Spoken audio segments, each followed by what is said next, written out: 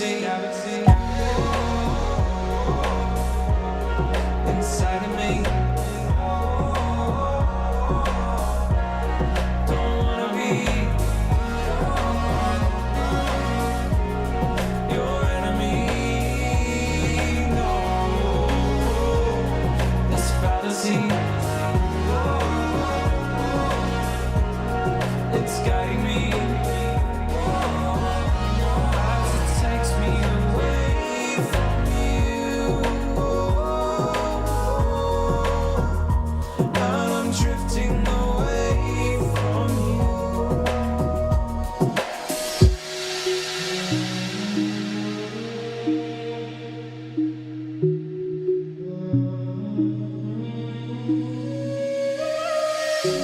In this galaxy in my mind I've made for you. This tragedy comes to life out of the blue. And I don't know why, but I feel most alive when I'm searching for these signs of life, in the hopes that they'll lead to you. There's a fantasy in my mind I've made for you. The agony comes to life in waves of blue. And I don't know why, but I'm drifting away from you.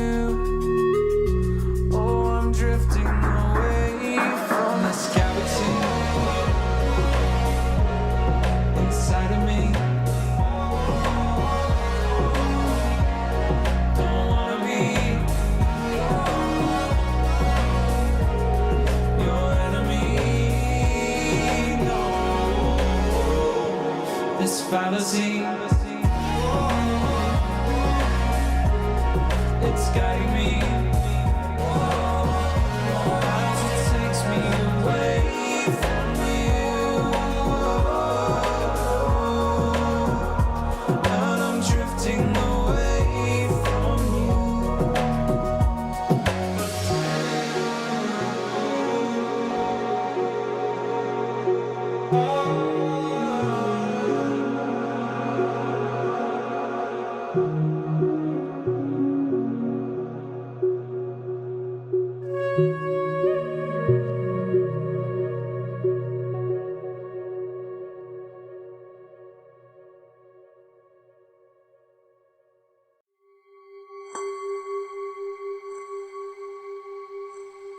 It's draft shield. Our window, our window. Push Really it. become truck. In our window. Shot window. Really become truck. I'm absolute go. I got one. Okay. Shutter. Alright guys, tornado play. Our rocket side. I'm shooting him, Joe. He's one shot on rocket side. Data lock and go. Lift my feet off the ground, let gravity take me up, as beautiful as it's been, it's time for me to go. I wanna sail away, I wanna feel the weightlessness of my soul. I've gotta go away to eternity. I will run all the way to see you. I've gotta go all the way. Time and space to see you.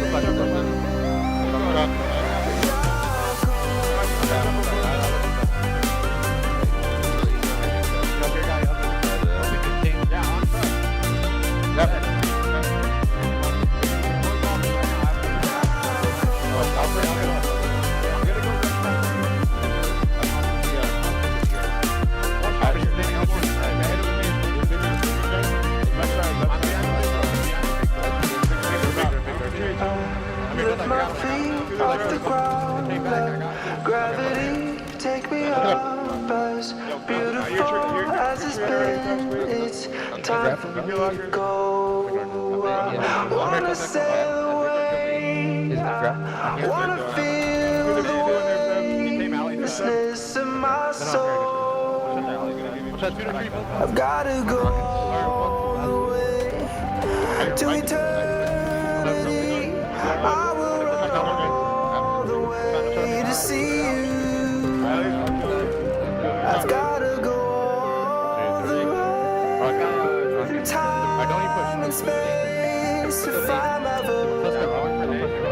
see you. They're running through them.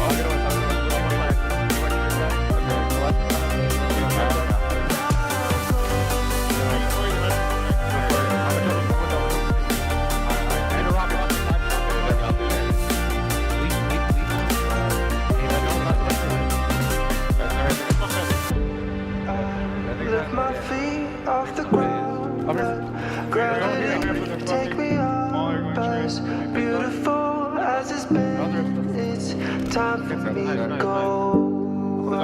Wanna sail away, wanna feel the weightlessness of my soul. This guy's nuts on their tree. This guy's Grapple in 5. Do there. Shut the tree on the right. They keep them guys. right and left. That's the way I died. Right now. I can shoot Pushing closet. across right now. I BR can one across. shot. There's a guy in the BR one shot. Shooting weak. Hands.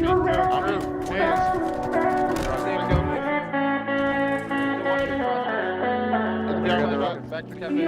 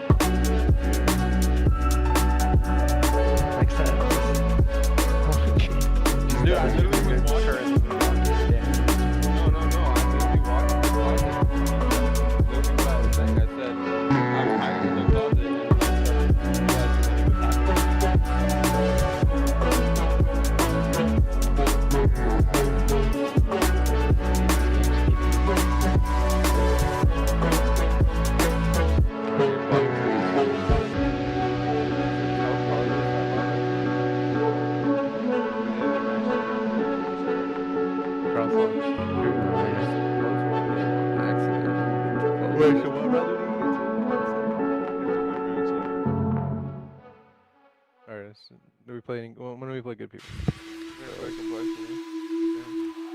Around 6 or 7. replay 6. Let me see. This bracket's fucking huge. Oh wait, we're first seed. I'm tripping. I know we're just like chilling right now still, but still, let's get in the habit of calling out the equipments throughout the day. At least we can still do that. No, I just skipped their grab, but like, I hit the rest. That's fine. Like, No, yeah, it's fine. Just if anything, if we can all like say, I know I have like 3 of your guys' things up, but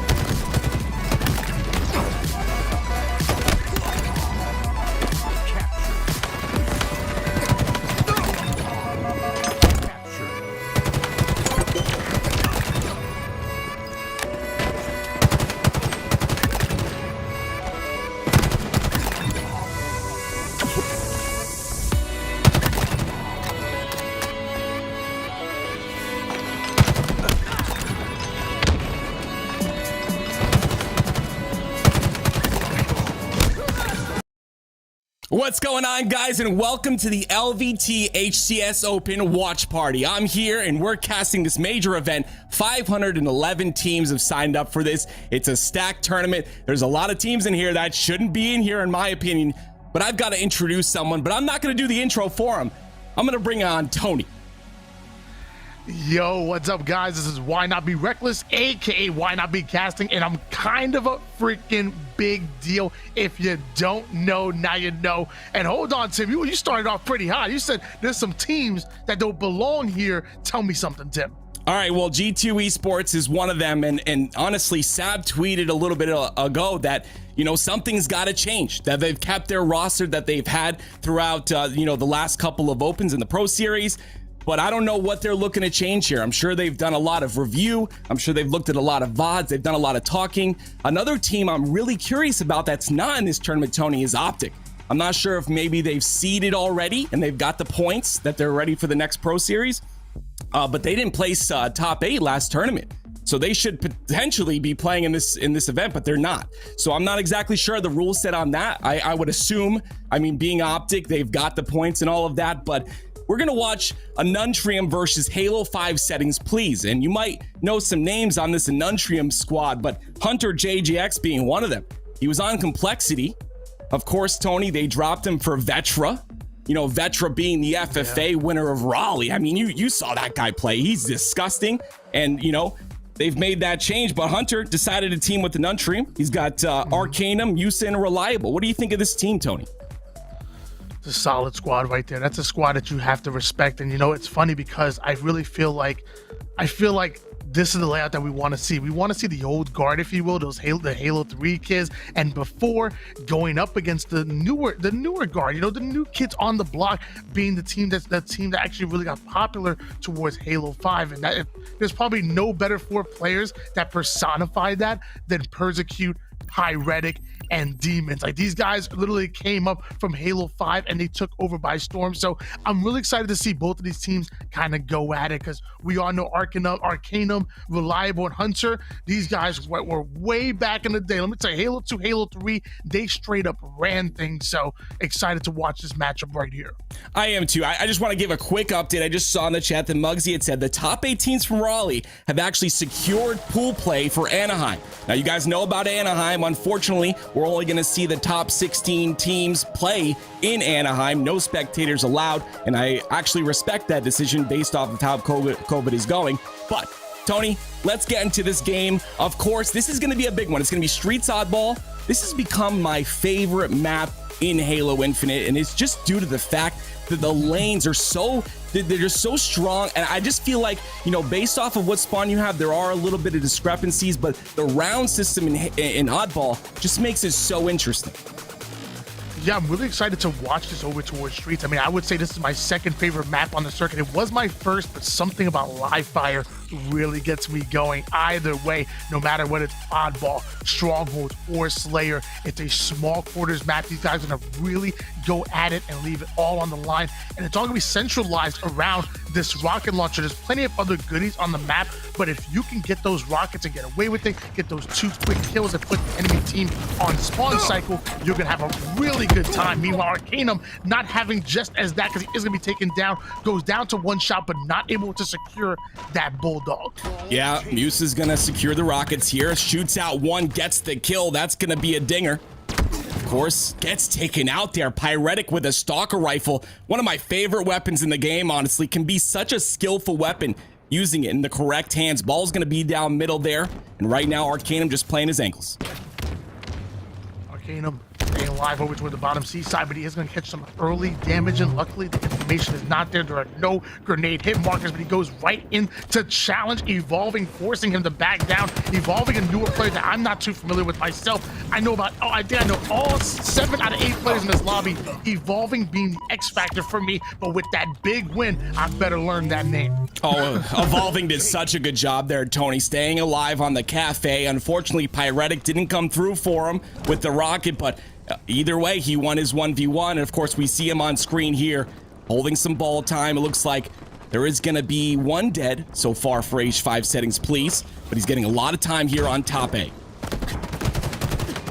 On board with Evolving, electing to drop the ball and trying to put down that early damage, but not able to do so. But still, damage has been done because all 4 members of our red team are quickly going to go down. Looks like H5 Settings Plz able to get some more ball time, going on a 32-0 run. Stalker rifle in the hands of Persecute. What is he going to do with it? Oh my word, it looks like the Halo Infinite settings, Tony, are working just fine. These guys are up 45-0 so far. There is 2 dead, so a potential push, but reliable. The only one in position to do so right now. He's going to be held off by some shots from the PD. His rocket's going to be a big factor. Hunter with a shot through the air, my word.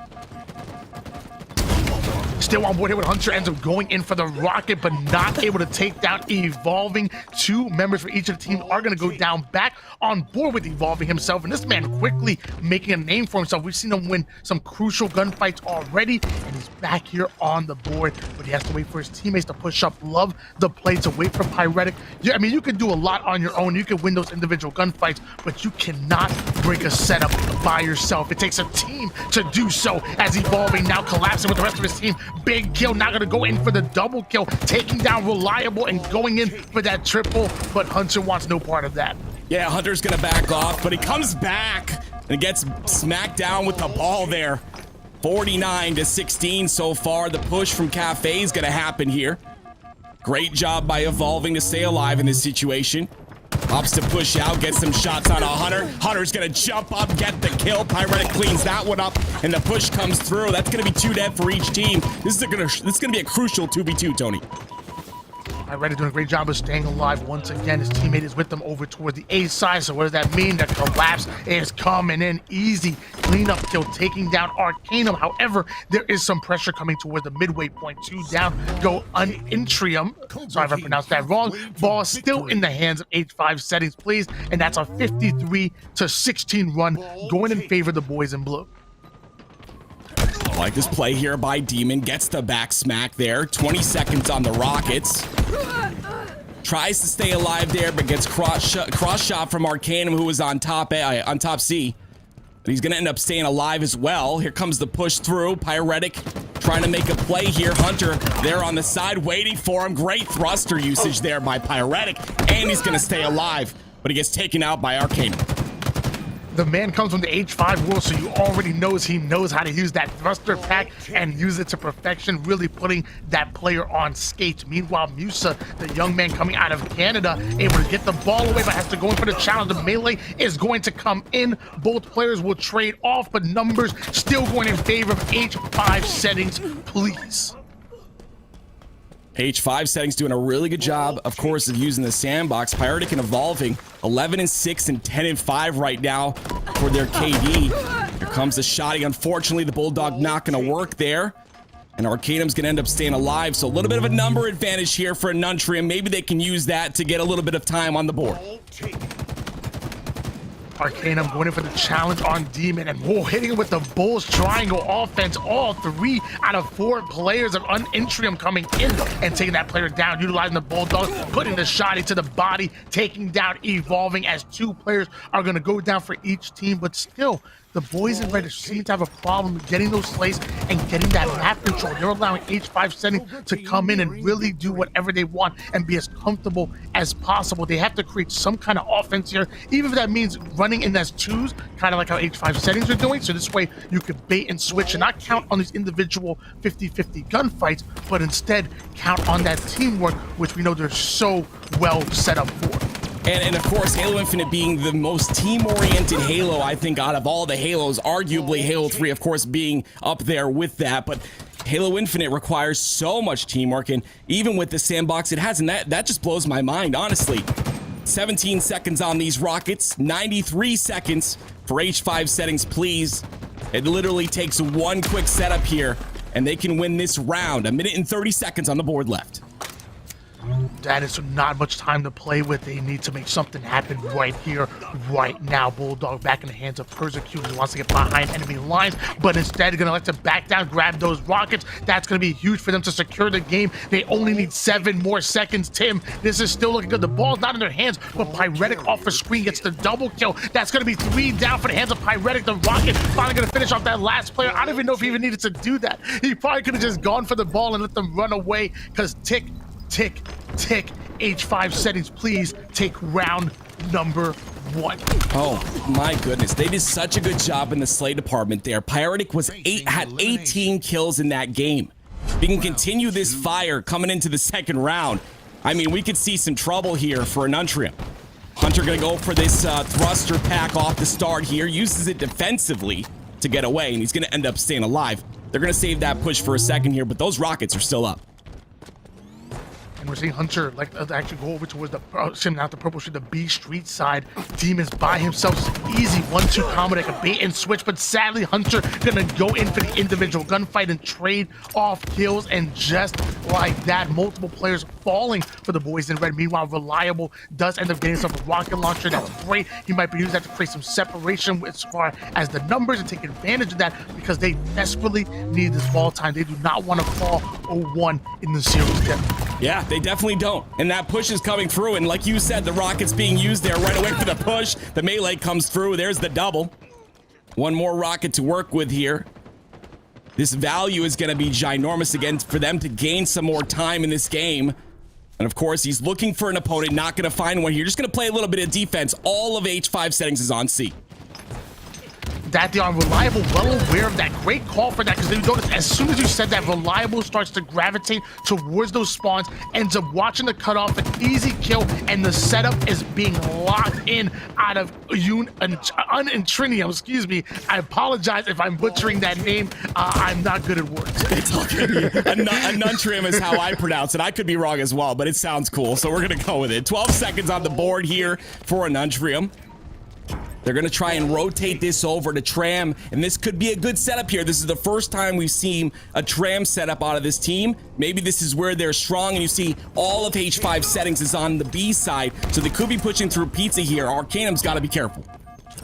Arcanum, great movement for that ball, and I'm gonna say that second nade landed right at his feet, but he was able to jump right in the nick of time to avoid most of that damage, and him staying alive now allows him and Reliable to work a little 1-2 combo. Reliable quickly gonna be taking out Persecute, meanwhile staying alive over towards the purple street, and here comes the cavalry. The rest of the red team are pushing forward. They're now grinding that offense in, turning around with the Bulldog, taking down Evolving. 2 down, go H5 Settings, please, and round 2 is looking a lot different than round number 1. Yeah, definitely. Look at the KD there. The slays are just not there for H5 Settings. 0-3 out of Evolving. Demon's going a 1-7 game right now. On your screen, you see Musa, and he's taking control of these rockets. And this is the second time they're going to have rockets. Persecute goes down again. 38 seconds and counting. I mean, Untrium's looking to bring this to a round number 3. That there, look at that setup. Perfect. Reliable. Now going to watch this purple street with the Bulldog. Now he has to worry about that Bulldog, that oddball jump up from where the oddball spawn comes from. However, the ball carrier is perfectly watching that, so he feels really comfortable double. Now going in, taking the first player out, which is Pyretic. But usually when you go to break a setup, it is not going to be one man. It is going to be multiple flying in, and that's what you're seeing out of H5 Settings Plz. Easy break coming out of them. Now they have the top A control PV side of the map, and now they're looking to create some offense of their own. That's what we need to see more of right there. The 2-1 split coming through to break the setup. They're going to get ball time off of that and bring it towards the cafe side. Revolving. I like the play out of him, Tony. He's got the shotgun. He can bring ball a little bit closer and bait it with his bulldog. Rotating over towards the C side, so that spawn is going to be blocked. Demons dropping towards back PD. Pyretic has a teammate next to him. Luckily, it's Evolving, getting the easy kill. Hunter thought he had an easy angle over towards the ball carrier, but Evolving was just creeping over there. Musa, big kill by him, but as all of this is happening, what's going on? Tim, they rotate the ball over, and now they're ready for the Rockets to come up. H5 Settings Plz just seeming to play on a little bit of a faster level. However, Arcanum moving forward and grabbing that Rockets and putting it to use immediately. Man, I need to take some lessons from these players with rockets. I haven't seen one rocket miss this entire game, and I literally missed 3 straight spawns with rockets. Every single rocket missed, and that's probably why these guys are on my screen and I'm here sitting with you, which is great, by the way. 71 seconds and counting, 19 seconds for H5 Settings Plz, and of course, pay attention to the timer. We got 2 minutes remaining, but that timer does stop when the oddball is picked up. A great addition, I might add. I mean, you are a pretty good play-by-play commentator. I guess we got to call you Puckett from now on. You out here shooting rockets like that. Meanwhile, Hunter sliding over to the bottom B side of things. His teammate's going to go down instantly. Demons with a demon-like shot, and that's going to be multiple down once again for the boys in red. That ball is going to trade hands. However, H5 Settings Plz, their back foot's on the wall. That was a nice run going in from our red team. Now we're going to see how they can answer back.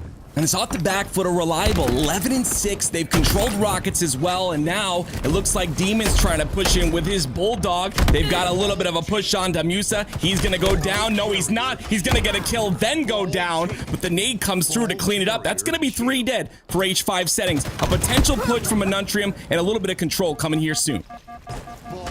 Back on board with the former Believe the Hype member, got 2nd place in Columbus 2012 FFA. Sadly, that's not gonna be able to keep him alive over here in 2022. Sadly, Hunter now gonna make his way over towards bottom C.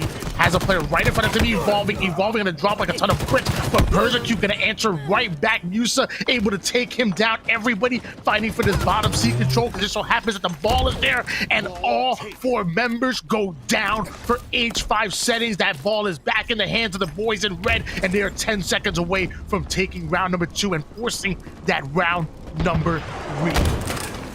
I think Evolving got the rockets there, but he ends up going down. Hunter with a beautiful double, 3 dead for H5 Settings. That's going to be around number 3. I'm not sure what happened in the comms, Tony, but Unintrium literally turned this game around. Let's see if they can continue it in round number 3.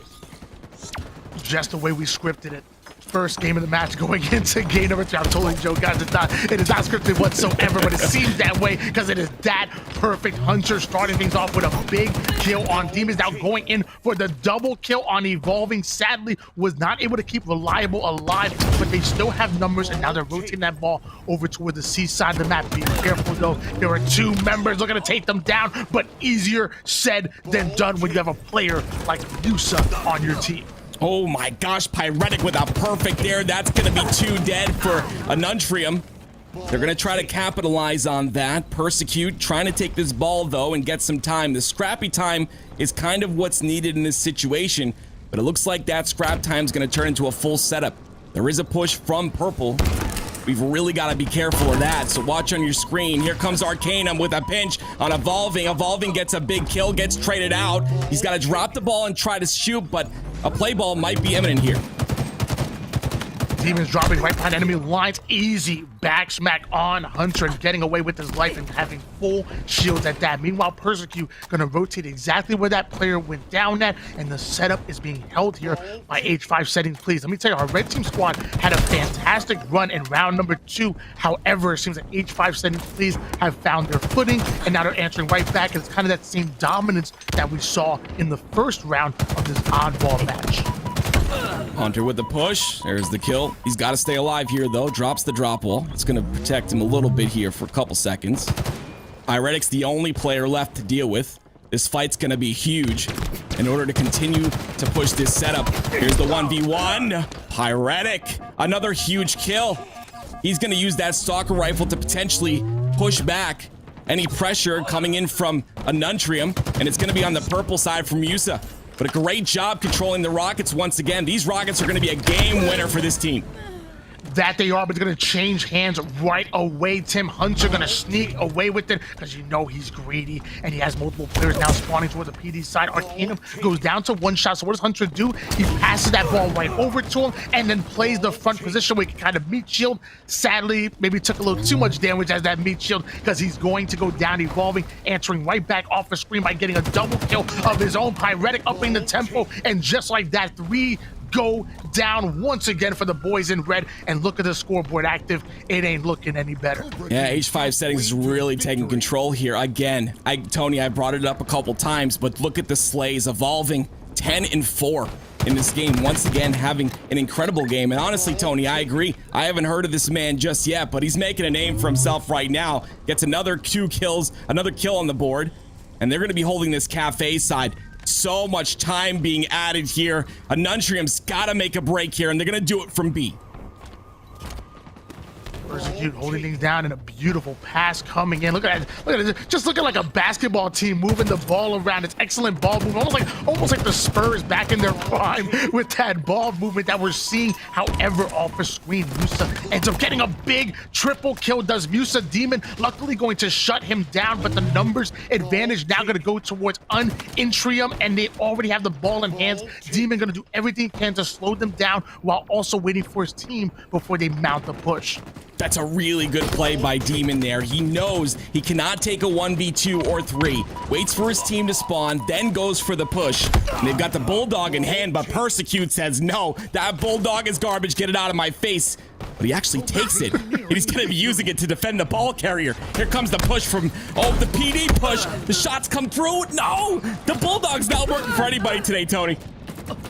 That it is not, but you know what is the scoreboard. It is working heavily in favor of H5 Settings Plz, but they've just gone 3 down. But man, let me tell you, Tim, I can't say it enough. The patience coming out of the boys in blue. Lots of times, I play ranked all the time. I'm an Onyx level player now, and I see it all the time where multiple players go down and teams still tend to snowball and keep pushing forward. What does Evolving do? He said, I'm not going to lose these rockets. I'm going to slow things down to our pace, wait for the team to spawn, the collapse come in, then we're going to put them 4 down to secure the win. Yeah, they've got this win. There's no one in position to stop this. And of course, the Rocket's going to play a big factor in that. Hunter's trying to save his KD, but it's not going to happen. Evolving says, give me that kill. I want to go 15-5. Here it is. Round number 1 going to H5 Settings, please. Guys, you don't need H5 settings. You don't need it. But what are you doing? You're fine on Halo Infinite settings. Just deal with it. Keep growing, and let's see what you can do in the rest of the season. And let me tell you, now going into round number 3, Tim, that was one thing that I noticed. Not only was there a big win going in favor of H5 Settings Plz, but Persecute also only had 2 kills going into that final round and barely much ball time compared to the rest of his team right there. So that tells me personally that if going into game number 2, if you expect the likes of a name like Persecute to only put up 2 kills in that final round, you're sadly mistaken. They can still pop off at any given moment, as you're seeing some of the kills and the 63.56% accuracy and almost 12,000 damage coming out of Pyretic. If you don't count for that man on any given map, you are going to have a tough time, Tim. And Bizarre Slayer, like usually the Slayer, we always talk about as casters that it's kind of a toss-up here, but Bizarre Slayer is not really so much of a toss-up. I feel like it's a little more structured. Of course, they've got the dynamic spawns that you've got to pay attention to. That brings into a lot of factors of timing. Okay, you killed 2, you got to push the other 2 that spawn so that you can separate and stagger spawns to the other side. There's a lot of timing involved in that, so it's not as aggressive as say like an Aquarius Slayer would be or something like that. So I think this is going to be an evenly matched game. But again, Pyretic and Evolving or just going complete. Pyretic and Evolving going completely off in that last last round, which is so just great. Evolving showing that he's a great player. tries to get the rockets there, but ends up going down. Sadly, not able to stay alive. Meanwhile, Persecute, excellent shots from across the map, forced to back down and play his life. Pyretic now holding down that top cafe side, and Hunter having the overshield over towards the lockers. And, you know, this is a map that I think it might favor Unintrium. You know, Unintrium definitely want to slow things down and play at their pace, and H5 Settings Plz are a team that really kind of counter that really well with the way they're able to break a lot of setups. However, a map like Bazaar, it being so open the way it is, it's a lot harder for teams to be able to break that setup when it's locked in, when anybody can shoot from across the map, shoot without even aiming down the sight. So in my opinion, on paper, I feel like this kind of plays into the favor of this red team squad, but I'm really loving the way Evolving and friends are adapting, slowing things down, making as little mistakes as possible. Rockets in the hand of Evolving, waiting for them to make the mistake as opposed to himself. Yeah, I was going to say that. If you're an H5 player and you're able to do what Evolving's doing on screen here, this is just pure adaptation, okay? Like the H5 players, Tony, you played a lot of Halo 5. It's all about sliding, thrust sliding. Like Evolving's playing so patiently, goes in for the kill onto Hunter when he knows he can secure it. And that's going to net them a 7-2 lead right now. And of course, the spawn's coming out onto red. They're going to be prepared for it. Again, Evolving staying alive with rockets here. He's got one more to work with. And look at Demon playing that angle there. He's going to go into lockers. That's a very big power position for Demon to be in here. He can cause a lot of havoc. You know, whenever the pro Renegade starts to get going, we call it going demon mode. And it looks like Demon is trying to do the same thing here. Bulldog in hand and baiting the overshield from coming out. He doesn't want to drop on it just yet. All 4 members alive. They know they have eyes on it, but the first kill was going to come in. That's going to open up the lane for Demon to come in. Steals away the overshield, gets melted instantly, but the damage has been done. All 4 members at Unintrium go down. Musa coming right off his spawn, but immediately going to be taking some damage here. Luckily, he has the Mangler. Tim, I know you like that.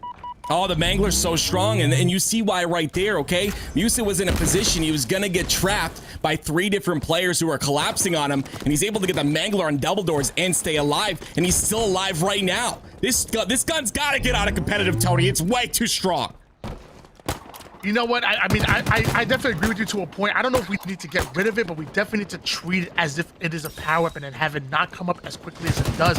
There's been times where literally 3 out of 4 players literally have a Mangler because of the timing that this weapon comes up. So maybe shortening the amount of ammo that's in it or shortening the amount of time that it comes up is going to be important. But as we know, you're going to see it thrown out from 343, from casters, and even pro players. It's all about controlling the sandbox. I feel like in Halo 5, the X factor was your movement, and even though movement is very important in this game, I feel like the X factor in this game is how you control the utilities on the map, and that's how they want it to be. Evolving excellent shots across map, forcing Reliable to back down despite being one shot, and eventually once that early damage comes in, you're going to see H5 Settings start to collapse and put the pressure onto the boys in red. 12-9. Make that 13. Evolving, just holding the BR here. Musa with a grapple up top from the top rope. 12 seconds for OS here. You're going to see an Untrim trying to push for that, get a little bit of setup on the rockets. You see Demon kind of setting up for that, making sure that that push does not happen. And Pyretic watching for the spawns. It looks like they are going to push for the rockets. There's 2 players there. Make that 1. Persecute gets the beat down. That's going to be huge. And that's going to secure rockets. Hunter is going to be caught out with no shields as well. He's going to go down, and that's going to extend this lead to 8. Let me tell you something. I've heard a lot of talks about Persecute, Pyretic, and the boys calling them H5 kids. Let me tell you, we ain't calling them H5 kids anymore. These are Halo kids now. It doesn't matter. If they found success in Halo 5, they're now finding success here in Halo Infinite and against some of the best of the best. I mean, we're talking about Musa. We're talking about Arcanum. We're talking about Reliable and Hunter. These are well-accomplished players within this field, and they are answering with a 21-12 lead and are now that much closer to taking game number 2 and the series, Tim. These guys are really impressing me. It's not over yet. Hunter's got a chance to pop off here. Reliable's got Reliable, Arcanum, and Hunter are all having, rough games. But these guys have all got the skill and the talent to step it up. And once they do, you're going to see that score kind of turn. But unfortunately, H5 Settings is on this momentum swing that is just not stopped. Look at Evolving, just not caring. Going into lockers with the Mangler. Gets that kill as well. 27-9. to 13. Shoot, I mean, H5 is always about momentum, so I guess the settings are as well. Demon utilizing the Mangler, put down that early damage, but smartly gonna back down. High IQ play, waiting for his teammates to come in, because he's kind of that first player ahead, but no problem with that, because like you're seeing right there, the cross map shots making it hard from anybody in the boys in red to cross over. Meanwhile, Pyretic gets that information, utilizes the Bulldog, and gets an easy kill. Now Persecute making his way over towards the rocket side of the map. Let me tell you, the way H5 Settings Plz are playing are lights out. I can tell that they've been scrimming. I can tell that they know exactly what they want to accomplish. And at this point, it's all about execution. And they are executing at its finest. Man, I was going to say, and Untrium's got the chance to come back in this game if they're able to get OS or Rockets. But, Tony, they literally just lost both of them. And now they're going to go 2 dead if he gets this kill with the Mangler. And he does. This is not looking good, Tony. 31 to 18 right now. Reliable's trying to just push them back off the BR, trying to get a little bit of control, but it just feels like every corner they turn, H5 Settings is there, and they have angles. And that's the biggest thing on Bazaar, in my opinion, is having angles from lockers, having angles from rockets and bottom center. And H5 Settings, like you said, it looks like they've been scrimming a lot. These guys, they look practiced. They look like their comms are very good if they're able to understand all the information that's going on in this game.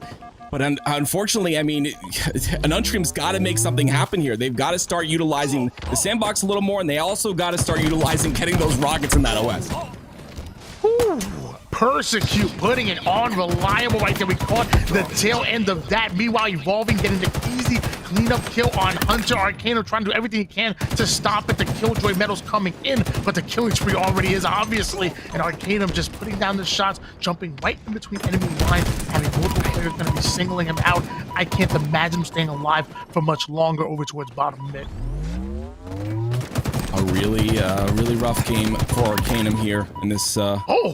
That was a really good shots, but as I'm talking bad about him, Tony, he goes and gets some beautiful shots to get that LPR. Pyretic almost gets the Ninja, ends up getting the beatdown anyway on the Hunter. 38 to 26 right now. It doesn't look like this is possible, Tony. Honestly, I mean, in your opinion, what do you think here? I mean, there's no way, even with, you know, the one or two rockets that are coming back up. I mean, there's one coming up one OS coming up right now. Rockets are next. I just don't see this happening. I mean, it's an 11 kill lead. Yeah, they would have to go into about maybe like a 10-2 run. You got to make your run before the enemy team hits that 40 kill mark. So something has to be done right here, right now. And as the 39th kill is being put on board now with Hunter JJX, who might end up running into 2, maybe even 3 players here. Again, high IQ. Backing down. He does have teammates over toward the cafe side, but Reliable is forced to drop down. So is Musa. So Hunter in the top side by himself. Reliable off the screen does able to take down Demon, and Hunter still hasn't gotten the pick that he so needs. Pyretic and Persecute getting back-to-back kills. Hunter going in with a cleanup kill, now challenging Pyretic, but the 41st kill is on the board, and there's not enough headway being made by the boys in red. You can see Hunter's really mad though, just by his gameplay, just by the way he's playing right now. Like this is up to a 9 kill lead right now. It's closing. Make that 8. I mean, we've got a game here. They've just got to consistently work together. Hunter did a great job of staying alive in that last play. And he's got to continue to do stuff like that. Now Arcanum's got the rockets. Tony, we've got a game right now. I mean, I don't know. H5 Settings are making some mistakes, and Untrium's really capitalizing. Here comes the push. Arcanum with the rocket launcher in hands has multiple players in front of him. He already saw one, but I'm not sure he saw the second one, and the Halo timing ends up turning away right when that player shows his face. Meanwhile, Musa taking that bottom angle, giving off that information that they so desperately need. Pyretic does get the first kill. It looks like Arcanum is going to answer back. Pyretic ends up getting a double kill by taking down Reliable, and here comes Arcanum. The harpoon comes in. Evolving is one shot, but he takes him down. That momentum was just crushed in front of your face just now by Evolving, a player we've never heard about, but he's making a name for himself right now. 15-9, my word. That kill was ginormous, Tony. They had momentum swinging in their favor. That is an Untrium, and there it is. I mean, they were too aggressive. Evolving shut it down. 45 to 38 right now. 4 more kills to close out this game, and it looks like, I mean, this is going to have to go to H5 Settings. I don't think there's any possible way the comeback happens. might be right. Either way, Overshield being put in the hands of Pyretic, also having the Mangler sliding in, having Reliable in his sights. Easy kill, goes in for the double kill. He wants to end this in style. I'm sorry, Hunter, you ain't gotta go home, but you gotta go down to the elimination bracket. A 10-kill win, and ultimately a statement being made by H5 Settings. Please, and polite. Evolving. I mean, I can't talk about the guy enough. I don't know who that is. People are saying maybe it's Vemzy, but regardless, this guy has got some talent, okay? I mean, the whole team, Halo Infinite's a team-oriented game, right? Of course, but this guy's really showing up when it needs to happen. Evolving, look at him, 16 and 11. I mean, Pyretic, I mean, we're talking about evolving this whole time, Tony. 19 and 4 with a 17.3 KDA. Yeah, I mean, and it's funny because Persecutor had a huge bounce back game going into that game number 2. Meanwhile, Demons might have fell behind just a little bit. I think I saw a 3-15 game coming out of him. So I mean, that tells me a lot about how this roster is constructed. That literally 3 players can pop off at any given moment. So even if one tends to fall, it's a brotherhood. They got each other's back. That's right. Always make sure that each and every one of them look good, and there's no excuses on top of that. As we're watching some of the replays, the Asia plays, when I saw H5 Settings Plz, I'm like, oh, this is a team that's going to be really fast. They're not going to be able to slow things down, and they're going to struggle in a game like Halo Infinite. No, I was wrong. This is a team that can change the tempo of the game at any given moment. If they need to speed up, sure, no problem. If they have to slow things down and set up, great. They have that awareness, and you saw that this is going to be a tough out in this open series. And you saw from H5 Settings Plz, like I talk about this so much. There's times where you have to die, okay? Like Demon on that last play going for OS, okay? He got a double kill, but he had to die there. I mean, he had to die in order for his team to get the other 2 trades. There's just situations where, you know, people think about KDA too much. Maybe players coming from Call of Duty or whatever. But like this player right here, okay? He almost got 2 kills, but he got the 1, and then he got the other guy to 1 shot. And this allowed, and it opened up for his team to come in, get the cleanup slaves, and also off of that, get control. And that's what counts there. All 4 dead. They get control of middle, and they're able to spawn trap Unintrium on their spawn, and that's where dying needs to happen. Sometimes even in a Slayer, I mean, we see it all the time. Just too many people focus on KDA, and it's just that's not the factor in Halo. Of course, it's important not to die too much, but there are situations where it needs to happen here. The Mangler, once again, Tony, I think it's every 30 seconds this thing respawns. I 100% agree with you that if they bring this to maybe 2 minutes or something, like put it on a timer, like a heat wave timer or something like that, I think it'll be much better off. This thing is one of the strongest weapons in the game. Yeah, I mean, you can still have a case where maybe there's multiple of them on the map, but you still have to treat it as the power weapon that it is. You know, it is not a secondary type of weapon. Shoot, at this point, I don't know if any weapon on the map really is, because I feel like every weapon has its place and they're not a secondary. So, for example, if I run and grab that assault rifle, I'm thinking close range combat, heat wave, same thing. So even though the BR is king when it comes to mid range and long range, I feel like every single weapon on the map serves a purpose. So there's no such thing as a true secondary. It's all about how you're able to adapt. Shoot, I even saw Lucid going off with the pulse carbine. He taught me a thing or two, because man, I didn't know how strong that was until I watched him get a nasty triple kill over at Raleigh. And that's one of the biggest things, right? The weapons that have the skill gap. You know, in the beginning, you're like, oh, this weapon's so garbage. You know, it's so bad. I'm not using this weapon ever again. And then you realize that there's a skill gap. The pulse carbine being that you have to lead at a certain distance, even when they're up close, but it breaks shields in 2 bursts. You get them down to 1 shot in 2 bursts from that weapon. So once again, there's so many good weapons that can be utilized.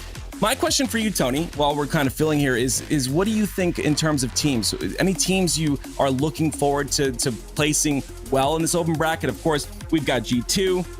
Optics already made pool play, so they're, you know, whatever. But any other teams that you're kind of looking at that you think might come up through this bracket and surprise some people? I mean, I don't know. I wouldn't even call it really a surprise, but I want to see what this team is really made of, because they really struggle, and that's going to be G2.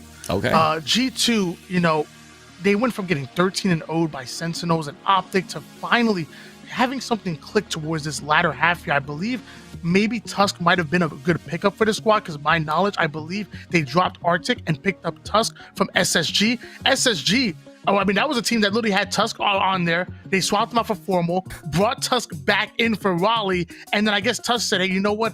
I want to find a more permanent home, and maybe he didn't feel like his spot was permanent, I guess. So he jumps onto G2, and now the squad starts taking wins off of, I believe it was FaZe in scrims, and they start making a little bit of a run. Sometimes, hey, honeymoon phase is nice, let's see how it runs, and I want to see how they run through the open bracket, because this is a big test for them if they're going to go back into the Pro Series and ultimately fight against some of the best of the best. I really want to see what G2 is made of. They obviously have a bunch of been there, done that players. On top of that, they have a coach that's willing to put in the work. So the pieces are there. Now it's time for them to just kind of put it together. You know what I mean? Absolutely. Absolutely. One team that I'm looking for, and actually the team that we're going to watch next, is going to be Status Quo. For me, they just brought on Enable for Blaze. Blaze, a player that did so well in Halo 4. I watched them behind in Raleigh. I was sitting behind him. My friend is actually the coach. His name is Prolific. And watched them play. They're a solid squad, and they were a solid squad, but replaced Blaze for Enable, which, I mean, you can't not do that, all right? If Enable's like, hey, Flamesword, I want to get on and play with you on SQ, you're not going to say no. I think this squad has got a lot of potential. Enable's kind of getting back into the swing of things. I don't know if he's permanent or if he's just kind of playing a little bit of Halo until he goes back to COD. But regardless, Enable's a smart player. Halo, you don't forget the fundamentals of this game. It is not changed from game to game to game. There's always these core fundamentals that stay the same, and Enable's got all that. And I think he can do really well with his old duo in Flamesword. And I think SQ can go really far in this tournament.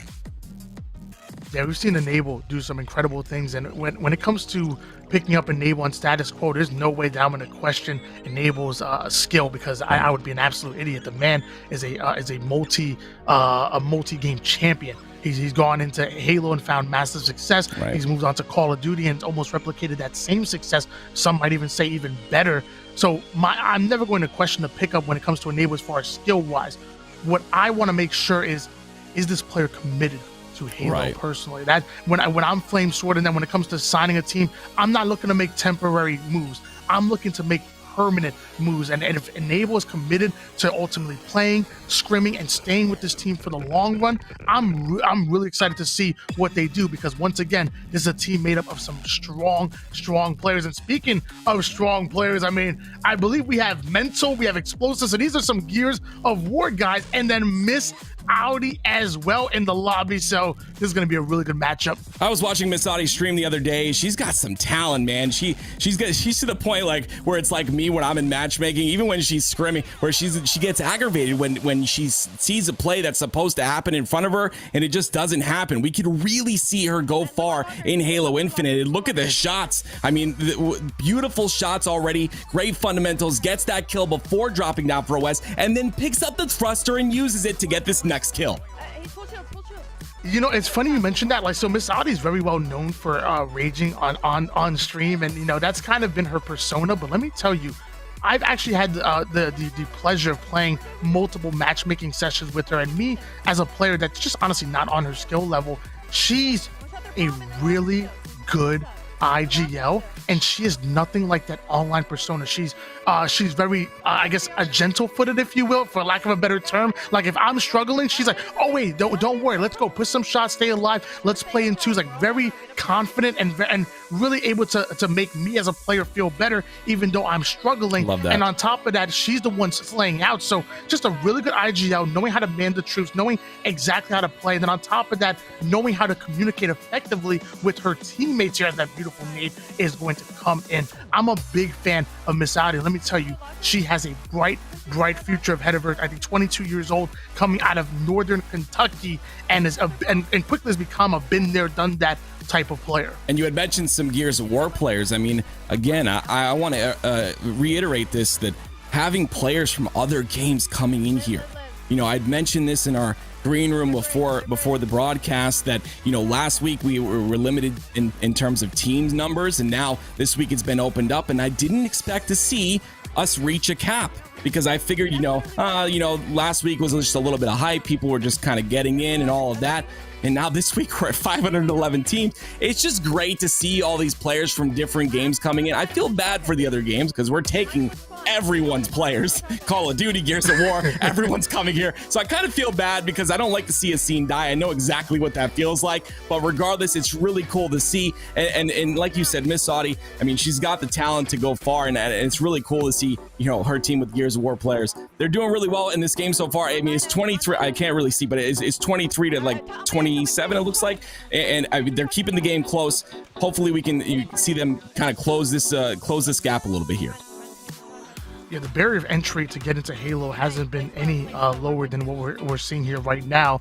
And while other esports are struggling with making their amateur scene happy and really feeling inclusive, Halo sat here and it's one of the only esports that still has that open bracket like we're at right now. It doesn't matter if you're a mouse and keyboard player like my man right here. It doesn't matter if you're a controller player like myself, or a Guitar Hero controller player, or whatever it is that you play on PC, console. Bring us your best, bring us your brightest, and come out here and show off your skill. And maybe, just maybe, you might earn the right to make some money and to play against Halo's best of the best. Where if you have the skill, you have the opportunity to succeed in Halo. Where again, it's not the same for the esports. I'm not going to call anybody out. I'm just putting out the facts, Tim. I'm just putting out the facts. I agree. I think that the open bracket stuff is just so good. I mean, it worked back in the day, and I'm glad that they brought it back today. Esports Engine and HCS doing a great job. We're on board with Miss Saudi again. I can see it now. 34-26 the score. Miss Saudi holding this locker position here, doing a really good job. This is one of the biggest power positions on this map. Those nades make it really difficult to hold, though. Mox is going to get that kill onto Miss Saudi, so she's going to end up going down. That's going to be 2 dead, I believe. And looks like she's going to drop into shotgun and go right through to try and, make some chaos on the opposite side of the map, but she's being held by nades. You know what? I want to have a little bit of fun with this, Tim, because I made a comment how Miss Audi is a lot different when it goes into competitive than she is on her stream persona. Well, she is streaming right now, so what we can do is we can do a listening, because the chat kind of disagrees with me. I'm seeing here, so let's go into a listening and let's hear what those comms sound like. Are we seeing the cool, calm, collected Miss Audi, or are we seeing the stream toxic one? Let's find out. Let's go into that a little bit of a listening here. Guys, stop dying. We're up by 3. Just play slow, bro. Rockets right now. We gotta still push up though. We can't let him get. Watch. Nice, good pick. Clutch, just bait that. I'm nading. He's a bullet alley, a bullet alley. There BR, Exile, can you come back? There's 2. Can you come back? Man. I'm up at 2. We're good. Spawn up. Let's try to get back to our side. Locker's weak. Pushing us from Rocket Alley. Guys, I got him. good pick. No desk, guys. We gotta try and push out. We gotta push out somewhere. I'm gonna smoke. RBR's clear. They're gonna be in our lockers. Our locker right now. He's really weak, clutch. Yeah, one truck, man. One shot, he fell. Map though, I can't. Get a mangler, man. I'm up 1. He's in our locker. In our locker right now with mangler. Solar's I'm literally. I think we need to get out. I think we should. Our Rocket Alley, one shot. I got him. We gotta get out. Yeah. I need him. I'm out. I'm getting called out. I'm getting shocked out. Guys, I'm doing a hard flank, dude. Please just live. Please just live. Trying to look for you. On their rockets. Out. Audi, can you look at him? Yes, I'm in their palm. You know you're back there. They don't know I'm here. Lockers. Our lockers right now. Their lockers. Our lockers. One shot, dude. Push him. Good job. No lockers as well. They were pushing you guys. No shot. I got a punch. He's out of OV. Good trade. Running down my 1. I'm up to 2. There's a mangler and shotgun down in our lockers. We just need to Audi, live. I'm trying to get you. I'm good. Man, I'm 1. I need our lockers. He's in our lockers. Live. We are only down by 1. We need to play for each other. S. You're by yourself, I'm big door. I'm gonna work. There's a kid bottom our bridge. So explosive. Their bridge They're just. gonna get on shocks and just. They're on shocks, laser on shocks shots. weak, on shocks weak. Yeah, they're gonna be doing that. Clutch, are you good? Shocks is dead. Shocks I'm is here, dead. Clutch. One shot our bridge. One shot our lockers. Look our Bridge lockers. is dead. Push Bridge is up. dead. Push up. Push up. Push up. They're tree. I'm getting shot from rockets. I'm getting shot from rockets. I'm playing right now. You win that shit. Good job. I don't know if they're split spawning. There we are. There we are. There we are. Rocks. I'm dead, bro. He's on alley. He's on alley. Rocket alley right now, Ma. I'm staring. One shot. Yo, on me on shocks. On shocks. I don't see this I guy. died from our pillars. Red pillars. Blue bridge, one shot. We can't die. 48. I have a mangler and lockers if they push. I'm looking. He's one shot their BR. Bottom mid right now. Bottom mid mental. Spawn behind one. I got rocketed, dude. We can't die. Damn. I went back. Wait. Damn. Alright. Yo, right there, bro. When we bro, rockets were up, man. Like, there's literally all 4 of us up on the map. We choked that right there, bro. I should have dropped rockets. I was one shot. Yeah, we gotta grab the rockets. Welcome back, guys. Of course, we got a little bit of a listen in there from Miss Audie. Just a great overall game. They're able to win that one by they lost that one by 1 kill, unfortunately, at the end there. I know Exile as well. He's actually a sub on my channel, Exile. But yeah, they ended up losing by 1 kill on that Slayer match. I'm not exactly sure what the series score is, but just to keep you guys updated, we are waiting right now. We're going to be watching Status Quo versus H5 Settings Plz, and you'll be seeing you see it on your screen right now. We're just waiting on one player to get in here, and I want to talk a little bit about Status Quo. You know, we've mentioned, of course, Flame Sword, Tony, and Enable, but one of the players I want to talk about is Frag Out. This player is a Gears of War player, and he's come over to Halo, and he's made a really big impact on this team. He's doing so well in Halo. He's really crushing it in terms of individual skill level. You know, when I watched behind them a little bit and talking to Prolific, he's a very quiet player, but he's like one of those snipe down type players where they're very quiet, but they're able to slay so well. And that's exactly what we're going to see here if when we watch this series. I would love to watch a lot of Frag Out here. We're going to be on Aquarius, of course. It's going to be Aquarius CTF. This was actually one of my favorite maps, Tony, in the beginning. But, you know, like I said before, Streets has definitely turned into my favorite map. And then second, I would say Live Fire as well. But Tony, have you heard much about Frag Out as a player? You know, obviously you watched him at Raleigh. You even cast him at Raleigh, Tony being the beautiful HCS caster.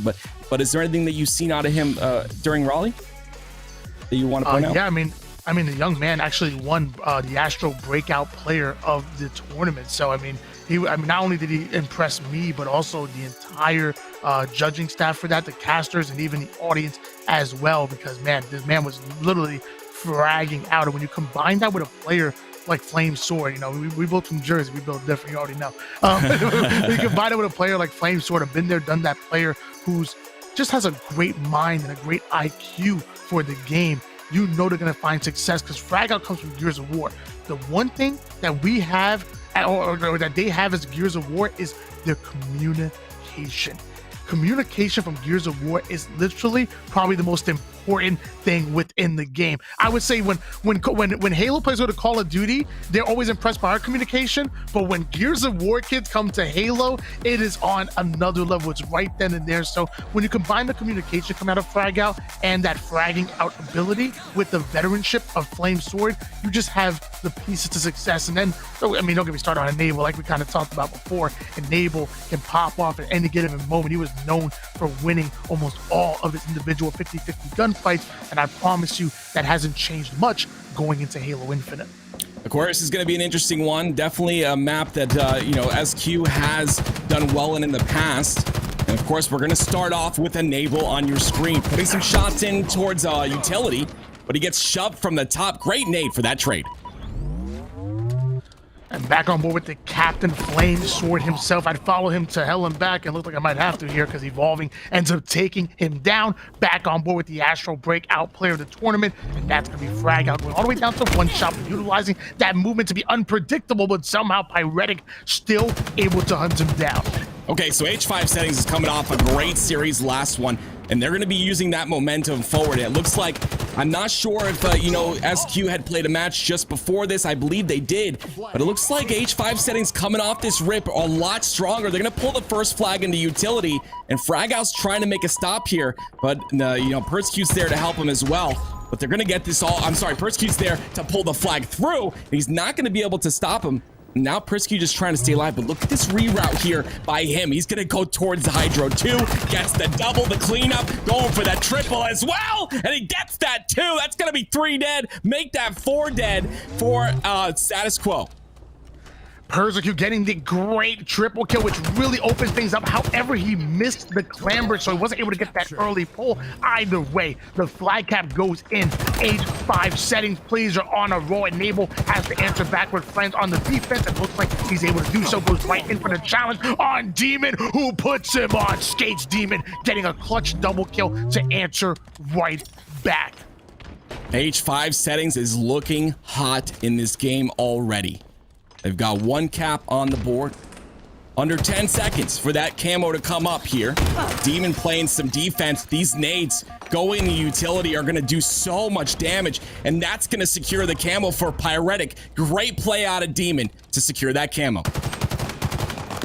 Pyretic with the camouflage in hands ends up utilizing it to take out Fragout, and now staying alive over towards bottom mid, quickly going to jump up over towards the P side of the map, and he knows those players are funneling over towards utility. Lots of exit routes. He has to shut this down because you ultimately want the enemy team to spawning over towards Fridge. Goes in for a cheeky challenge and not able to do so, especially when the heat wave is in play. Luckily, Persecute cleaning up and grabbing onto that power weapon. I don't know if there was a hurricane going on at his house or something, but it looked like there was. The whirlwind, unfortunately, happens sometimes, but Persecute with the heat wave in his hands gets 1, almost gets the 2nd. Pyretic is going to clean that one up, and the control from top P from Evolving.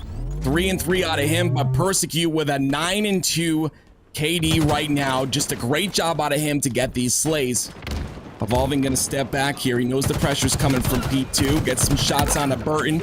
He's going to go down and going to stay alive on the Fridge as they pull this flag. And I cannot continue not to talk about the unselfishness coming out of H5 Settings Plz. They are very confident when it comes to the individual gunplay, but they're always waiting for each other and forcing these 2v2 or 2v1 situations, as the double kill is going to come in out of Demons, but Pyretic does get cleaned up either way. Flag is still on the move, but they're always waiting for each other. They're always forcing these 2v1 situations and playing on their numbers. This is just good fundamental payload coming from a team that is much more known for just being an aggressive and just being this team that's super just runs on that super talent, but also their high IQ as well. If you're looking for a Dark Horse team, look no further than H5 Settings. Oh my word! Evolving with a perfect double there. Look, he was holding top center there in just such a power position. He's doing such a good job putting shots from top center, from power positions on their base. They're not able to move at all. 2-0 is the score so far. H5 Settings coming out really hot in this game. Gonna see if SQ can kind of collect themselves right now and potentially come back. That camo is up, uncontested up top. And it's going to sit up there for a little while, but Enable going to pull one of the first flags for SQ, and I believe that camo is in SQ's hands as well, so let's see if they can capitalize on this. Love the utilization of that curve slide with Enable to actually get the flag as far as possible, but sadly it was going to be taken down. Camouflage in the hands of the young Canadian Burton, getting right behind enemy lines. Going to utilize this camouflage, but gets spotted immediately thanks to the nade. Easy cleanup to take down Demons. There's another one in his sights. Luckily, working the 1-2 combo, push over towards utility. The melee comes in, finally able to take down Pyretic, but not before Pyretic makes quick work out of Fragment. Camo was utilized. You know, I would give it a 5 out of 10 on that camo, but regardless, he was able to get a couple kills. Demon trying to stay alive there. Flame Sword, you see, he was going up the steps, decided to jump back and take an angle, so he didn't hit that nade and got the cleanup kill with the BR. Great plays out of him. That's going to be, well, it was momentarily 2 dead, and you see they're spawning on the utility side, pushing through Hydro. Pyretic needs to stay alive here. He's going to get pushed by 3 different players, and I don't know if he has any assistance. He does. There is a player top center and another player on utility, and I like the play to go for Thruster. Going up top and get control. Now he's got Thruster. He's in a good position right now to win some individuals.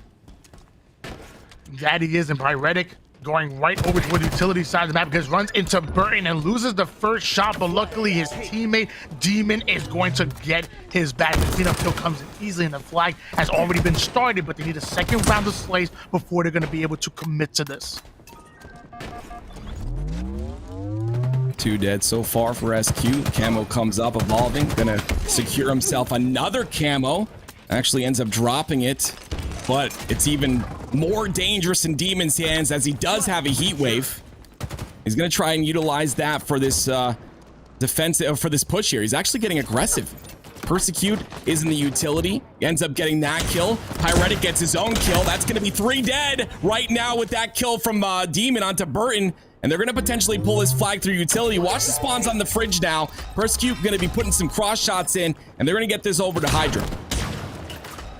And an unselfish play come out of Demons, immediately dropping that flag and utilizing that heat wave, passing the flag off. But Flamesword going to come in quick for the cleanup kill off the screen. Pyretic ends up getting a double kill, put shots on the third one, but the flag carrier is going to be stopped short as 3 out of 4 members of H5 Settings Plz end up going down, and Frag Out puts down the 4th, but Demon off the spawn getting the pull. Yeah, Demon tried to go for a desperate there, but the only problem about that is now he's on a 10-second respawn. Now they're going to be playing in a 3v4, but the trades come through. SQ is 2 dead. I don't think this flag is going to be returned, obviously, and they're going to try and get that counter pull, but both flags going to be back at base. Now we've got a little bit of a reset here, but Burton trying to play aggressive. Persecute going to be in his face. This fight is going to be a 2v1. Frag Out's going to get that kill. On your screen is Burton. The teamwork coming out of Status Quo right now is beautiful. Pyretic doesn't go down, but he tries to charge and he gets that double. And that teamwork just gets exploded by Persecute's beautiful individual skill.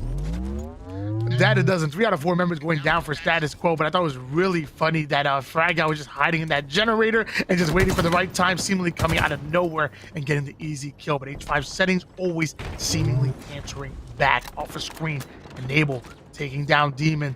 Pyretic has a teammate over towards utility. Now they can push over towards the car side, but Evolving is going to be that first player to go down. Pyretic goes in for the shots on one. A second one comes in for the bait and switch, but Pyretic doesn't care. He hits him with the perfect. Pyretic. Oh my goodness. Like, this man is our Money Tuesday Open winner, okay? He won a lot against a lot of top professional players. He is not anyone to mess with. 19 and 10 out of him. Persecute with a 23 and 12. These players are slaying like crazy, and that's why they're able to get these 2 caps.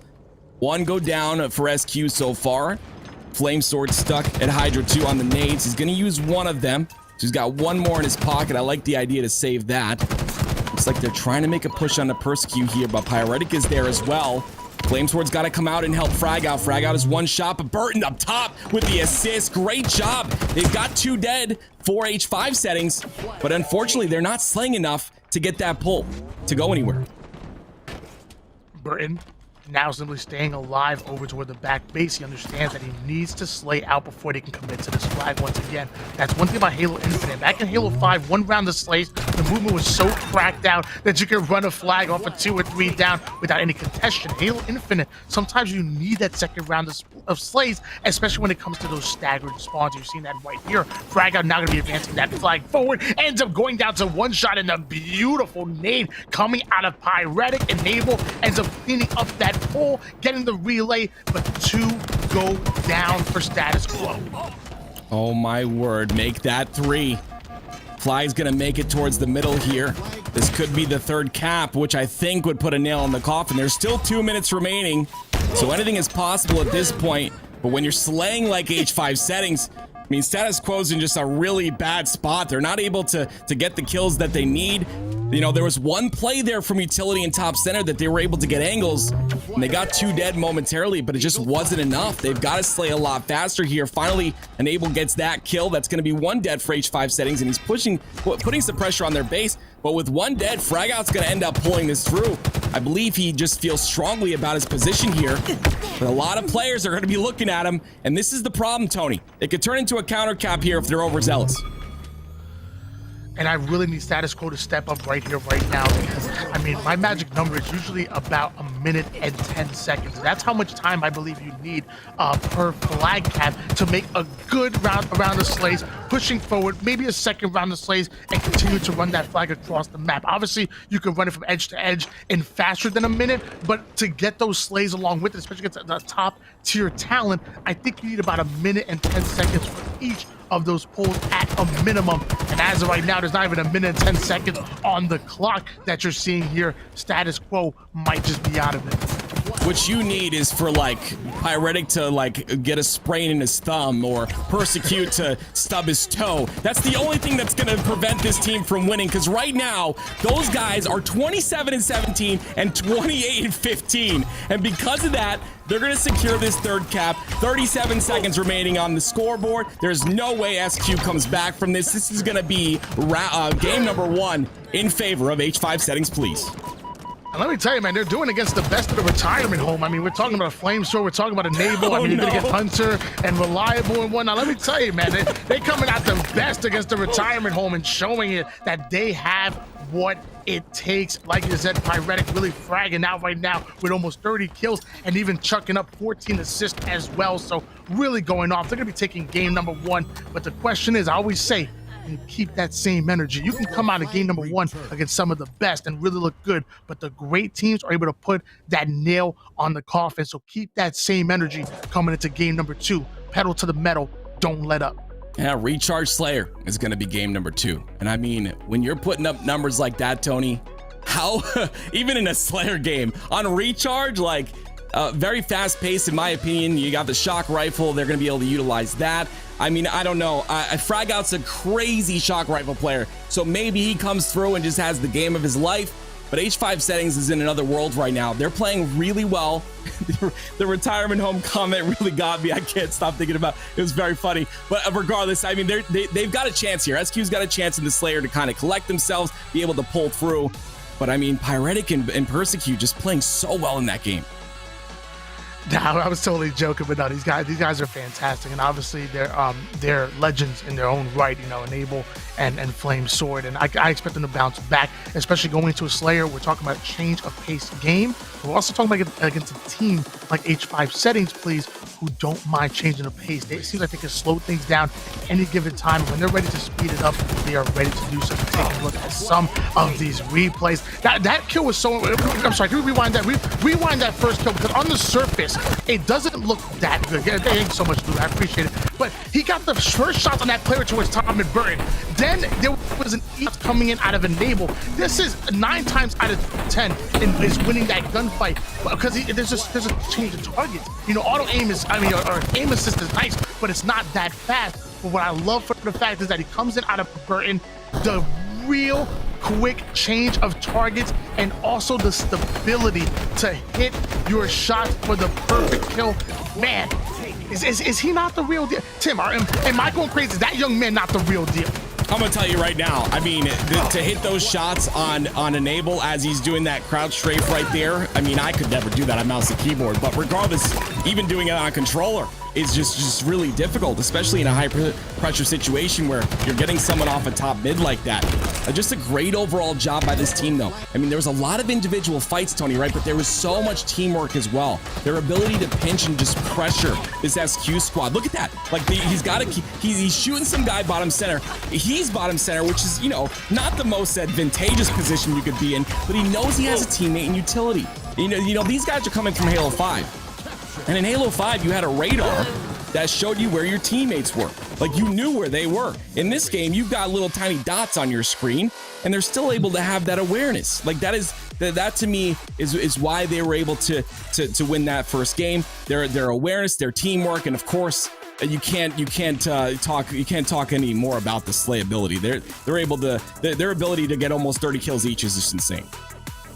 You know, I will say, you know, players, kind of, I guess, countered that a little bit, is that players such as players like the boys over like Demon and Pyretic, They also come from the twos community for Halo 5. And one thing Halo 5 did was remove the radar off of twos. And players like them, and especially players like Bound on the pro level, and even Renegade, they talked about it all the time. They would love to see the radar removed. So even though they come from the from that radar sense, and that's what they're used to, they also were waiting for them to remove the radar. So it must feel like a breath of fresh air coming out of here, as what doesn't feel like a breath of fresh air is Flames forward, grabbing that camouflage, then falling to a 1-3 deficit. All right. This is the little bit of a momentum swing that we'd like to see. Unfortunately, Tony, this camo, I mean, it's not as long as the Halo 5 camo. I mean, you because you can pocket it, it's not, the duration is not too long, and Flamesword's kind of, you know, he's, I wouldn't say wasted, you know, it mostly, but he did only get 1 kill with it, make that 2, just ran out there. Great job staying alive. Gonna throw a nade on top, trying to just live on bottom center. I don't like this position, but he's gonna make his way up top, and the flank comes through. Look at the pinch. This is what I like to see out of SQ. Burton, great job out of him, pressuring with Flame Sword. They're able to get that kill. 7-2 lead for Status Quo. Yeah, I would go out on a limb and say, oh my gosh, beautiful kills coming out of the table, going right in for the challenge. And man, this is a different team that we're seeing Status Quo in game number 2 than we saw in game number 1. To kind of go what you were saying with camouflage and overshield, you know, back in the day, I would say those were quite on par with rockets and sniper back in Halo 5 and even Halo 3 as well, as a power up and power weapon. In this game, it almost feels like overshield and camo almost kind of play like a little bit of a secondary role, like almost kind of similar to a thrust or a grapple, not that far at that level, maybe more closely to like a heat wave on par as opposed to on par with rockets. They've really toned down the equipment on this game, including camouflage and overshield. Enable with the mangler in hands, looking for a head to click on. What is he gonna do, Tip? I mean, dude, 18-3 right now. Like, what are we watching at this point in time? This team, I know they're strong on recharge. I've seen it. I've talked to Prolific. I've seen it all. But this strong, coming from the game they just had to this one, I don't know what comms were said, but regardless, I mean, the momentum coming out of H5 Settings has been all but shut down. 20-6 right now. You're on board with Demon. Let's see if he's able to kind of stop this. Evolving's going to push through. Look at the crossfire coming from the attic. My word, SQ is on a different level right now. Yeah, you know, I'm never online in the chat says, been watching Status Quo for a while now, love how these guys play. Think that this bigger map will benefit them. So going into recharge, I mean, I'm going to have to agree, it is a bigger map. It doesn't allow for H5 Settings to kind of run amok like a map like First Reach or Bizarre does. And you really have to be able to hunker down, hold on to your setups and win those individual pips as opposed to sometimes counting on that bait and switch teamwork that we've seen from H5 Settings Plz. And that's kind of playing in favor of Status Quo as Burton gets another big kill on Demons. Off the screen, you're seeing Hail of Flame Sword just pinging left and right. Easy kill coming out of Burton once again, and they're able to stay alive. Status Quo are looking good. It's a 28-12 run going in favor of the boys in red. Burton just having a fun time right now. 11-2. He's cross-shotting so well. Demon is gonna fall down to him as well. The ping comes through. I love the shot caller medal. Something that I've seen is shock rifle's been up for like 40 seconds and Fragout hasn't picked it up yet. I believe he just hasn't been in a position to do so, but that's like, he loves that weapon. We're talking like addicted to the shock rifle. Burton's gonna pick it up because he says, you know what? I'm doing all the carrying, let me get that weapon. But Pyretic, this is a player we can see kind of turn this around. 30-16 is not an easy score to come back from, but regardless, I think if anyone can do it, H5 Settings has that. Maybe so, but someone must have fed the old men their pills or something in the retirement home, because man, they ready right now. They must have took the blue pill, because as of right now, they're stepping the game up. Right now is Status Quo back on board here with Burton, currently 12-3, and as if that's not enough, also throwing a poor assist as well. Man's really fragging now, but he has multiple players rotating over towards the gold side of things. He needs to watch out. What does he do? Goes right back to his team, and they're hunkering down over towards C. Here comes the push here. I'm a little bit confused. SQ playing really slow with their lead. They're all sitting back on this side of the map, on Hydro side, and because of that, they ended up getting slayed there. See, of course, Demon has the sword in hand. One of the best weapons, obviously, on this map, but in matchmaking, I don't see it utilized enough. Yeah, the sword is definitely, it's absolutely crazy. It's funny because, you know, I was watching United at Raleigh. I was casting one of their matches, and I noticed that they never picked up the sword. So I went up to Spartan straight. Oh, God bless. Man, trying to slide in somebody's DMs and got blocked. I ended right off the map. But I talked to Spartan. I said, hey, did you? I noticed that no teams were picking up the sword. I asked him. I said, were you guys GAing it or something? Did you guys gentlemen's agreement? So he said, no. Honestly, it was oddball, and because they couldn't even deal with the timing loss to go after scene, they never wanted to end up over towards that C side. Right. They never had time to pick up the sword. So that might be one of the reasons why you see it as less, I guess, as little as you do in some of these pro matches that you're seeing here. Now Persecute was on Status Quo at some point, and he got dropped for Blaze. So, I mean, he's got something to prove here. So we've got to see that kind of happen. I mean, look at him. He's 10-8. Definitely the most kills on his team here. I like the repulsor by Enable, but Pyretic's like, dude, what are you doing? It just drops down on him from Bat Ledge. Here comes the push from Burton. Gets that cleanup as well. That's going to be 2 dead for H5 Settings. 15 kills for Burton with only 6 deaths. And the shock rifle in the hands, Pyretic gonna be right in front of him, not able to get the body shot and even not able to stay alive. Pyretic shot is too fast and too mean as he goes down to 1 shot. Frag out coming in for the easy cleanup.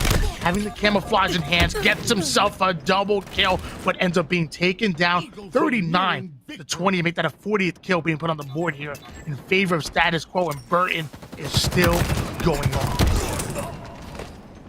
Pyretic gets a double with 1 nade there. Evolving going to stay up top on the elevator side. They're opting to hold this side of the map. Demon pushes a little bit aggressively, though. He's going to get cross shot. Ends up getting taken down there. They've got some players to deal with on top red. Potentially. Yeah, Frag Out's going to get control of that. So, I mean, he's going to be able to hold that, but instead he decides to push through onto C. He gets some calls at their players on C plat, but decides not to push against them because it would be a 2v1 situation. Flamesword gets caught out in the back. So Frag Out just going to try and stay alive here. Plays the bottom, going for maybe a little bit of a flank. Burton got that kill, so now they can push together on control. Shots starting to ring out. Easy kill coming out of Frag Out, putting the 46 kill on the board here as the explosions are going off, and all 4 members of H5 Settings end up going down. And here comes the collapse by Status Quo right on the spawns. Notice how they were so aggressive on Pyretic and Evolving on the A spawn that it forced a split spawn going in, that there wasn't enough time for all 4 players to spawn up over towards the A side before that danger zone end up coming in. They broke the spawn, forced only 2 players to spawn on the A side, and then all 4 members just swarmed on them, putting the final 2 kills on the board. Imagine being in a match and having all these call-outs go on and you just having to time that in your head. Like, okay, we killed these 2 players early. We've got to collapse on the spawn that's coming out today. Like, it's just next level. Of course, watch some replays now. Enable with just you know, trying to push through. He's got Flamesword. Look at the double team by these 2 players pushing through together. Always having the ability to play together, and Burton up there as well. Look at this collapse, Tony. There's 4 SQ players on Evolving all by himself. How is he going to do anything against them, right? There's no possible way.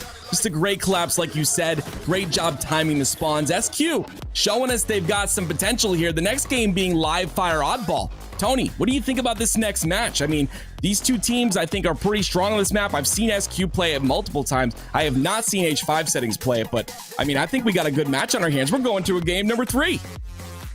That we are in Live Fire is probably my favorite map that we have on the circuit. This map is just amazing, and I'm actually really happy to see Burton kind of back on top. You know, it's been a while. I think it was back in it was the 2016 Halo World Championship where him alongside Nated, L-Town, and Suspector on Team Allegiance actually got 2nd place. And let me tell you, they made it really hard on, I think back then they were, back then they were Counter Logic Gaming back in 2016. They really made it tough on them. It was a 2nd place finish by Team Allegiance. And let me tell you, the man's going back on top here with Status Quo as their top fragger and looking good while doing it. This is going to be a big one. I think a lot has kind of changed with this. I've seen a lot of people You know, when Halo Infinite first came out, I had mentioned green being a decent spot to hold, and I think SQ kind of likes to hold it there, or tower, depending on the sides, of course. You see Camo a little bit delayed off the rip. It's coming up in about 12 seconds. Dima with a big kill there. That's going to be 2 dead for Status Quo momentarily, but Flamesword playing a beautiful angle down bottom center, not showing himself, gets the cleanup, and then also putting some shots in a Pyretic. Flamesword playing beautifully, but Pyretic does shut him down with the Mangler. Mangler's really tough to deal with. Excellent kill and a heat check coming out of Pyretic. And I'm gonna have to agree with that. I really love holding that ball over towards the tower side. I feel like you can have 2 players set up on tower, whether it be the ball guy looking down top mid and having another player looking down that power up street, and then maybe having 1 player looking towards that bridge, that commando bridge towards garage side of the map.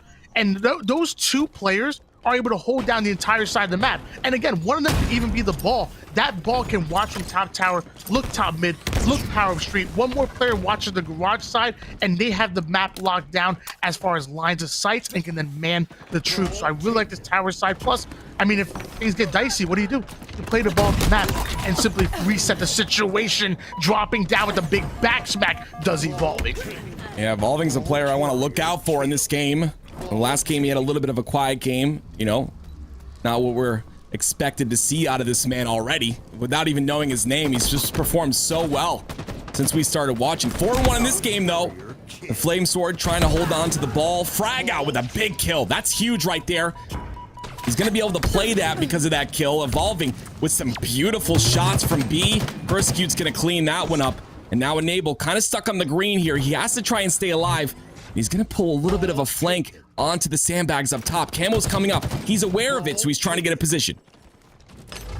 That's one thing you got to recognize as a player. When your team ends up playing the ball and you're one of the last 1 or 2 members alive, you still have a job to do. You have to bait that ball as it comes in. Let me tell you, the opposite team is going to be able to come in really quick as Demon mines the gap, sends Frag out off of the map, utilizing that repulsor.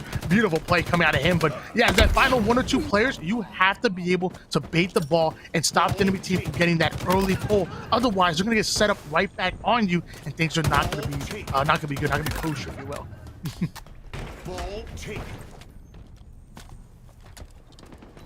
It's going to be 2 dead for H5 Settings, but Persecute decides to be aggressive here.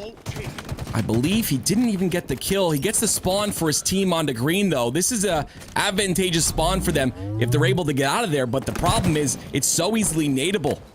And it allows SQ to kind of just rotate towards the tower. So Demon on the key door trying to prevent that from happening while Sniper is up right now. Enable doing some great damage onto the players trying to push here, but no one's going to really poke him. Here comes Flamesword with the repulsor and the BR shot. He's going to repulse himself to top center. Great positioning by Flamesword. Great overall play. Now they're going to try and just defend this ball, but Pyretic has the sniper in hands. And that was some of the outplay ability that you see with the equipment such as the repulsor. You know, that player, 1 shot, ready to get the kill because they were both kind of weak. And at that point, all you do is just simply throw off their timing with that repulsor. And it's so important because everything has to do with timing in Halo when you're ready for that pull. So that repulsor alone, knocking him back, throwing him way off guard, getting the easy cleanup kill. Meanwhile, Pyretic getting right behind enemy lines, trying to go in for the flank. Frag out gets the shots, and the assault rifle was too good, and finishes him off with the battle rifle. And the battle rifle kill is going to allow for this rotation over to tower, Evolving in a position right now on bottom tower, so they got to make sure that they take care of him. Flamesword drops off. Like they got some information here. There it is. Evolving with a big kill on the Flamesword, takes out that tower control. So Frag Out's gonna have to slay here as they're in a 3v4 situation.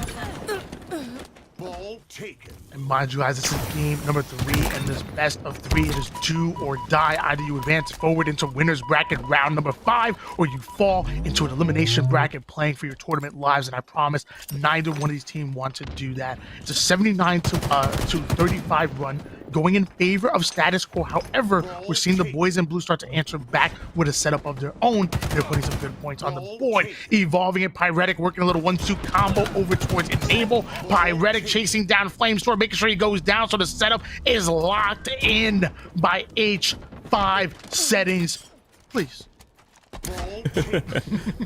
The ball comes through. Holding it on top tower. They've got the setup locked like you'd mentioned. SQ spawning, of course, on the garage side. Flamesword trying to make a push. The nades come through, though. Demon has got to stay alive here. He's got a big weapon in his hands that could potentially prevent SQ from doing anything here. It looks like 2 are dead. They're still going to mount this ball time up. The nest push is coming through. He nades himself, Demon that is.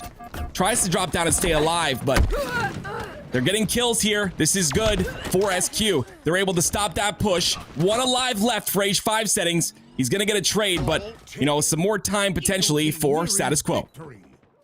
You know, I heard you say this is good. I was sitting there, I'm like, for H5 Settings, it is not look good at all. But then you said for SQ, I'm like, okay, now that makes sense. Frag out dropping right behind, getting the back smack and the double kill coming in, which secures that ball. And he almost brings it towards A side, but luckily his teammates let him know, hey, we're over on the tower side. Rotates back quickly. Enable goes in for the challenge on Pyretic, gonna lose that. So the numbers advantage going back in favor of H5 Settings. Going to try to work on the setup break, but it looks like it might just be too little too late. Status Quo taking round number 1 in this game number 3. They are 1 round away from making it to the winners bracket round 5. Let's see how H5 Setting plays this differently, though, okay? They were doing a lot of 1v1 individual fights there. We've got to see a little bit more teamwork, holding some better angles.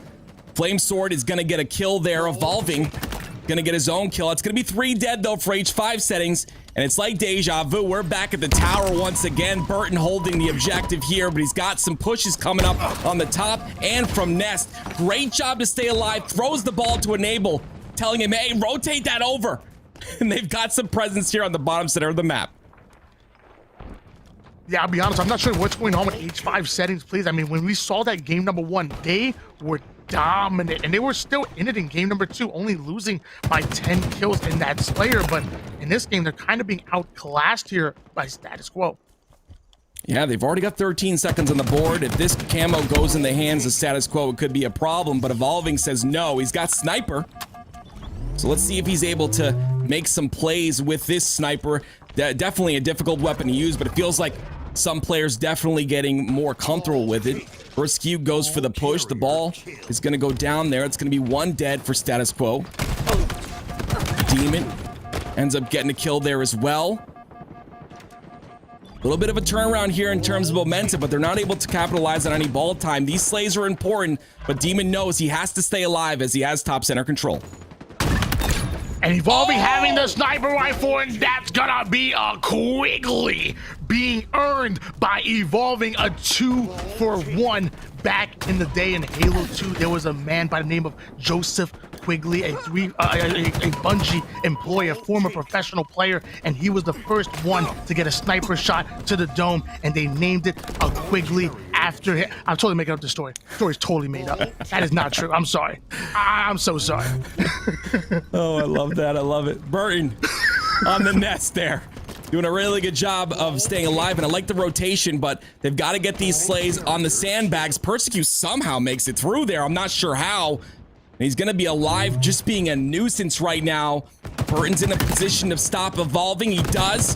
Persecute is next. Can he get the kill? The repulsor. That's going to be big. They've got to take care of these last 2 players, and they can mount some more ball time. 38-6 to score. Burton able to get that ball in hands, but off a screen, Demon gets a big kill, but the camouflage is in the hands of Frag Out, holding out a nest. Evolving takes down Enable, but the nades are coming in. Frag Out's currently 1 shot. So I don't know how he's going to get the trade-off on kills. He's not going to be able to, so back-to-back kills going in favor of Persecute and Pyretic. And now we're going to switch back on board with Flamesword as a long journey to get over towards that ball spawn. Yeah, he's playing a little aggressive, though. I'm a little worried at this point, but of course, the intelligence out of him comes back. But no, Pyretic with a big kill with the heat wave. That's going to be 2 dead for SQ. Make that, 2 dead for SQ, 1 dead for H5 Settings. Burton does have the sniper. Maybe, possibly we'll see something, but Evolving and Persecute doing a really good job of getting slays here. And that's going to allow them to get some more time. We've got a very close game in round number 2 of this oddball. Look at Pyretic's positioning, Tony. Just sitting on top of the nest, just baiting out. Persecute staying alive with the sniper rifle, also having the ball, but doesn't want to take care of close to the spike. Ends up being played, but the shots are actually going to be ringing out on Burton, forcing him down to 1 shot, but Frag Out comes in for the cleanup kill on Demon, having no idea where he went, putting him on skates. Luckily, the trade comes in, but the ball was never played. Let's see if Status Quo can pick that up. Yes, they can. It's actually Flame Sword with the ball in hand. Yeah, they've capitalized on almost 10 seconds so far with that ball because there was no play. Going to be a 2v2 situation right now. Frag Out. What is this nerd play right here? There's so many things you just learn from watching these players go, but evolving. My word, he's having a really decent round right here. 8 and 4 so far. He's pinging the sniper. And a great addition to Halo Infinite. 4 dead for SQ. They're potentially going to spawn on the nest side. It looks like that is where Frag Out is. And Persecute with the sniper. Gonna try and prevent any pressure coming from bottom center here and nest. That's his job as a sniper right now, just to make sure he gets as many shots in as he can. But the overwhelming push from SQ comes through. That's gonna be 3 dead for H5 Settings. I mean, the shots were being fired. It just wasn't connecting anybody. It was 2 players over towards the nest side and 2 players coming in for the collapse. And Nabel falling from the heavens with the Mangler taking out Pyretic. But H5 Settings were able to sneak away with the ball, and they still have the lead. Nabel looking to put an end to that, taking down Persecute. 3 members of Status Quo alive. They need to break the setup right here, right now. Unfortunately, that was a sneak king, so H5 Settings is not going to have that camo any longer. And Enable trying to put some pressure. The great rotation coming out of H5 Settings here. Evolving getting so much extra time just because of that rotation. Enable finally cleans them up. But not before H5 Settings is up to 76 seconds of ball time. Nabel having the Mangler, getting right behind Pyretic, force him down to 1 shot. Doesn't like to drop the weapon, switches instead, but still ends up getting the cleanup. But 2 go down for H5 Settings. Ball control not in anybody's hands just yet. Status Quo just able to sneak it away over towards the nest side. They already have 60 points in counting. They might be able to take the lead on this pull right here if they can hold on to the setup. There's multiple players on H5 Settings that start to rotate over. Flame Sword well aware of it and already putting shots into the back. And of course, Frag Out with the excellent communication coming in for the cleanup. Great communication. Flame Sword with the cross shot as well. They're finally going to get that play ball. But we're within 7 seconds now. Great beatdown out of Frag Out. That's going to be huge because Sniper is up right now. He's going to be able to get that as well. That beatdown was one of the biggest kills in this game so far. Because of that, SQ is going to be able to almost tie this game. And potentially because of the Sniper, Tony, they're going to be able to get camo too. Sniper rifle in the hands of Frag Out. He gravitates over towards his teammate, but he immediately goes down. That is a crucial loss right there. I'm not sure exactly what happened to the camouflage, but I do know that Demon was able to rotate away with the ball, and they're 20 seconds away from coming out to with the win. Status Quo's backs are against the wall. They have to make something happen. Yeah, pay attention to the kill feed here. Kills are what matter. This is the last push by SQ. Flame Sword with a big one right there to prevent the ball player from getting any more time. They only need 8 seconds. They're trying to rotate this out, finally get the play ball, but Status Quo is down bottom, Tony, and they're ready for this. They're ready for this play ball to happen. They're going to rotate that towards Garage. But there's still multiple players alive in H5 Settings. That's really good for them. Meanwhile, Frag Out utilizing the heat wave to get the kill, but trading off kills as Evolving, able to take them down. 3 down. Go H5 Settings. Here comes Status Quo. Immediately not going for the challenge because they're trying to back away, but he ends up not getting away with the ball. Ends up going down. Flames are going to try to, but he's going to have to rotate the ball over towards mid. They have to slay out. Tosses the ball up there. He couldn't find the ball on the brutes, unfortunately. And because of that, they couldn't rotate it out. H5 Settings, 3 seconds remaining here. They're going to get this win. There's no one to stop them. That's going to be it. H5 Settings is moving on. Status Quo going to be going to the losers bracket.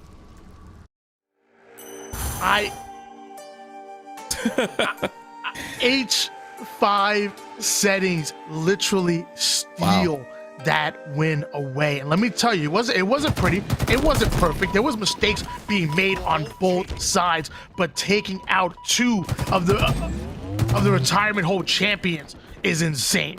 Oh, guys, that was actually, I'm sorry, that was actually round number 2. So are we tied 1-1? It's tied 1-1 right now. I apologize. Oh my gosh, the observer glitch. I forgot about the glitch. Yeah. Oh my gosh, I forgot about we screwed the up. glitch. The glitch, guys. I'm sorry. I apologize. It's tied 1-1. We're still in the game. This is not over. H5 Settings did not win. SQ has a chance to come through here.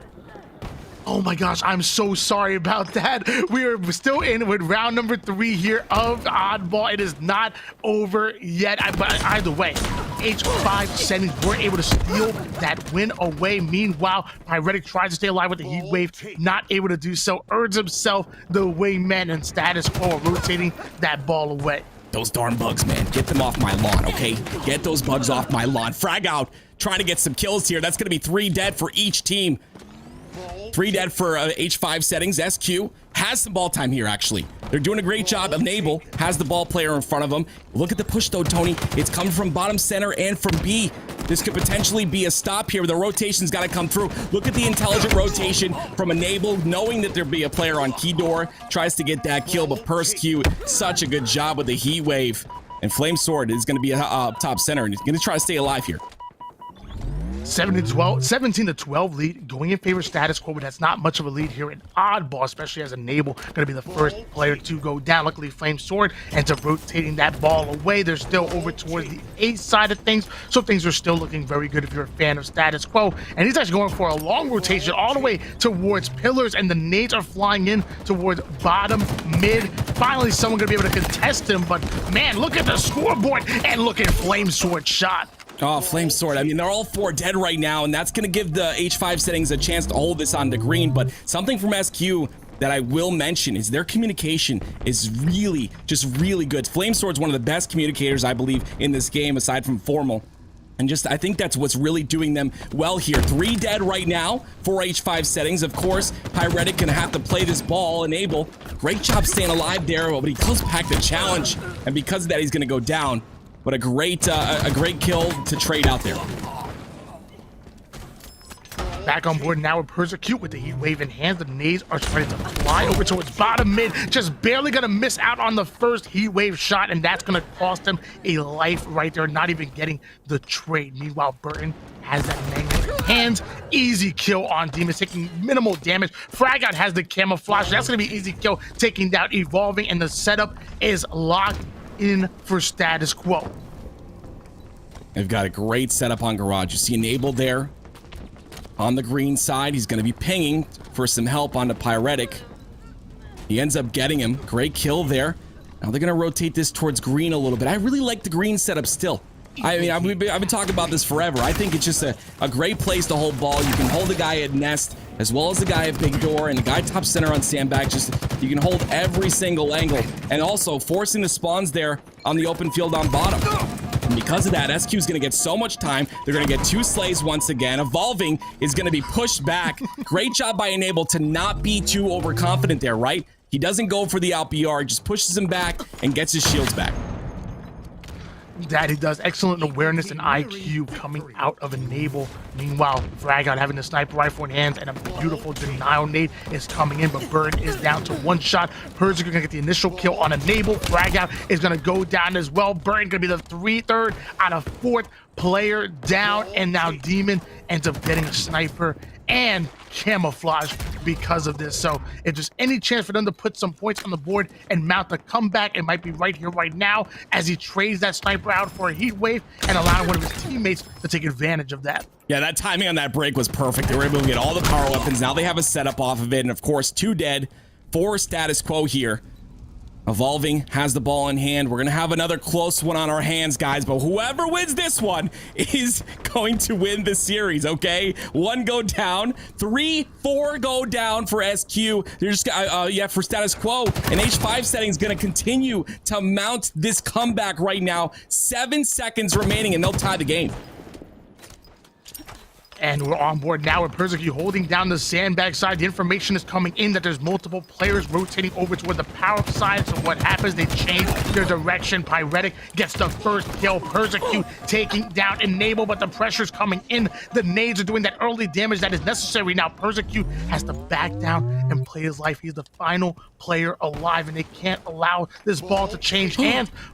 Oh, I thought it was glitched into the wall, but luckily he was able to steal it away, and that's going to be it. It looks like H5 Settings Plz are moving on to winners bracket round number 5. It was not a mistake. It was not the observer glitch. It was us simply predicting the future. That's on you, chat. That's right. That's on you. That's definitely on you guys. You guys got to say sorry now, okay? What a great series. I mean, Status Quo going to be going down to the losers bracket. We've got this bracket's just rolling right now. Okay, we've got so many teams in this bracket. They're gonna have to make a run. I mean, this team's got the potential to do well. I think we'll see them far in the bracket. But let's talk about H5 Settings. Okay, coming up clutch when needed. Had a really good first game, Tony, but fell apart in the second game. And then when it mattered, they came through. That's what it's all about. Notice how, you know, some of the slays looking about even here, but it's all about that that objective efficiency. And technically, Status Quo actually had more points, which is really interesting to look at. That is weird. Status Quo technically had more points than H5 Settings Plz, but again, it's not about the points. It's really about that objective efficiency and putting the best 2 out of 3 rounds on the board. And that's exactly what H5 Settings Plz were able to do. They clutched up when it matters most. And man, another big damage game coming out of Pyretic, almost 12,000 damage in that game. That was, I mean, game number 1, he had almost the same stats at about 11,800, and this time 11,700 coming out of him. He's that entry frag player, not afraid to put his life on the line, putting down as much damage as possible, either getting the kills himself or allowing his teammates to get it as well. And the imaginary Joseph Quigley would be proud of this 2-for-1 right here. I love your Quigley stories, Tony. The best, literally the best. That was a great shot, of course, by Evolving, and a player that we keep talking about, right? I mean, he did really well in that game too. Him and Persecute were able to just come through. But it's an entire team effort. This team, they've got that X factor, okay? I mean, the X factor in coming up clutch when it's needed, and that's exactly what you need sometimes. Sometimes you don't even need to play well in other games. You can have a bad Slayer game or whatever, but when it matters, you come through. I mean, I've got games where I go like 1-20, but I get the last kill to win. And hey, I won the game, okay, because I got the last kill. But this is great out of H5 Settings. I can't wait to see where they go. Status Quo, of course, like I said, they're gonna make a losers bracket run. This team is no joke. I wouldn't expect for them to do poorly. I would love to see, you know, we'll keep you guys updated on that, of course. And I love that play right there by Evolving, you know, getting some objective time, still doing a ton of damage, but also playing the objective. You got to be an adaptive player, okay? Halo has evolved to the point where you don't have main slayers anymore and objective players. This isn't 2006 anymore. This game is all about just playing the fill role. What needs to be done is what you do. Tim, let me say something. Let me be very clear when I say this. Talk to me. I love you. You know that. I love you too, man. If you ever go 2-20 in a game and then claim the win, I don't care if it's the 50th kill, 100th kill, or 1,000th kill, you do not claim that win with the 2-20. God bless. But I get exactly what you're saying. It really is all about the team at that point, because there's so much. I mean, I would talk to Ace about this multiple times. You know, a teammate can go 8-12 and do more on the map than someone going, say, to a 12-6. It's at this level of competition, it really isn't about stats, and stats are flashy, and lots of times us as casters will lean on it, but I promise you, it doesn't tell the full story. Exactly. For 2-20, that's the full story right there. But you need to slow it down, all right? Yeah, you need to slow it down. right. You're playing Slayer dying 20 times, man. Hey, listen, I'm on keyboard and mouse, okay? I have an excuse. Just kidding. Yeah, I agree. There's so much that goes on in the game, and guys, honestly, you know, as casters, you know, it becomes hard to talk about everything that's going on in the game, but the level of depth that Halo Infinite has, that Halo has in general, the things that you have to think about, the things that are going through these guys' heads, there's just so much information, and to do all that and get a perfect like that, you know what I mean? Like, to have all these comms going on in your head, thinking about all these situations, and to have a shot like these guys is just incredible. Again, H5 Settings, big fan. You got a fan of me now. Evolving, don't know who you are, but hey, I'm a new fan. I'll get one of those, you know, foam fingers for you next time we see you on screen. But we're gonna go to a break here right now, guys. Thank you so much for watching. We'll be back with some more action coming up next.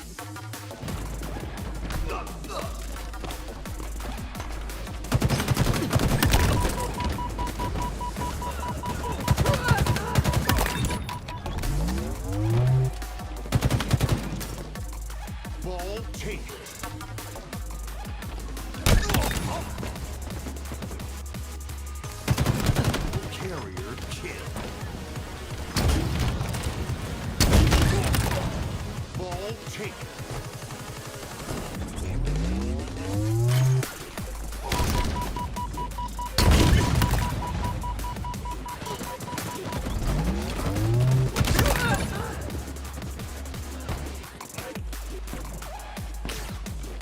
Ball taken.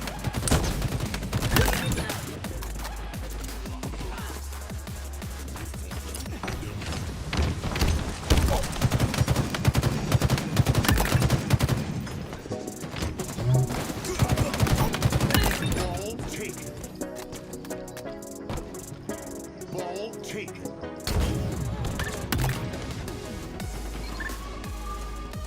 Ball taken.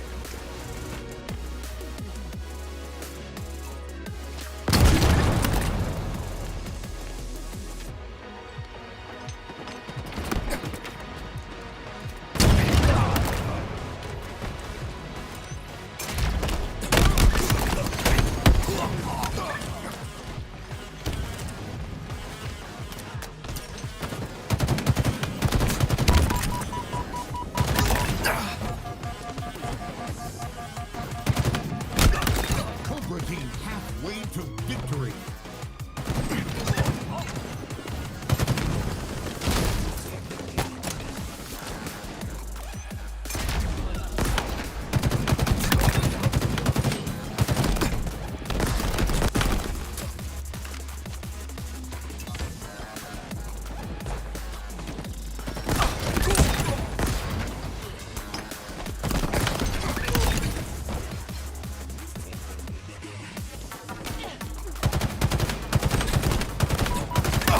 Flag taken.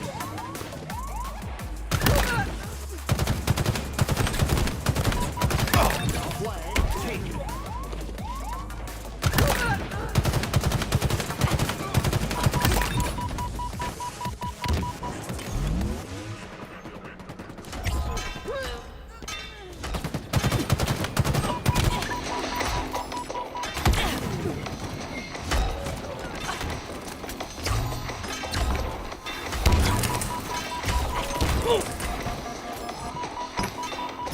Flag captured.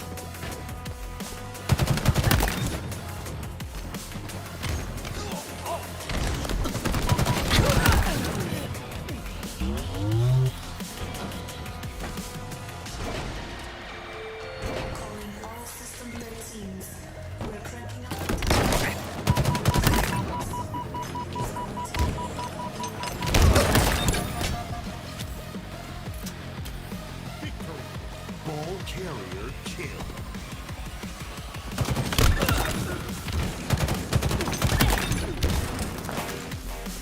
Ball taken.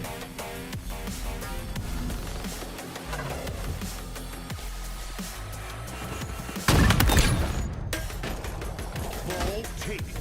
Ball taken. Ball carrier kill. Ball taken. Ball taken.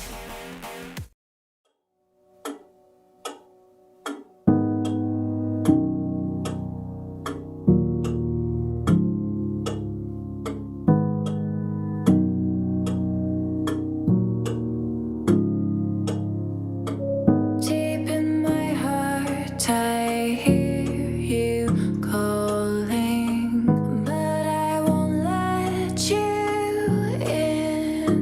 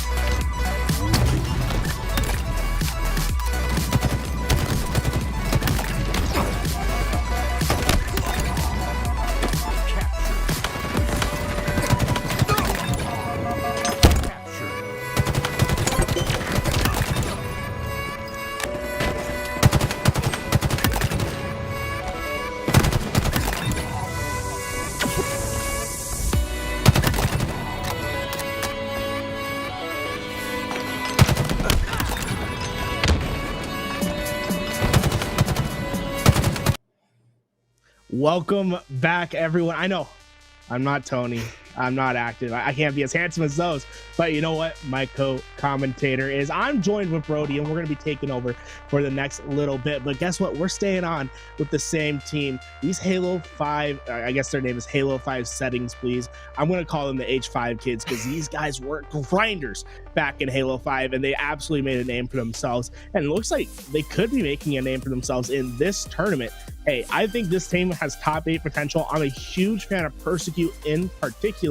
The question is, with this team, where does it stop? The mental can definitely get in their way. I want to make sure that they don't get a little bit too caught up in the game. I think we saw that a little bit in game 2, Brody, but they came back, they played well, they won in round 3, and now they're moving on in the bracket. We're going to be watching them once again. Yeah, you know, I think the way I look at this kind of thing is, you know, with Halo 5 players, generally speaking, one of the things that always kind of stands out is their movement, right? You know, what cracked out is it's always the phrase that comes to mind, right? And that can only get you so far, you know, to a certain extent. You do have to kind of concentrate on your team play and such, and you're absolutely right? Sometimes you do have to kind of take a step back and think, right, let's work on our team game. Let's, you know, make sure we're playing this one as ultimately a team. So that's what I want to see coming out of this Halo 5 Settings roster. Of course, now they're playing Omit here in this round. Now, I'll be honest, I'm a little bit unfamiliar with the players on this roster. There is one that actually stands out to me here, though. Rated Halo, right? And the reason I say that, I didn't know this was the same player. Someone has just pointed out to us, our producer actually, has just pointed out to us that is this very same Rated that is currently a Call of Duty Warzone content creator and ex-professional Call of Duty player. That makes this a little bit more interesting, just because obviously I would definitely know this, having watched all of the players kind of come over in both Europe and North America. There's been a ton of players from various esports coming over to Halo and doing really well, Garrett. Yeah, one thing I'll say, I'm not scared about any of the other players on that team, but if Rated's teaming with them, then you know, hey, they probably have something going on. Rated, guys, if you don't know, man, he was absolutely filthy, especially back in like Black Ops 4, all the Black Ops games, really. Rated was awesome. He is a European player who came over to North America, recently partnered with 100 Thieves. And, well, you come into this round and you're like, okay, you have the COD experience, you have the pro player, but you're going up against some demons over on H5 Settings Plz. These guys are absolutely insane demons. Pyretic and Persecute can just take over games. And I wasn't too sure about Evolving coming in, but the more I've watched him play, the more I see this kid's legit, man. I honestly, guys, this is a team that has legs. I don't think they're necessarily trying to team for the long term. They're all trying to, you know, search out their offers, get onto different teams in the top 16. But man, they came together and they're playing like a well-oiled unit. I'm loving to see it, and I'm ready to see how they compete against the former Call of Duty Pro. Yeah, that's going to be the question, isn't it? Again, you know, we've seen a variety of ex-professional, ex-amateur Call of Duty players, as well as various other esports, as we said. Gears of War not long ago, right, on stream, coming into this tournament. So let's see how he competes here as we move over towards live fire for Strongholds. Probably the odd I call it the ugly duckling of Strongholds maps here in Halo Infinite, just because it plays ever so slightly different with the way the teams really play this map. All right, we saw the sniper drop, and one thing to know about this H5 team is there are some nasty snipers on it. Guys, if you haven't seen Persecute's Twitter, go check it out. He's absolutely filthy with the snipe. If he gets that thing in his hands, well, it could be good night, but he has a heat wave for now, trying to make a play. Overshield in front of him. He's going to be able to get the burn and potentially the kill. Does so, and he's going to push for more. Love to see the aggression out of Persecute early on as they're able to get some points on the board. Yeah, that's ultimately a really good play. Of course, that overshield can be extremely damaging, especially as they look to try and get control of that C stronghold. So making sure you're using the heat wave effectively, that is going to be a great play coming out of Persecute. For now, though, it is going to be H5 Settings Plz, only in control of A for the moment. Persecute trying to create some routes here alongside some teammates over towards dummies. Again, Garrett, all about trying to make this C-B push happen here.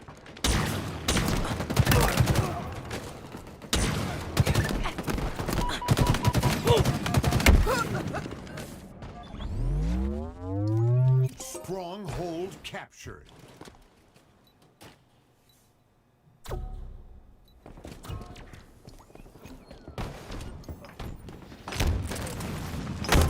Alrighty, well, right now, looking over towards this one, it is going to be H5 Settings, currently on this AV setup.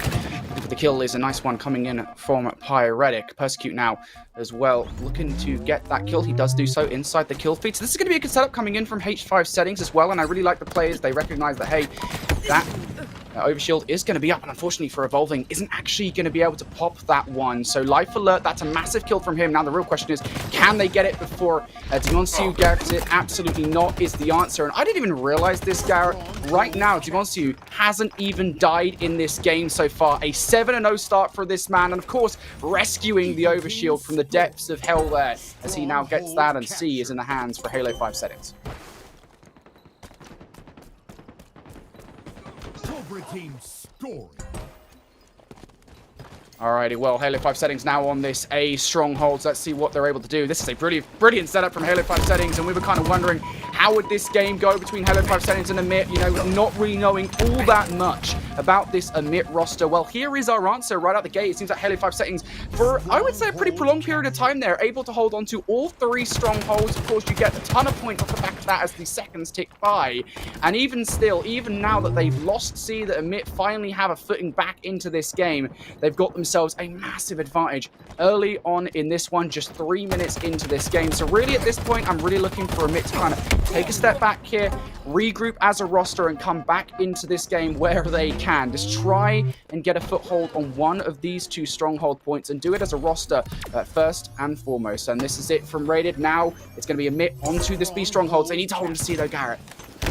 Rated able to get it, but not keep his life. Demons still on that tear, sitting at 8-2. He absolutely took over games in Halo 5. Looks like he's doing the same in Halo Infinite. Look at, can he hit the jump? Oh, Evolving went for the little bit of the ghost jump. Not going to be able to grab it, but the kill comes into their favor nonetheless. Look at this control, man. He's just, I don't know if Evolving's, you know, trying to be a little cheeky, trying to practice jumps mid-tournament, but he goes for it twice, not able to get it. They're going to keep the outside control, right? Overshield camouflage. This spot right here is going to be one of the most important parts. Every 2 minutes, it's going to spawn up. Demons was able to grab that overshield, and now they're going to be able to make their push with Demons leading the charge. This overshield going to make all the difference. He's able to grab one and immediately rotates over to B. He's going to have the one-on-one. That overshield going to give him a little bit of an advantage, as most of it was taken away with that nade. He gets the damage in. The job is done. B is going to move into their control as they regain the scoring ability, as they're going to have A, B for now.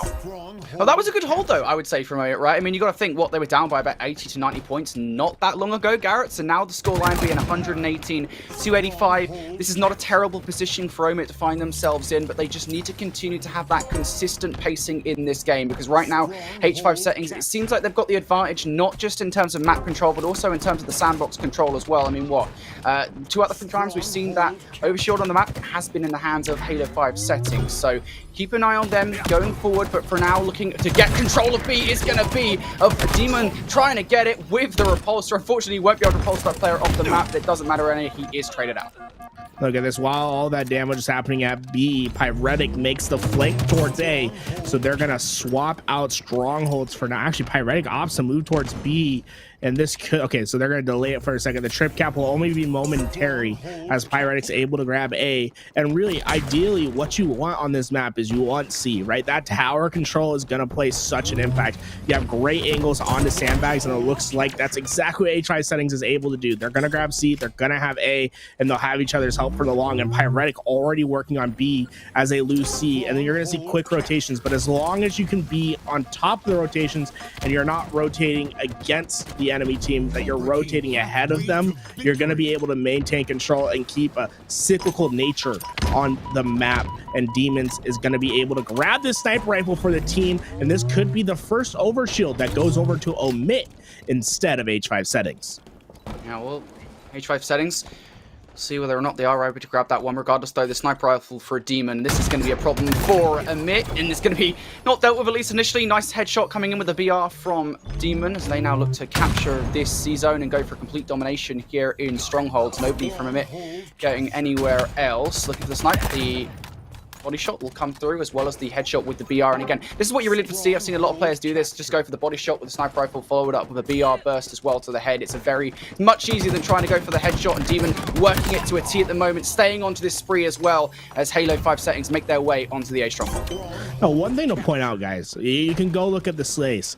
H5 Settings completely outslaying Omit, but Omit still keeping themselves in this game because they're quicker on the rotations, and H5 Settings kind of overslaying a little bit too much. They're not quick enough on the rotations, and it's bleeding them out of points, right? Omit, if they can start figuring it out, slaying in the kill feed, and be able to push their trip cap aggression, we can absolutely see this game sway the other way. H5 Settings has to start executing. They have to be more objective, efficient in their games, especially when they start playing against some of the better teams. But so far, Omit keeping themselves in this game, which is quite impressive considering how much they're being outslayed by. Yeah, absolutely. You hit the nail on the head there, right? You talk about how much domination we saw from H5 Settings early on in this one. Omit have done a really good job to kind of not just get back into this game, but then hold on to it as well. They're only about 30 points down for now, but once again, we are going to be seeing H5 Settings in control of these two strongholds. B is the only one that's currently fully controlled by H5 Settings, but there we go. C going to be captured by Paretic, and now Omit. What can they do in response? Heatwave in hand for Paretic. This thing is a monster of a weapon, especially in the right hands. And trust me, it's Paretic who has it in the right hands, trying to get raided down. He will do. And now, of course, the option for the overshield as well. That is definitely going to go the way of H5 Settings.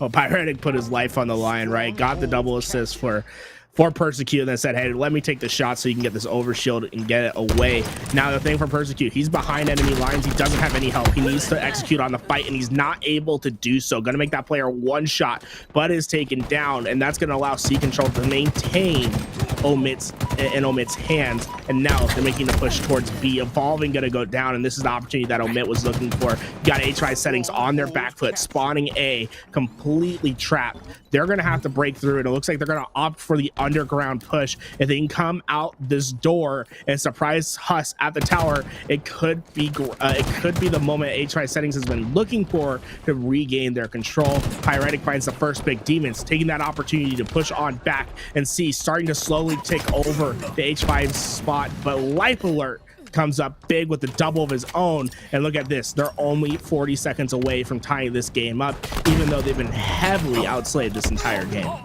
Yeah, that's the bottom line for me looking at this game. Right, look at their stat lines. H5 Settings have been well and truly ahead in this game, but they took a very long time to make that push work over towards C, and it was really well done from Life Alert to hold onto it. And off the back of that, again, you just kind of spoke it into existence, Garrett. We've been waiting for this to happen. The CB setup for Omit is giving them all of that time. They're about to take the lead away from H5 Settings, and it's going to be Huss with a sniper rifle to make some crazy plays happen. Huss trying to hit the shots. Persecute's going to be able to find one and clear the back of C. Now Huss, does he have enough time to get there and do the damage? I don't think they know he's there. He's going to be able to find one. Persecute's down, and he's going to be able to re-hop into C. He hits the body on on Pyretic, and Pyretic goes down, and CB back in control.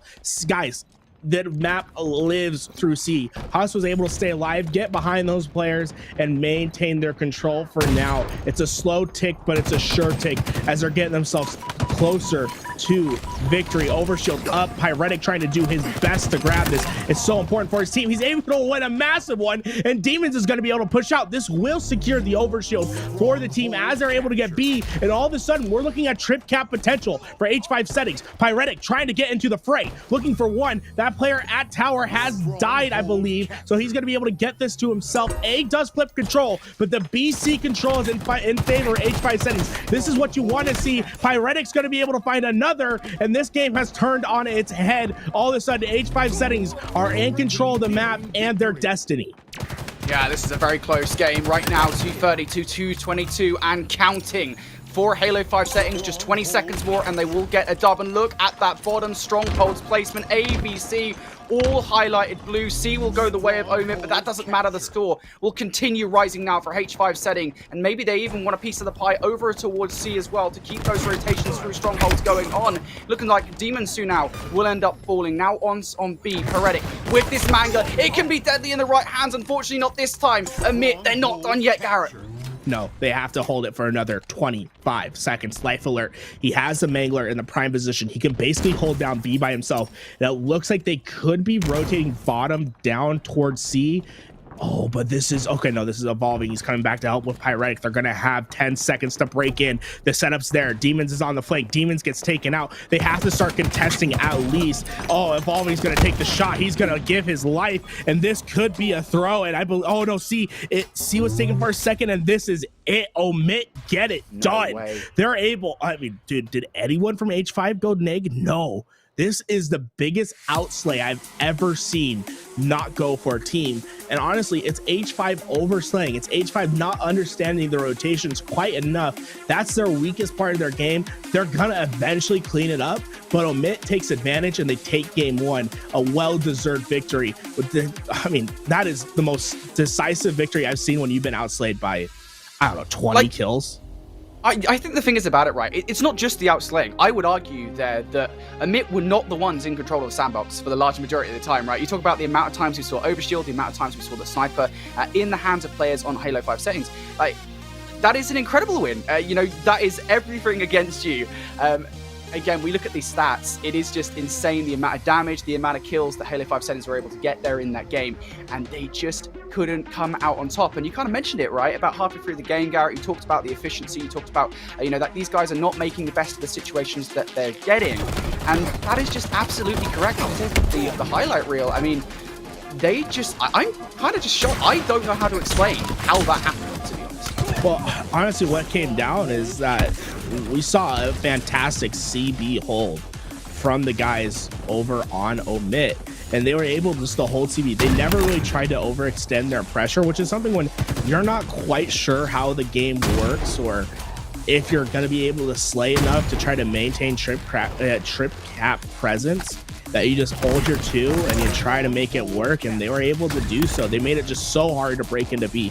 They had a player just ratting in the back of B for so long, and this sniper play that we're rewinding to, I believe this was a play of the game, right? The fact that Huss got away from back C, made sure no one knew he was there, hits the shot on first, hits the body on Pyretic, and then is able to secure C back for his team, maintaining their control. And look, he's able to wrap that sniper back out. He checks it, gets back to tower.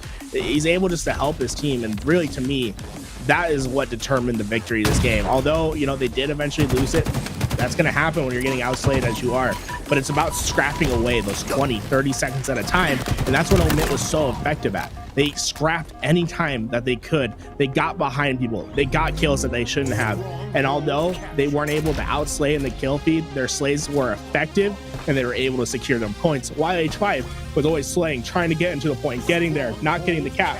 Another thing that came from the H5 settings, they never really contested hills. So when Omit had a CB hold, H5 were slaying, waiting for their opportunity, trying to pounce into the hill. They wouldn't go into the hill, milk, rat out for 5-10 seconds. Don't let them score that time. And I think those little intricacies, that little bit of time added up for Omit, and it secured them the win.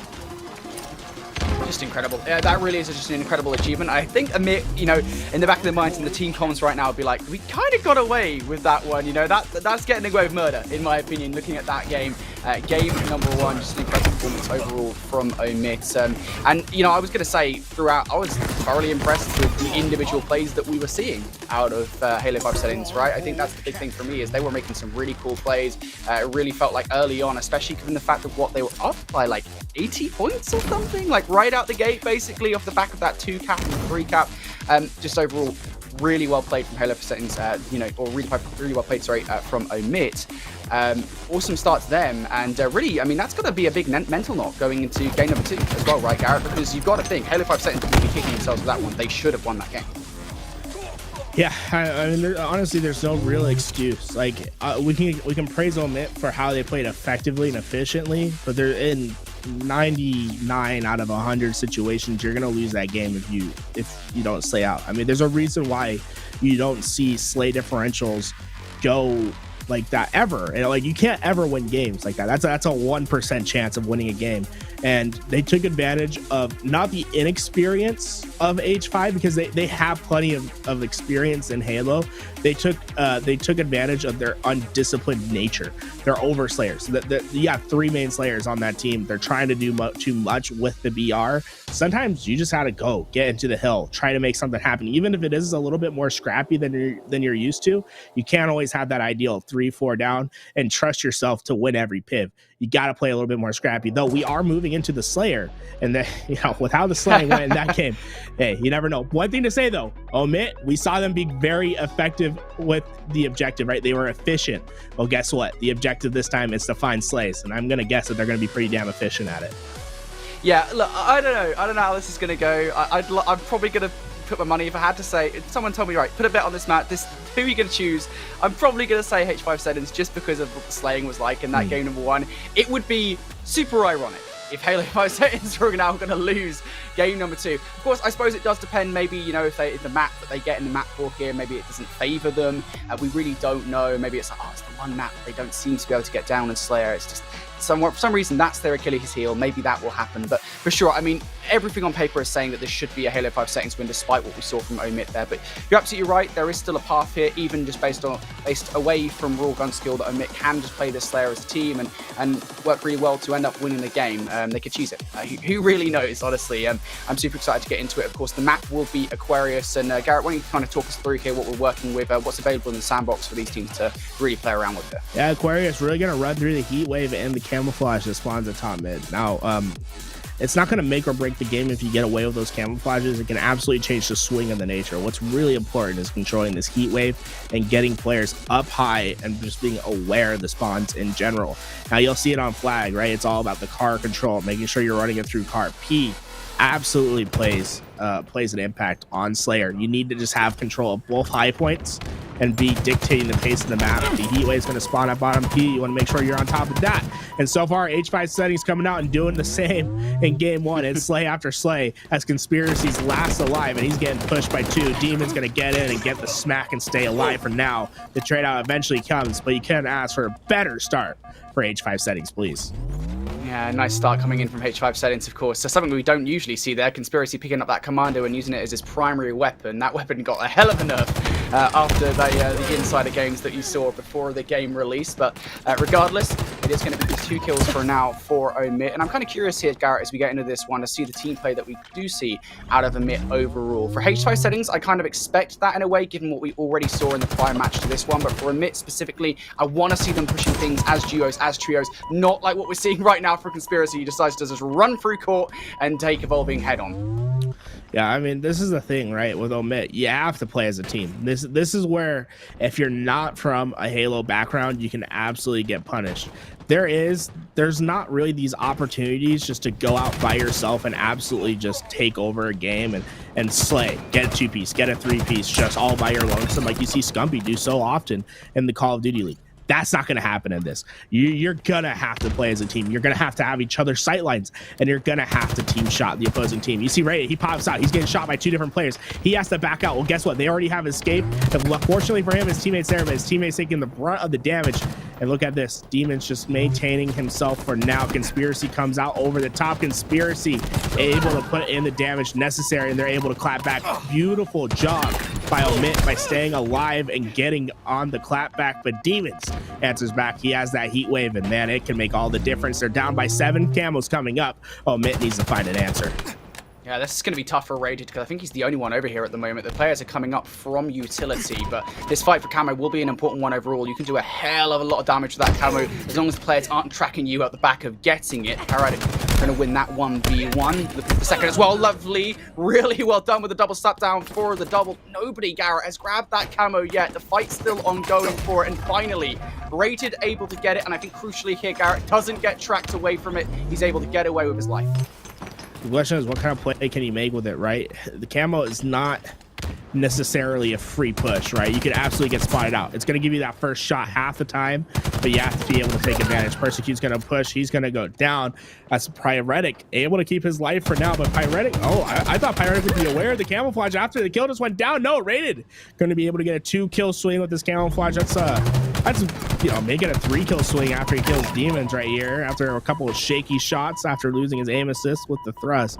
But that, you couldn't ask for a better camouflage from Rated, and now he's leading the charge. He's looking to get behind players right away, and yeah, this is what I mean. You can't do that in Halo. You can't just push by yourself and not have help on the back end. You're gonna get punished, especially with how easy it is to hear footsteps in this game. Well, you know, Persecute shows you why you can't do that. He throws a perfect nade, and then a triple kill for Pyretic. And yeah, all that camo basically nullified by this play from Pyretic and Persecute.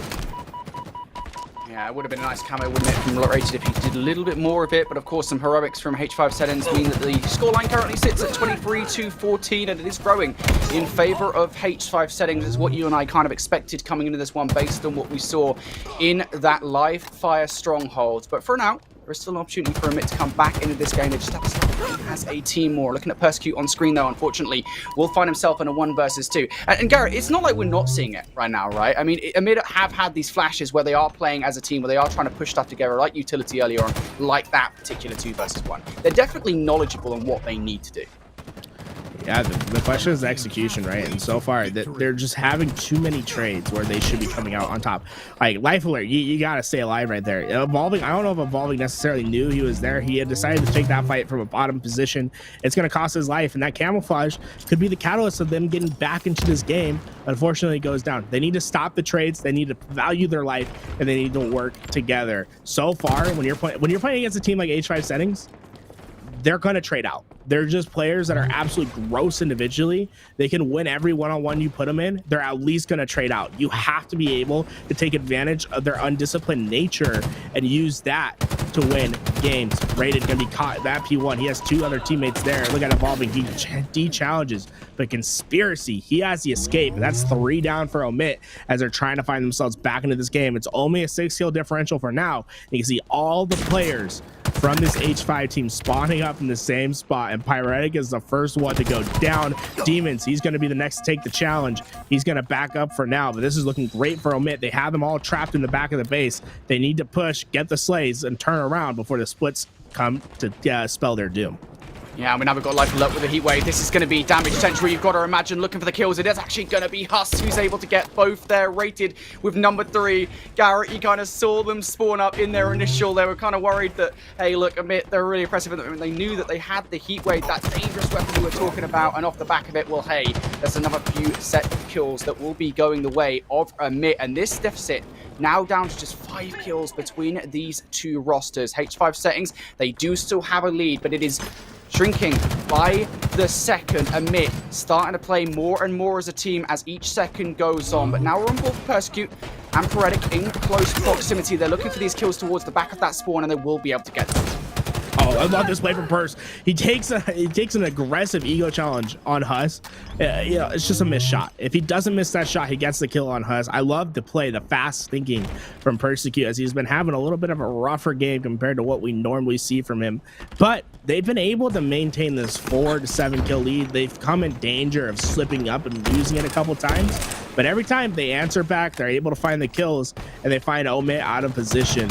And everything's really been running through Pyretic this game, and it's going to be time for someone else from H5 Settings to start to turn up and to start to find the kills. Persecute, once again, man, he's been trying to track down these kills from bottom mid. That's the second time I've seen him get caught out because he gets a little overzealous on a kill at bottom mid. But Pyretic, once again, he's there to keep them out of disaster. He's able to find one and get the assist on the second. I'm really loving the play from Pyretic this game. I really feel as if he's been the one that this entire pacing of the game has really run through us. He's been the one that executes on each and every kill that comes to him. I mean, it's showing out in his KD, right? He's currently 15-9, got 4 assists to his name as well. So definitely being a really valuable member of the team to H5 Settings at this point in time. Again, looking at this scoreline, you see H5 Settings crossing that 40-point barrier. We always say that's a dangerous position to be in if you're on the receiving end of it. But look at this challenge coming in from Pyretic. Knows he wants to grab that heat wave, knows how valuable it can be, and now has heat wave, has the thrusters to work with. Unfortunately, gets a little bit overzealous onto Rated, will end up dropping off the back of it, and now giving away that heat wave right back to Omit. Omit still on their back foot, though. They've been hit by nades, and they're finally able to get back to P2. Evolving was able to find his own kill while this was happening. Rated, he just needs to value his life, put down the hurt, and let his teammates push up. He's eventually going to get pushed, but look at this. He has the knowledge. He has that bit of game sense, surely something that transfers over from Call of Duty. He has an understanding of the timings and knowing when to get out of a dangerous spot. Looks like Pyretic's going to be pushing over the top. He's going to make Rated one shot. Persecute loses his individual versus Conspiracy. Perfect kill for him. but Life Alert's able to find his own kill. So now it's just Demons who was left alive. And look at this, the first lead change we've seen, 43 to 42 for Omit. And this could be where H5 Settings loses the game. They've lost the camouflage as well. Yeah, that's huge. And he's got the heat wave as well. Garrett, this is the perfect combo, a deadly one. It's the Aquarius combo here on Slayer. Can he get any value out of it, though? That's going to be the big question, of course. Now, finding one, switches to BR for that kill. Persecute up top here as well in P2, looking for this kill. Can he get it done? And no! Killed The himself. heat wave comes back at it. Oh my goodness. That's so unfortunate, and that's huge at this point in the game, Garrett. Oh, Evolving trying to do his best to stay alive. H5 Settings, they know that this is a throw if they lose this game, especially after what happened in game one. They're looking to finish this one up. Evolving still sitting in the back of Fridge, waiting for his opportunity. They're going to allow the heat wave to go back into Omit's hands, and this could be game-changing. Pyretic, he finds the first. Life Alert doesn't really have much help as he's looking for some sort of angle. He's going to find Evolving out in the open. Persecute, though, he's going to find his own kill. And now Rated, well, guess what? You're going up against the top Slayer. You're not going to win that one. And look at that. They finally have the lead, 48 to 46. But that does not mean much, guys. You can absolutely still throw a game from 48 to 46. Pyretic, he thrusts past. He's able to find one. He gets away. Honestly, MVP of this match at 19 and 11. He's been doing so much, and they eventually find the final kill. A close one for H5 Settings, but they're able to pull through in the end. There is not much in that, Garrett. I think, for how certain I was that Slayer was going to look like a totally different match. What was it? There was an 8-kill gap between those two teams at one point in time. I will say Omit did a stellar job of looking like they knew exactly what they wanted to do at all times. Of course, there were some serious moments as well, and you're about to see that in the replay here. I think this is probably going to be the last minute or so of the game, and I really want to see this play, Garrett. This is so unfortunate. It boomerangs back at him as he tries to get this kill with the heat wave. That's so unfortunate. You take the benefits. The heat wave is such a deadly weapon up close. Well, this is the downside of it. You can absolutely send one back to you, get yourself killed. But, I brought it up, bro. Oh my God, it was only one bullet that came back and killed him. The rest went everywhere else. It was one bullet. It got caught in the crevice, and it came back to destroy him. But I said it before the game started. This Omit team is objective efficient. Well, the objective of this game was to get slays. And although it didn't look like they were the better slaying team, it looked like they were the better team at playing Slayer at some points in this game. They were able to get themselves back into the game. They're playing efficient. They're playing effective. Unfortunately, it's just the finishing power, the stopping power. They don't just quite have the oomph to get them over the edge yet. But give these guys a couple more weeks playing this game, especially Rated, he's going to figure it out. And he's going to find his way into, I believe, a top 8 finish at some point if he decides to take this game seriously. Though the H5 kids, they're trying to make it happen. Game 3, we're going back to objective. I predict that they're going to outslay heavily again. The question is, how efficient are they going to be? Are they going to be able to contain themselves, make sure that they're making the correct rotations? That's what's remained to see. As we'll be moving on to game 3, we're moving on to Bazaar, and I think we're going 15 minutes. You hardly ever see more than 3 flag caps, let alone 5 on this map. Yeah, I mean, look, if we look over at that game number 1, right, that live fire, something that really did stand out to me was that Omit, more times than not, they had map control when they didn't really, not necessarily intend to, but I think just more than anything, I think they were kind of gifted it in a way, right? And we were talking about that in terms of efficiency off the back of their kills, maybe it wasn't that regular of a game for H5 Settings. This time around, Bazaar is a lot less forgiving, I think, for H5 Settings. You get 4 down.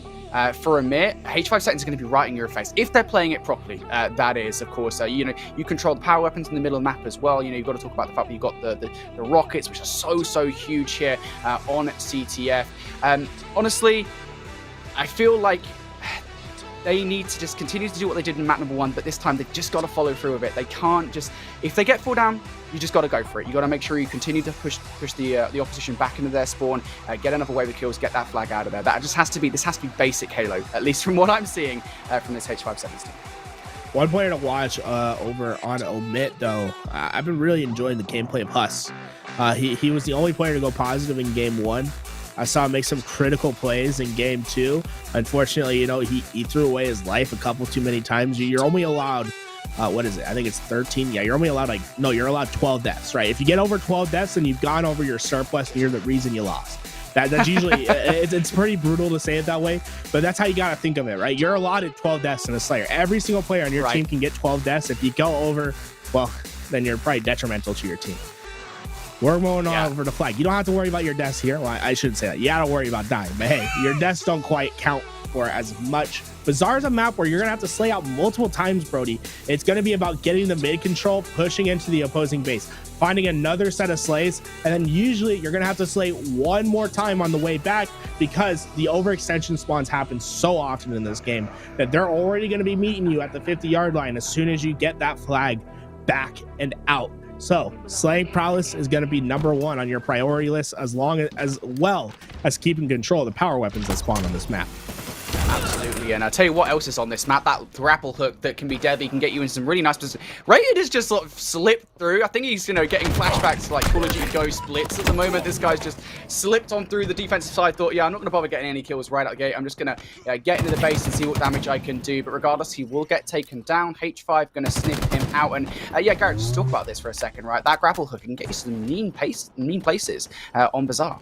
Yeah, what the grapple hook's so effective at is it's about the change of pace. The pacing in Halo Infinite is relatively the same, right? Your sprint and your walking speed are just about the same. So when you're able to have a piece of utility that makes you move at a pace that's never seen before in Halo, it allows you to make some unique plays. It allows you to push your advantage faster, and keeping control of the grapple hook will allow you to make some mean plays in the future. Conspiracy gonna come out on top in that one-on-one versus Demons, and he's waiting for his teammates to push up.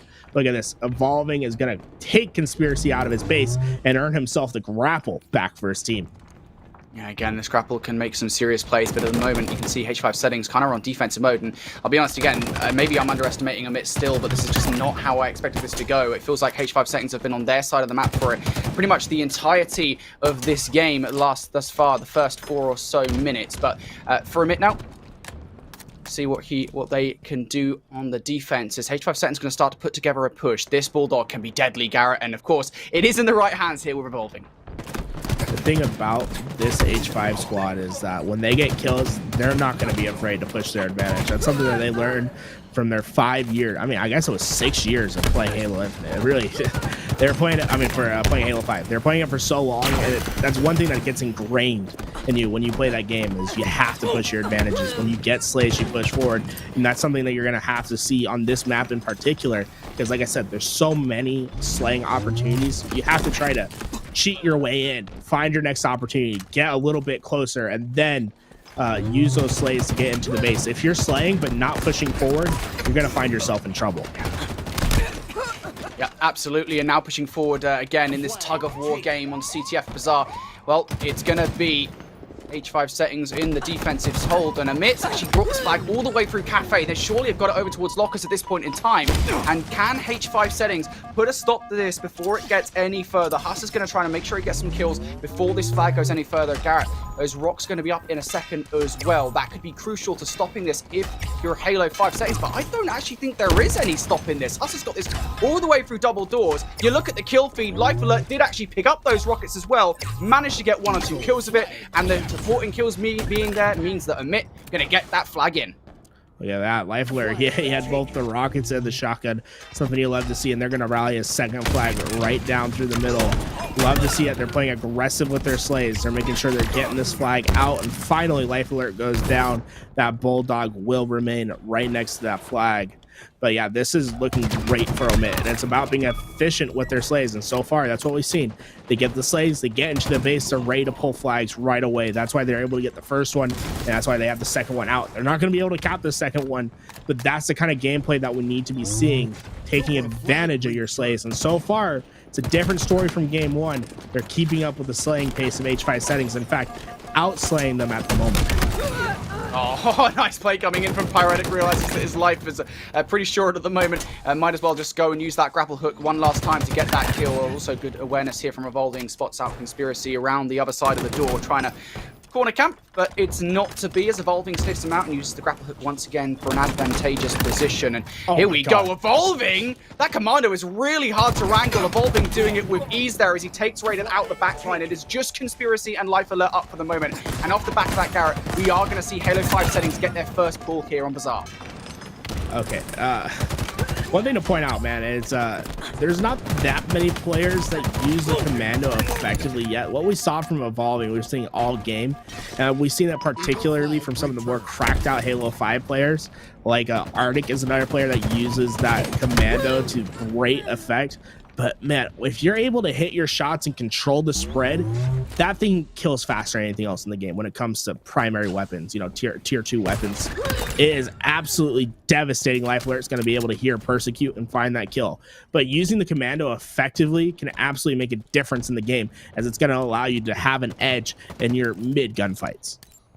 Yeah, of course. That commando, as you say, hard to use, but when you do use it, it can be extremely rewarding if you hit your shots. And we did see there that out of life alert absolutely helped Omit here, helped H5 Settings get that flag on through. So now we're going to see Omit moving forward once again, looking to get yet another flag pull. They had some early dominance in terms of map control. They're trying to replicate that once again. And Huss being inside the bar, being extremely helpful with his position. Nade's going out. He's just going to have to play his life for the second there. Knows he cannot win that gunfight head up. So just trying to make yourself valuable towards your team, play your life, and make sure you get map control. He's getting his job done. That's what's most important, right? Staying alive, keeping pressure up, staying forward for his team. Rockets are coming up soon. He's in a position to at least play for the help. Unfortunately, he goes down, but he took one with him. These Rockets could determine who gets the next flag cap, and it looks like Demons was the one that was able to secure it for his team. Raiden was able to get away with the overshield for now as he finds himself a kill on Pyretic. And it looks like kills going into the favor of Omit, and Life Alert was able to steal the Rockets away from Demons. Here we go, the Rocks. This could be crucial again to breaking the defensive setup. Only going to get the tag there onto Evolving, so that's technically speaking one of the Rockets that has been utilized not that well, but it doesn't matter. We'll end up getting that kill and again the tag, but it doesn't matter. The Rocks and BR combo, a deadly one here for Life Alert, looking for the triple. Will get it. 3 players down now. This flag will be pulled surely. You'd imagine, I was going to say towards Cafe, but no. It's actually going to be going the way of Bar. Going to run right into the players who spawn up, of course, over towards that right side area of the map, and this should be a return coming through from Demon. Yeah, that's what I mean. You have to slay multiple times, right? They got the first round of slays to get the flag out. Well, you're going to have to slay a second one. That's why it's so hard to get flags out. But there are times where you can cheat the system, where you can play faster. You can take advantage of dead space on the map. And that's exactly what Evolving was able to do. He got into the opposing base while they're pulling their own flag. Well, guess what? He got theirs halfway out. And now they're only going to have to slay one time instead of twice. They're going to look for kills. Rated, he was able to get on the flag and get the return. Honestly, I felt like there was an opportunity for Evolving to keep running that flag. I didn't think he needed to give it up and run back. I thought that was great timing on his end, you know, cheating the system, getting through the enemy lines without them knowing, and finding an opportunity for a flag pull. And unfortunately, it doesn't come to fruition, but I like the thought process. The question is, can H5 Settings do it once again? Yeah, can they? That's going to be the big question, I think, here for H5 Settings. They want to get a flag in before this 4-minute marker is up, otherwise they will be going home.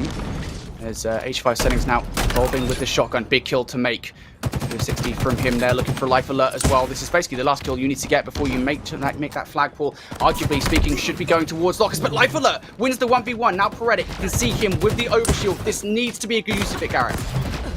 Oh my, Pyretic. Okay, he finds the kill, but not the life. Demons is also gonna fall for now.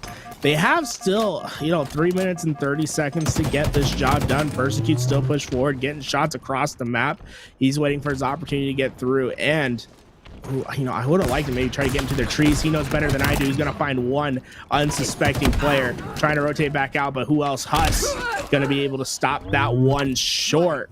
And look at this. This is where H5 Settings has made their life.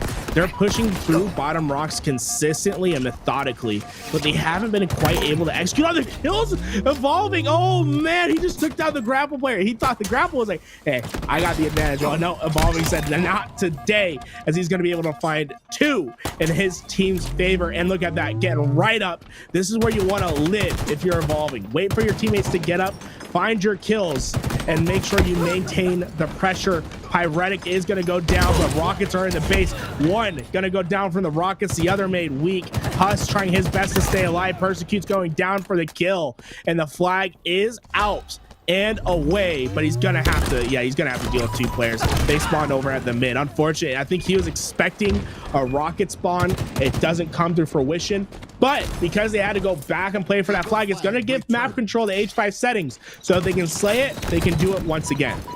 Yeah, I will say actually 2 massive kills coming in there for Conspiracy. We didn't get a chance to touch on it, but it was huge because it would have left Huss in what, a 1 versus 3, and that would have made a very different situation. That flag would very likely be out if Conspiracy didn't manage to get that double. But you talk about the map control for H5 Settings with those power weapons starting to come up in just a second. The overshield available, I think the rockets will be available also.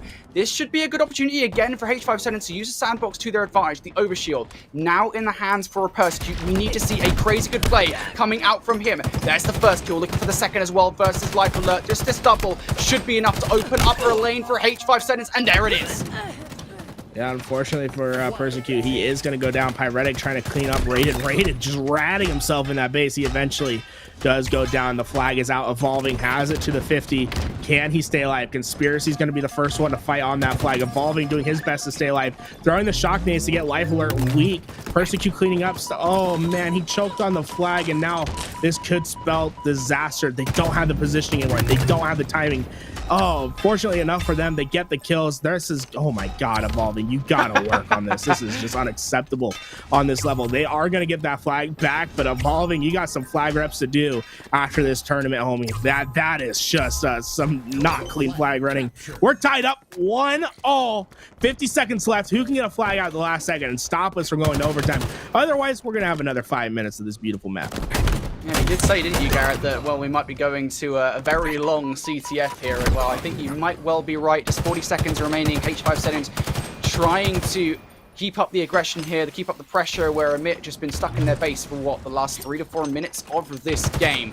H5 Settings, though, I think themselves might have to mount a defensive play here. Of course, that OS will be up in about 25 seconds, as will the rocks. So something to keep an eye on. H5 Settings do not want to be stuck in their spawn right now. They want to continue to push out and maybe try and get the last second flag. But I think here, Garrett, with 15 seconds left, actually, I think Conspiracy's actually got through the bar here, so there is potentially a chance. Yeah, the problem is H5 Settings has pulled out the other flag. Already? Yeah, which I don't know if that's necessarily the right play, because you're gonna force us to go to overtime. Okay, no, okay, got returned. I was about to say you're gonna force an overtime where you don't have control, which doesn't necessarily mean the best things for your team. That does get returned in time, and we will be going to overtime. Look at this, guys. 5 minutes on the clock to make something happen. If that doesn't work, then I guess we're resetting the map, and it's first to cap 1 will win the game. Conspiracy working with his teammate down low. They're going to be able to secure the grapple and get away. That grapple could be the catalyst to getting into the base and making something happen. Evolving, he opts to go for the rockets instead. He's going to have 1. He wastes the first one, and that's not what you want to see. Persecute, though, he's going to be able to clean up his own kill. Look at Rated. He's already in the base. He's just trying to get behind some players. Overshield in hand. Evolving's going to be able to take him out, so the rockets are a plus for now. Pyretic and Demons working together to clear out the lockers, as they're going to be able to do so. So it looks like H5 maybe a little bit of an advantage to start, but Conspiracy leaking his way through. Conspiracy, keep an eye on this man, but Pyretic here inside bar, trying to look for any players around the elbow, has finally spotted out Conspiracy, and, well, I'm not going to get that kill just for now. And you can see all the players, both in terms of on the bridge and around that elbow, that are sitting around Pyretic at the moment. He is just trying to play his life perfectly. He recognizes that there's a couple of players over towards the tree, so they should be okay to take out these players. Especially as actually I say that, Conspiracy and Life Alert managing to combine for 2, Evolving down as well. Garrett, this could well be the flagpole that ends the game. It could absolutely be the flagpole that wins the game, but you're gonna have to get through Pyretic. That shotgun's gonna make it easy work. Reversal metal flag still out. Demons is in position. Rated should be able to find that kill.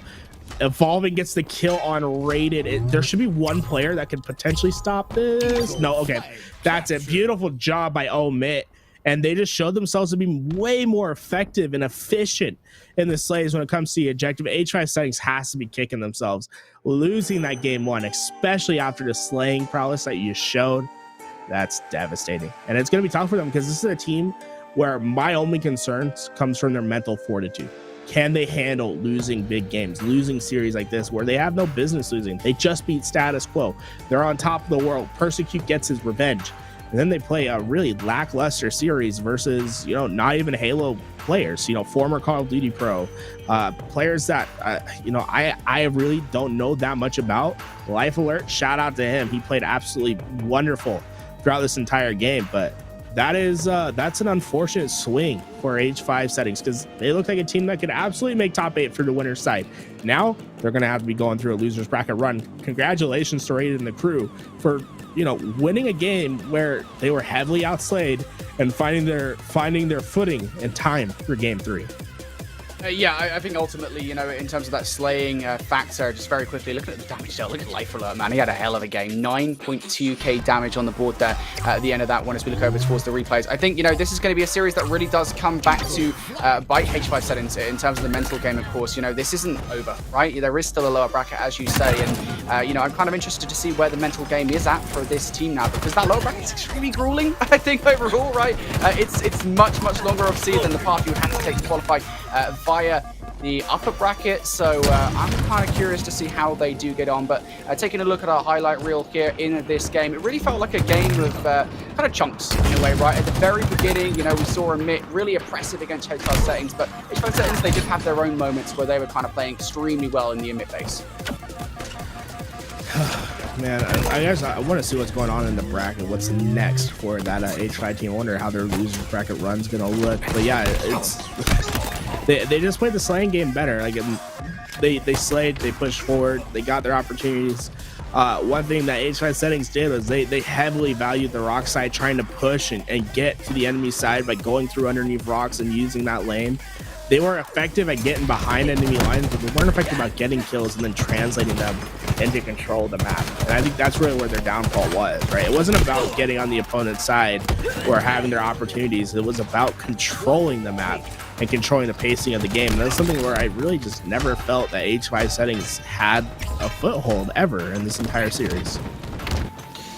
Yeah, absolutely. I'm not gonna lie, Garrett, my mind just goes back to that game number 1. I still can't quite believe it. It was just such an astonishing map between these two teams. So much so, like, in my head, I was like, yeah, H5 Settings, like, had that in the bag. So much so that even when it came to game number 2, and game number 2 was done and dusted, and that went just about in H5 Settings' favor, I was like, yeah, the series is done. And then I kind of remembered, hey, oh god, what happened in game number 1? That was not so great. We are actually going to game number 3, but yeah, what an awesome CTF here. So many awesome moments, so many great plays coming through, so much great use of the sandbox in terms of rockets as well. It was particularly this play here from Conspiracy early on, in the overtime, able to get that flag on through. Great support kills, I think, coming out from Omit. And you know, I don't know how long these guys have been teaming in Halo, Garrett, but they look really well put together. Their strategies seem to be down to a T. Well, here we go. We have Flame Sword on screen. This is Status Quo versus Get Broncos. We saw both these teams on stream earlier. Miss Audie's team is the Get Broncos squad. And then on the other side, we have Status Quo. We've known them. We love them. Let's see what they're able to get done. But so far, a trip cap in heavy control for Miss Audie and Get Broncos. Miss Audie, a well-known player from Halo 5. Widely considered just an incredible IGL and fragger. She does have some problems. I guess her biggest weakness would probably be the fortitude, right? The same thing that we talked about the H5 settings. She has a tendency to tilt. Though I think when she's in tournament settings, I think she handles that well, and she figures it out. So we'll see what happens here. Trip cap pressure. I mean, they're playing extremely well versus a veteran Status Quo roster with the I believe it was the up and coming. I can't remember the award that Fragout won, but Fragout was the breakout player at Rally. So, you know, incredible talent over on Status Quo side, but they just haven't been quite able to translate it to a top 8 finish in the Pro Series yet. I can't quite figure out what's going wrong for this Status Quo roster. I think, you know, looking at the team, you'd imagine, right, that they should be able to do some serious damage. Of course, they've had some quite high placement in open series throughout the first few events of the HCS season. They didn't manage to get into the first Pro Series of the season, and I think that's going to be super disappointing for them. I think moving forward, this roster, something has to change. Right now, in this game, something for sure has to change. You look at the scoreline, I can't quite see what Miss Audie's team currently has as a score, but 38 points is not a great scoreline this far into the game. Flamesword trying to line up the no-scope, not quite able to do so as he will go down.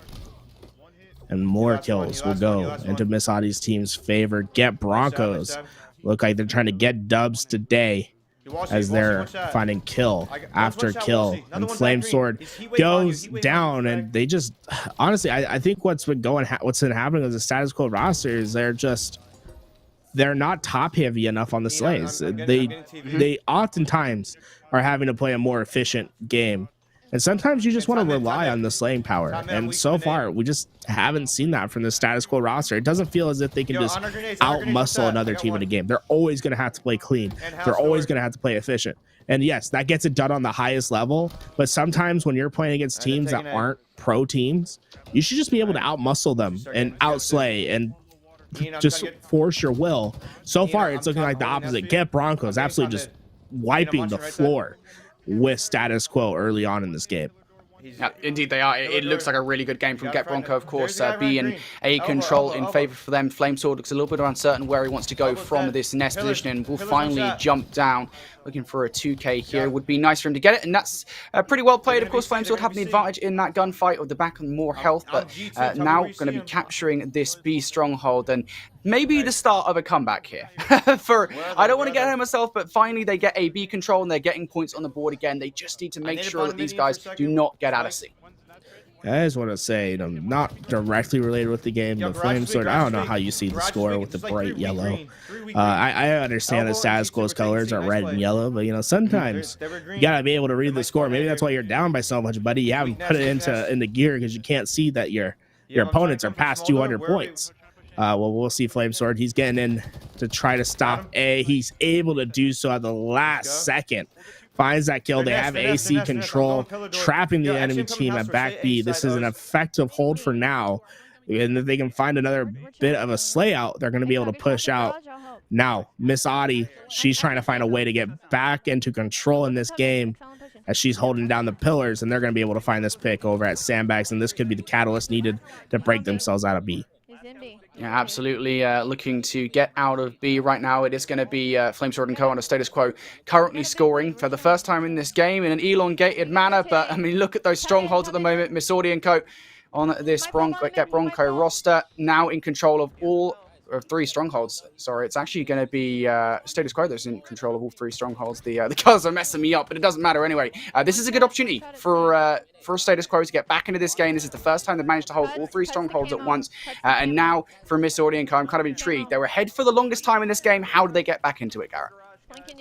I mean, just getting slays, right? That's always the first step. And okay, this is a great spawn from Miss Adi. She's going to be able to get back C. Now her teammates, if they can win the fight over at A, they could find themselves control.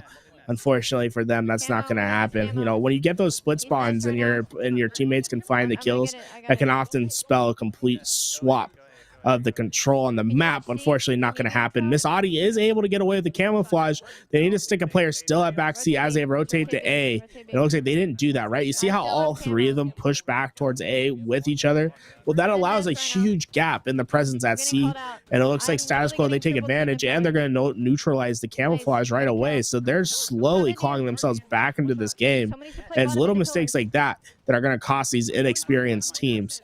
Get Broncos, they're going to finally start to be able to make some work over at B, but you've given up a swath of points early on in this game, and now it's a question of being able to just recover, right? You've had this huge lead, you've given it all away. Now you have to be act as if nothing happened. It's 0-0 when you've lost all momentum in the game. It's just such a tough position to be put in.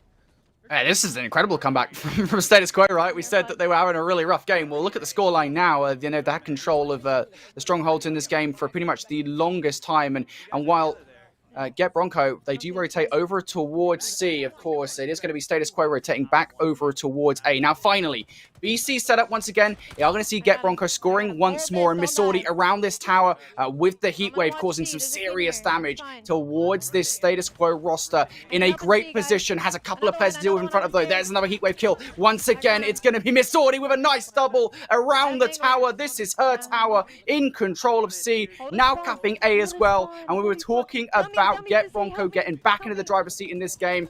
I think it's fair to say, Garrett, they are right in that position.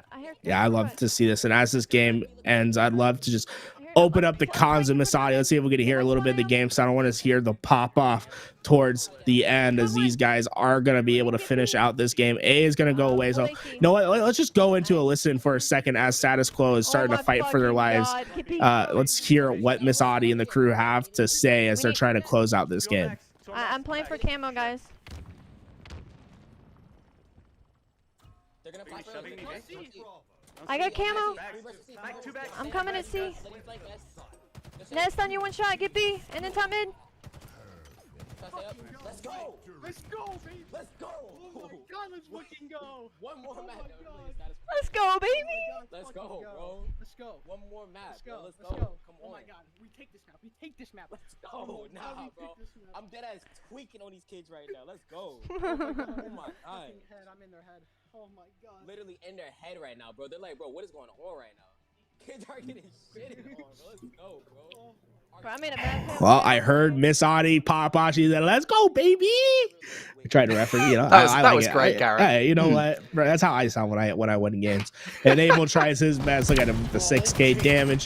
While all that was happening, though, we started our observed match. We have Omit back at it again. This time going up against Unsigned Talent. This roster always comprised of some of the best unsigned talent, as you might infer from their name. I believe they made 2 changes. I think this roster is a little bit different. I'll get confirmation on that. But Aperture really been the player to watch for on this roster. Yeah, I think it was Tonison who was coming for Suppress. I'm pretty sure it is the change that has been made to this roster from the Pro Series, of course, last week. So that's they want to requalify. Of course, they didn't manage to get inside the top 8 during that event. So you got to imagine that this should be a win for them. But hey, look, I may have surprised us once, Garrett. Right? They looked extremely good in the last match that we got to watch for them. So hey, maybe they can take out this Pro Series team here. It would be interesting if they're able to get it done. But right now, it's going to be Hotshot in control of Power Weapon over towards the Oddball, and that ball over towards Pipes also. All has finally been taken for Unsigned Talent. They're going to try to just keep this away from the side of Omit spawns, and they're doing a wonderful job at it, though they're going to have some conflict at top A. Rated going to be able to take one and immediately drops, trying to find the reposition, but won't come out on top. That Mangler makes all the difference in those doorways, these small controlled fights. And look at that, they also have the shock rifle to work with. This is just absolutely abuse from the side of Unsigned Talent, as it looks like they could be easily 100-0ing with the amount of control they have on the map. Yep, indeed, and here is that shock rifle that we were talking about in the hands of Avenue. Good elevator control of this Oddball for now. This is one of those power positions you can kind of hold the ball in and around, especially when you have the power weapon control also. And it is going to be time going away to Unsigned Talent. So far here in this round, Omit haven't got a single point of Oddball control to their name. And even better from Unsigned Talent, this is what I love to see from teams. They recognize that, hey, ball control might just slip away from them, so let's move this ball away to a position where we can hold it. We're moving ourselves over towards Hydro, and they might be able to finish the game here.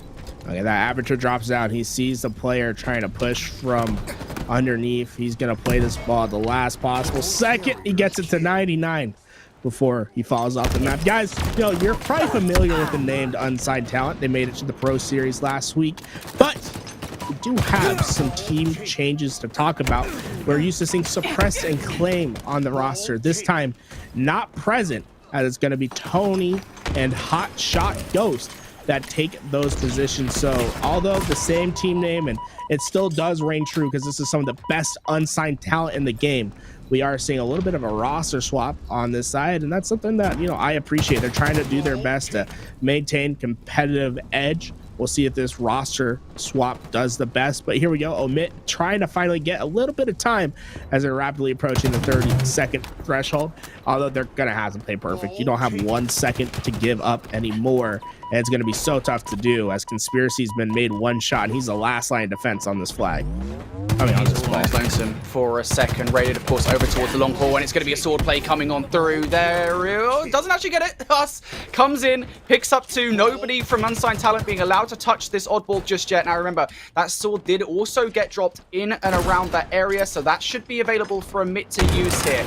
And look, It's not impossible for this to happen. Okay, now it is, because Sword is going to be up. Hot shot, this should be a kill. No, misses the jump up and doesn't get the Sword kill as well. It's Sword Mania over here towards Elevator, and nobody can get the kills off the back of it. But finally, Aperture able to pick up 2, clears house over towards Ellie, and they get that elusive last second.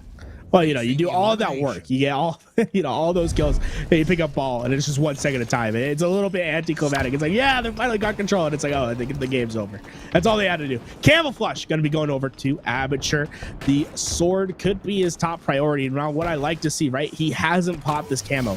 He's going to go grab the Sword, and he's going to wait till the last possible second to put on his camouflage to make sure he can get the most time out of it. He has basically what is the nuts. If he can get the grapple to go with this Sword and camo, he'll have absolute control of the map. He's going to find the first. The second one's within Sword range. He's going to find 2. He's looking for Raiden. Raiden, you better challenge. Give him the triple. No, it's going to be Avenue that comes from behind. But look at that. All the control moving towards Omit. Indeed it is. This is just such a deadly combo, right, Garrett? I mean, whenever you get the Sword and you have the camo, you can just be an absolute force. You're basically an Avenger moving around the map, completely untouchable in a way. And it's been so helpful for Aperture and for Unsigned Talent to have this kind of control around it. Has given the first 13 seconds of control of the oddball to this Unsigned Talent roster here in round number 2. However, maybe a little less certain of said control now is going to be Avenue as he faces down 2 players, both Huss and Lifer Alert, able to get at least one of those kills. Finally, ball control now in favor for Omit, but Life Alert I think realizes that, hey, maybe not out of the woods just yet as those players spawn out over towards C-Plat, over towards the long ball. Yeah, they're gonna have 2 just absolutely gonna beam from across the map. But look at that, Life Alert able to push his button and stay alive. Help is on the way as he gets over to top A.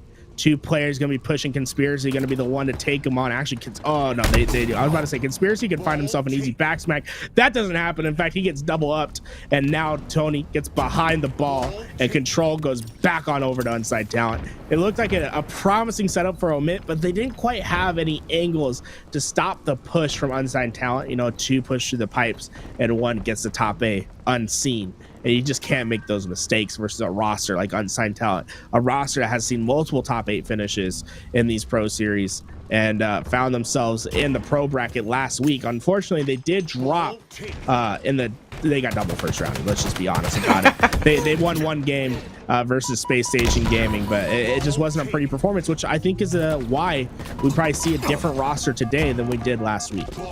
I think ultimately, you know, it's tough, right, for Unsigned Talent. If we're going to talk about it just quickly, you know, they did lose to E United and then Space Station. You know, those are 2 pretty hard teams to try and take on. So it was kind of unfortunate for Unsigned Talent, but as you say, you know, clearly they weren't happy with it to the point where they did have to make the roster change, but they look pretty good for now against Omit. This Mangler, deadly as ever. There's been a lot of conversation around this weapon in Halo Infinite very recently, and Tonyson might be about to show us exactly why. He's able to get the first kill, unfortunately not the second against Rated, who now trying to make his move through Turbine towards that elevator. And again, I really like this play from teams at the moment where they kind of realize, well, hey, look, we're not safe enough to get off ball control at the moment. Numbers would be better with VRs up, so let's not grab it for now and just try and get control of the area before we try to start scoring again.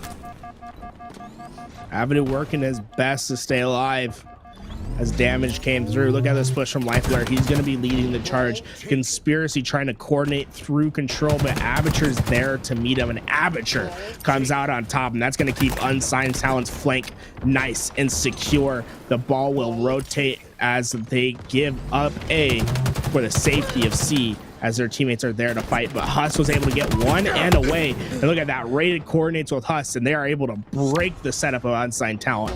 Ball is going into the hands of Omit, but they have some time to make up as Life Alert gets himself into the pipes. You can see all the players from Unsigned Talent spawning C, and that's what you want to see from Omit. You have them trapped, you have them contained, now it's just about winning your one-on-ones. Yeah, absolutely it is. It's going to be Life Alert on this ball. Omit going to start to really gain some time here. Conspiracy is in close proximity, so might be able to deal with Aperture, who's now making his way up into the attic area. But I think Life Alert just being on alert at this point in time, you know, making himself at least available and many different options to go to various different places with that ball. But instead, it's just going to drop it down towards batteries. So now ready to take some of these fights from players spawning up over towards that turbine area. But look at Hot Shot, doesn't even care. Once again, this deadly camo and sword play coming out of Hotshot and the grapple as well. It's literally the perfect trifecta here on Recharge. Yeah, the question is, whose goodies do you want to keep? He gives the ball over to the shot grabber. He says, I have camo, I have sword. Let me make my play. Life Alert's going to meet the tail end of that sword. Look at this. I love this play. If another player pushes out, well, they're going to be gone. Unfortunately for him, no one pushed out, but he still has a grapple to get that ball. And that's one of the more fun things to do in this game is grappling that ball back towards your team. Rated going to be the one that eventually does break the setup as they're down by 30 seconds and still don't have real control. As Avenue's able to find one. Life Alert able to finally secure that kill. And we see finally having some breathing room, something that Omit's been desperately needing. Is every time they get the ball, it feels like they're under immediate pressure. You can see Life Alert having to play the ball and immediately gets killed because they don't have any real control of the map. They don't have anyone at top red watching crosses. So far, they have presence, but they don't have actual sight lines to help their team maintain a strong presence on ball. Yeah, this is close round at the moment. Omit have brought themselves back within 21 seconds. Hotshot though with the shock rifle. This is deadly at long range, especially across the map in this position in Attic. Now ball control technically in favor for the moment for Unsigned Talent. Again, they don't really want to grab it just yet. Finally they do, but here we go. Nice kill coming in from Hotshot inside this pipes area. Husk in close proximity, but again, this shock rifle so deadly. Husk is well aware of it, doesn't want to push unless he's aware that he can get one kill, but no, Husk going to be in a world of trouble, and this is really well played from Unsigned Talent. They're getting all the kills in their favor at the moment, Garrett. Yeah, and just really a tale of patience right there. They waited for each other's help. Yes, he did get the first shot with the shock rifle and some damage in. His teammates still waited, got his shield back, guaranteed the kill. They're not in a hurry to finish the game because they know it's a finality. It's their place to win this game with how well they played. They know that they don't have to hurry for any ball time because, well, ball time is theirs. Guys, that does it. Game one's over. We're moving over to game two. Slayer. Last time we saw a close one between H5 and Omit. Yeah, I have a feeling it's not going to be quite as close to this Unsigned Talent roster. This Unsigned Talent roster is just so nasty to me, man. They look like they are here to play.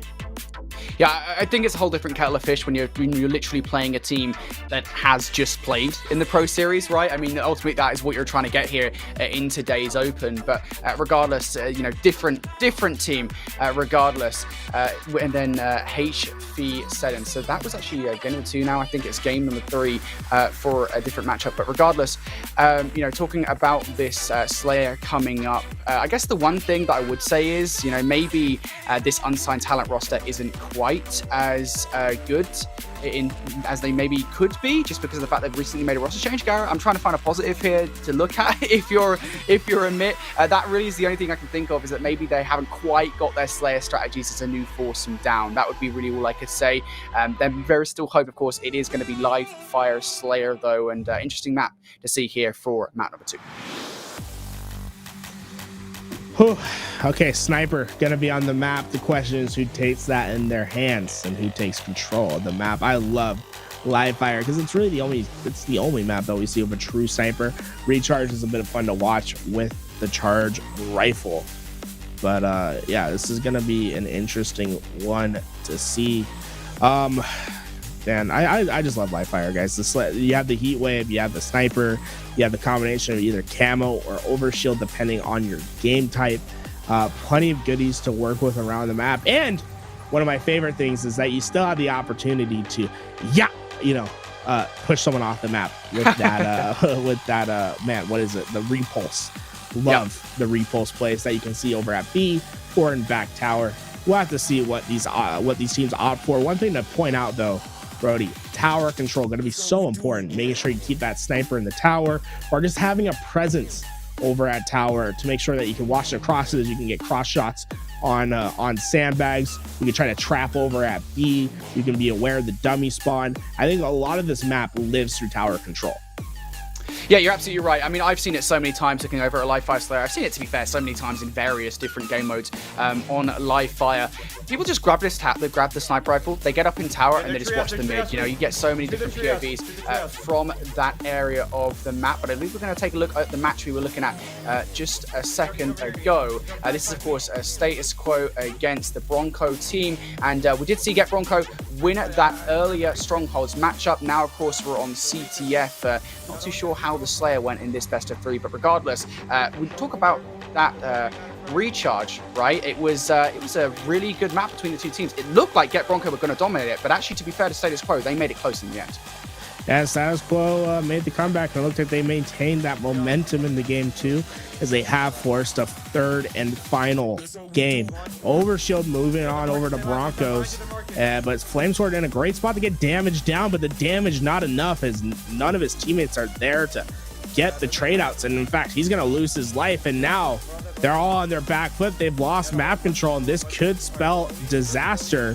As actually, no, he was in the opposing base, so I'm losing my mind. He died on their side, though. It is spelling disaster because Miss Audie has this flag, and I don't think anyone's going to catch her with how fast she's running this thing. No, in fact, she's going to let them catch up because she's going to use this Bulldog to find some easy kills. Okay, that was unusual. You don't normally see a Bulldog shot and punch combination not result in an immediate kill, and that's going to cause Miss Audie to see the respawn screen. Yeah, that's really unfortunate for Miss Audie. Just gets a little bit unlucky there in that particular engagement. But no matter, the rest of the team have pulled this flag up. Anyway, it should be a flag capture if all goes well. And overall, I think that was just a really great run. It's actually really rare to see teams take the flag under. So ballsy play coming in here from Miss Audie. But regardless, 1-0 start now for this team. Going to grab those Dynamo Grenades, a new addition for Halo Infinite. Those things are deadly, really helpful to zone off particular parts of the map also here in CTF. Yeah, and you know, Status Quo, they've been playing some close matches all day today. I believe there's potential in this roster, but if you lose to this Broncos team this early in the losers bracket, you got to be looking at some sort of change. They lost a heartbreaker last week to not make top 8.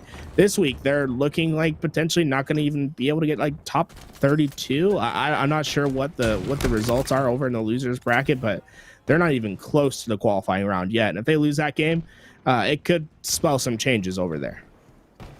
Yeah, I personally, if I was in that position, I would probably make changes. But you know what? They're much better than I am, Garrett. I think that much is abundantly clear. But regardless, getting into game number 2 here in this best of 3, we talked about the fact that Unsigned Talent had a stellar game number 1.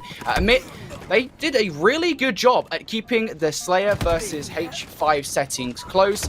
Can they do it here once again versus a very, very different breed of talent in Unsigned Talent? Well, looks like Omit starting off strong, able to get the overshield and have a little bit of a lead to work with. Rated, you know, he's new to Halo, but he's not new to knowing how great that Mangler can be. That thing is absolutely devastating. It's one shot and a punch to kill, or 2 shots and a headshot with a different gun for a kill as well. Guys, 11-6, Omit playing extremely well as Unsigned Talent look to be on their back foot, but you can see this crazy split. They have an AC split, and Rated trying to take advantage as he's able to find one, looking for the second. That player is not going to be able to get away, and Rated dictating the pace and control of this game early on as Unsigned Talent clearly on their back foot as they're trying to take control, as they're trying just to tame the lion that is Rated early on in this game. Yeah, I rate it 9-0 now. This guy is unstoppable, both literally and metaphorically speaking. I mean, he is just incredible at this point in time. Finally, Unsigned Talent going to try and pull themselves together to take him out. Still not quite able to do it. Of course, Hussat, the Heatwave, ready to go. Also, there it is, the Mangler to put himself into double digits. Will get shut down, but that's after a 10 spree and a super damaging one at that, because the early scoreline for him is so heavily in their favor. Well, he has more kills than the rest of his teammates combined. Rated goes on a tear early on in this game, finding the correct timings. And look at that, Tony able to get himself a double kill with a well-placed grenade and trade. Avenue trying his best to stay alive as he is in trouble. Rated, causing havoc in the back of the base once again. Life Alert and Conspiracy finding their own, and now Avenue's like, look, I was trying to help my teammate get the flank. My other teammates died. I'm by myself. I'm trying my best to get away. He's able to do so, but man, the damage has been done to this Unsigned Talent squad. They're absolutely getting rocked in the beginning of this game, and they need to start stacking some kills, as that's another 3 down in favor of Omit, as Tony's finally able to find a trade out, but they're down by 10 kills. They're gonna have to get a sniper rifle, they're gonna have to get the next overshield, and they're gonna have to use that to get themselves back in this game. This is looking wonderful for the side of Omit. This is incredible. I'm completely and utterly pleasantly surprised. This is a really good run coming in here from Omit. Again, that big start from Rated most certainly did help, but make no mistake, this has been a team effort by every single definition of the word. And here we have a look over towards Rated with the sniper rifle play inside the tower that we were talking about before we got into the game. Garrett, how much damage can he do here to Unsigned Talent, and how much of a sense of urgency do we see Unsigned Talent approach this player with right now? He switches over towards the BR, wants to throw it off the map. That is such a smart play coming out from Rated. Not a native Halo player, might I remind you. Drops that sniper rifle off the map so that nobody from Unsigned Talent can grab it. I'll get this dude. Oh, here we go. We have an update on the other game. It looks like it's tied 1-1 as we're approaching the tail end of that game. So Status Quo able to tie it up and keep their tournament hopes alive for now. But Life Alert, he's trying to keep this advantage as he has the overshield in play. And look at this. I mean, all of the Unsigned Talent are just on their back foot in this back of the base trying to stay alive. Well, guess what? You have a player with double shields coming for you, and you're not going to be able to get away. This player bottom mid, it's just a matter of time as he goes down. Hot shot, Nyan able to stay alive. Yep, good lead coming in once again for a moment. Life Alert with that deadly heat wave in hand wants to take the fight right to Unsigned Talent here as they spawn up over towards tower. Might be worth waiting for a second so the rest of your team can come in from behind. And here comes the pincer movement from Life Alert. Unfortunately, will end up falling. No kills for him, but Huss and Rated are there to pick up the slack. They're able to win their particular one-on-one engagements. Once again, progression for Omit here as they get closer to that 50-point mark. Now Rated, what can he do for damage? Unfortunately, not all a lot. Hot shot will take him down, but it is the consistent pressure we're seeing from Omit at the moment in terms of just playing as a team, making sure they're always there to pick up the slack, making sure they're always ready to take on gunfights against players where maybe their teammates didn't win theirs.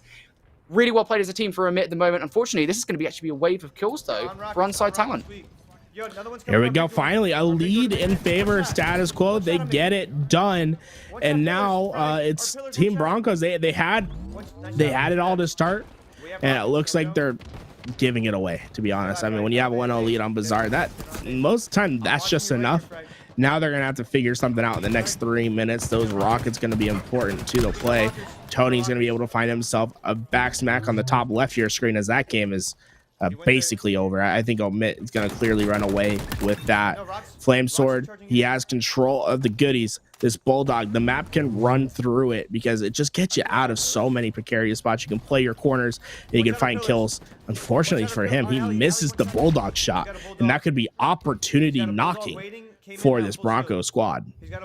Yeah, absolutely it could. It's 2 minutes 20 left here in this game, as you say. An opportunity here for Get Bronco to get the flag in their favor. Nicely done, the kill there for Flame Sword. It's actually going to be Status Quo, sorry, who are going to put a stop to this one. But no, the flag is actually going to be awake here. Now, how far do they get it before they decide, right, let's stop for a second. Let's try and turn around and deal with these Status Quo players. It turns out pretty far, actually. That flag, looking like it's going to go all the distance, does get stopped inside the double doors. Flame Sword wants to go straight for this one. Grapple hook over the top. Where is that player with the flag in tow? There is the kill. Now, players coming off the spawn. Flame Sword has to deal with all these, Garrett.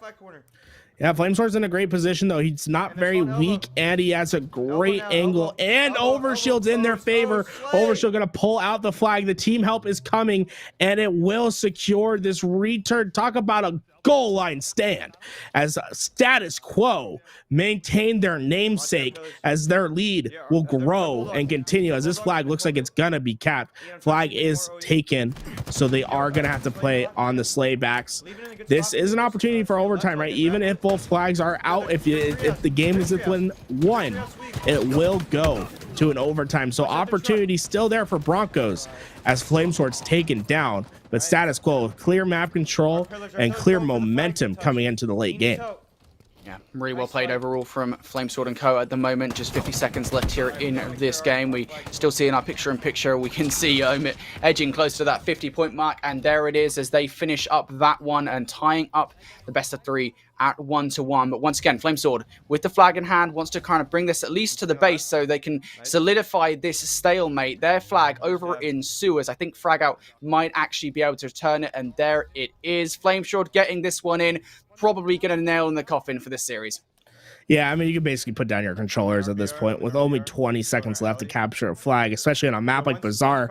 That's not going to happen, and Status Quo get away by the thinnest margin. I mean, you're talking about 1-2 plays going into the favor of Broncos, and this game being completely different. What a showing from Miss Audi, really playing an incredible Halo. You know, they played incredibly well versus the Shopify Rebellion roster, and they play extremely well versus Status Quo. That's extremely promising for a new roster that we really haven't seen much from, that they are able to take 2 extremely talented teams very far. I'll be excited to see what they're able to do next week. Yeah, it is really exciting, actually. I think just looking at that roster, switch over to the stats for the game that, of course, we are going to be mostly focusing on. You know, they do have quite a lot of talent. You should say Miss Audi, you know, she's pretty good at Halo 5. Coming in here seems to have the same kind of talent in Halo Infinite. So hopefully coming back again next week and proving herself once again. Just unfortunate to come up against Status Quo like that. But Garrett, back to the game at hand here. We can see the score on the scores on the doors at the moment. 2-0. That was the recharge oddball for Unsigned Talent, and that was a dominant game. I think, you know, it was just a Unsigned Talent all the way through. Omit on Live Fire Slayer, though, they seem to be pretty good here in this game type. 50-37 victory for them there. We move over towards Street Stronghold, and I have zero idea what to expect coming into this one. Yeah, this series has been all over the place. We saw a dominant game 1 from Unsigned Talent, and then we see a dominant game 2 from Omit. I guess that means we're going to have a barn burner game 3 to see who continues on in the winner's bracket. We're 1 round away from determining who goes to the pro bracket right out from the winner's side. Remember, guys, we're only playing the top 8 today. We're not exactly going to a finals. As soon as you have your top 4 from the winner's side, they will secure a spot in the pro bracket.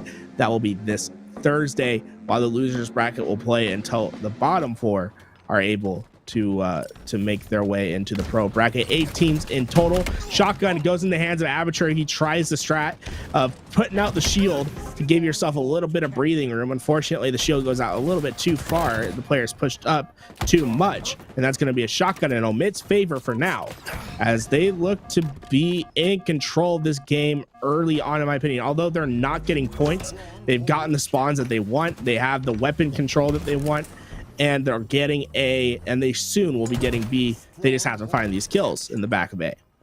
Yeah, still a bit of a defensive hold on to A that needs to come through from Life Ruler. I think Hotshot actually just holding strong for a second onto this area of the map. Nicely done with the Bulldog, but unfortunately will end up falling. I imagine, given the fact that he only managed to fire out 3 pellets there, oh, that's unfortunate. Unfortunately, we do no longer have feed. But regardless, you got to imagine the fact that he had the Bulldog only managed to fire off, what, 3 shots there? That would have been a giveaway to the opposition. Well, we'll see if we can find maybe someone streaming the game or something. Unfortunately, you know, it's a common glitch. It happens. We'll try to get back with an answer momentarily. But in the meantime, you know, we'll do what we got to do. Streams are probably available. We'll be finding some sort of match to watch. It's just so unfortunate because that was going to be an incredible game 3. We'll have to see what happens eventually. That being said, we had an incredible tournament thus far. I was wondering maybe if we have a perspective of the bracket or something like that. I want to see what teams are shaping up to be in our finals. Obviously, we have the winner of Unsigned Talent or Omit now putting themselves in that winner's side. And here we go. We finally have a stream ready to go. And it's going to be Aperture's point of view that will be sticking on with this game.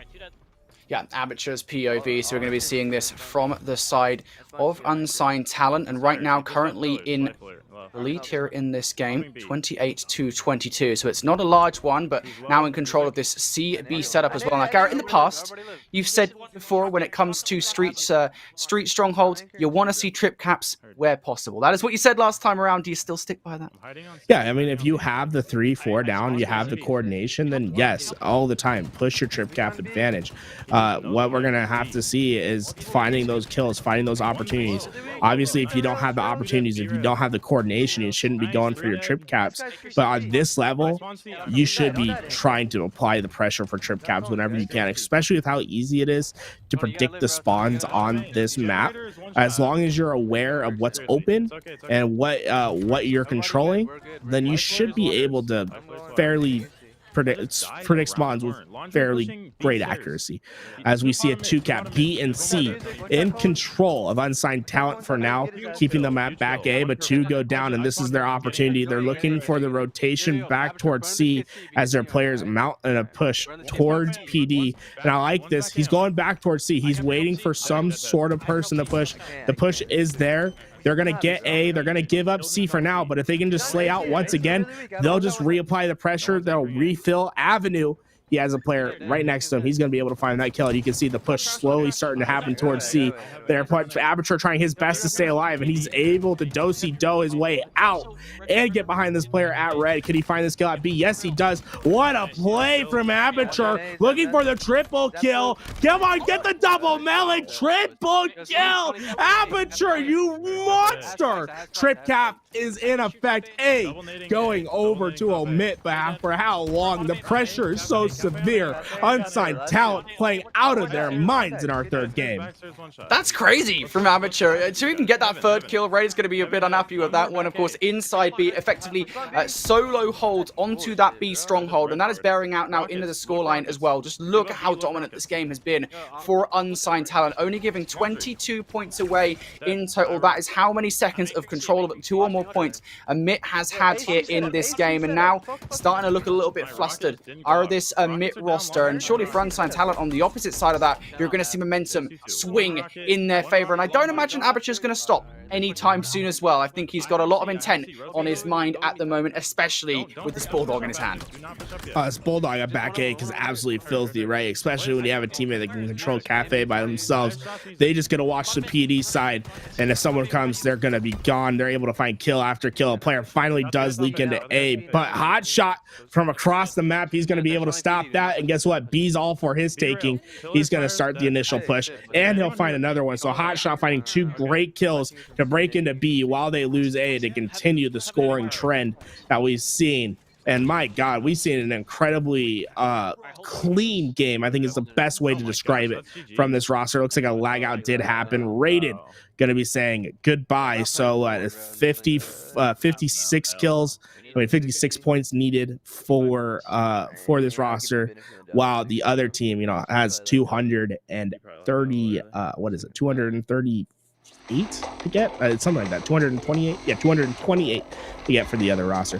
But we'll see that game eventually refill once again. Man, talking about a crazy hold. I want to see if we had that on replay. I want to go watch that triple kill once again.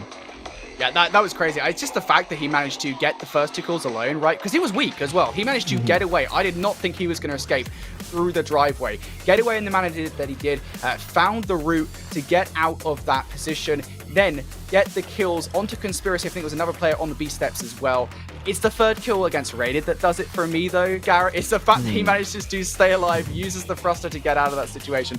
Just incredible for Aperture in that 3K. And, I think overall, just what it led to, the hold on to B. Of course, they were already capturing A at the time, so really helped with controlling all 3 strongholds at the time. And, again, that just bore out in the results. We look at that game, that was a really dominant performance from Unsigned Talent to kick things off. And they're in a great position to probably close out the series, I think, moving forward. And when we do get back into this one.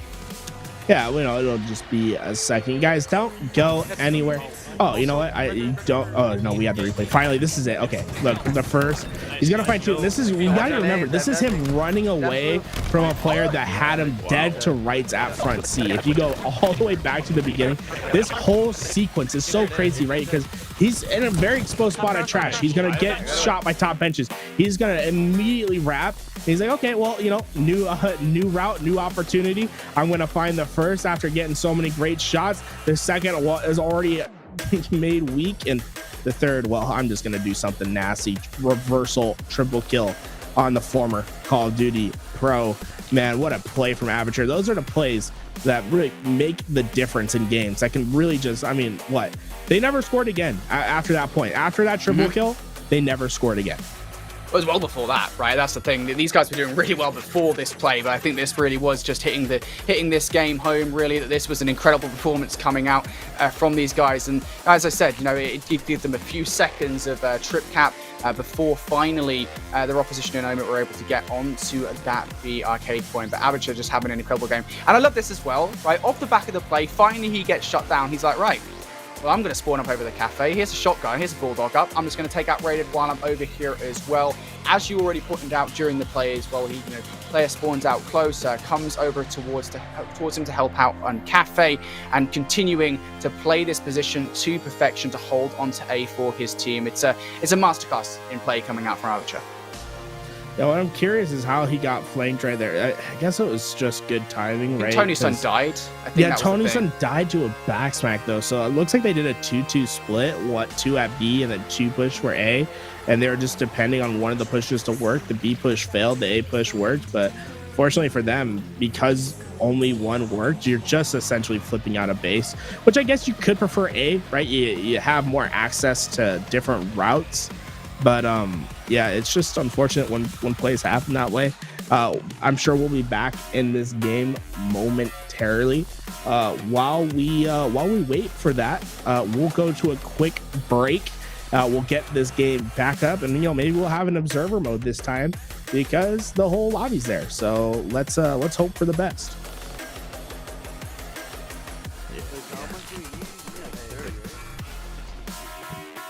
It was like 56, but he probably liked that a little earlier.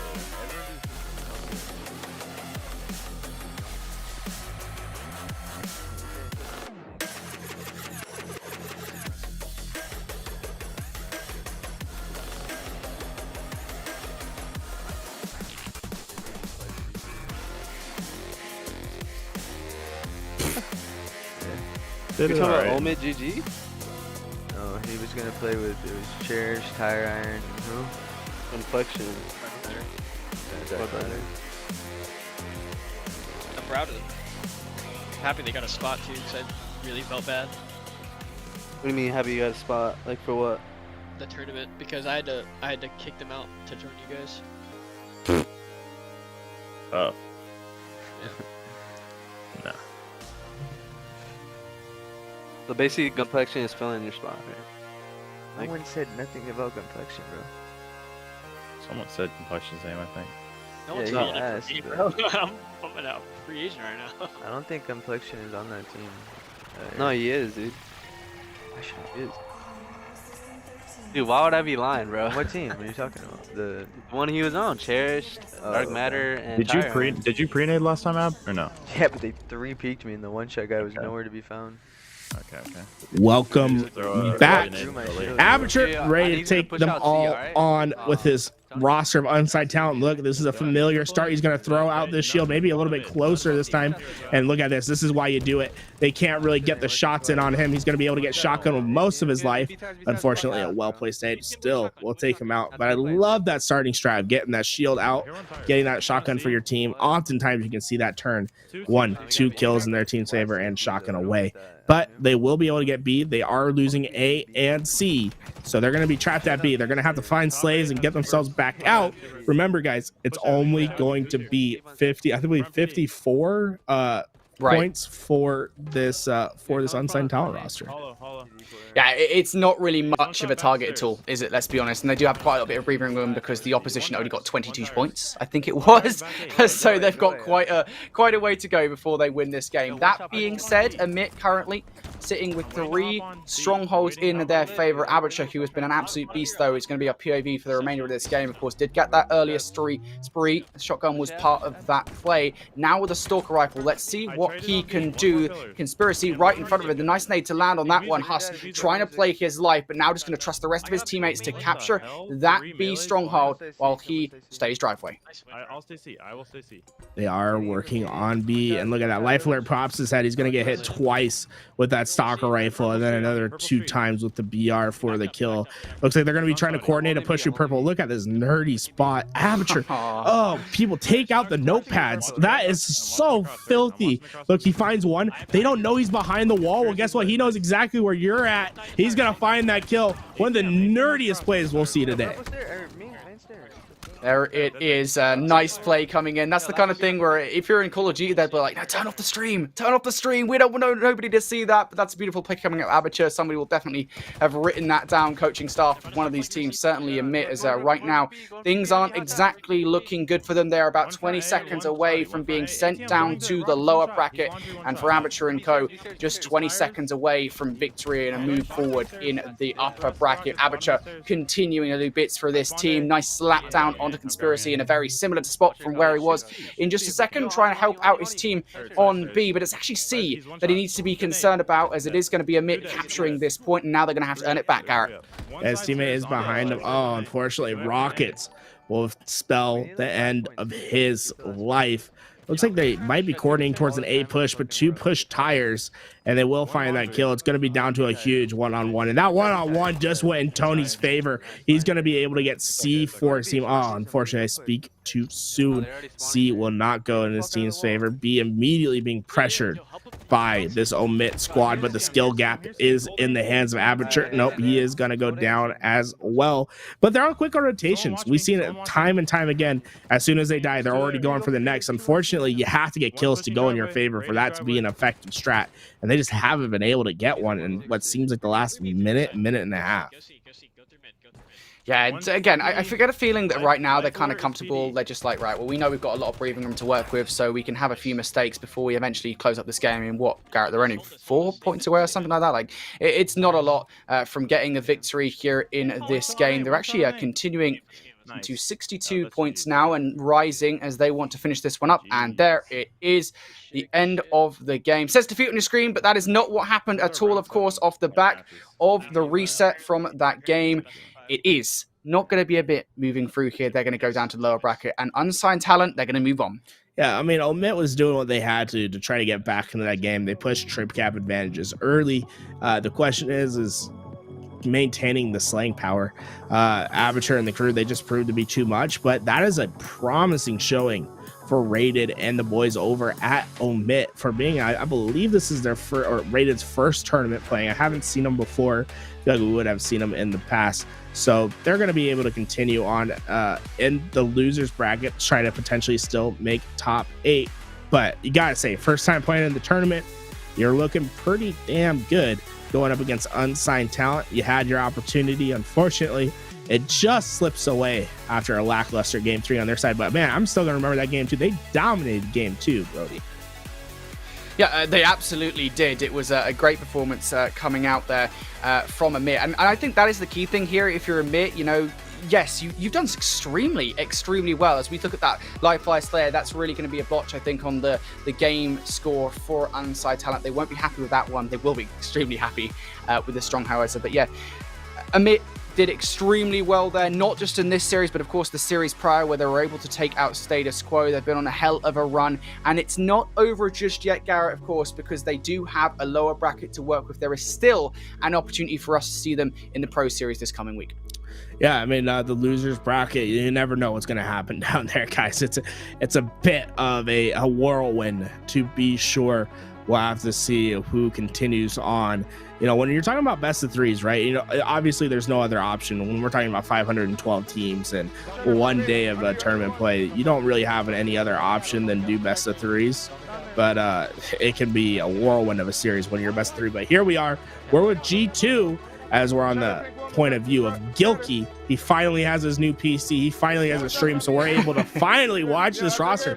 Feels like no one has ever been streaming from this roster. Now they have the new addition of Tusk. They dropped Arctic after Raleigh, so it's Sab, Gilkey, Straight Sick, and Tusk that now make up this G2 roster.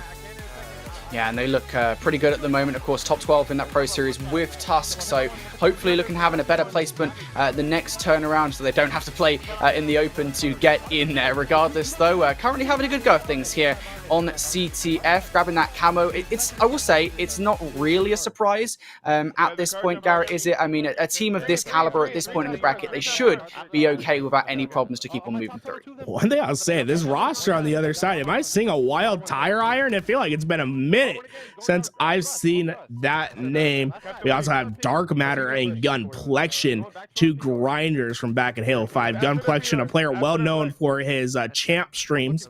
He would play every single playlist in Halo 5, and he would get top 200 in every single playlist, if not top 10. He was an absolute grinder. Entertaining stream, to say the least. Tire Iron, a well-known player from back in the older days, as it looks like he's aiming to make his return. Player who was absolutely filthy on mouse and keyboard. In fact, you'd see him play H1Z1 back in the day, and he was absolutely filthy with it. I believe he tried to go pro and some keyboard mouse. I could be talking out my butt with that one, but I know for sure he was an absolutely talented keyboard and mouse player who was playing some PC games while Halo 5 was in its later cycle. I'm glad to see him back on Halo Infinite. Yeah, they're crazy. I mean, Halo Infinite, to be fair, there is the option for keyboard and mouse players, right? So, you know. Yeah, there's the option. Maybe. Is it realistic? Look, Garrett, look, right? We got to give these guys hope that you can use keyboard and mouse. You absolutely can. It's still an option, totally, 100%. Anyway, moving on. Controller is the way forward. And right now, I mean, we were talking about G2, or at least I was talking about G2, saying they shouldn't really have any problems here in this CTF. They shouldn't really have any problems at this point in the bracket, being the team that they are, of course, one of the partner teams for HCS through the 2022 season. They do have a flag that's pulled away from their base, goes all the way through the right side, through Hydro side of the map. Nice play coming in from Gilkey. That is disgusting. It does get stopped, though. Gilkey's play is going to help a counter pull come on through, and that will be transformed right into a cap. Well, guys, some updates on what's happening across the bracket. We're looking at Gamers 2, G2. Well, guess what? The other rival, Gamers First, G1, they beat Replay Stallions 2-1. Before that, they beat Coastal Gaming 2-1. So it looks like they are going through the winners bracket, but they're having a bit of a tough time winning 3 games in a 2-1 fashion, something that would be a little bit unexpected from that G1 roster. We expect them to be doing some 2-0s. Carmea playing with that G1 roster this week as they decided to make a change as well. Something that you guys will probably be getting used to for the next couple weeks are various team changes week by week as players are trying to figure out who best fits that 4th spot on their roster. Yeah, for sure. That's actually something that's kind of funny while we got the chance to talk about it, Garrett. You know, recently I got a chance to cast over some European Halo. Yesterday, one of the team that won is Team Twisted, a group of ex-Call of Duty players, right? And, you know, one of those players, Detain, he tweeted out, like, God, Halo in its current form kind of reminds me of, like, 2014 Call of Duty with just the sheer amount of roster changes that teams are currently going through. And it is that kind of point in the game, right, where maybe you're not so confident with sticking with your team. You know, you can kind of get away with making roster changes and getting better off the back of that. So there has been just quite a lot of roster changes at the moment here in Halo Esports, Garrett. And guys, while we're watching this G2 roster, I should give you an update of what we're going to be watching over on the mainstream when it comes back. We're just waiting for the roster for the game to solidify. We're going to be talking about G1 Gamers First, the team that's been having a bit of trouble in the winners bracket, winning 3 games 2-1 close fashion. They're going to be going up against Unsigned Talent. Remember, guys, it's Carmea who is playing this week, and he'll be joined alongside Predevinator, Squale, and Ollie, the professional player who used to go by commonly an X Games gold medalist with that Evil Genius roster in the beginning of Halo 5 as G2 finally puts an end to this game 4-0 for G2. But I'm interested. Both these rosters making big changes, right? Carmea, 16 years old. This man, he got his start in Halo 5 about 2 years ago as a 14-year-old phenom, rose the ranks, played extremely well during the Halo 5 Pro Series. He was a 14-year-old. He played with Elevate, with some other young guns. Now he's finding his way over onto that G1 roster, and he's playing with an established pros, a Predevinator and Ali. So I'm excited to see how he rises to the occasion.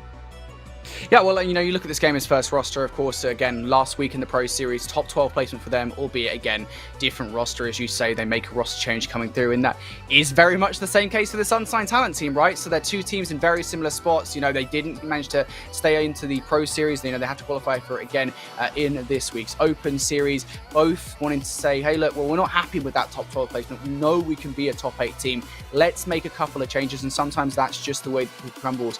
As you say, the question is, which roster looks better off the back of their roster changes? Now, I've had a chance to see Ali play, I think it was last week that I got a chance to see him play. He looked pretty good at Halo Infinite. Obviously had a chance to see Unsigned Talent just to beat Omit in the last game. Honestly, I think this is going to be a great game between these two teams. Of course, we know the talent that's available between these two rosters. It is just going to come down to, can they continue to solidify themselves, both teams really, and continue to work on their strats with their new rosters? Well, guys, also going on is the winners round 7. This is what we're moving on to. This is the match to determine who will get top 4 and a spot for Thursday's Pro Series. Well, guess what? I have some updates on the other side of the bracket to show you what else is going on in our winners round 7. Team War, well, actually what used to be known as Team War recently released saying that another organization has bought them out. Now, a lot of people are speculating that that will be Fnatic who has bought this Team War roster. Super CC Evades, Onboard, Jazero, and Skeptify. I think that would be a great addition to the Fnatic family. They're a roster where if you replace Jazero with Commonly back in Halo 5, they took second place in the last major tournament of Halo 5's life cycle in the Sentinels $30,000 tournament. Also, they're going to be going up against EXO, which is Employee, Fantasy, Plz, and Poiser. And then also XSET, who had a very rocky tournament last week, finds themselves in winners round 7. Arctic still staying on with that roster, so it's going to be Kratos, Arctic Suppressed, who did come from that Unsigned Talent roster. If you guys remember, he transfers on over to XSET, joining Suspector and the crew. They're going to be going up against Astra, which is a group of Halo 5 grinders of Dynamics, Impulsion, Silence, and Slinky. That'll be a very interesting match to watch out for. So we're going to have to keep an eye on those two rounds as well as our winners round 7 starts to materialize. Yeah, absolutely. This is the business end of the bracket, at least on the upper bracket side. You're really going to start to see the best of the best face-off for the spots in next week's Pro Series, the qualification round. And you're looking at some of those teams, you know, looking at XSET and such. I'm really happy to see the improvements that they've made over the last couple of weeks, again, especially off the back of some roster changes that they were made. You talk about Suppressed joining that team. Very interested to see how the roster looks now that that change has come on through. And of course, business as well. I think that's a big topic to really talk about, Garrett, overall, right? There's been a lot of conversation points about Fnatic, about, you know, where are they going to come in? Because they are one of the partner teams. They do, I presume, have to come in at some point in the first HCS season of Infinite. To come in with that X-War roster is going to be a great opportunity. But here is that G2 game once more from the perspective of Gilkey. Well, yeah, while we're waiting, let's see what G2's up to, guys. This roster, G2, they're still trying to figure out what their exact voice is, right? You made a big change. Arctic was a big piece of this roster. They believe that in the long term, Arctic wasn't the choice, that he needed to go and that they needed to find a replacement. They found that replacement in Tusk for now. I'm not super certain if Tusk is going to be that long-term option either. I think this G2 roster might be exploring options for quite a while, but so far it seems like they've been breezing through the open bracket as they need to secure themselves a top 8 finish to make their way back into the pro bracket once again, as I believe they lost to Space Station Gaming in the losers bracket to pick an end towards to put an end on their spree. But Gilkey, he's an incredible player. He was known in Halo MCC. In fact, he was probably the best player in Halo MCC while the Halo 3 Pro Series was going on in 2020 and 2021. Well, he's looking pretty good at the moment here on this roster on G2, of course, as you say, looking to find their way back into the Pro Series for week number 2. Good opportunity for them to do so here as they want to have a good game of Slayer. Currently down, though, in this one. Gilky's POV going to spawn up inside Cafe. Might have to back up here a little bit, of course, towards his team as he's all on his lonesome. I think that's probably for the best. 25 seconds until those rocks are up, though. You want to have some pressure around this point. Ab trying to go in with that bulldog. Unfortunately, he overexposes himself. Entire iron gonna be able to take out. And I just got word it was Oxygen. Remember, they got a I believe top 6 finish. They played extremely well. They were the ones that took down G2 in game 3 as G2 is trying their best against Gunplexion to stop them from going away with the Slayer, as they have doubled the G2 score. And now it's going to be up to Gilky to find this trade. He's looking for this player that's gotten away. I think he thinks they're in red room. Yeah, they are in red room. And it's going to actually get himself another assist as Sab will find that clean up a 2-kill swing that was immediately answered back.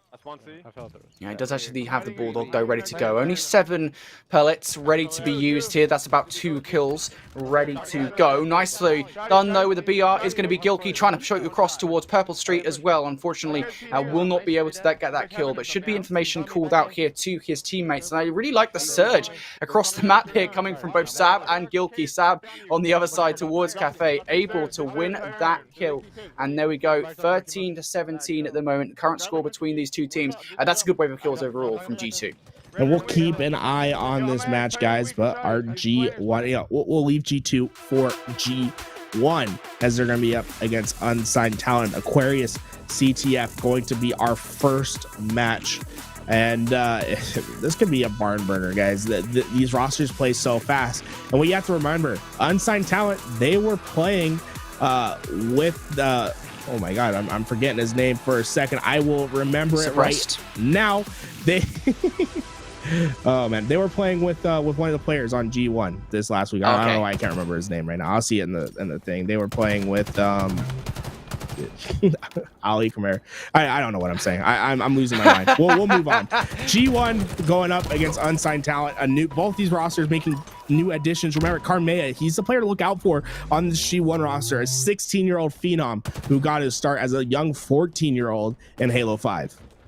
Yeah, I don't know what it is. The younger you are in console esports, the more talent you seem to possess, or at least the more potential you seem to possess. It's just a matter of unlocking that potential and really translating it into talent, into kills, into performances, and into results. And, well, for Carmera, we'll see what a difference they are going to make to this game's first roster. As right off the bat here, they're looking to bring this flag out to utility. Actually going to bring it straight through mid. That's a ballsy play coming in from Ali. They might be able to get this one all the way through. Squally is helping, moving himself through utility. And as the cover is there, this could be an early flag capture, but now Tony's son with the heat wave.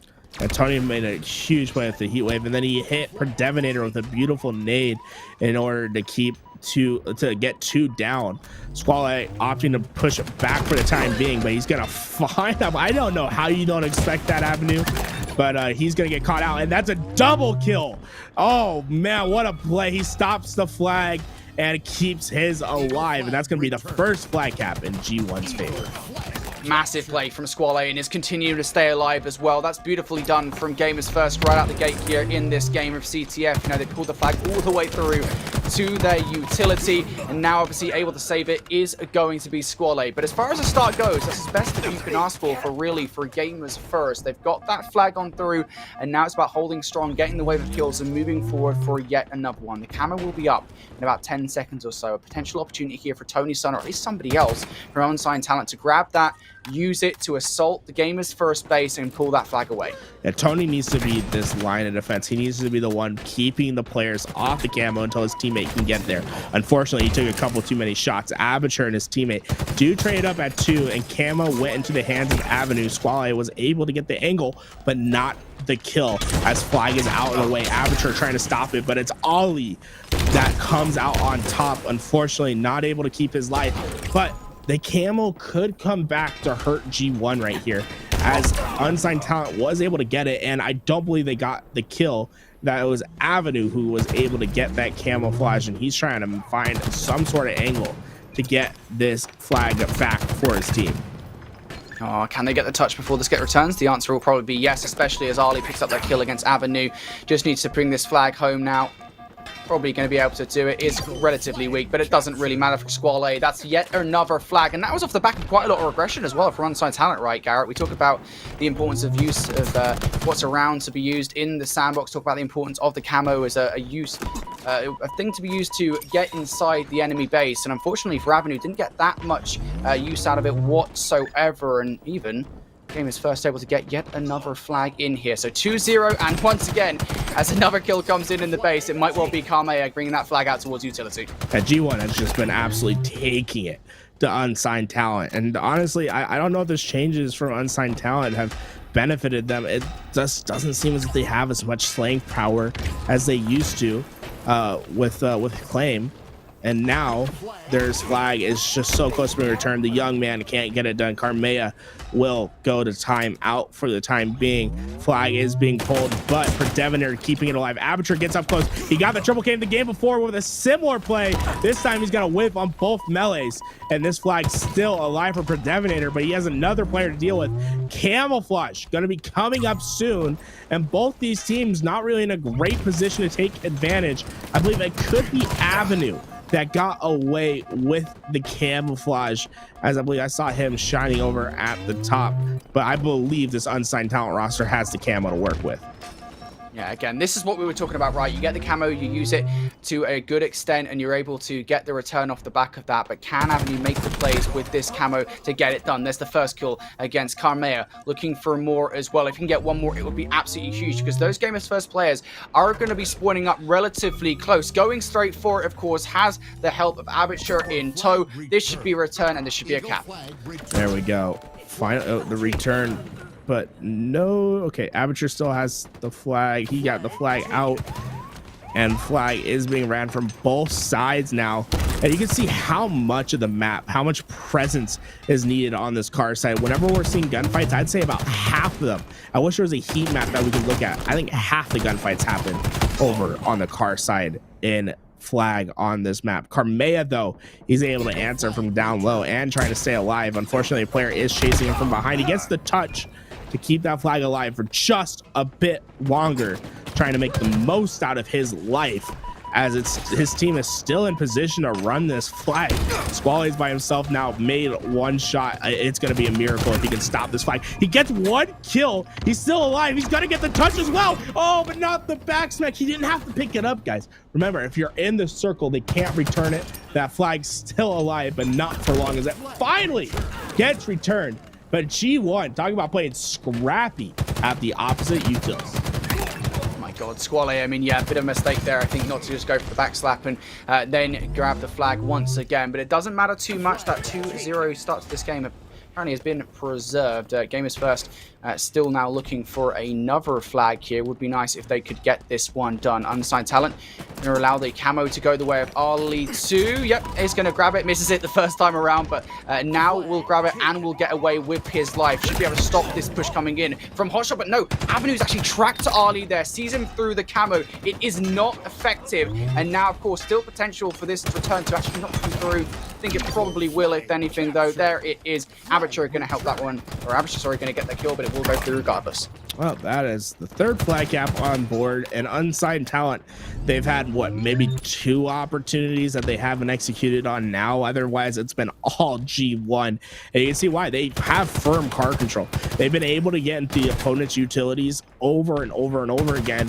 and Unsigned Talent has been clearly playing on their back foot this entire time. It's going to be up to Aperture to stay live at P2 and to get cross shots in order for there to be some sort of success. He's still at P2, but he hasn't been quite able to put down the damage. There we go. He finally pops up. He gets the back smack over at Car. But yes, keeping top control. Yes, you're gonna see a lot of the map run through the car side, but having presence at P2 that's steady, that crosses, that has an overlooking eye is so important to stopping flag runs and to allowing your team to push forward. Well, 3-0 right now for Gamers First, doing a really good job here in this CTF of controlling the game, and it plays like that are making the difference at the moment. Aperture able to come through from behind, though, inside utility to win that particular gunfight, and here is Predevonator, though, running this alongside that left route, alongside Hydro.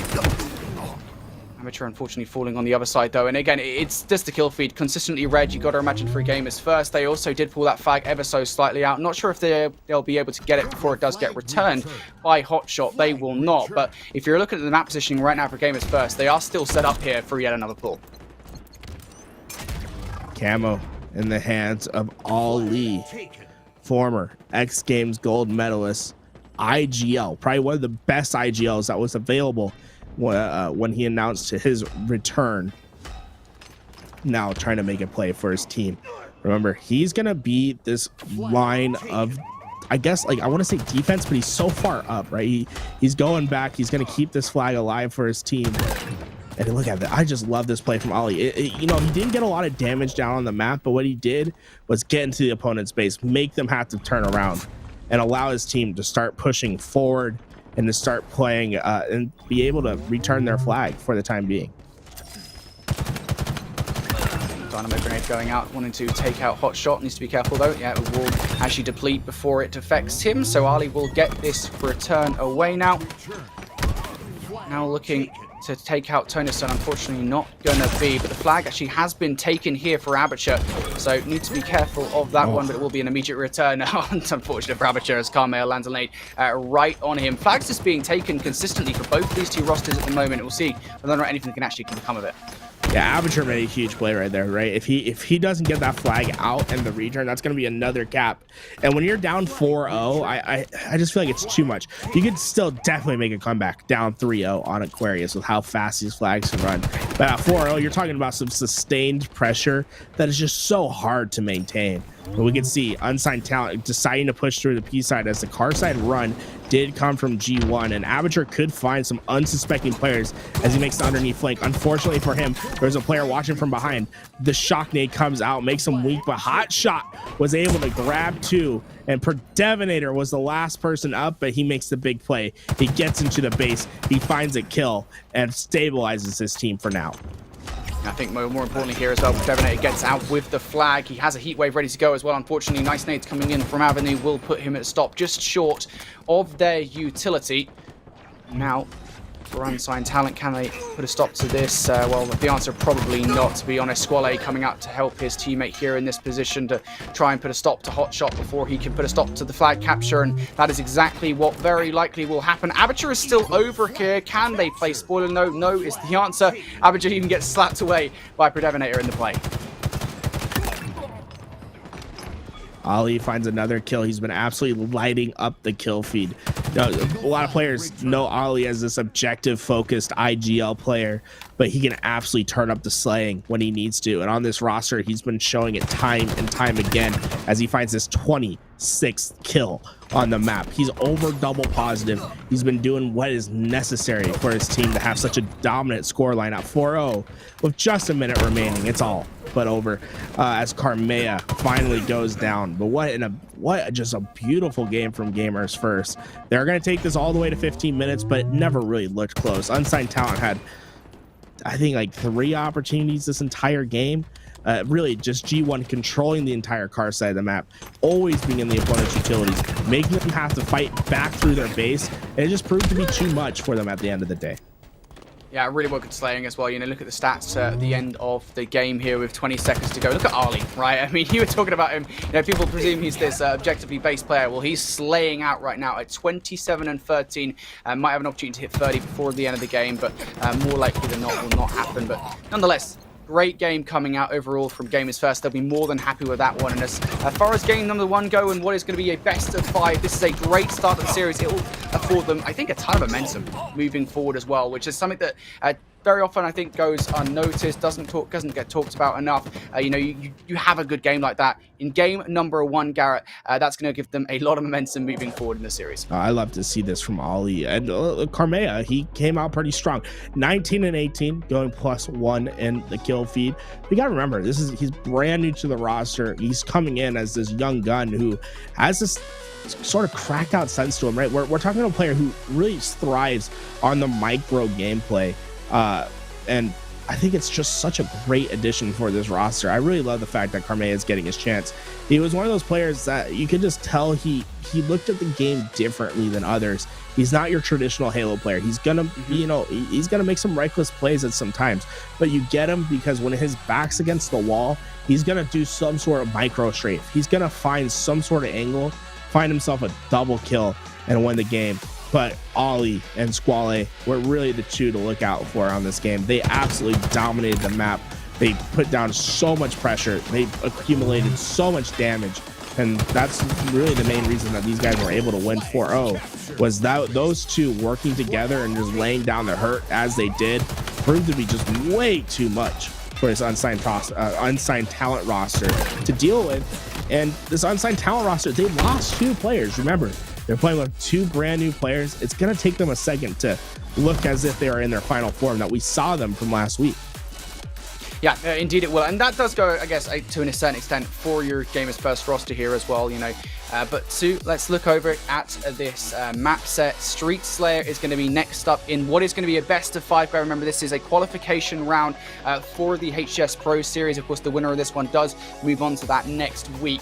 Loser still has another opportunity to do so in the lower bracket. But just an overview of a best of 5 here. Street Slayer is up for next. Garrett, what are we thinking?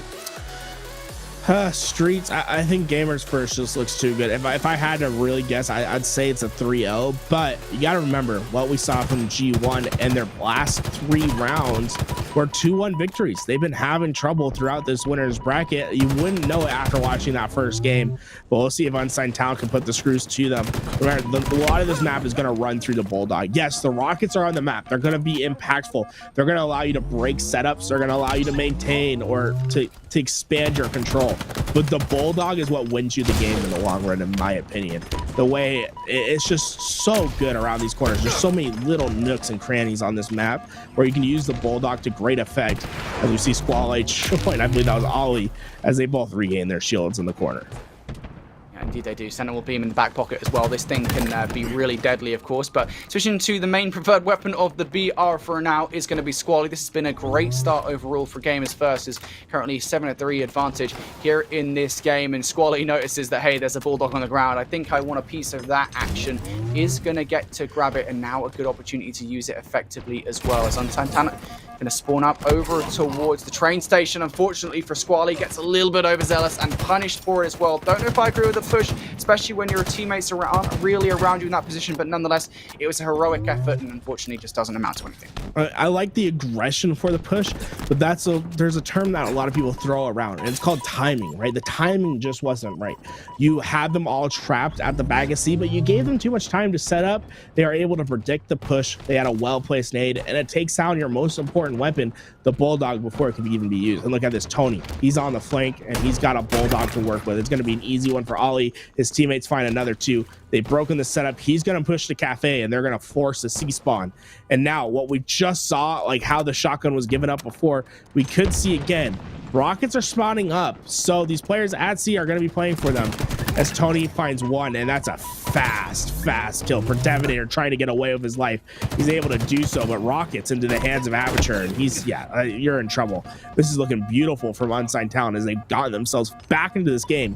And although they aren't winning on the scoreboard, they're winning the map control game, and it's going to flip at any moment.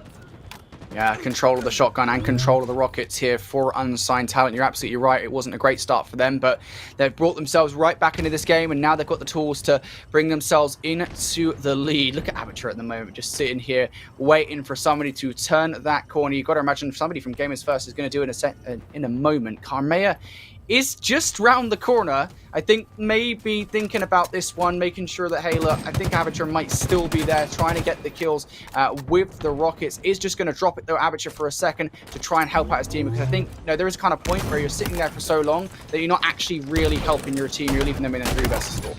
Yeah, he dropped those Rockets, and I think he left him for his teammate, and his teammate was able to pick him up, and they have the Rockets back at A right now. I believe it's Hot Shot Ghost that should have Rockets, but no, never mind, I'm just wrong. Maybe those Rockets were out. Were the Rockets out? Am I just crazy? No, he had 1 to go. Yeah, he had 1 to go. I'm just curious as to where they ended up.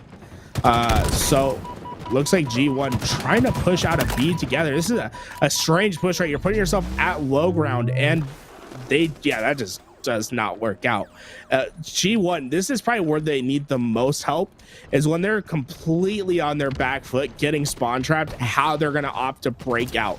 Because they've allowed, like a 15-5 run at this point, and it's just, it doesn't look like it's going to stop anytime soon, because look at this from Unsigned Talent. They're collapsing a bunch of vultures, 10 seconds till the next rockets, and they're going to be able to get it. Squally not having his greatest game thus far at 1-7, as Unsigned Talent looks to take advantage.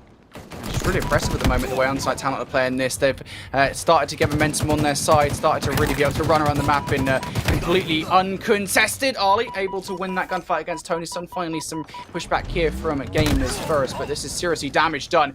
That's nice, to be fair, at the very least, right? Ali in that particular one-on-one engagement recognizes that, hey, rockets, they're coming at me. I'm probably going to die in the situation, so let's get as close as possible to try and force the self-kill as well. So those rocks might still be over there. I think actually somebody from Gamers First has picked up that one rocket ready to go. This will be valuable to a team such as Gamers First in this position. Devastator shoots the rocket, and is it going to be able to find Amateurs? Are trying to get themselves back into this game. Only 5 kills separating them.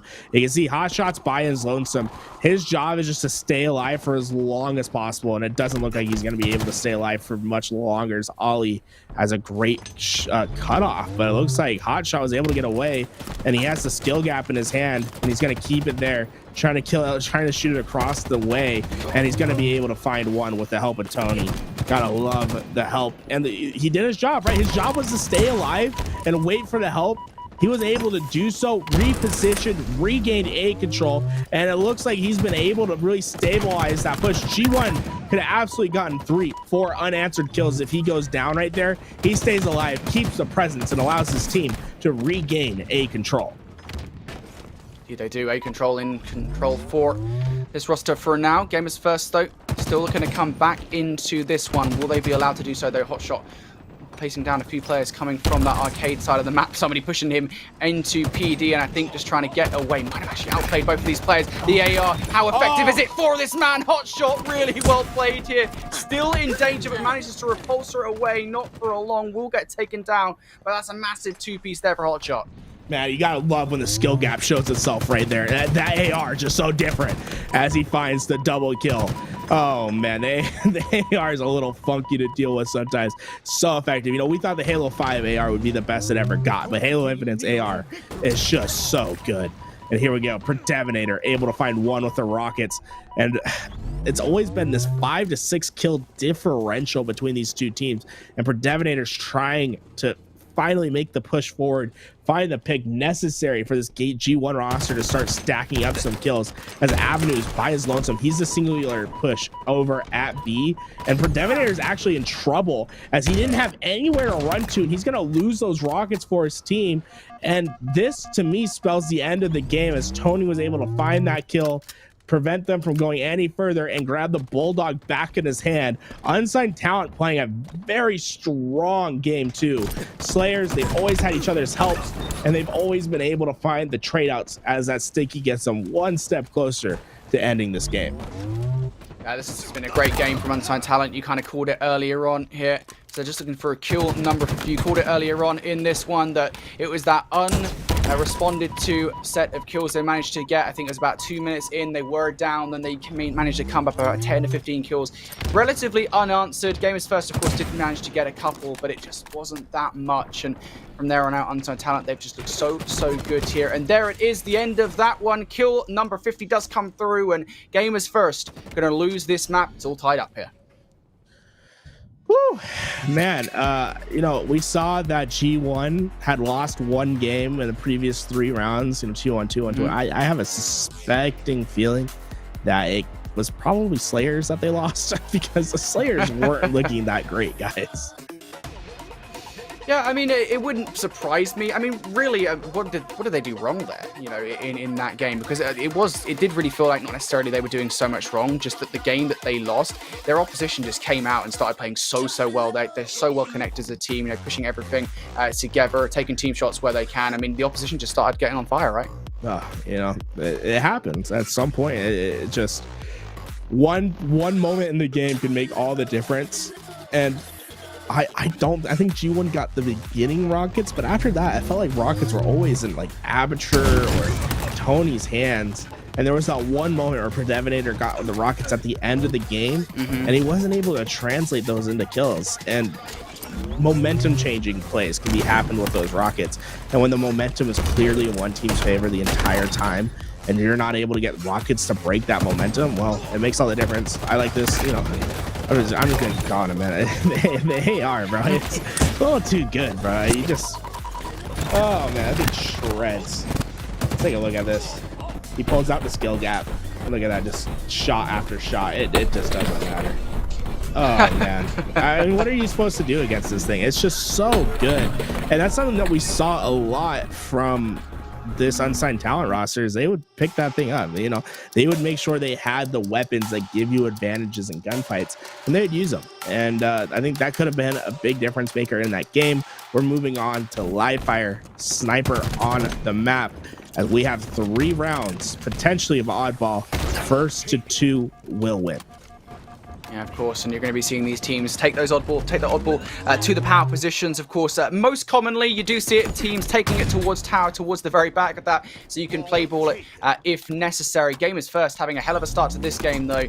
They've grabbed that ball, they've got all the initial wave of kills here, Garrett, and most importantly, I think they've kind of made the sniper player mute in a way. Average has taken that sniper all the way over to house. It is going to be a bit of a run for a game is first to grab it. Well, Avenue immediately goes down. Predevinator finding 1 kill. Tony's still alive in the back tower. Predevinator going to be able to clean him up with some... Oh, I spoke too soon. Tony's just doing his best to stay alive. I can't imagine him staying alive for much longer, but, you know, he's proving me wrong right now. As we see Squall, he's like, hey, if I can't kill this guy back tower, if I can't, I'm just going to rotate it away. As Tony finally gets taken down, I think he stayed alive for, what, like 30 seconds? That's absolutely insane. But Ollie still has a sniper in hand, but not going to live much longer, as Carmea is going to opt to play this ball off the map. Great start for G1, as they're going to be able to get 46 seconds of uncontested time. Yeah, really well played, I think, overall from G1 at the moment to grab that ball, bring it back towards tower and hold on for as long as they did. And of course, there was a sniper play as well, which was really smart. The initial sniper play, you know, they grabbed it, brought it all the way over towards house, so the Unsigned Talent had to go a very long distance to come and grab it. But regardless, now we move over towards the house itself. It is Gamers First who have brought the ball over here. But in terms of overkill coming in from Tony's son, Ford as March, the kill feed definitely looked his. Well, look at this combination. Aperture, he has the heat wave and the sniper. Well, he's going to waste that last bullet in the sniper and then eventually give his life to Carmea. But look at this, the rotation from Tony. He got the overkill. Now he's playing the ball.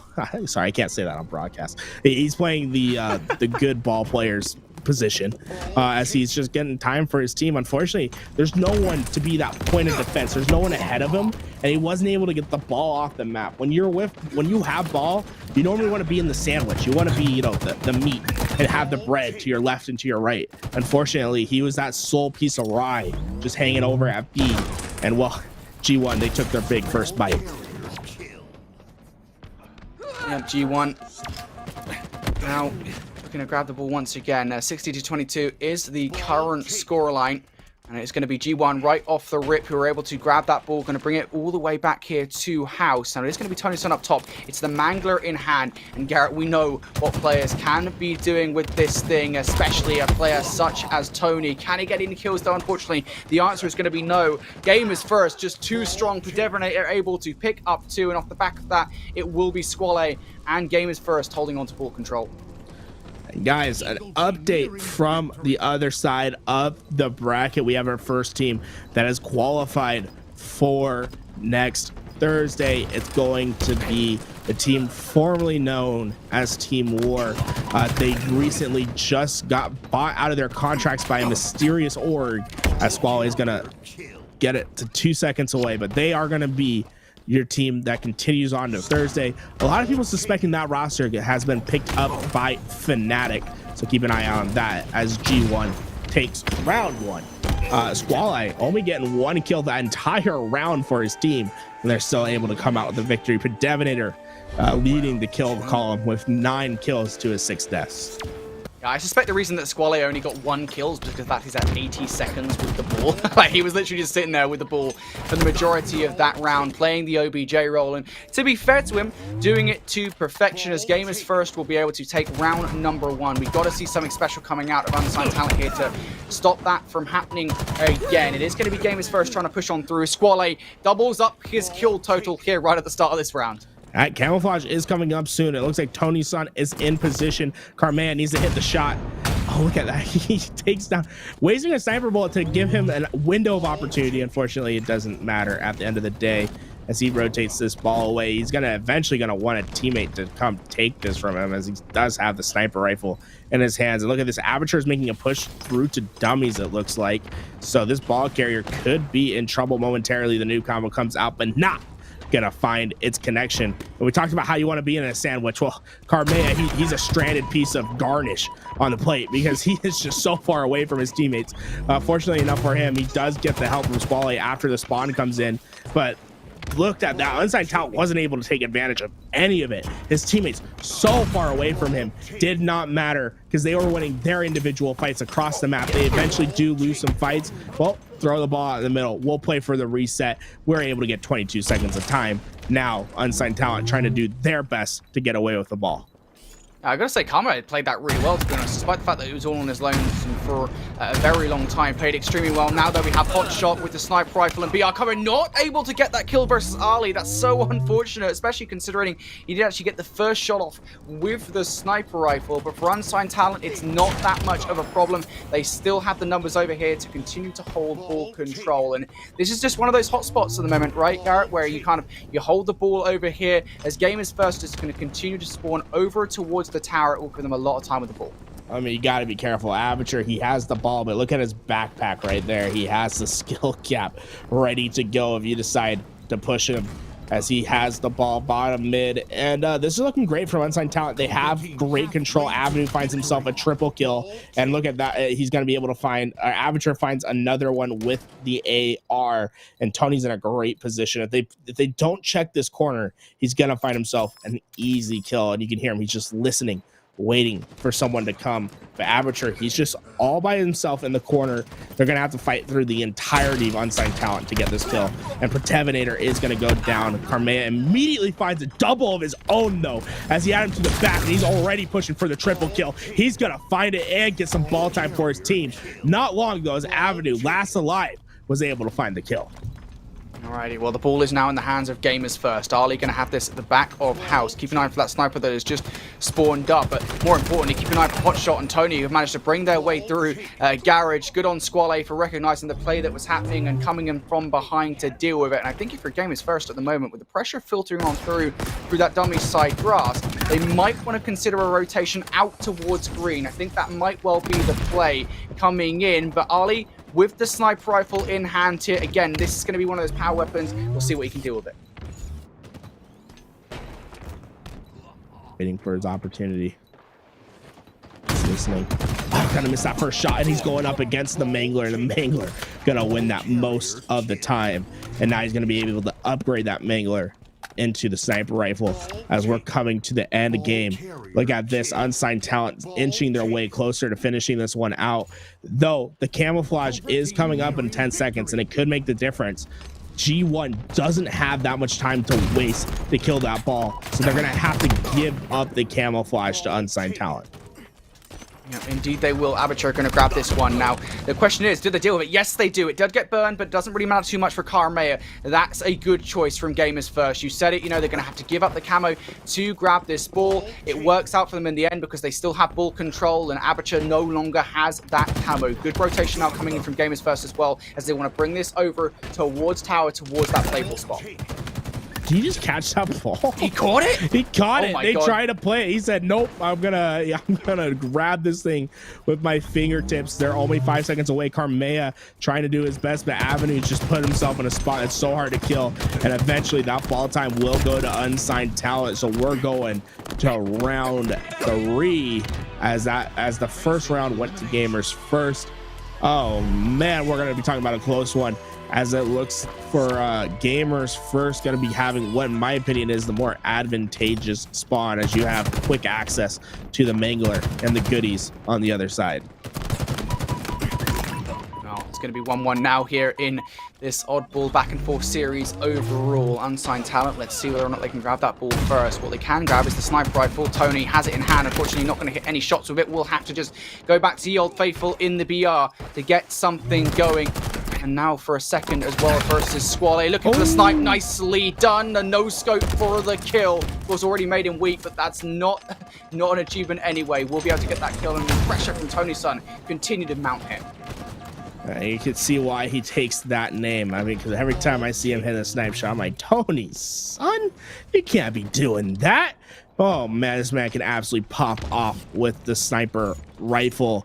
The first bit of time going to Unsigned Talent, but the flank from Ali is devastating. They go 2 down. They've lost complete control. The camouflage is what makes the difference as the sniper rifle goes to the veteran's hands. That's a great play here from Ali. Now, ball control in hand for gamers first, and the question is, how much ball control can they actually manage to keep here in this game as they pull it towards that tower spot side? They're ready to play ball if need be, and they've got one more bullet in the sniper chamber. Going to be able to convert that into a kill is Arlie here, as Avenue trying to push up towards Nest. That's not to be. This is great ball control at the moment of gamers first. Nally, such a big reason for this one is they continue to get kills up top from tower, and also calling out to the teammate as well. The information that you can get up here is just so crucial. Finally, you know, when the sniper rifle's out, well, you get yourself an AR to exchange with. Ball will go off, but look at this position from Squally. If they don't know he's there, he could find himself an easy kill. Gets the reversal medal, but is eventually gonna fall as he cannot maintain that position for longer. Holly, though, he's gonna drop with this AR and it could equal an easy kill, but he immediately gets hit by the noob combo. Something that we see a lot less of in this game than we did in Halo 5. That noob combo, it moves a lot slower and doesn't have as great tracking, but if you can time it right and you can play positional Halo with that weapon, it can absolutely make the difference in finding an easy kill or having a tough one-on-one engagement. Indeed. Ball control now for Avenue, of course. They're going to do exactly what Gamers First just did to them. They're going to grab this ball, they're going to bring it over towards the tower, and now it's Abacha who is Ali in this situation, up top in the tower. And instead, he chooses not to exactly emulate what Ali was doing, going to drop down towards the canal, and now trying to help his teammate over towards Dummy to take out the man himself. Ball control for Unsigned Talent. The ticker going up for this team. They're about to take the lead away from Gamers First. Sniper rifle is coming up. Look at Avatar. He puts down the drop shield to prevent the nades from zoning him out of that sniper. Smart play to get this thing away for his team. But the backseat flank is coming and it's effective to go down. Ollie finds those from the bottom. The help comes in and it's not enough for Avatar to handle. Avatar goes down that heat wave, and they're going to be able to go collect that sniper rifle. I believe it's Carmea who's able to go get that sniper for his team, as he's going to try to reposition and looking for the headshot. Going to be able to find one to the body, not to the head. Avenue pushing out now. Avenue playing that dangerous game, but he's going to come out on top. Ball was played relatively quickly. So Unsigned Talent doing a great job at just preventing a lot of ball time. Even though they lose complete control, they're quick on the retake, and they prevent this game from getting out of control. In fact, maintaining their lead now as it has taken over. So just that little lapse did not cost them much, as they were able to regain immediately.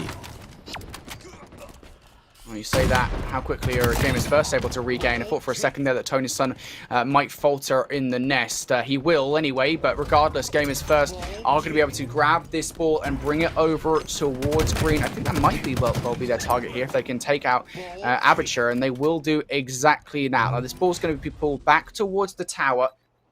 Gamers First going to take a little bit longer maybe to get there, but camo play now coming in from a Devonator. And not going to know about this. If he can get a couple of kills out of this, it'll be huge. Playing his life, players do come over top. Devonator not able to get the kills necessary. His teammates are going to go down, but the ball was played. Sniper went to the hands of Avenue, but with only a shot left, he's going to have to make the most of it. You can see the spawns coming from about as far away as possible, And you wouldn't expect this game to be as close as it was after remembering game 1, where it was such a blowout in the favor of G1. But now Unsigned Talent is starting to find their way as it's 3 that go down, and they will retake the lead. Here we go, Unsigned Talent. They're going to be up top in tower with this ball. They'll retake the lead, as you say, Garrett. Can they hold on to it? They only need, what, 2 more waves of kills, I'd say, before this one is probably done, and it'll be Unsigned Talent 2-1 up in our series. Gamers first. Can they get anywhere close? Tony Sun's ready for the adaptations in the kill feed. It is all going to be Unsigned Talent winning pretty much every single gunfight. 95 now. Unsigned Talent look like they're going to do it. Somebody, Karamea, is close, but even closer are his teammates. Tony, don't have to worry about a thing, buddy. Your teammates are there to help you out. And Unsigned Talent will be walking away with a victory in game number 3. Man, I'm just winded after that. That's insane to watch. I just thought G1 was going to take it easily, and they don't. They falter in round 3. I mean, they were pretty strong in round 1. Round 2, but clearly in favor of Unsigned Talent. And then round 3, they lose 1-2 critical gunfights, and it ends up costing them dearly. I just think sometimes that is just the way things go, right? I mean, it does only take one collapse for everything to go drastically wrong. And, you know, it's not like the teams are playing it extremely badly. You know, they were playballing when they needed to, you know, being on the reset when they needed to. It's just a really even game between the two teams. It just come down to the very last second. But Hotshot Ghost, feel bad for this guy, the top damaging player in the game, the top slaying player in the game. Unfortunately, that's the way it goes sometimes. So looking back at our replays here, this was a great play early on from Kame. I recognize that the last player was super weak. He only had 1 shot left in the heat wave. Used it perfectly. Oh man! Oh dude, run that back! That's so cool. Tony gets a triple. Catch it, dude. Yeah, he did catch it. I mean, this player tries to get it out, and then like what? Tony's coming in. He comes over top to get the triple kill, but like they're trying to throw the ball out. Avenue's like, nope, I'm gonna get this thing at the last second. He gets it right before you go over the edge, and then Tony earns himself a triple kill. And really, that was the momentum change that they really needed in that round to win the game. And oh man. What a cool play. I just love little plays like that, you know, where you just make something cool happen. Triple kill and the ball catch. But 2 immediately going down for Unsigned Talent as we're moving on to Strongholds. G1 need to take this game to force a game 5 to keep their winners bracket hope alive. Remember, guys, whoever wins this game, or this match, I should say, will continue on to Thursday to play in the Pro Bracket Series.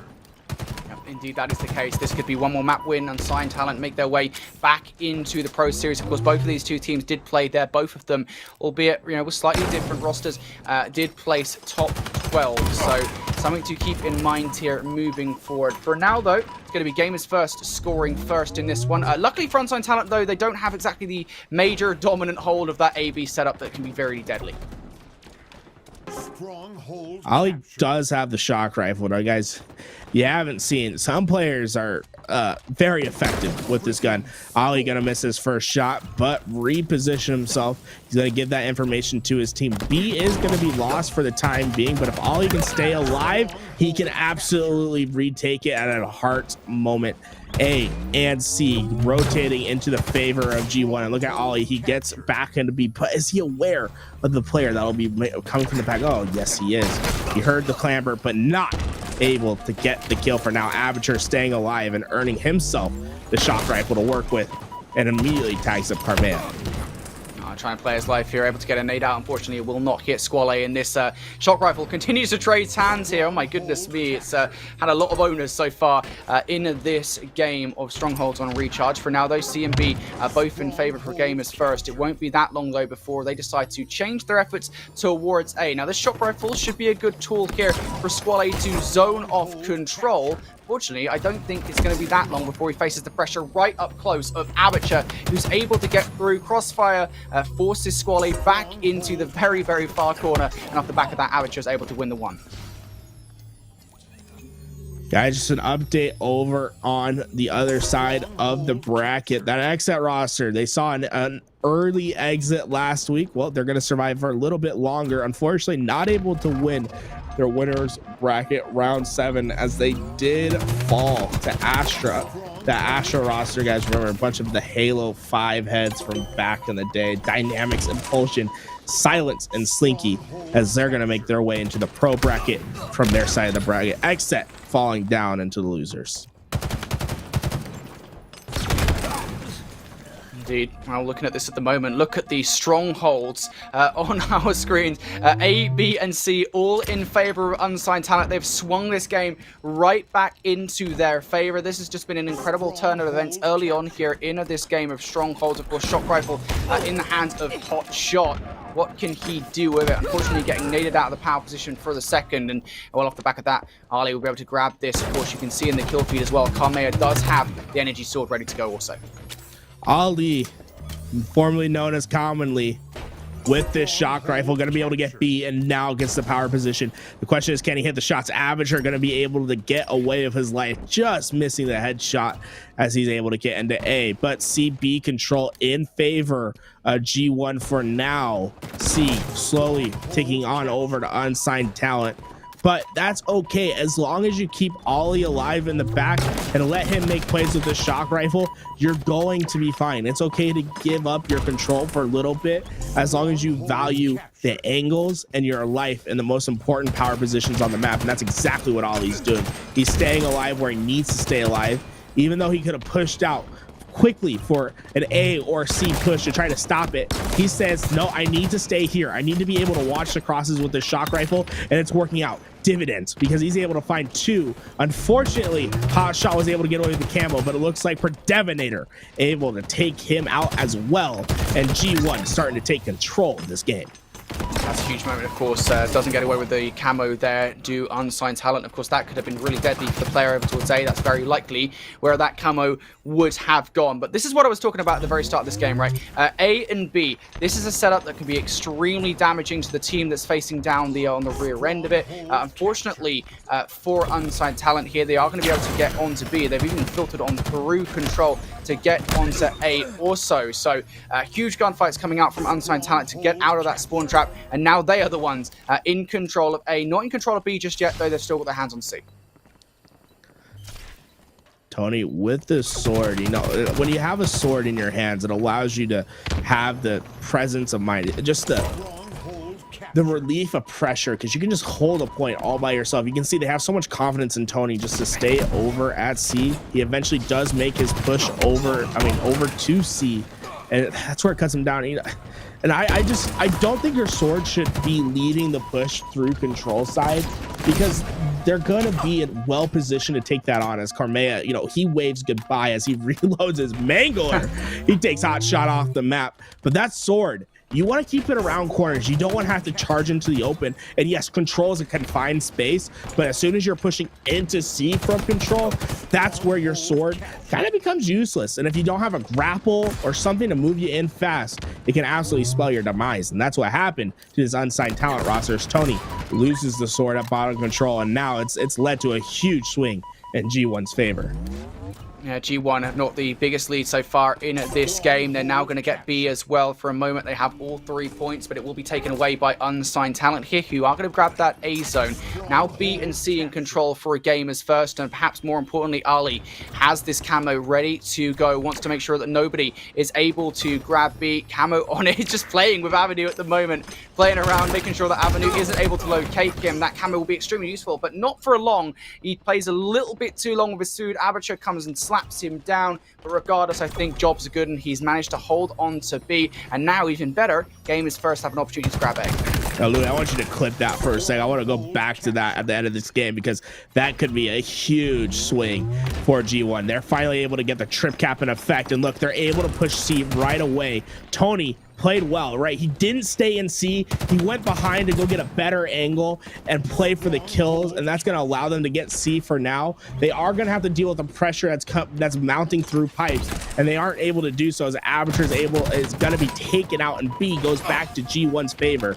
But Unsigned Talent, they were quick to stop the trip cap at least, but it came because of one talented play from Tony, because G1 has complete control of the map right now, and you can see them, they're flying. Carmea is not going to let this player stay alive with the help of Predeminator. They split spawned into the pipes. Carmea will eventually go down, but now they know C is clear to push. They're already doing it. They have C and a momentary trip cap, and this could be a prolonged trip cap if they can find this kill at B. Yeah, this has very quickly become a game that snowballed right into the favor of Gamers First. You've got to think it wasn't that long ago that this was an extremely close game between these two teams. Now, over 100 points the difference, and it is rising between these two rosters. And the big difference for me at the moment, Garrett, is just the volatility here in this game. How quickly Gamers First are able to traverse the map, take any threats out to them. They're playing the sandbox really well as well. I mean, look at this play coming through. I'm not sure that's entirely what Carmea meant to do. Might have just angled that camo, or might just angled that grapple a little bit too low for the camo, but regardless, he burns it, and if anything, yes, you don't get too many kills with it, but at the end of the day, you've kept it out of the hands of Unsigned Talent. Well, one thing with the camo, right, you'll see 0-0, and it still takes about like 1 second still for it to pop up. So if you hit it right at 0-0, you're gonna hit the ground, and that's what Carmea ended up doing. It's a mistake I make all the time. You have to wait for the camo to actually physically come out. It did cost his life, but they still prevented the camo to go into Unsigned Talent's hands. Unsigned Talent finally able to get some scoring on board, but Carmea already at A. And look at this, he has the Mangler v Mangler fight. He's able to back the first one down, and now he's looking for the other angle. That player just immediately turned away, and with 10 seconds left on the ticks, if they can prevent them from pushing A or B, they will win the game. And with 2 going down, that should be all that's written.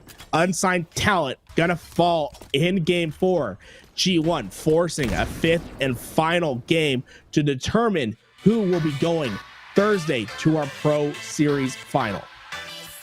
Wow, that's crazy. Game number 5 to determine between these two teams. And I think, you know, looking at the rosters, looking at the similar positions that they find themselves in, it couldn't go any other way, could it really? But just to talk about that strongholds there really quickly, what an epic game from both teams, but specifically looking over towards this G1 roster, it was pretty close until about 65% of the way through the game. All of a sudden, they got that trip cap through. They started to really take charge and just running around the map, running amok. There wasn't really much that Unsigned Talent were able to do, but statistically speaking, Squale out on top of that one. 5k damage to close this. But Garrett, go ahead, talk about this play. No, it's not this one. It's or was it not? It might have been before that. We might have lost it. But I love the way he approached the hill with camouflage, because he took it and he jumped up to try to look as much right here, right there, right where he takes it. And this is just like the little intricacies that make the difference with camouflage. So if we go forward to when he's actually approaching it into B, I love the way he approaches this, because he has camo, right? So he's not going to try to expose himself. He just jumps up. He saw Avenue at the back. He's like, okay, I know where you're at. You have no idea where I'm at. I'm just going to reposition. And even though he doesn't really get much of the damage, he gets the final cleanup. But it's about using every little tiny bit of advantage. He doesn't really have to contest B. It's basically a free kill with how he played it. They get the reset, and that's where the devastating trip cap really took hold, and they were able to run away with the game. It's little things like that that can push you over the edge. It's not a big play. It's not necessarily a unique play, but it's just so cool to see how you can approach different gunfights when you have different things on your body. The camo made all the difference right there. Oh no, and right out the gate here, of course, I was about to say, you know, it's going to be about this fight as we get into game number 5 for qualification between these two teams, who can get to the weapons and the utility right out of the gate. And it was going to be, I think it was one of the game's first players trying to get rocks, and they're able to win the fight against somebody with a mangler. Well, guys, you got to remember, game 2, it wasn't very pretty. Unsigned Talent seemed to have pretty firm control of the game. And if I had to predict the Slayer, probably the weakest game type for this G1 roster. Unsigned Talent looking to get it done as they're trying to find an unsuspecting player over at Nades. Avenue able to find a kill on Carmea, may get a second as Ollie falls, and he still has a rocket to work with. Squale is eventually able to neutralize that one, but the rocket still being up after a minute of gameplay is concerning. Hotshot has his eye. Tony able to get it away for his team. But man, that is a contested rocket. They really did want him to get away. Unfortunately, they weren't able to stop it. And now this rocket could be the kill needed for them to start getting some map control, because G1 has firm map control. Yeah, nice rock coming out, unfortunately, for Tonyson. Won't be able to get that kill versus Predevinate, and now we have Aperture with this shotgun. Won't be that useful unless you manage to get a player up close and personal over on this side of the map, which you generally speaking only find in and around sewers. Well, there is that kill around sewers. Aperture, as a player pushes outside of elbow, is able to punish them for their discrepancies. A nice shotgun kill for this man, and you should see Aperture kind of just chill around that area for the longest time with that shotgun to make the most of it. But OS up in 10 seconds. Both of these teams are going to want to fight for this one, Garrett.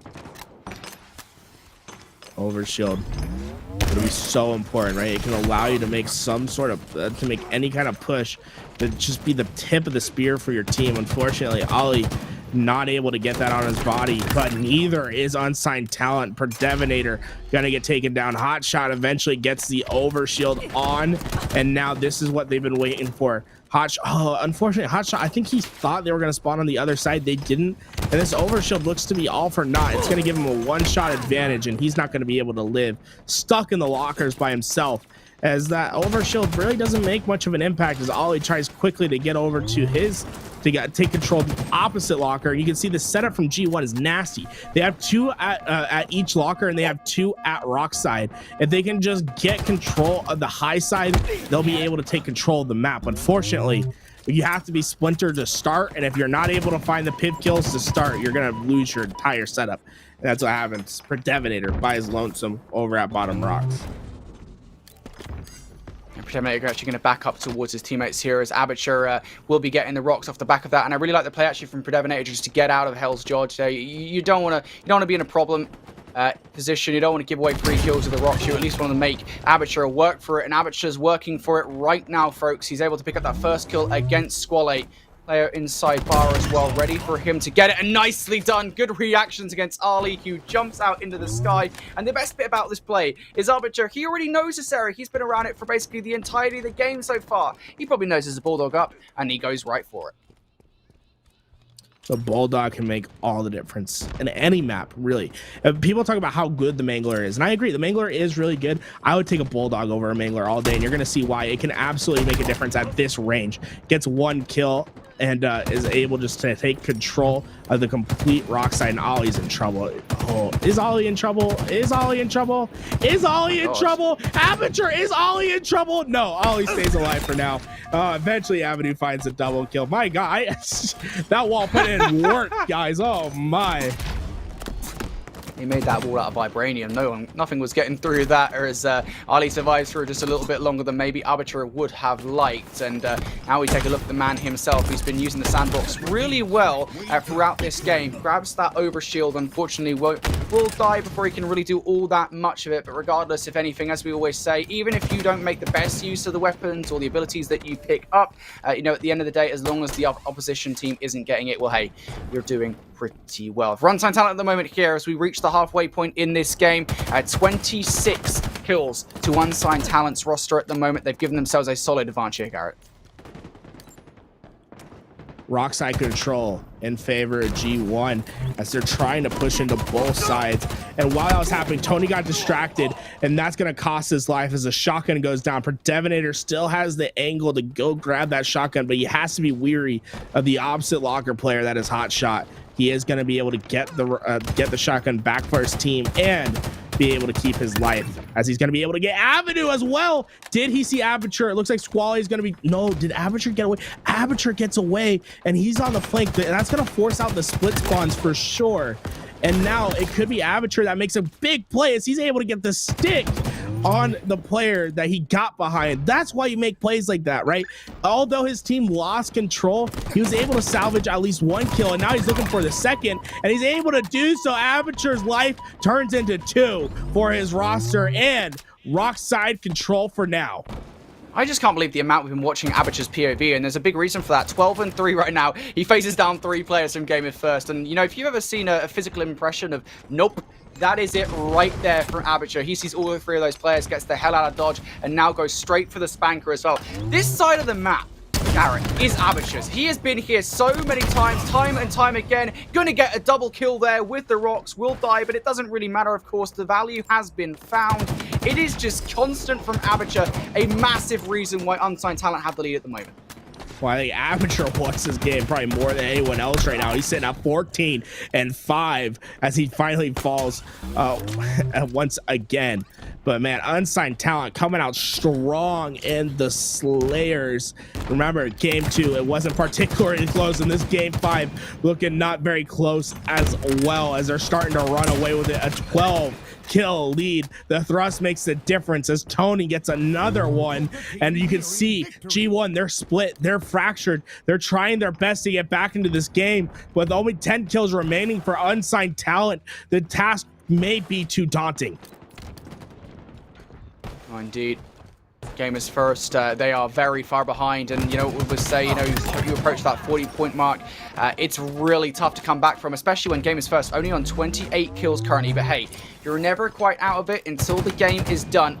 But it is just 9 points is all the Unsigned Talent needs. But Predevinator able to pick up 2. Ali now finding himself in lockers. If Predevinator and Ali can kind of create the pincer movement here to be aware of the fact that the players going to be coming through the bar. You can see Ali pinging that one like, guys, come on. These guys will be here any second now. Let's deal with them. Really nicely done. This is exactly what I was saying, right? Predevinator and Ali, they're combining for kills. Yes, Tony is able to trade off one of them, but still, it's that kind of wave of kills they need to repeat more and more.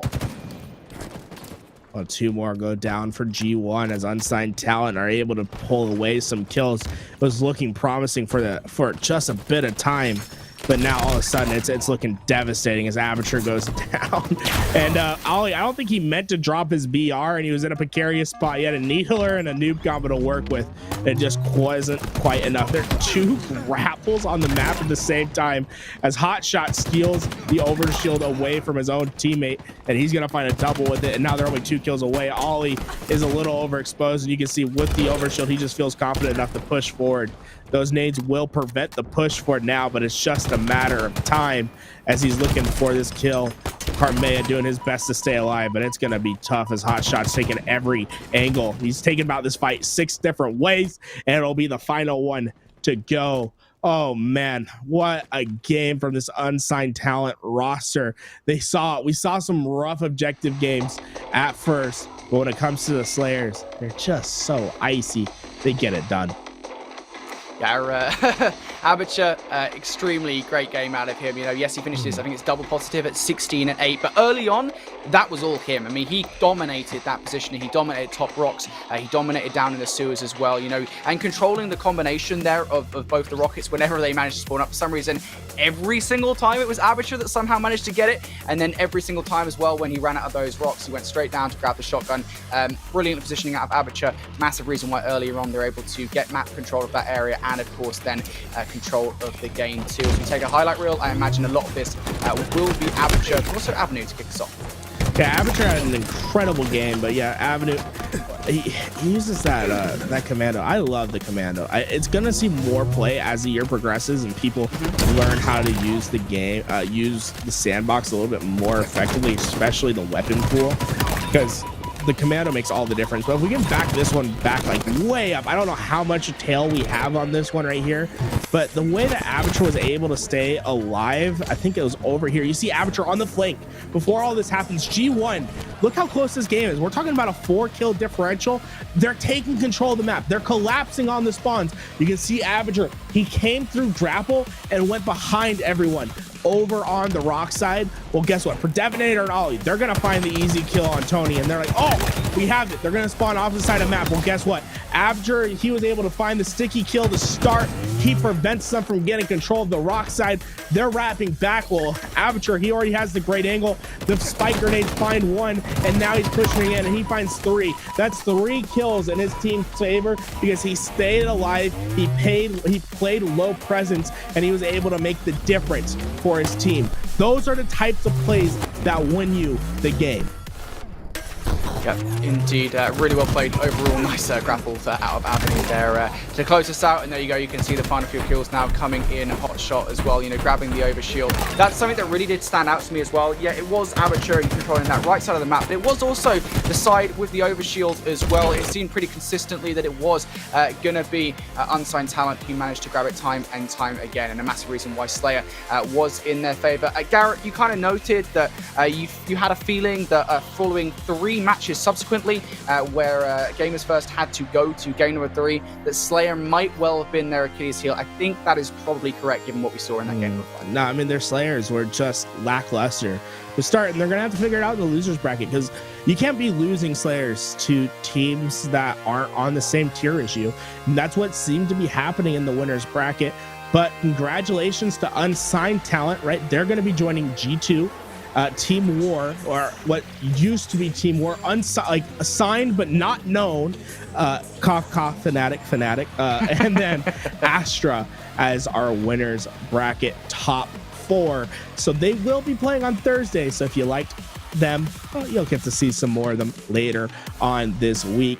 That being said, we have a great losers bracket ready to go. I think we're going to be swapping out here, Brody. So if you have any last words you want to say before we go on a break, why don't you take the time to do so? Yeah, shout out to Abisha. That's all I'm saying. You know, that guy rocked it in the last game. But also shout out to everybody. Shout out to yourself, Garrett. Mate. You're amazing. Hey, thank you. I try my best. Guys, thank you for watching the winners bracket. We still have a losers bracket to go and plenty of matches to watch. So don't go anywhere. We'll have some more action soon. Just stay with us.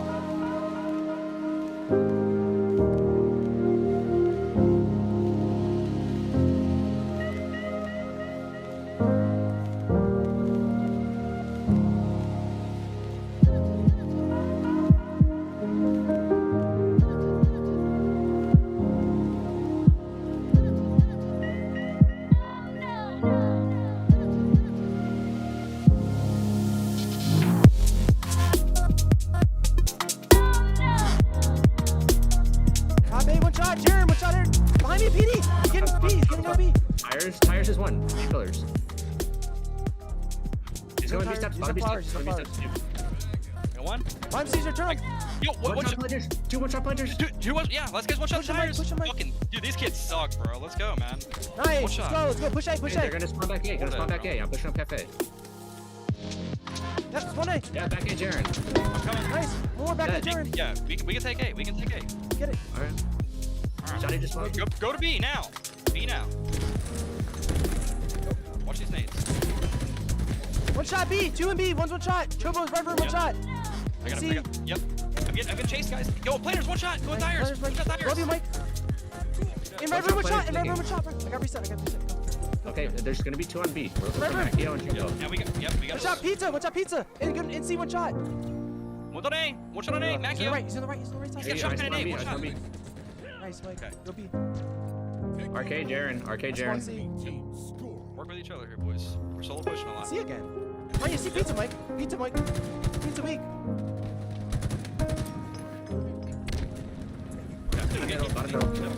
Pillars going B street. 3 B street. Stay alive. No one B street. Stay alive. Remember. Yeah, there's 2 weak. 2 guys are weak. Okay, go. Just go ahead. Mike, they don't know you're there. They don't know you're there. Yeah, they're taking C.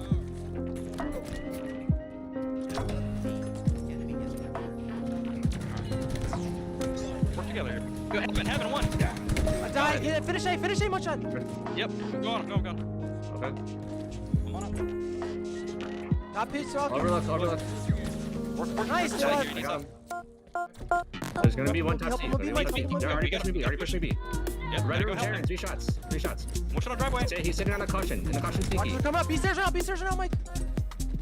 I don't have any more. Yep. One shot on B. Alright. Yeah. Let's focus up here, boys. Yep. Rockets are up. You got rocks. Oh no, they didn't. They didn't get me. B stairs. Go on the rockets one. Purple and B stairs, Mike. Purple and B. Go. Nice. Good job, I got C stairs. Rocks to tire jump. One shot line. Yep. Watch B. Spawn B. Nice play. There's one more here. And ATM. I hear you. I'm living on planters. Rockets are one shot. Go PD. Kill me. Danger. He's absolute in danger. Sitting like under the little caution thing. He's in the right corner. Heaven and tires, bro. Heaven and tires. Heaven's one. They fucking They don't know. back. Top heaven. You should get our spawns. Nice. Yeah. All right. Just crouch, man. Don't even peek. You can't take damage. Arcade. One shot. Yep. I'm back A. I'm living A. Okay. One shot B stairs. Looking One shot B stairs. stairs. Execute. Dude, guys, they're weak. Dude, these Got kids are shots. so Dang, One let's shot go. Peter. Go B. Go fuck. Planters one Jared. I died. He's in red room. Yeah. Planters. Nice, red room. Let's go. Nice. Push him together. Red room right now. Double team. Yeah, that's cute. Nice. I still got him. What? Just live. Watch A. Going cafe. Back up. Down, bro. Dead. Nice. Go Watch B out, stairs. B Go B stairs. I got this fucking Nice. idiot, bro. Let's go. Red room. Yep. Automate again. Turn around. I got shots. Get this Nice. kid. 3 dead.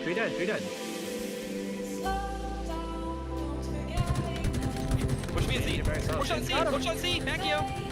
One shot in B. 2 shots in B. He's on the left side. Which side? Sorry. He's in red. Resetting it. Red room one. Rockets are coming up. Front side B. I got red. In A right now. B step. Throw on A. Push on A. Give one shot. Push on A. Chobo. Naded it. He's not dying. Three guys weak there. One shot B. 2 dead. A dead. I'm 3 getting A back. dead. Next to me, A. Next to me, A. 1C. I spawn here. He's help on A, I guys. didn't get it. Couldn't finish. 2 dead. You gotta get that A. Nice. They got the reset. One shot. Nice. Get the A fine, back. that's Get A fine. back. We still have 2. I'm at B. They're gonna spawn C. It's fine. Yep. Yo, come in A on him. On Mike. Yep. Do there. Come here, Mike. Come. Nice. Top C. Yep. Top C. Execute. He's on pizza. Hey. Dude, get fucking shit on. Where? Let's go. Where? Let's go. There's one just on that C. B stairs. I need help. B stairs weak.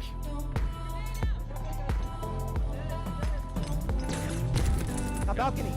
Jumping out, B stairs. Hey. One shot tires. One shot tires. Absolute Hey, tires. Karen. Nice, Mike. Top A. Get a ring. Oh. Double cap that back. They're getting B. No, I'm on it. I'm on Fire, it. top in heaven. He's front A. One shot back A. One shot back A. Got him. Nice. Fire stuff. They're spawning C. They're going pizza. Yeah. Why'd you leave? I'm not. One shot pizza. Execute. Here you. Yeah, you're gonna get shields. Okay. I died. He's on B stairs to your right. One shot on B. Stairs to your right. Enemy team Mike. Back here dead. There's 2 red room. Arcade. Flowers. Tires. Oh. Spawn. Got one. Shot. Spawn shot. I'm trying to get you. Yo, B pillar's weak. Live. He's still on flowers too. It's going tires. Tires, guys. Got one. Nice play. They're dead. Two dead. Just killed me. Top B. Arcade. Macchio. Double cap C. Yep. Go B. He's on rockets. Front C, Mike. Yo, watch out. Front C, guys. Chobo. I'll get him. He's stairs. Got him. I got rockets. Yeah. Okay. Watch your arcade. Yep, arcade. Arcade, 2 shots. Just got him. One shot. Rocked it down. Bottom in. Tire jump. Shot in B. Yep. Nice. Watch Get out the tire rockets. guys. We got it. Last one's Go A, red room. go A, Last one is red room. Execute. Yep. I'm going towards A. Nice, Mike. PD. Good fucking kill. What? Yo, one shot hologram. I got him. They're gonna push me back A. Right, they're gonna spawn. They're gonna get an odd spawn. One shot. Back A1. Macchio. One shot. I need help, guys. I'm nading in front of you. I got him. He's gonna finish A. I got finish. Go B, Mike. Sort these fucks. Let's go. Alright, there's One one shot, C dude, one overlook, shot. guys. Alright, we're coming One around. shot, bro. B. Help me. Yo, B stairs, find you guys. I did 2 pizza and B. Yo, Pizza and let's B. see. Go get C. Let's see. I'm already on it. I just need somebody to watch me. Watch me front C, please. Can't. I'm tired. I can't look. Okay, on C on me. I'm gonna get Go pushed, get B. guys. Take a C. Okay. Focus here. Fire Let's dead. fucking go. Fire dead. Watch driveway. One shot arcade. One shot arcade. Back B. him. Yep. Nice, Mike. Help him. B pillars. Nice. But still alive, Mike. One's going to go P street Behind on B me. stairs, I think. Top C. your team Okay. See overlook. Yeah, I'm one shot mid Tire steps. jump. Help me out. One's gonna be pushing B. Yeah, B. B steps. He's gonna have a sentinel beam. One with B stairs. I can see. And C on me. Hurt. So bad. Do that. One shot on tires. One shot in arcade. He's in B. He's in red room now. Yep, they could spawn red room. Watch out. Red room's cute. I'm Red sorry. room, one shot. Nice. Mike, hey. Oh, I'm getting killed from back A. Yep. I'm running. Okay. Tire jump in A. Yo, behind us, front C. C stairs. In A, one shot. Back A, spawn, Rockets are tap B A. steps. Rockets are B steps going pillars. One shot, Okay. A, tap A. And B. One shot B. He fucking idiot. Just killed himself. The other guy's there. Take A. You got one rocket in arcade, boys. I'm nading into arcade. I died, dude. No one there. 2 in B, one shot. Bottom C, One's in B, one shot. Jaren. Arcade, one shot, chill left, Mike. Arcade, one shot, chill left, Mike. Jaren's one shot in market. No, I need help on arcade, guys. It's weak. Top balcony. Alright, guys, work together. Can't die. Okay. Yo, two guys. One friend C weak. 2 guys there. Mike, I spawned behind you. B steps weak. He's on tires, tire jump. He's in B. Top balcony, one shot. Top C1. He's going towards spikes. He's gonna be top C overlook with the stalker. Yep. He's going back market. He's sitting on that. Go get B. Back market now, Steve. I know, two there. They're all back B. Let's go push it. Yeah, 2 guys distracted. One shot, overhang. Arcade Necchio.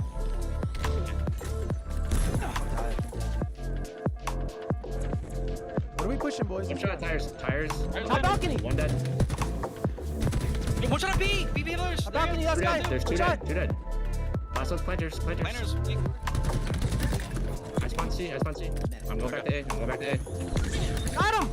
Help me. Needs help. James, I'm trying to get you. James, I'm sorting you. Yo, B on you, one shot. I got him. Drive away, Chobo. Watch him, Mike. Mac, yeah, one more drop it. Chobo, he's pushing up in red room. He's one. Oh my fucking god, dude. I'll be right now. One. Let's go. Not fucking you crush you. Reality check. Dude, come on. Arma's a bitch, bro. Fuck off. Shit on.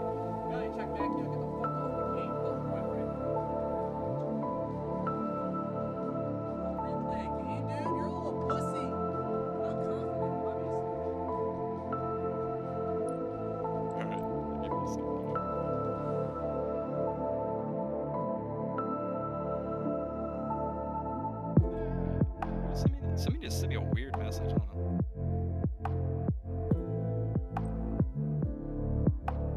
Xbox chat. Fuck out of here. Wait, how do I pull that back up? Thanks for carrying me, boys. Was it a carry though? I mean, you'd say I did the worst on the team. Yeah, but and it doesn't. Stats don't matter, dude. As long as you win.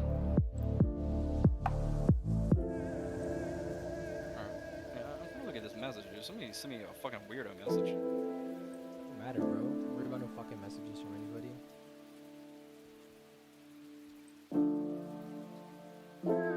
Message request.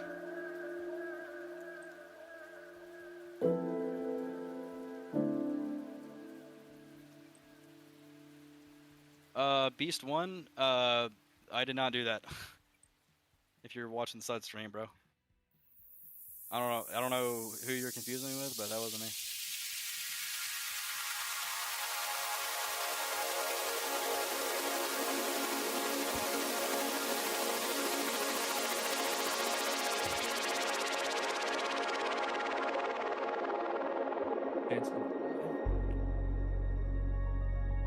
Yeah. All right, we're playing Mox's team next, so. Yeah, that's my boy. Yeah. They're a solid team, but they're no better than the team we just played, so. Alright. Be right back, boys. Give me a second. Why do you always leave it? Because I have to take. Because we've been fucking sitting here for like an hour for this series. I gotta fucking piss again, dude. Oh, our match is gonna be on stream.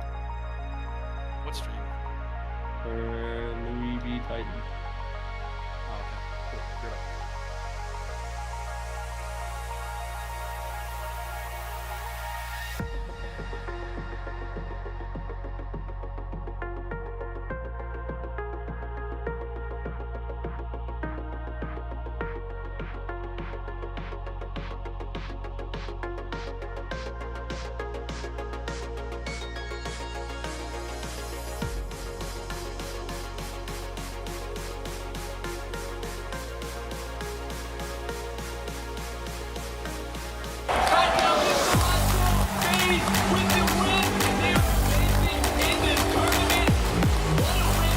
Guys, it's over.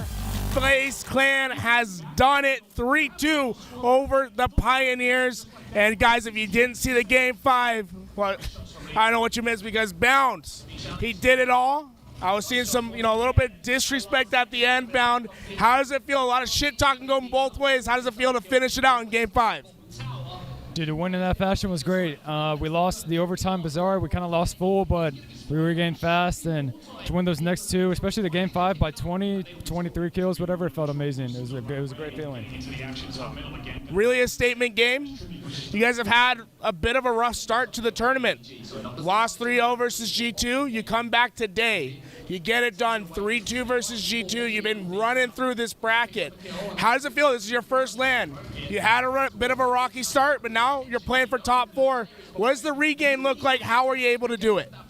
It feels amazing playing on LAN for the first time. I mean, people literally die instantly, so you have to play the game kind of a lot different. Online, I'm more of like a finesse player. I try to finesse the movement, all that shit. So just being able to just play as well as I can and I know we started off rocky, but we're really putting it together, and I feel confident whoever we play next.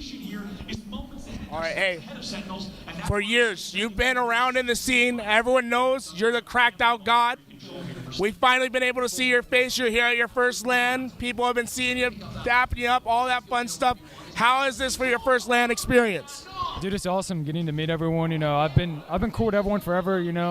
I never thought myself I'd come to a LAN event, but the opportunity to be on FaZe was too good to pass up, and especially with my teammates, I had to take the chance. So it's been awesome so far. All right, well, you can hear it behind us. You play the loser. Who do you want? Optic or Sentinels? How do you play the winner? Optic or Sentinels? Who do you want to play?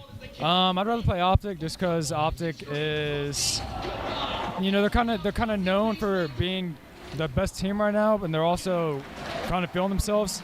Things with Sentinels too, they don't even have Royal 2, so it's kind of like, but yeah, I'd rather play Optic for sure. All right, what team do you think is your biggest threat? You guys are trying to go all the way. What team do you think looms the largest? You have EU United, Cloud9, and potentially Optic and Sentinels in your way. I'll say Cloud9 because when Cloud9, whenever they're feeling themselves, that's when they're usually at their best. Whenever they have like any self-doubt, I feel like they're more easily beatable, especially. But yeah, I'll say Cloud9. All right. A lot of people know you from LVT's Money Tuesdays. They've seen you play with Renegade all the time. I have to hear it from you. Who's the better player? Is it you or Renegade in twos? It's Renegade. No, I'm kidding. No, it's me. Me and John, especially towards the end of Halo 5, I was kind of like destroying him a little bit, but that's in the past. This is Infinite, so I'll say John, just because John, for the most part, was pretty good. Seriously, John was probably the best twos player, him or Shotzi. Humble. Humble is the only word to describe it. And now, I want to see some Money twos in the future. When are you going to start going on the 2v2 grind in Halo Infinite? I played twos a little bit in this game. It's all right. I mean, there's so much like stuff on the map with the Mangler, all that stuff. So it's a little newbie, but I think after this event, we'll probably start playing twos just because we're all grinding for this event with how little time we had. So probably after this event. All right. Thank you for coming outbound. I appreciate the interview. Guys, if you want more about what's happening behind us Championship Sunday, stay following the Twitter. We'll have more today. Thank you.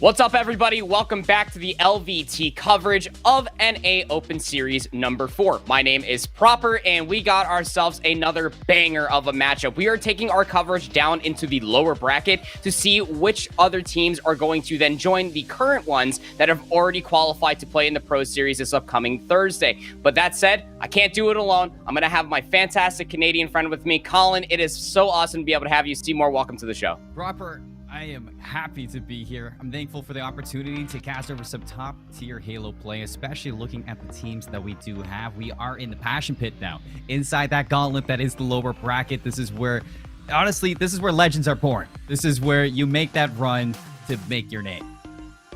Yeah, absolutely. Got a handful of more rounds you have to make. We're down here in lower round number 8. It's lower round number 12 is going to be the qualification round to solidify yourself as a top 8 team to then make it to that Pro Series on Thursday. We're hopping in with Shopify Rebellion, former known as Team Glory, going up against Reality Check. Now, you saw it there in the midst of the break while we were playing musical chairs with the casters to get ourselves set up for this upcoming series, that the Status brothers, well, they were able to then win out that map number 3, but they have a big matchup ahead of them. This Shopify Rebellion roster, a lot of players that I'm sure some of you at home are going to be very aware of. Some former Gears pros, some very notable Gears pros. They're actually going to be joining along with Mox, who you and I know from the Call of Duty scene, Colin. Well, I was kind of surprised when I saw this team come together. I mean, you have champions on this roster from Gears. I mean, Billy Mental alongside Explosive playing together for a very long time. Notably, their resume back in Gears is a strong one to look at. And same with Mox. You know, he has had quite the run back even in Black Ops 4 when you talk about him on Genji. I mean, probably one of the best players to touch that game at the time. And now coming together in this one, Solars to kind of top this one off. Another top Gear pro with experience playing with Explosive as well as Mental. You just have to look at them coming together, that this is a team that can really push themselves the distance, the team of grinders that are willing to do what it takes to be the best. Well, speaking of grinders, on the opposite side, this Reality Check roster are full of grinders themselves. The Sudeth brothers are definitely ones that you cannot bat an eyelash at. You go all the way back to H2A, Halo 3. They have been around for quite some time. Let's take a look at our best of 3 map set. It's going to be a best of 3 all the way into that qualification round of lower round 12. We'll see a best of 5. Aquarius CTF and Street Slayer are our guaranteed first 2 maps. If we go the distance between these 2 teams, Colin, we'll see a live fire oddball. Yes, we will. And I mean, you talked about Reality Check a little bit. We could brush on that even more. You were talking about how much experience they have in the Halo scene. Well, you're talking about a 17th placing in a Halo 3 major. They've gone against the pros. They've made sure that they make their name known. So, I mean, you saw them on stream as well. While we were on break, they just took a big win to get where they are now. Now, let's see if they can ride that momentum. Aquarius CTF, it's going to be a big map to start this one off. And honestly, probably one of my favorite maps to start off a series, if I do say so myself. I think it's going to be fun to see how they opt to work around this map. But what do you want to see off the start? Well, this map set is actually a copy and paste from lower round 9, specifically from the Shopify Rebellion side, going back to last week's competition, Colin, when they lost to Status Quo to be eliminated from the Open Series itself. They were able to win that Aquarius CTF 1-0, but then they lost the Slayer 43-50, and then following the live fire strongholds, they lost 192-250. So I want to see adaptations. I want to see what Coach John, what Fallout is able to do with these lads in the back end to be able to prepare them for this Reality Check roster, given that they are going up against some hardcore grinders. I mean, on 2 different sides, 2 different fronts, you have an extensive Halo background versus an extensive background in other controller esports. But when it comes down to Aquarius CTF, we'll just break down map number 1 as a whole. Not a whole lot to play with as far as the sandbox is concerned, comparatively to, say, Streets or even Live Fire, but that heat wave camo combination has to be a main focal point. The second that you get that heat wave, you can find yourself a lot of damage early on and then bully your way into the enemy utility hall.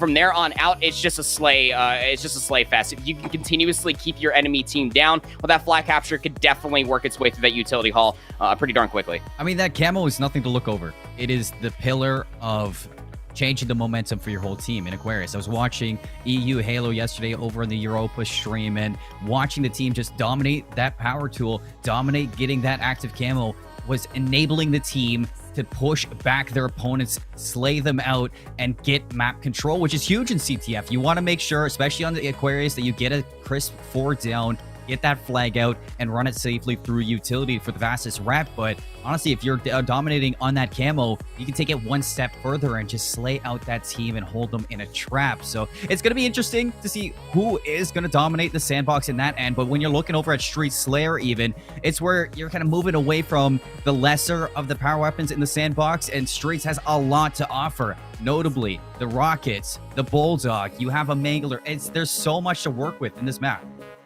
Yeah, and as far as one player in particular that you want to take a look at from two of these different teams, I'll go ahead and I'll take a look at the Shopify Rebellion roster first. As you see, the lobby is currently being populated.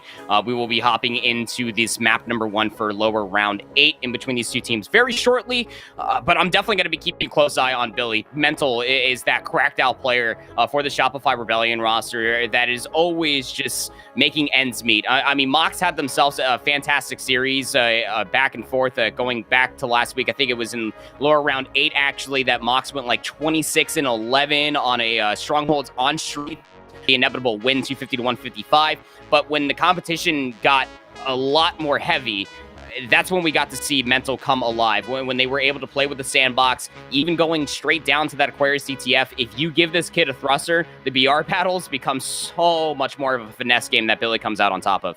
And I'm glad that you're talking about Billy. I mean, Mental, he is not just known for Gears, but he is a top-tier player in multiple different titles. Now going into Halo. Last year was COD. Before that, dominating the Gears section. He is just a standout pro player when it does come to these FPS titles, and definitely going to be a pillar now, looking at Aquarius CTF to hold and keep his team in that driver's seat, to keep the aggression up. Now, looking over though as reality check, as we kind of pan this over to their end, you know, this is a team that used to team with some pros of their own, notably Frosty, you know, making their way through H2A with Frosty kind of having his breakout into the career. I think it's great that we're seeing them make it this far. But what do you need to see off the bat if reality check are going to shut down this Shopify Rebels team?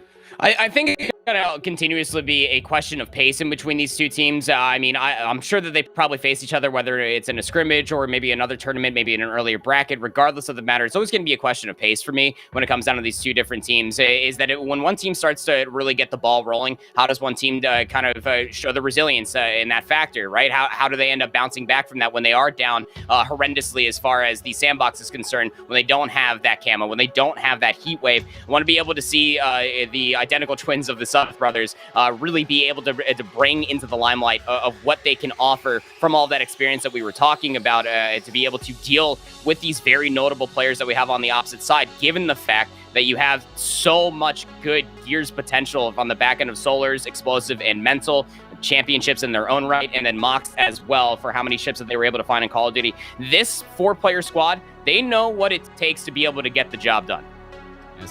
Yes, they do. But here we go, loading on into Aquarius CTF. Map number 1 in this series is going to be underway. You talked about it, things to look at. The active camo with the heat wave combo. It's definitely going to be what's on the mind of these players to get at first. Who's going to be the first ones there? Well, it's going to be the tail of the tape, really, to see who opens up the map right away. Yeah, those thrusters, too. I mean, they spawn up pretty darn quickly. There is always a possibility that you might actually end up having about like 3, maybe 4 thrusters on the map itself. So it's always an interesting dynamic. But getting told that it's we're going to be hopping into this map very, very shortly. So again, we'll take a look at this best of 3 just momentarily. But again, when it comes down to it, I don't have all of the knowledge in the world, especially for how this reality check roster does end up looking on Halo Infinite. But from the strength of what they bring from a multitude of different titles in the past, Colin, this is something that you definitely cannot bat an eyelash at. You know that Coach Fallout is going to be bringing the knowledge for the Shopify Rebellion roster, so that way they don't take them too lightly. And that's also something, I mean, this is a team we were talking about who spend days on end trying to get to the top of Halo. And they are. They're making it known that they have what it takes. Now, this could be a staple for them to push even farther, making it through this lower bracket. There's a lot of good teams down there to beat, and this is really where they can show their fortitude inside the title of Halo Infinite. Now, I'm liking that you're bringing up the coach, Fallout. He's going to be a big staple for this team, staying together, kind of keeping on the same mindset, keeping up with the rotations. We're headed back into it. Looks like we're getting that start that we were looking for, heading into Aquarius. Talk to me a little bit, Proper. Mostly looking, I think that it was Garrett that actually brought this up with Affinity, and we were talking about it in the back end. It was 90, why not inactive? We were all sitting there back end, like, how cool would a heat map actually be from this map in particular, to be able to see the amount of engagements that actually go down in that utility hall, from yellow all the way down to blue. That's where most of the gunfights are going to be taking a look at, mostly because you want to try to manipulate the spawns here on Aquarius CTF, forcing out the enemy team that you're trying to run the flag with in over towards that refrigeration Refrigeration Unit, as we're having yet another unfortunate false start, but regardless, it gives us time to be able to talk about this map a little furthermore. The meta, if you will, for Aquarius CTF is forever changing. I mean, to be completely candid with you, Colin, this game of Halo Infinite is still in its very young phase, and teams are still learning about how to manipulate the spawns, how to be able to work these opening breakoffs, and how do they work after they go forward down in the enemy side. What I've traditionally have seen, and where a lot of teams have been able to find success, is probably looking at that 3-1 split, just bullying your way through that utility hall on that car hall side, and then having one player just try to slay out and keeping players trapped inside the refrigeration unit on either side of the map. It is very annoying to deal with, because when you are pushing on those two different fronts, there's one in particular thing that we did not bring up when we were talking about the sandbox, and that was the sizzle sticks, the dynamo grenades. Yes. That is smack dab in the middle of that utility hallway, and it's something that you have to be able to be on the lookout for. And if you do have them, you have to find value with them as well. There's a lot of nice bank areas that you can find with all of those dynamo grenades to be able to find tethers, and if you can get a stack and a half of enemy players together, well, that's a lot of damage. We've talked a lot about Aquarius CTF proper. Let's start talking about the rest of the Series 4, because there is a best of 3 to be had, folks, between Shopify and Reality Check as we look into it. If you're just tuning in, Street Slayer, live fire, oddball, if it does go the distance. And I mean, we have seen a lot of game 3s lately towards this end of the bracket. So live fire, oddball is very much on the table when you're looking at Shopify versus Reality Check. Very great teams to be going up against each other now. Going into the Street Slayer, whoever wins off of that Aquarius CTF, it's going to be an interesting change of pace, having all those power weapons inside the sandbox. It is definitely a lot more to work with when it comes to the lethality of it. So you're looking at them to slow things down a little bit, try to force for those guns, but we are into Aquarius. Let's get back into this. We got the active camo being picked up by Sudeth 2 right off the bat. Yeah, and what can you do with this camo? 2 actually already go down, but nice grenade actually comes in for Mudshot in bottom center to take down explosives. So now the camo is in full effect. Just about 20 seconds remaining for this bad boy, and Sada 2 is going to take this as an opportunity to get back in the blue base. They are sneaking, get spotted. Mox shuts it down. No more camo on board. Clears out the base as well. Now Shopify Rebellion, a chance to break out of their base. You see Solar's big beat down on the opposite side. Tried to make a play for the flag. Mudshot lands the nade, so not going to be happening just yet.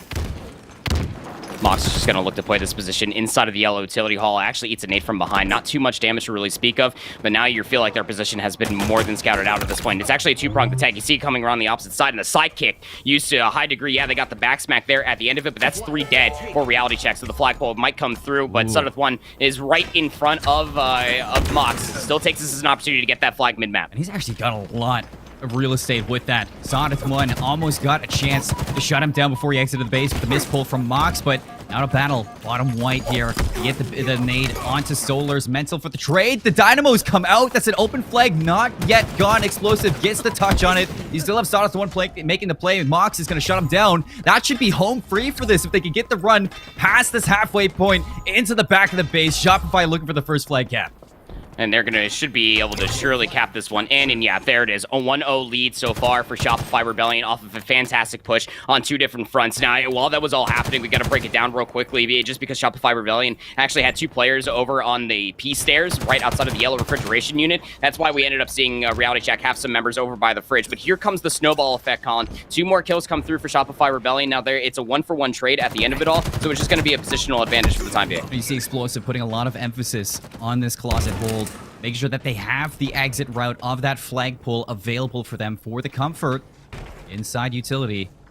But it is going to be a great heads-up play from Reality Check to slay them out, shut them down, and now looking to gain that map control back through the Dynamo side of things. Big one-on-one here. The beatdown comes through. A trade from Solars.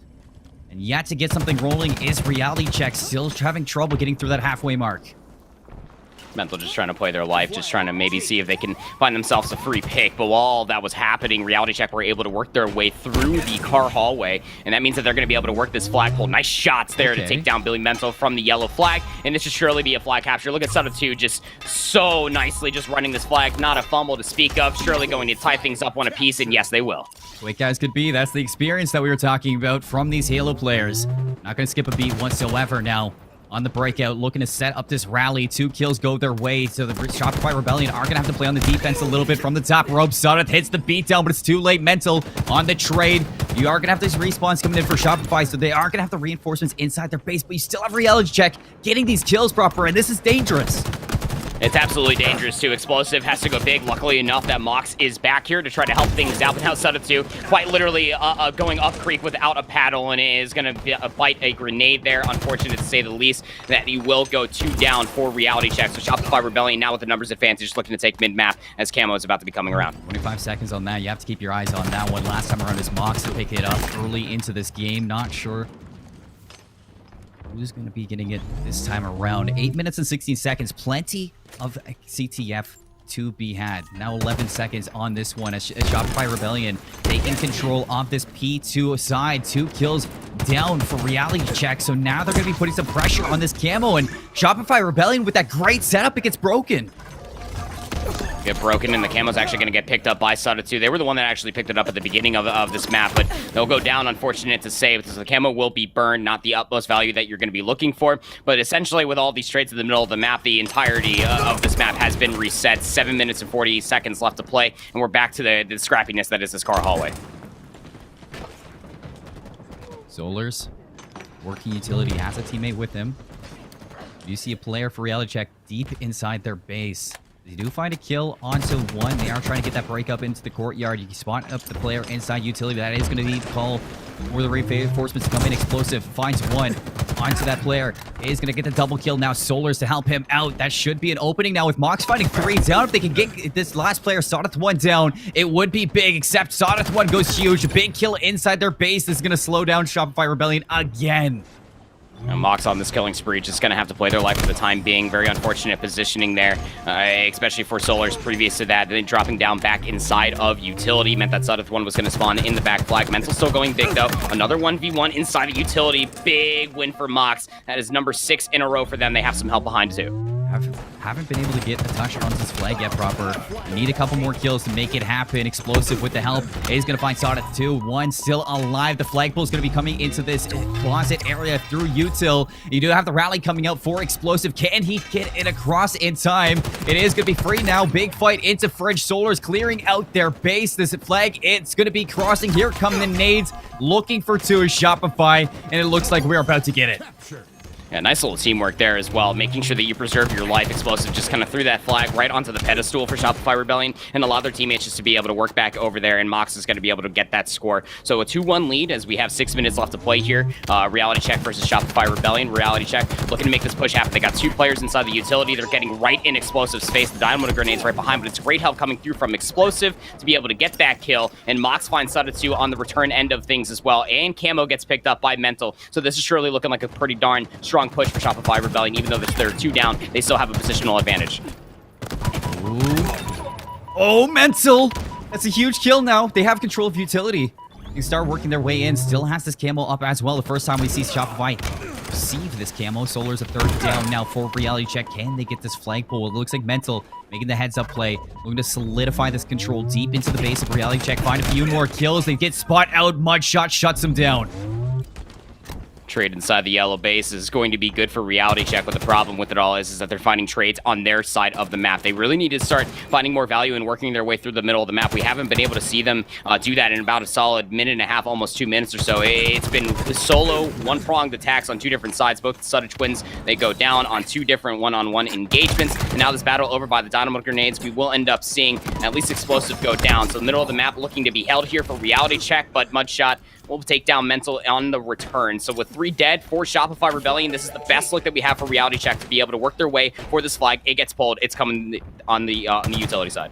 Yes, it is. Shopify looking for the overextension. You see Sodeth 2 on screen, looking to pick them up on the rotation. Mox finds 2. Is going to slow down this pull. So a huge play out of Shopify Rebellion. Now chance to get this return. You see Mox does get beaten down by Schlag. So the touch is going to come out for reality check. Still keeping that flag alive. Still looking for the tie, but Explosive finds Schlags before it can go in now. On top of it's going to be Mental. He's going to grab this flag, so it just can't get capped yet. Still a scuffle on this flag to get the return, but it looks like Shopify, they just went huge. And they just went absolutely massive. You have 3 players inside of your utility. Reality Check are absolutely reeling with themselves just to be able to deal with these Shopify Rebellion members in their base. Mental still going big towards the middle of the map. Took a little bit of an egregious challenge looking down below on that jump peak. But the flag now for Reality Check all the way across the map in Shopify's utility. Oh, Mox, another 2-piece for his name, sitting 21-12, having quite the game right now in Aquarius. Leading the lobby in Slays, looking for another one around the corner. Mental with the help, so that's 2 more down here, 2 alive for Reality Check. I'm gonna have to go into the defense right here. You see Sonnet 1 on the overextension, looking to pick up and damage Shopify Rebellion on this entry. Mental, though, with the help, is gonna find Mudshot on that beatdown, and Shopify Rebellion are in a really good spot to just keep the snowball going with the 1 flag capture lead proper. This is troublesome for Reality Check. They haven't been able to successfully get a comfortable pull. That last one was very close, but Shopify Rebellion just keep on clutching up. Yeah, I mean, they keep on finding these 1v1 engagements just like that one inside of the blue util where Solars is able to take down Sudden too. Another 1v1 engagement would have been big for Reality Check to be able to get more map terrain in their favor, but Shopify Rebellion, I mean, they don't have to continuously work for the snowball effect, right? They can continuously play the trades. We're down to 2 minutes and 45 seconds, Colin, and if Shopify Rebellion continuously holds mid-map and they keep going 1 for 1, they keep playing with these power weapons, Schley will end up finding Solars, but will be traded out again in the blue utility hall. 1 for 1s are not going to be good for Reality Check. They need a clean set of kills so that way they can get back in towards the blue flag and get that pull going. Heat wave would have been huge. Mox recovers it, trying to snap onto Mudshot, not going to happen. Shopify now getting pressured into their base by these Reality Check players. Need another 4 down before they can successfully pick this flag up once more and rally it through the middle of the map as it is sitting in that courtyard on top middle right now. As Mudshot has the help onto Explosive, going to drop down for the touch. They pick it up now. This is a chance. Reality Check, if they can get this through the halfway mark, they might be able to tie this up with the fumble. And it's Mox again. So frustrating when you're trying to work that flag through the middle of the map. You try to go for a very conventional flag toss all the way up, but still, Sudden is going to be able to at least pick that one back up. Did not see that explosive. Nobody was watching this cross all the way until Sudden 2 starts throwing some shots towards explosive, but some damage is being picked up, and on the opposite side, a backsmack ensues. The flag for Shopify Rebellion just outside of Reality Check's base, but they don't have any kills to speak of. It is 3 dead in succession for Reality Check. The camo now here for Mental. Going to be working this return. They're going to be able to get it, but what else can they do? This is so scrappy. Reality Check just hanging on for this flag by threads. This camo definitely has the positioning of a counter capture for Shopify. So Mental's going to pick it up. 2 kills go the way of Shopify. This is a chance now to blow this map out of proportion with 1:15 left. He's rallying it right across the middle. This is perfect right now from Shopify. Reality Check, this is their turn. What they need to clutch up. Is anybody here to shut this down? Doesn't even matter. It is going to be a stalemate at the moment as the return never came through. So Shopify still just holding onto this flag, still denying that 2-2 even game. Yeah, but Explosive and Mox are actually still over by the enemy base, just trying to slay out as best as they possibly can. We'll see this from Explosive's perspective. Mox will go 1 for 1. We'll find a trade there onto Schley by way of a fragmentation grenade. But this is going to exclaim where Reality Check have truly struggled all map long, Colin. And besides that 1 flag pull that they actually have, they've really struggled to work their way into Shopify Rebellion's base to be able to get that flag out in the first place. They have. It has been the catalyst right now of this lead of Shopify Rebellion in the way that they're able to just comfortably win these 1v1s, but the stalemate lasting extremely long right now. Reality Check barely holding on to it in the base with the ruthless pressure of 3 players constantly throwing themselves, knowing they have this comfortable advantage against Reality Check. They have the ability to throw these players out. Schlags is going to find Mo or Mox inside of that utility closet for the blue side. Still have this flag here. You do see Explosive on screen. If he can win this out, might be able to return back and get this capture. No. Not going to be the case just yet. Still Mudshot alive back here. Shopify Rebellion there on the heavy defense. Heavy defense going 1 for 1 again is not where you want to be. So now the flag just has to be held here by Sudden 2. So that way it does not get recaptured or it does not get returned just off of time alone. And they still have to slay out on the opposite side. The same could be said for Shopify Rebellion. We'll take a look here from Mudshot's perspective, just trying to work through the courtyard. 2 for 2 inside the enemy base. Back over to Mudshot towards their refrigeration unit. And there's Mental. They were able to find the kill that was necessary. Mudshot just trying to desperately find this kill, but it doesn't even matter. That's the map. That is going to be a 1-0 lead for Shopify Rebellion. They'll take this first map 2-1. All 4 players proper on Shopify. 20 kills. they were all showing up in the kill feed. I mean, I talked about Mox and how good of a game he was having from the start to finish, and it was just supported by the pressure that was being applied from Shopify Rebellion. And I mean, reality check, they had a few good pulls that could have been captures, but it was the clutch pressure from Shopify Rebellion that were denying it non-stop. We get a chance to look at these stats, run us through some of them. Yeah, I mean, the biggest thing that screams out to me, right? I mean, Suda2 going 9-24 with 8 assists. Definitely need to see more positive interactions coming through from Suda2. But much like to your point there, especially for all of Shopify Rebellion, everybody over the 20-kill margin. Mental Mox going absolutely AWOL. You can see Mental 71% accuracy. And I cannot scream it enough. That is so hard to walk away with that much accuracy on a map like Aquarius, where everything is just crossfire. Sometimes you're just spamming angles, just almost expecting for them to challenge at one point in time. That's just how confident Mental is to be able to take some of those gunfights and work them into their favor as we work through some of these replays. We get a look back at this map on Aquarius that we did get to see, and a lot of it, I'm sure, is going to be Mox and Solars putting the pressure onto this base. It seems like this is the start where we were sitting 1-1, and in this was a good chance that reality check, they were constantly being able to get these pulls, almost capturing the flag as well, but until Explosive rallies this flag around, gives them that 1-point lead, that's when things got a little bit scatterbrained for reality check. They started to take gunfights that they really didn't need to, started forcing gunfights that were putting them on the disadvantage, and Shopify Rebellion just all throughout this whole game were getting comfortable as the series went on.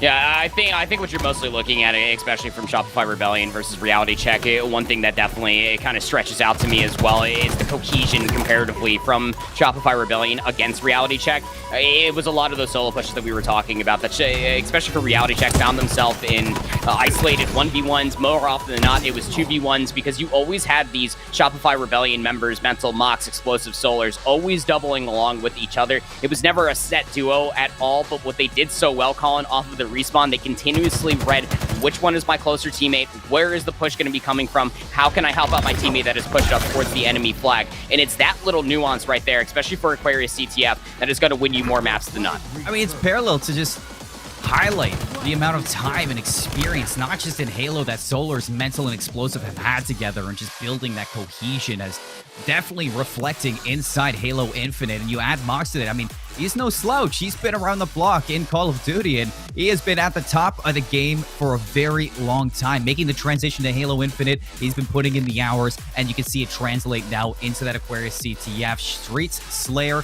coming up next. Reality check, they need to find this dub if they want to see Livefire Oddball on the disadvantage. Where are we looking at them to bounce back?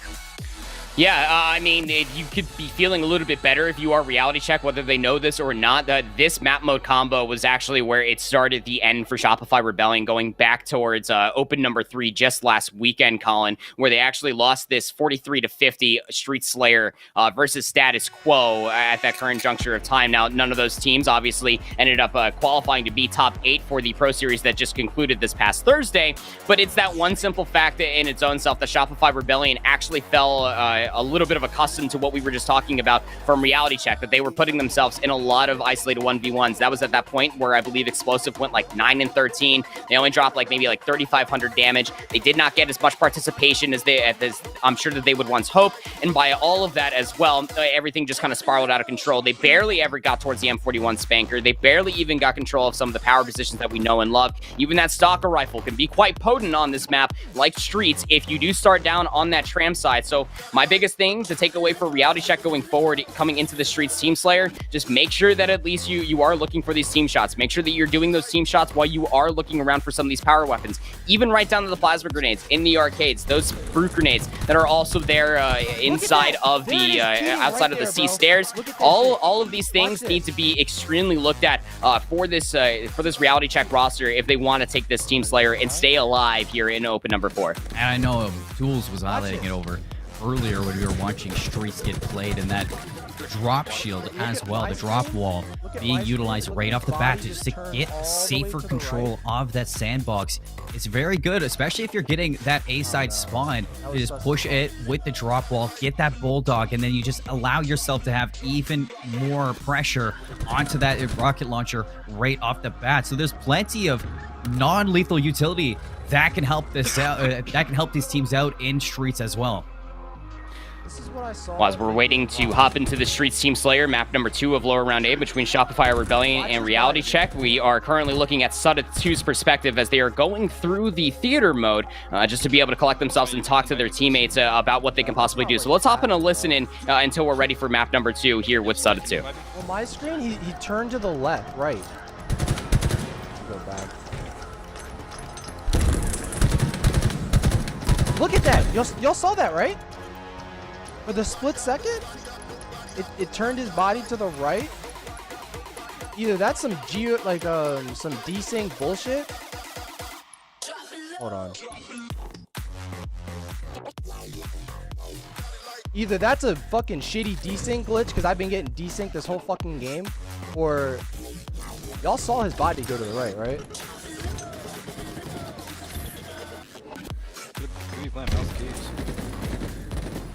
Look at that!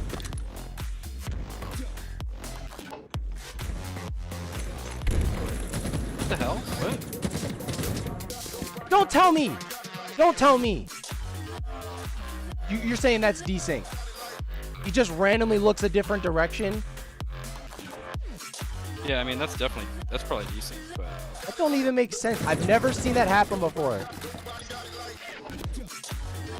yeah, I mean I don't think they're cheating. They're not good enough to be. There's no way. If they were cheating on top, like, because they're individuals usually pretty fine. Like the games would not. The game would not. That's what I'm saying, bro. That's what I thought was fucking sus as fuck when I'm looking at that shit mid-game. Please get him in the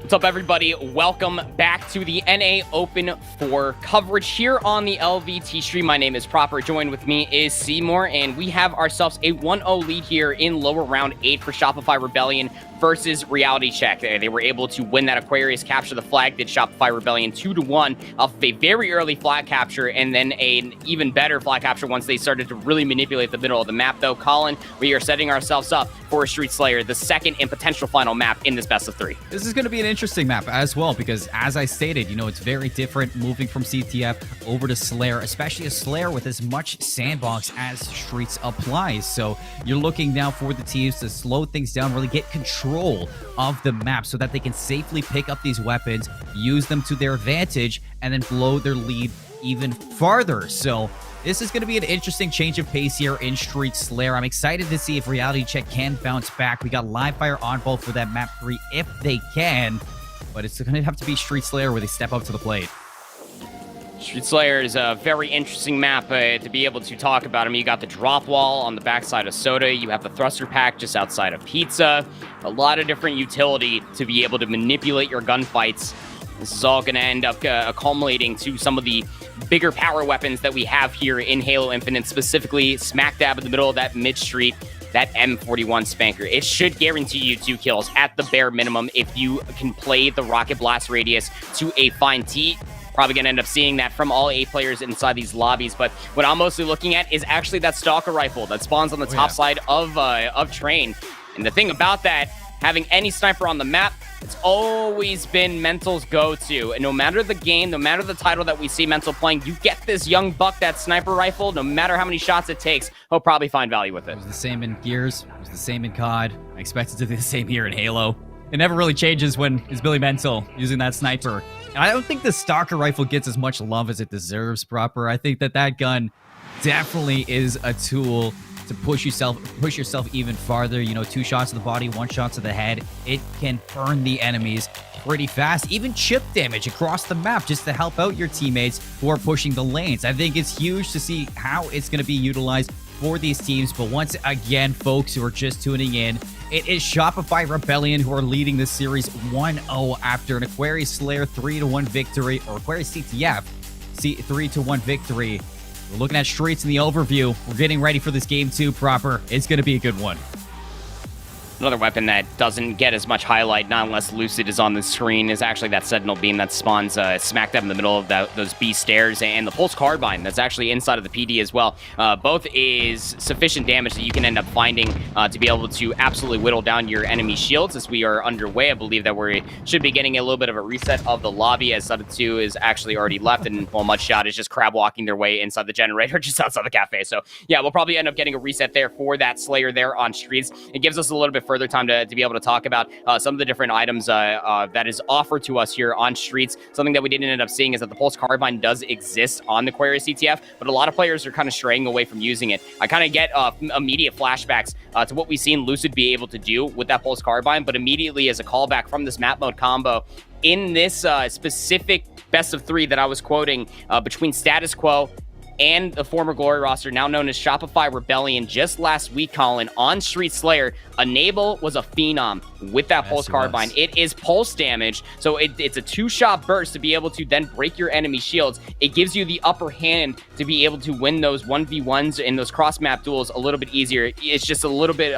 more difficult to be able to lead those projectiles to be able to get those 1-ups. But I think as the game further progresses past where we are currently at in the stages of Halo Infinite, we'll probably see it picked up more. I love the manipulation that we have here, and I'm sure that a lot of these players that we have in this lower round number 8 is going to show us the best of it. And a team like Shopify with the reps that they have, I don't expect them to make the same mistakes twice. You know, I'm sure that they've scrubbed over that, realized the mistakes, and they are going to cover their tracks here in the next way around. But it is a good opportunity for Reality Check to kind of exploit a weakness inside the squad. Maybe, you know, you take control of this, you really be the thorn in the side of Shopify Rebellion and be the first ones to capture these power weapons, push the lead early, and just deny any map presence of Shopify Rebellion. Because if you can disconnect the cohesion of this team, you can definitely throw them through a loop proper.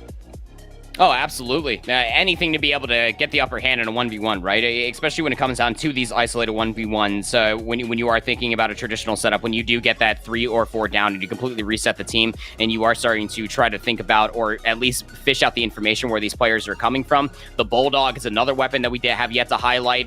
That weapon in particular is probably one of the strongest in the game. For sure, you can definitely find yourself in the upper hand of a lot of 1v1 engagements. That spawns just underneath the neon sign above ATM. And with that weapon included, when you are finding yourself 4 down from the enemy team's perspective, when you are looking to reset the fight, it definitely helps you out being able to win those 1v1 engagements while preserving your life. No trades, no free lives. That's what it really comes down to here on Slayer.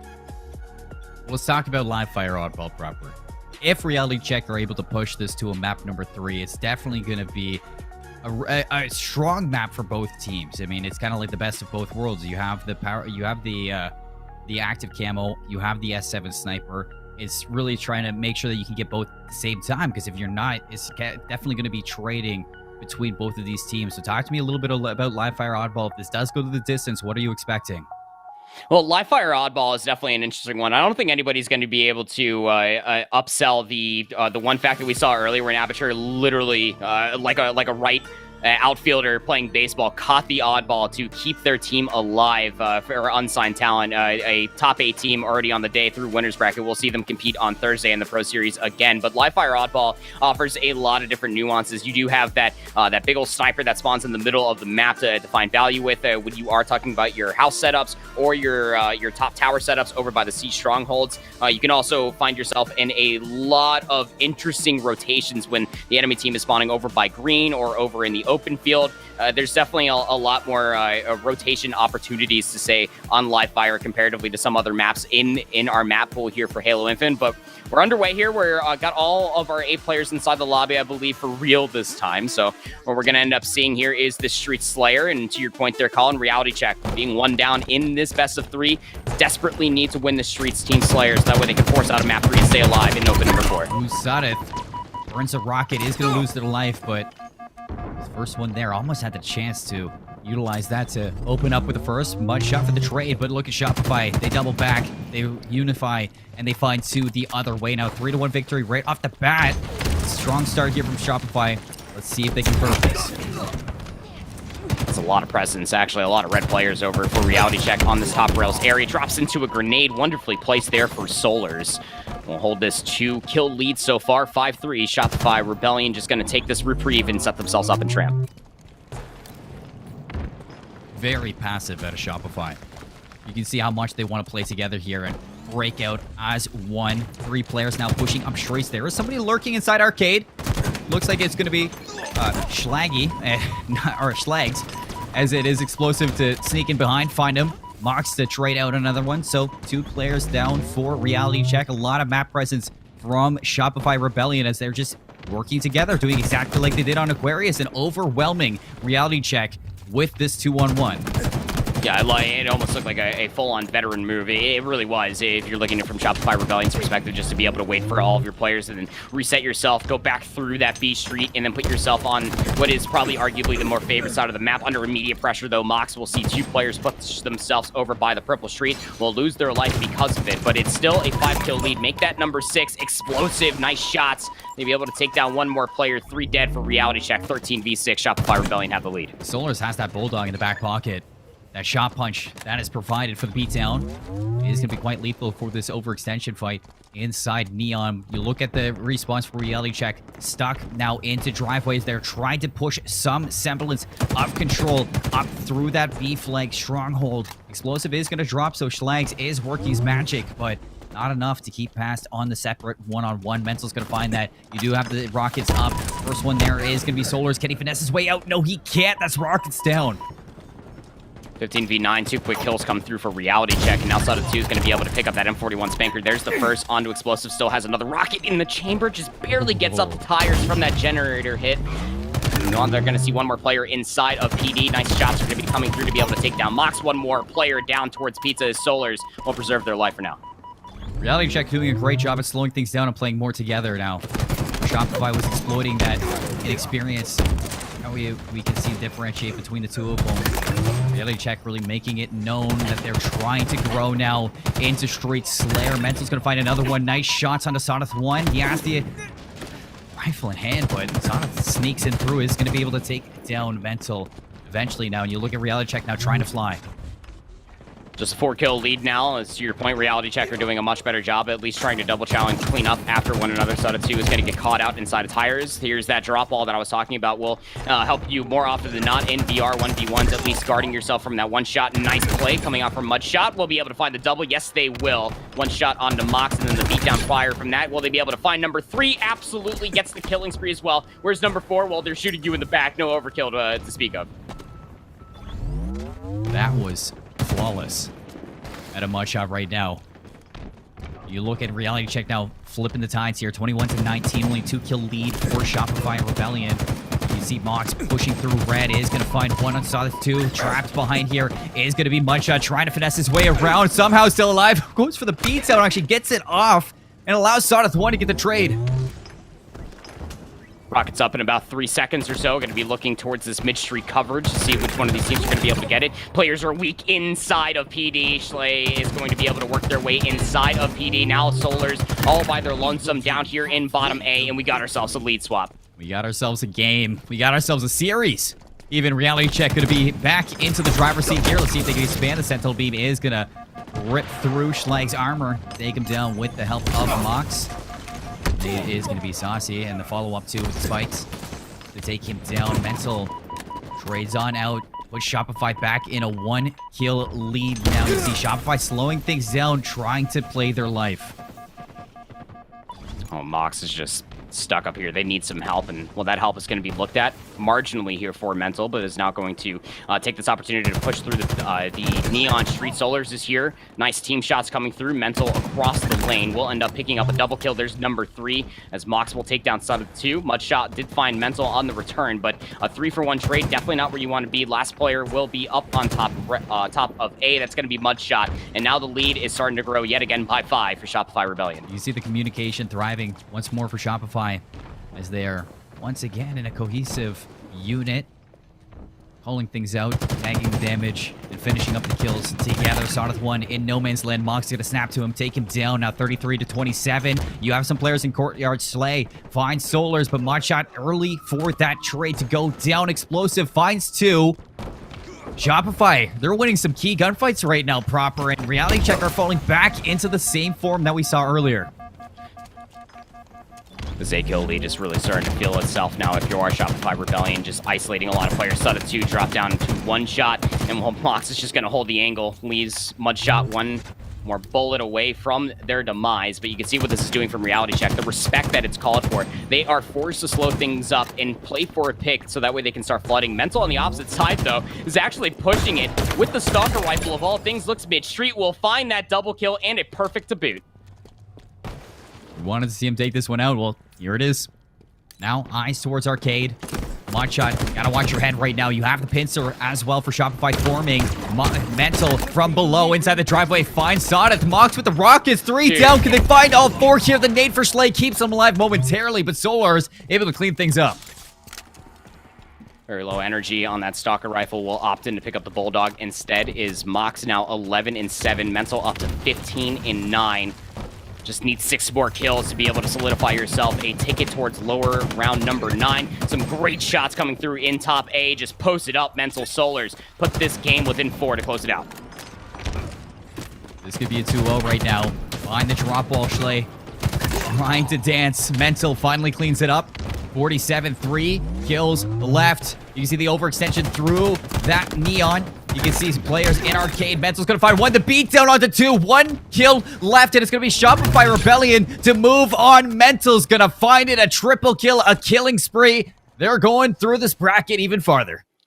They are, absolutely. I mean, that was just impressive stuff from start to stop there. I mean, we saw a little bit of a reprieve come through in that point in time, and a little bit of a pace switch come out from Reality Check, and you would coined it beautifully, my friend, to say that Reality Check are finally realizing, hey, we need to be able to take these gunfights 2v1, 3v1, 3v2, regardless of the matter. They needed to have a numbers advantage to be able to close out the game. Let's take a look at some of these stats. Mental, 20-9, a 12.3 KD. Mental had themselves a whale of a series. You go back to that Aquarius CTF now here on the Streets. Slayer. Oh, it's always such a beautiful thing when I get to be right on a broadcast just talking about Mental and their ability with the sniper rifle. Picked up that Stalker Rifle, and it really just felt like it was the end-all, be-all there for Reality Check to break things up. Explosive with 63% accuracy. Mox with plus 60 as well. I mean, I am impressed with Shopify Rebellion. You know, I expect high-tier gameplay from this squad of players, but this transition into Halo, it has been nothing but good to these 4 players. And we look back at this series, we get another chance to just highlight over what Shopify brought to the table. And throughout the series, Reality Check, they did make a good change of pace. They were starting to work together. Mudshot here, a very highlight triple kill to finish off Mox. This was a great series of events for them, but then they fell back into the same tendencies that put them at that deficit early. And I think it was Shopify Rebellion just flexing their experience, just making sure they can flip things on a dime once more. Absolutely the case. So into lower round number 9, Shopify Rebellion with a very explosive, no pun intended, 2-0 over this Reality Check roster. Honestly, I thought that one was going to be just a slight bit more competitive, especially off of that map number 3. Just beautiful shots all together. Let me get that one more time if we can, Louis. I mean, that was just absolutely absurd. Mental with this Stalker Rifle, it's a 3-shot perfect, but just the composure of it all, just to be able to find this and shut down the rockets.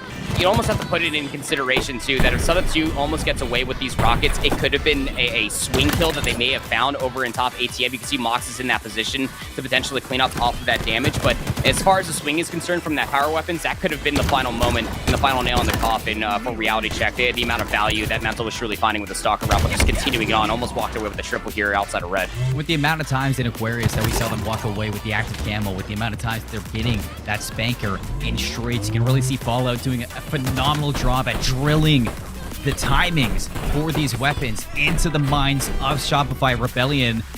They're really proving themselves to be well practiced here, and this is the closing remarks from Mental. Able to find that 3rd kill around the corner. The call out to Sonnet 1, and around the corner he finds the killing spree of all things to close out game number 2. A 2-0 victory for Shopify Rebellion. This is a team that you got to keep your eyes on. Oh, absolutely. I mean, you know, all the way up to 3 o'clock in the morning when we got Mox just tweeting out to sea looking for a scrim of all times in the day. They are grinding this game to be able to put themselves in a position to, you know, beckon to say that they are a top 8 team, at least through Open Series number 4 here on the 9th of January, so that we can end up seeing them compete in that Pro Series that is happening this upcoming Thursday. But they still have a handful of more rounds to get through. They're moving into lower round number 9. Remember that it's actually lower round 12 is going to be the qualification round. That's where things turn into a best of 5, so that way you could really test your waters to be able to then qualify yourself to then get into that Pro Series. But they're patiently awaiting the winner of Leviathan and AR Radar, which I believe is currently underway. And I'm not sure, but it'd be cool to get a look in on that one proper. But in all, I mean, there are plenty of teams still in this losers bracket. If you're Shopify Rebellion, you have to get through. And really, if you're any of these teams, it's a gauntlet still. I mean, we're back into the open bracket style of tournaments, which I love, by the way, for Halo Infinite to be bringing this one back. And it's nothing but exciting seeing this new talent shine, seeing the veterans come back and just own the game that they grew up playing. And on top of things, just seeing a ton of other players just banding together, switching titles, knowing that they can transition their skills and finding success after it. And even more so than that, too. I mean, just to bring up to that one point about the shark-infested waters that we currently have here in the lower bracket. I mean, you got Status Quo still waiting for the winner. Complexity is still down here as well. We'll actually hop on board here with Hunter JJ to be able to see what they're able to do here in their lower match. They are on Bizarre as well. 34-21 at the moment, as they do have a lead. Comfortable lead as well. And let's see with this push through sewers, trying to get through Overshield in 11 seconds. And you do see that Kilimanjaro is going to be putting some focus onto this one. It is going to be Dash. If Complexity can get this, they can push their lead even farther. You have Spankers coming up as well, right in between, behind. Hunter's going to find this, pops the OS. This is perfect so far. Looking pretty darn good. Hunter, of course, being dropped from that Complexity roster that we saw in that Raleigh Open Series, and then going all the way back to the end of that, then got replaced by Vetra. Still a phenomenal player, just a fantastic personality altogether. 38-26 is the current scoreline here on Bizarre Slayer, as Hunter is looking to hop inside of this red cubby. Is going to be able to find a nice little shot there to be able to be solidified by a teammate. And look at them just disrespect the spacing, able to find yet another set of damage to be able to put their team up to 41 kills. It's pure confidence right now. I mean, you are in the finish line right now. You are just trying to push through, keep that pressure on. You can't allow your opponents to breathe and fight on back, and that's exactly what we're seeing out of them right now. Hunter's going to find another one. The call-outs for East Alley as they're flooding on into this, flushing out these players one by one. They have to be careful because you are in the lion's den, and there's a little bit of a bite back. A little bit of bite back for sure, but you're only within 6 and you're down by 14 if you are the enemy team here. You're going to must be able to find yet another one, but you can see how from the enemy team's perspective, at least from the kill feed alone, they are starting to couple on together to be able to find these kills. But here's the leader's advantage. If I've ever seen one in Team Slayer, you can continuously play for the trades here if you're Hunter and Co. To be able to close out this map. Just 3 to be able to see the end of it. 3 more kills, like you said, proper. It has to be perfect for the comeback. Now down to 248. Team shots going through that barn. Not able to finish out on that player. In fact, it's going to be a beatdown. A double kill. Can they find this Mangler shot? They do! That is a flurry of kills that I was not expecting. Very tippable. Very typical indeed. Now with only within 1 who's going to be able to find it. You can see Hunter's teammates are still able to coexist in the middle of the map, and Hunter will just slide on through the double doors. They'll be able to find kill number 50 needed. It's 50-39 as Hunter's team is able to take this Slayer. Is that going to be the series as well? I do believe so. This was a lower round 9 match, I believe. This is in between Unintrium, if I'm pronouncing that correctly, or a Unitrium. It's very hard to truly understand which way they were going to say this, but they were going up against Chicago Nightpack, and regardless if that was map number 2, well, we have to 50-50 split it between you and me, Colin. I mean, it's either going to map number 3 or it's all actually tied up to go map number 3, or it's going to be a 2-0 win as Hunter takes a wonderful bite out of satisfaction to be able to close out that Slayer. Yes, it is. We are going to wait to figure this one out. I mean, it's been great so far. So they did lose the CTF in overtime 3-2 in game 1. So that should mean that we're headed to a game 3. Can't wait to see that one here, but you get a little bit of a glimpse of the stats for Hunter. 46% accuracy, 4,000 damage, especially in a CTF. I mean, that is just some semblance that we are seeing for Shopify Rebellion. It's just something that you really need to see is just controlling the map with putting damage in, throwing it out whenever you can. So we'll swap perspectives over to, I believe this is from Leviathan's perspective. This is the other side of the matchup that we were watching earlier for Shopify Rebellion. Now, whoever wins this matchup between Leviathan and AR Radar, we will end up seeing them go on forward, I do believe, to face Shopify Rebellion as they're playing through their Street Slayer. Excellent usage of those rockets on the double kill now. 17-13 on the exit, looking to stay alive, prioritize that life. Is the teammate to spawn up into PD right into the enemy territory, instantly going to take this gunfight. You see Glitchy gets a double kill off site. The help's going to be there. 3 kills down. Excellent play out of Feared. He's going to try to find this last one here. A big one-on-one. It goes his way. Beautiful shots actually coming through. 21v13 has another player in lower A. Just pings coming all the way through, but it's the grenade that bounces off of back soda. We'll end up taking down Fear Convict for the time being, but it's still a very healthy lead here, just by 6. Stalker Rifle is currently being held by one of Feared's teammates inside of tires, but just off a spawn over by the neon sign. You can see that one specific line of sight was actually currently being held. It's just chip damage and other kills that are being found in Stray for AR Radar. They need a sufficient amount of kills in succession of one another to try to close this gap. Yes, they do.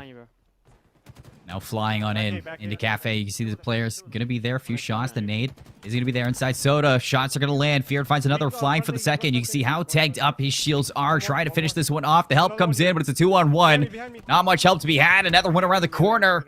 Not going to find this one out. The trades aren't going to be there either. Still a little bit of a fight back here for another player. I mean, they are in the lead at the moment. 27-20. 7-point lead is very comfortable. Yet the Rockets coming up as well. You got to keep your eyes on that.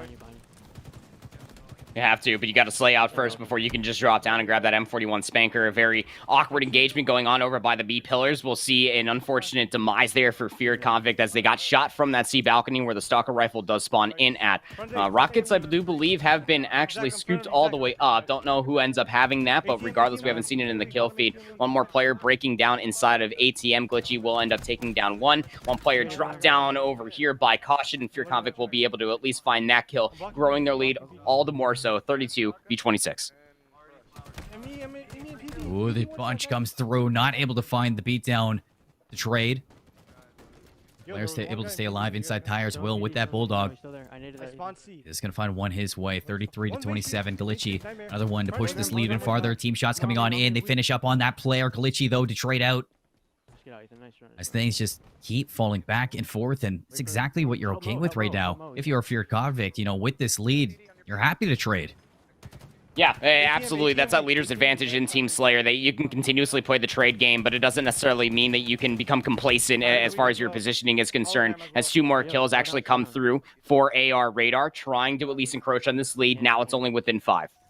I'm spawning C, guys. Pulling things back. Overlook. Your tires.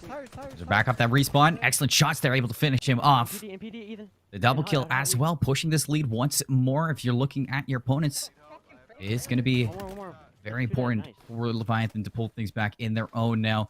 Feared Convict, another cleanup as they're rotating around this map just to get in return with their teammates to work together to flood these lanes. And they're doing a great job. 12 seconds on Spanker to come up again. Bulldog in the hands here for Feared. There's that nice little handful of shots, but can't find the first for the beatdown, but the beatdown did end up coming through, so the cleanup damage is more than acquired inside of tires.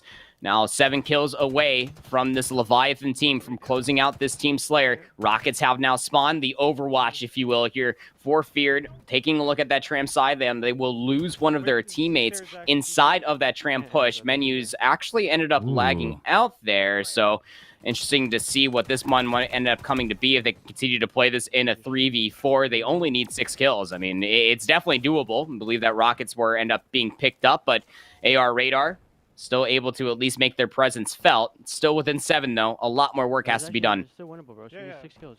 It is doable, but it's a lot harder to take control of these power weapons without that player. The Overwatch is good enough, but are they able to put this one away now? Things starting to go the other way. A 4-point deficit now as things are clawing back without this 4th player on board. It sure is troublesome, and honestly, it's probably frustrating. I'm here. I'm behind you, Will.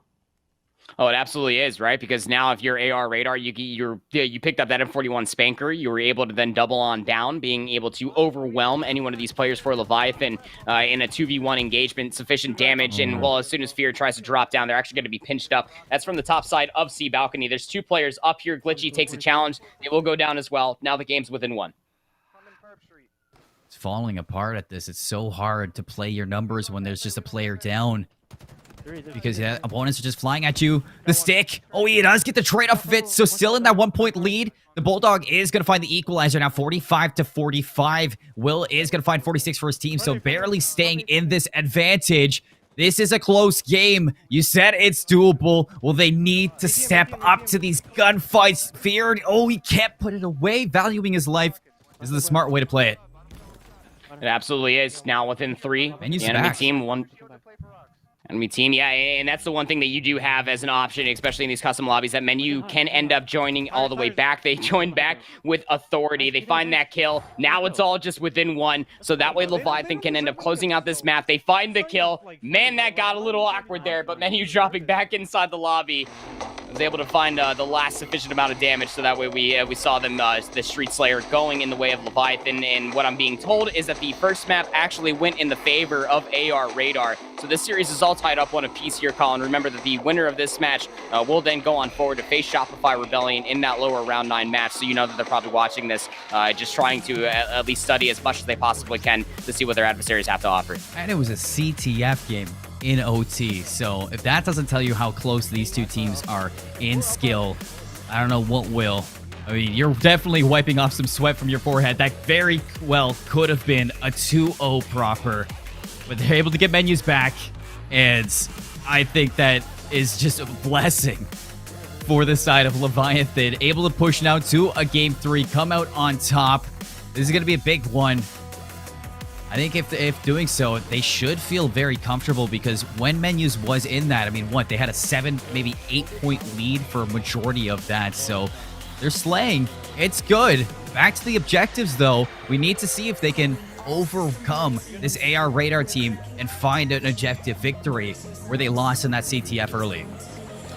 And it's going to that live fire oddball that we didn't end up seeing in between Shopify Rebellion and Reality Check. And in this map mode combo, just as a whole, can absolutely either snowball or it can go back and forth. Either way that you look at it, you got to take a main focus point over towards that camo side and what players are going to be able to do with that heat wave down bottom center, the sniper rifle up in top center, and then the mangler that spawns over by the sandbags. There's so many different goodies that the sandbox has to offer here on live fire, and it goes all the way down to the equipment as well. I know that there was some small talks going down to as far as what the repulsor is able to offer, but even the return to sender metal, if you can kind of bait in an enemy team just to throwing in a couple of grenades and you can kind of ricochet that back into the enemy's face, it can kind of swing a lot of these gunfights. It can garner you sufficient amount of time.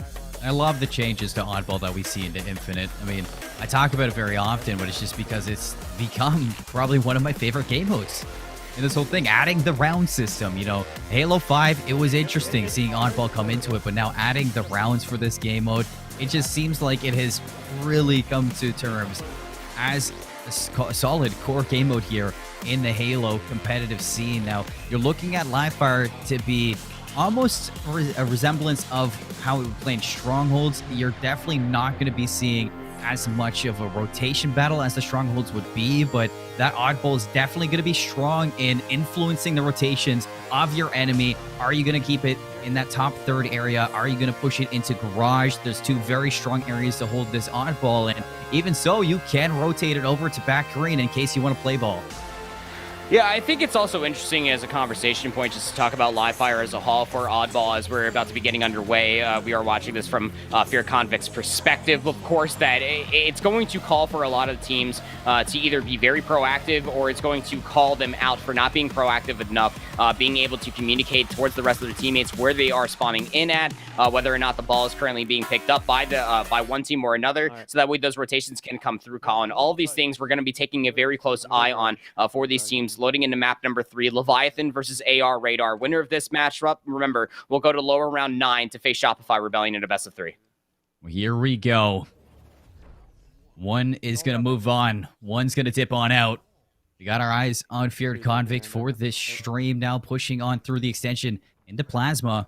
He's going to pick up those grenades. Nobody on the S7 sniper. He might actually be able to finesse this kill. He does. That is going to open up the lane to the middle of the map. They can catch another sniper. Beatdown. It's not going to finish on up. It's actually going to be the trade S7 sniper. I'm not sure who it went to. Well, there it is. It's menus. Can he find a second? No, he can't. Still exhausting a lot of that ammo, though, so at least if it does get picked up by the enemy team, I believe that was maybe 3, if not 4 shots that were expended from that sniper rifle, as Feared is going to pick up this pea shooter just underneath of the C pillar area. Will now drop all the way back down to C if they can try to work their way in, find some early damage. As the ball being collected by AR Radar, it is a house setup. A Glitchy will find the opening pick. Fear Convict just trying to at least spray the pea shooter, but is going to get caught out from the key door. 1 for 1 so far, but the battle's still going on over by scoreboard. On me. And their first set of points on the board now should be Leviathan. He's one shot here. The spawn up into garage is going to be here. Feared right off the rip is going to find this. You see in the kill feed, Heatwave is picked up right now from AR Radar, so they are going to be looking to close the distance, take these close battles, and flood on into garage as one. Some hot shots on Feared. He is going to respect this one, hop back up onto this cheeky spot. In fact, his teammate has a Heatwave now, so you really want to push this. No, you don't. No, not at all. 3 quick kills come in succession here for Leviathan as they're looking to strengthen up this hold so far. Players going to pick up the ball for some much-needed time here. Going to be building this lead just about double to the point of what AR Radar are currently holding for themselves. And just as curious can be as the rotation comes back over towards the backside of green. Very proactive play so far, Leviathan. I'm going to hop into a listen in here from Fear Convict's perspective to see how Leviathan play out through this oddball round. I died from sandbags. Sandbags just play, yeah. On scoreboard. Nice. We have camo, guys. Let camo work. I'm blinking, bro. I'm blinking. Zach, I'm gonna try to bait myself. He's weak on Ovi. On Ovi spawn. And there's one bottom mid, bro. You guys have to live. You have to live. All 3 are there. Traded. One more top mid.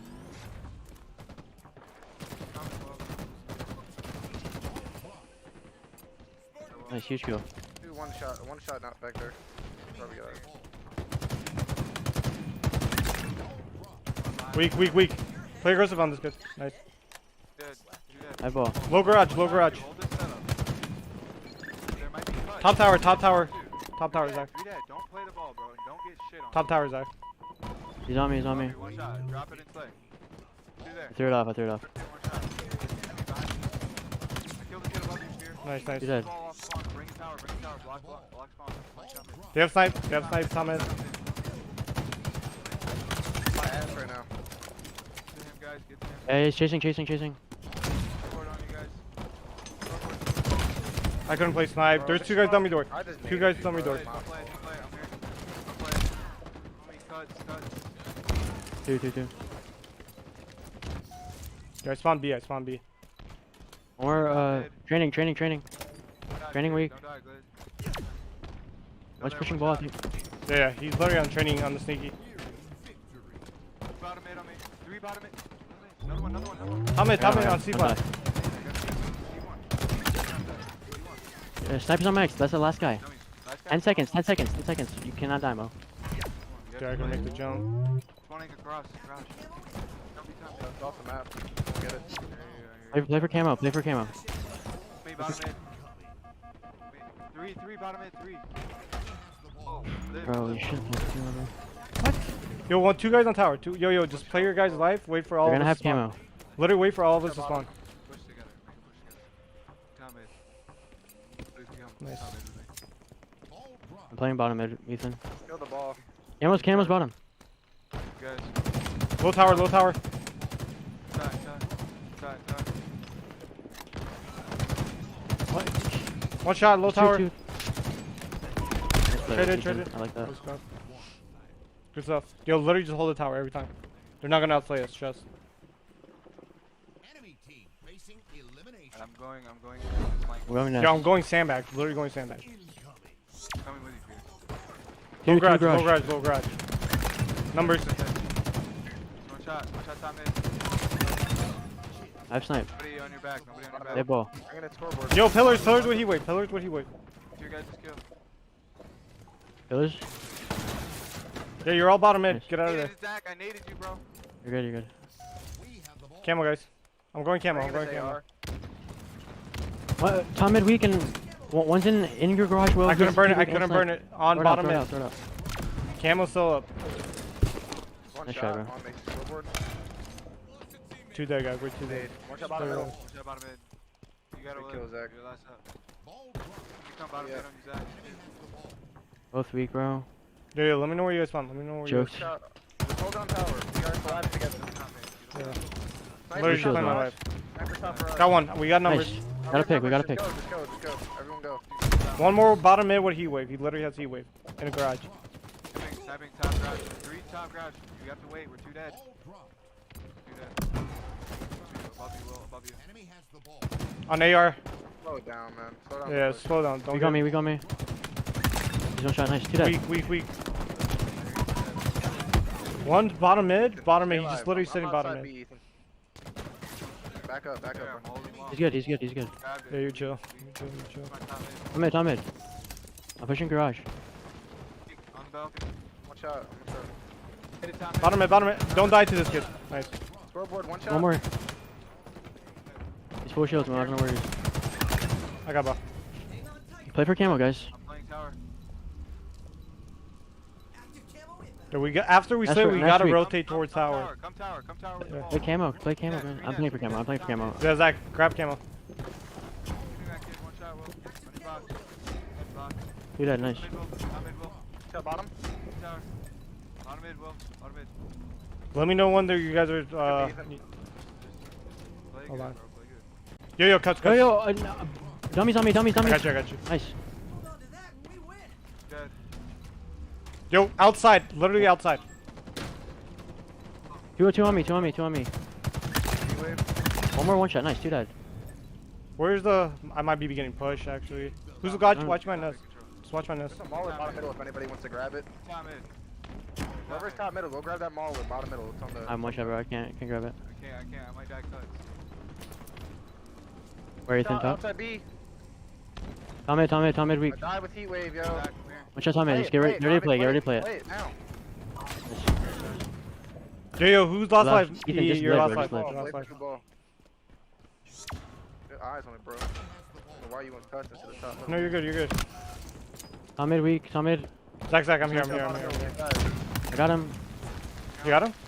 Oh, nice. Yeah, just get points and then play it if you're about to die, Ethan. Nest bridge. Might be standby. I heard him repulse, bro. He's one shot Nez. Play it. Not yet, now. Nice. Yo, just set up. Do not even desperate it. Got eyes. Got eyes. Two. Oh my god, bro. This fucking game is all. Chill. Fear. Yo, I'm going for low flank. Go back tower. I'm playing Nest. Yeah. Me Nest now. Traded. I killed heat wave. Nest killed me, bro. He's going top mid. I killed off. Hey, you might have to play. Yeah. Okay. Let's play him out. Like one low tower. Camo. They have one of them dead. Zeus is gonna spawn right now. Zeus spawned up. He's gonna spawn like A. He's gonna spawn A. Sniper's on dummies door. Yeah, he is. Camo's weak. Told you. I killed camo. Where's ball guy going? He's one shot. Run. Good stuff, man.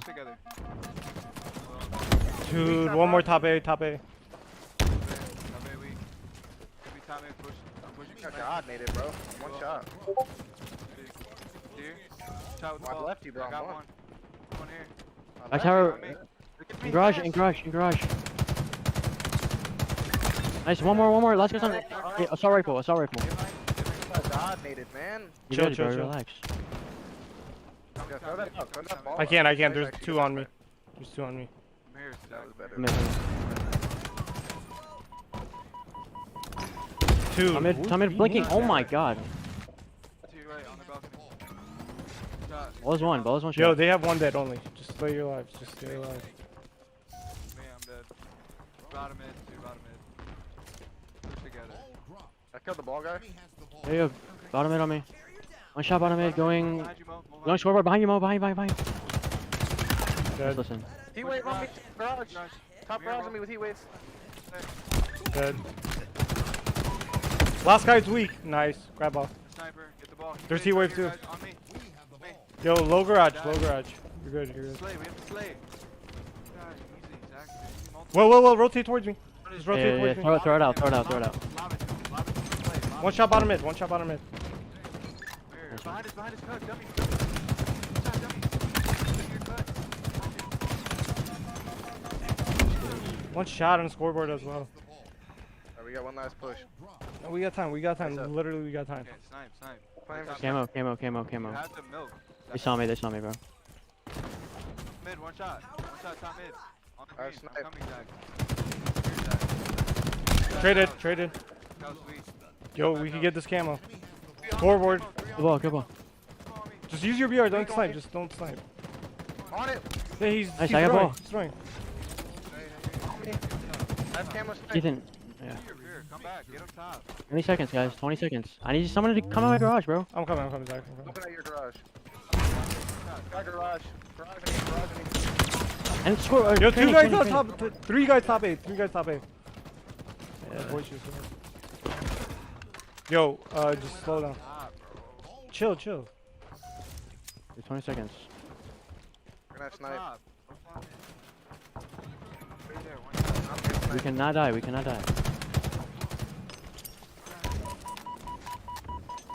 They're Bottom mid. Two guys. Yo, he's literally throwing. I'm going.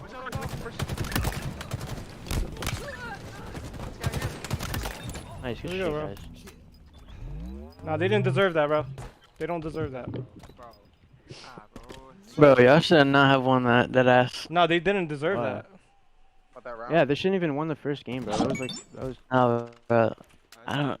Bro, y'all took so long to get back up top when Zach was holding it. What's up, everybody? Welcome back to the coverage here on the LVT stream. It's open number 4 here for Halo Infinite, and we just saw Leviathan able to close out that oddball in just 2 rounds. Wonderfully played out for them to be able to punch their ticket to lower round number 9, where they're going to be meeting Shopify Rebellion. My name is Proper. Join with me is Seymour. We're going to be swapping our perspectives. We're hopping back over to the boy, the lad, Hunter JJX, currently playing along with their team, going up against Team Preposterous, a team that actually came up short just last week from qualifying. They lost to Unsigned Talent in that lower round qualifying match.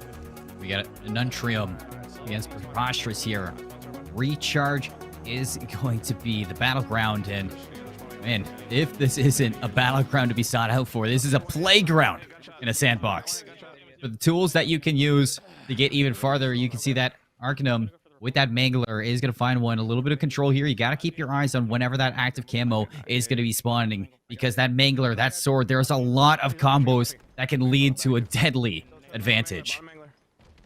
Thing you always got to really enjoy about Hunter is that they always surround themselves with some of the best players that they possibly can. Reliable, of course, being a Halo 3 and Reach Pro, placing 3rd at 2011 Worlds when they played with the likes of Snipe Down, Cloudy, and Maniac themselves. Currently leading the Slayer, 32 v 29 with 6 minutes remaining. But so far, Preposterous putting up a massive argument to try to bring themselves back into this game just within 3. Actives up, 33-30. This is going to be a big one, too. If you lose out on this, you might be losing out on the lead. So Hunter's making a play here. Big one-on-one. He's going to lose it. That's 2 down now. Potential for Preposterous to grab onto this active camo. That's 3 down now. They should be able to get it. And keep in mind, you, that the recharge strongholds actually went in the favor, or the opening map, excuse me, went in the favor for Preposterous. So if you are Unintrium, you are currently playing down in a deficit already, and now the lead has swapped, but it has been quickly rectified, evening things back up. Now the lead by 1 here as Reliable picks up a nasty 2-piece off screen, of course. Now the lead growing to just about 2. Still within arm's reach, though, for Preposterous to be able to bring this back. Really clutch 2-piece right there from Reliable. As now you can see the likes of Untrium working together to find these players inside the long haul.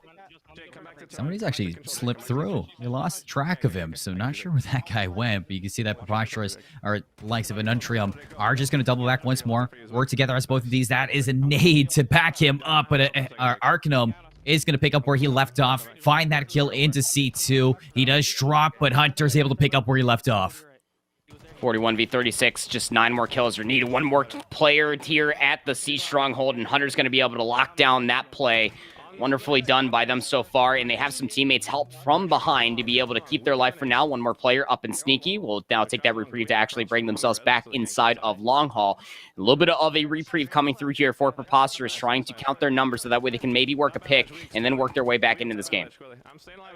Reliable traded out again, brings his team to 43. Getting pushed out here is Hunter. He's going to throw that nade to delay. Has to give this up now. Is going to be trying to finesse his way alongside with Musa. Active camo in 2 seconds. You got to keep your eyes on this one. This could be game-changing once more. This could be what Preposterous needs to pull this back. Within 4. Again, just slowly inchworming their way back into this game, but just as soon as I say that, Reliable will find 1 mid-map. 2 players actually go down for the side of Unintrium, and now you can find yourself in maybe a stretch of kills for Preposterous to try to close this out into. But here's the leader's advantage in the fact alone. With now that you only need 3 kills, if you are Hunter and Co., you can just play the trade game. Yes, you can.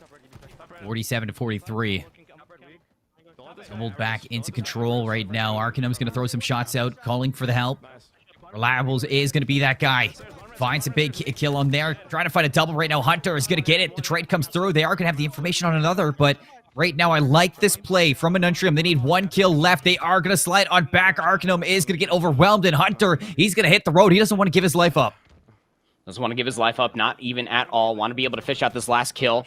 Or Hunter and Co. Unintrium trying to fish this out. Now back down towards Stacks. Hunter trying to preserve their life. There are some stray shots that are coming through on the top side of the A catwalk, but it's going to be a trade on the opposite side. Reliable will go 1 for 1 on the opposite side. We got ourselves a map number 3. And that's the hard part, Proper. Just 1 small slip up when you have 1 kill to go, and that is going to be it for the map. So a big one out of Unintrium, a great way to close things out. And yeah, it did get close a little bit in some of those gunfights. Yeah, there was potential for Preposterous to pull things back, but constantly, as soon as there was a mistake made from Unintrium, you can see that they went over it, they fixed it, and they went back to working together in a 2-2 split. They're working excellent as a pair. Absolutely the case. It seems like they're going to be setting themselves up for a map number 3, looking like it's going to be a live fire strongholds between these 2 teams. This is a lower round 10 matchup in between these 2 teams. Just within 2 more rounds, you win this one for either one of these 2 teams, then it's just 1 round away for a qualification match within its own self, so that way you can end up putting yourself in that qualification match in a best of 5 to potentially win that out and then qualify going into Thursday's competition. That's when the Pro Series will be happening here in North America. Hunter trying to make the argument that they are still one of these top players, and even after getting dropped by that complexity roster that we saw qualify just last week, who are still in this tournament, keep in mind you, trying to make it back here with a very notable team of some very notable players from a lot of different Halos. Well, we just saw live fire oddball. Let's look at live fire strongholds here on Hunter JJ's stream. As I talked about a little bit at the start of that oddball, it's a lot kind of different, where you're definitely going to be focusing on the rotations here. Hunter's going to get caught out in the open in that field. Game number 3 going to start off strong here for Preposterous. 2 quick kills, looking to grab these power weapons now and open up the sandbox. And the thing about live fire strongholds comparatively to even oddball, I mean, this is just rotations. You have to be able to fully read where you're spawning in at, where the enemy team is currently capturing a stronghold, and then you have to rotate accordingly. If you can get some power weapons along the way, that would be fantastic. The sniper top center, the heat wave down bottom center as well. And you have to take a look at that power up field, as it is quite literally out of the way. But when that power up is just within about 20 seconds, you'll see everybody try to flip their point of view over towards that open field, so that way they can try to get that ever so wanted power up. Nice kill coming through here for Hunter. He has one more player up top, but that was a heat wave versus a BR. One shot beatdown will come through. Hunter will go down. The triple capture was held for a decent amount of time, as it's still Preposterous struggling to even get themselves a single point on the board. Yeah, but Squilly finding Hunter back there is going to uproot them from the spawn. Hunter off spawn is going to get that revenge. Still holding on to B. D captures it.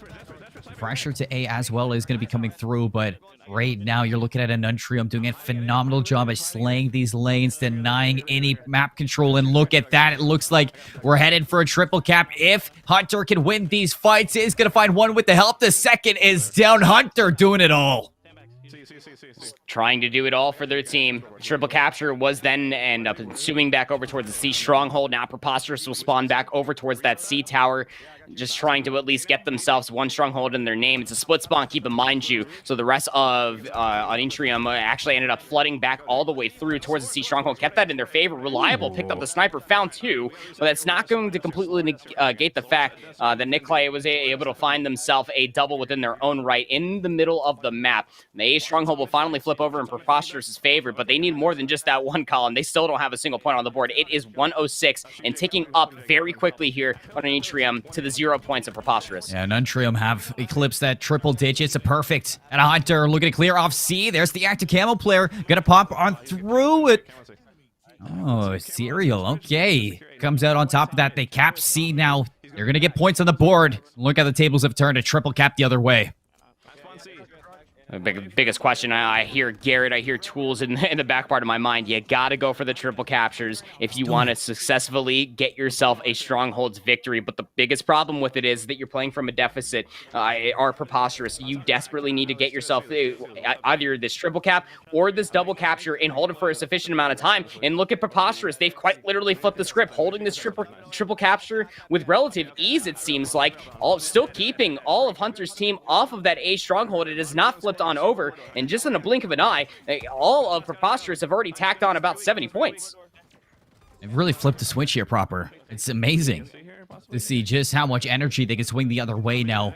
Over at C, this gunfight is going to be big.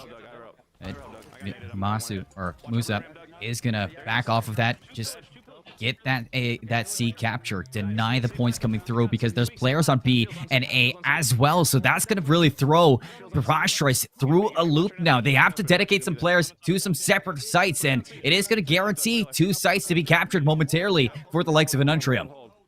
Musa actually ended up dropping back down. I wonder if they're going to end up biting a bullet. Yeah, they sure will. It's going to be shot that takes them down on the opposite side. But still, work has been sufficiently been done here for Hunter and their team, as they were successfully, to your point there, Colin, able to get that A and B stronghold within succession of one another. Now trying to keep all of Preposterous trapped over by the C stronghold. Communication coming through aplenty. The hit is currently coming through the bottom side of basement. The A stronghold has already flipped. Preposterous are on B stronghold as well. So wisely enough, Hunter and their team, they all hop on the C stronghold just so that way they don't allow the triple capture to start ensuing once more. What was 106-0 now 135-93. A B hold right now for Preposterous. Camo's up as well. Squilly has that. Oh wow, had it right there, but instead it's gonna be Arcanum with that camo, opening up this map even more, as it looks like an Untrium are trying to make a play to B. Nice one over top on Sandbags, but there's 2 more players down by the B stronghold on the backside of green. So Hunter will only be able to find that 1 kill. Now what can you end up doing if you are their teammates? Just trying to at least clean things up there on the A stronghold. 1 more player up by the Sandbags will be able to spawn in over by the scoreboard. You can see all of these players now for Unintrium will start flooding their way down this B ramp, more or less, trying to get themselves the presence of mind through this B field, trying to flip this B stronghold, but they'll lose 3 lives in in succession. Musa had to go absolutely big there to be able to flip that B stronghold. And if this continues on the way that we're seeing it, with Preposterous flooding in towards the A stronghold, it's going to be a lead swap. E-Wave picked up. Lead change is imminent. Here comes Hunter around the corner now, putting some pressure on the B side. Excellent play, though, from Preposterous to come out on top with that. 2 kills go the way. It's a whole 3 down now. Reliable last one alive, and Serial's going to put him 6 feet under. You get the spawn in inside this A garage now. Big gunfight from Hunter to stay alive, to hold on to this one. Denied that triple cap, and he is going to stay alive, allow his players to come back up into the fray and start pushing these lanes once more. You're going to deny the triple cap, but you could not deny the lead swap, and it's starting to really grow here now for Preposterous. One more player on the backside of green. Hunter's going to be able to take down them, and, well, Arcanum towards the middle of the map, towards these B pillars, is going to find themselves a double kill. So this should be the B stronghold, absolutely flipped in the favor for Hunter in their squad. Active camo is up, keep in mind you, and Preposterous, well, they're going to grab that, they're going to pop it. They're actually moving their way immediately through cuts, and that could just mean that they're going to try to battle for the C stronghold. It will flip over in Unintrium's favor, but even still, with these 2 players for Preposterous outside of the scoreboard door, we'll take down Hunter, but how long are they going to allow Hunter and their team to be able to hold on to the CB setup? I mean, this looks so dominant at the start proper. I wasn't expecting it to turn into the game that we have right now. Live fire, it has definitely come alive. Big kill from Hunter. Excellent shots at there, but can't pick up the sniper rifle. You see 2 slay out the other way. Serial is going to pick up that S7 sniper, looking to look out towards B field. Let's see if he can find some heads. Hunter's actually going to spawn up immediately looking at that sandbags area, so they're going to completely negate Serial, that line of sight to be able to look at that B stronghold. Going to shrug them all the way back towards that C stronghold. It's currently being flipped in Preposterous's favor, and this is such a wise read coming out from Hunter. Just immediately hop on that A stronghold, immediately resurface themselves towards the top center of the map. Serial will end up taking down Hunter, but there's not a whole lot of space provided just off of that 1 kill alone. And as this continues on, Hunter should be able to reach over the 200-point margin, but Preposterous, they do stop that clock. They'll hop on B for the time being, but Hunter, wise enough off the respawn again, just so proactive. This is the one thing I was highlighting about live fire strongholds. You have to be proactive at reading where the enemy is at, what they're currently trying to capture for strongholds, and Hunter will go back over towards the C stronghold, not allowing Preposterous to be able to start tacking on more points. Oh, I thought Hunter was going to get that one. Squilly comes away with the beatdown, though. And he should be able to hop on C, but a couple more players to slay out before that C gets captured. B site on the edge of going the other way. Finally, Preposterous find that AC setup proper, and that's going to put some time their way. Not a successful cap at B either, so it's a triple cap here for Preposterous. Triple cap will come through. How long are they going to be allowed to hold this? Little tough engagement there for Arcanum. Will end up going 1-for-1, so the C stronghold wasn't fully flipped, but the rest of the team here for Unintrium will end up spawning in over by that A stronghold, and they're actually looking for presence of mind over by the B stronghold. Serial on the backside of green. Hunter not fully aware and ready for that fight. Actually keeps the B stronghold in Preposterous' favor. They have the lead. They get the A stronghold back in their favor, but off the respawn, Unintrium on all different fronts win gunfights. The C stronghold will be currently possessed by Preposterous, but even still, the AB setup back in full effect. 214 to 209. Things are definitely close right here. As the shots come on through, 2 kills, opening up that garage now. Looking to put some pressure out here. Hunter's going to make the heads-up play at rotating over to C. See if he can take this back in. Start putting some time back on the board here for an Untrium. But the B side does get captured here. You are going to see some pressure out onto these players. They get C, so they deny that triple cap for the time being. But things have really turned on its edge, and Untrium are starting to fall. Unintrium need to start working towards one of these strongholds so that way they can stop these points from tacking on over. It seems that a player now for Unintrium was able to work their way over towards the A stronghold. Repulsor won't be able to keep that player alive. Hunter, wise enough, just lying in wait on the top of the C tower, has one more player pushing from the bridge of Ness. Will end up losing their life by Nick Clay, but even still, as the A stronghold does flip, there is a minor reprieve here, and some kills coming by way of Musa over by Concrete. Should be the B stronghold flipped once more. Rashers are keeping the rhythm up now, but finally a break. Looking like it's going to start here, but no. B-site, again, gets denied. Hunter's going to drop as well. 234 to 211. The C-site, it is going to go the way now of an Untrium. So time's starting to go their way proper, but things are starting to slip out of their hands. If they can't break through this rhythm right now that you're starting to see from Preposterous and Untrium are starting to fall, and they might be looking at dipping out of the tournament. Might just happen. They got to get on towards this A stronghold. 2 players will be here to start that capture. And now you're going to end up having Reliable try to look towards that garage side, seeing what they can find over by the B field. B has been flipped. Hunter desperately running towards the C stronghold. Needs to get this flip. Can't even find the kill. Will end up going 1 for 1. Hopping on the B stronghold will stop that clock. So far, Reliable trying to play their life is under immense pressure over by Ness. Now it just comes down to Musa to continuously play their life. The B stronghold did not flip. Musa got unfortunately killed off there on the backside of green, and that will be the end for Unintrium here in lower round 10 in open number 4. They will not qualify for the Pro Series, but Preposterous put themselves 1 round away from a qualification match. Preposterous were down 106-0 at the start of that. They flipped the switch. They looked like a totally different team in the second half, and they never looked back proper. They came alive, and that's why they're this far in the tournament. That's why they're taking these subs. Their composure, their mental fortitude, they just flexed it.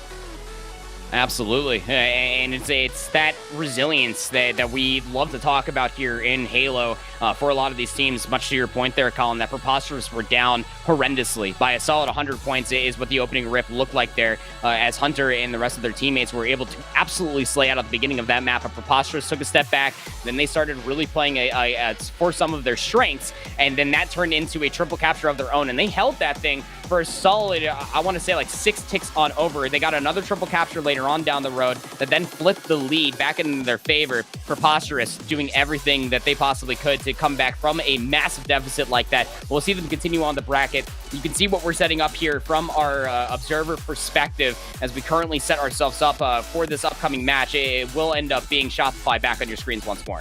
Shopify Rebellion versus Leviathan. A team we previously just saw it from the point of view of Feared Convict. A big 2-0 victory. No, a 3-2-1 victory to make it where they are. But a step up now in the competition. Shopify Rebellion are not going to be a slouch to look over. We saw how they handled business previous. This is going to be a tough one if you're looking at Leviathan's point of view. Yeah, absolutely. I mean, Leviathan are going up against the Shopify Rebellion roster, and to your point, we're absolutely teed in that losers round 8 match that we saw them being able to beat Reality Check on, specifically in that Aquarius CTF. It's where we saw a lot of good and blind trust come through. I mean, off the rip, off of every single respawn, the Shopify Rebellion knew exactly what they wanted and the positions that they had to be able to take from the enemy team of Reality Check to be able to get the slays needed to be able to work that very early flag capture. But here in lower round 9, we're going to be starting off with a recharge stronghold. Bazaar Slayer will be a map number 2, and if we have to go to a map number 3, it looks like it's going to be a Bazaar CTF as to what it is listed here on the Faceit website. So very awesome to be able to see this map set come through, especially for the recharge strongholds. And I'm going to lean on that one point going back to the Streets Team Slayer that we ended up seeing from Mental's perspective, went absolutely AWOL with that Stalker rifle, even at the end finding the last kills necessary. You don't have the Stalker rifle, of course, here on the recharge map itself, but you have a very, very fun weapon in that rifle that's spawning up the top side of batteries. And if Mental can get that in their hands, Colin, it could honestly be a snowball. That shock rifle, man. You hit that perfect. You hit that headshot. It is just so fun. It's so satisfying to find, but we did get a little bit of an update for the bracket for some games that were going on, folks. H5 Settings still going strong, 2-0 plus in the losers round 9. And on top of that, that's going to push them now to play Legendary in the bracket now to keep their series strong. We're looking at this map set now, like you were saying, Recharge Stronghold, Bazaar Slayer, Bazaar CTF. Quite the best of 3 here between Shopify Rebellion and Leviathan to go against each other. Yeah, absolutely. I mean, there's a lot of opportunities across all 3 of these maps. Now, we'll see the same sandbox, obviously, for Bazaar CTF and Bazaar Slayer. It's still that overshield that will be spawning in down over by that truck, but the M41 Spanker will be back into play, especially for that Slayer. And, well, this is going to be a true testament between these 2 different teams of Leviathan and Shopify Rebellion to be able to see how they're able to read out the spawns for the enemy team when it comes down to that Bazaar Slayer, because things can flip pretty darn quickly, and you have to be very aware about clearing out your backside so that way you don't end up getting pinched from one player that may be holding either on that red or blue flag base. That being said, you have a lot to offer from yourself. Manglers on all 3 of our maps here in our best of 3, 4 lower, round 9. Have to be able to see teams be able to find a lot of value with that. You have the Bulldog on Bazaar that spawns underneath the M41 Spanker pedestal, but then on Recharge Strongholds, you do have that sword. And then when we were... I think it was like an earlier match that what was it? Tony and Tim were actually casting it earlier, and Tony actually brought up a very, very good point about the sword itself here on Recharge Strongholds, that it can be a little bit out of the way, especially when teams are trying to mount a push, whether you spawn over by that C Stronghold side, you already got like 2 players trying to mount a push over inside the A Stronghold. It's actually an out of the way of experience to be able to try to push your way towards that energy sword. But once it's in play, Colin, and it gets in the hands of the right player that is just not afraid to get in your face, well, that's where things can absolutely get ugly. And there's one thing I've learned with Halo Infinite coming out. A lot of these Halo players, they're not afraid. Not afraid whatsoever. Now, we were having a conversation earlier. I mean, Mangler or the Bulldog. Well, I mean, Bazaar, you get the best of both worlds. Doesn't matter. You can use either or. But it's kind of interesting, the fact that we get to see 2 different types of usage from the Mangler. I think that you're going to be looking at more of an assassination role on Recharge if you compare it with that camouflage, whereas on Bazaar, you get that overshield. You're just looking to put the pressure on. You're just looking to be in that face as if you were using that energy sword. In fact, trying to get that shot beat down combo that the Mangler can provide. So I like that you're highlighting the sandboxes for both of these maps, because, I mean, it's quite the playground that you have between Recharge and Bazaar. There's plenty of tools to find the victories. Oh, absolutely. And if you missed our Open 3 coverage just last weekend, if there's one word that both me and Tools really enjoy talking about, it's that sandbox, right? You know, I bring my plastic mold every single time that I come here in Halo Infinite and cast over some fantastic matches to build a sand castle. And honestly speaking, it's what ends up swaying a lot of the decisions and what ends up swaying a lot of gunfights, depending on what players are going to be end up holding in for their weaponry of choice. Even that Disruptor pistol, I know that it's memed on constantly. It's not the most burst damage in the game, but as far as team shots are concerned, considering that that damage over time effect that the Disruptor pistol does end up bringing, that spawns in over by that long haul side, it's absolutely phenomenal, especially when you're looking at the team shots that we were able to witness from Shopify Rebellion in that best of 3 series in lower round 8 versus Reality Check. The same thing could be said about Leviathan going back to their lower round 8 match, and how they were just doing such a standout job of just playing with one another, just making sure that no kills went for free. I'm mostly looking at which team is going to be able to get the upper hand as far as an overall snowball is concerned. It's trying to sway their decision-making into what strongholds that they're mostly looking at, because when it comes down to Recharge as a whole for strongholds, it is a very big map. It's not going to play like Livefire, not even any stretch of the imagination. You're not going to be going for these blitzkrieg rotations in between C, A, and B continuously, but what it does offer for itself are these crossfires, which is why we bring up that shock rifle that does spawn above the B stronghold on that ledge itself. If you can get up on top glass and you can continuously help out your teammates looking over towards that A catwalk side, it becomes an absolute nuisance for a team that can get spawn trapped over by that C stronghold to try to even work out from there. Can we get a proper sandbox camera? You know, just playing in the sandbox, building a sandcastle. Just one day.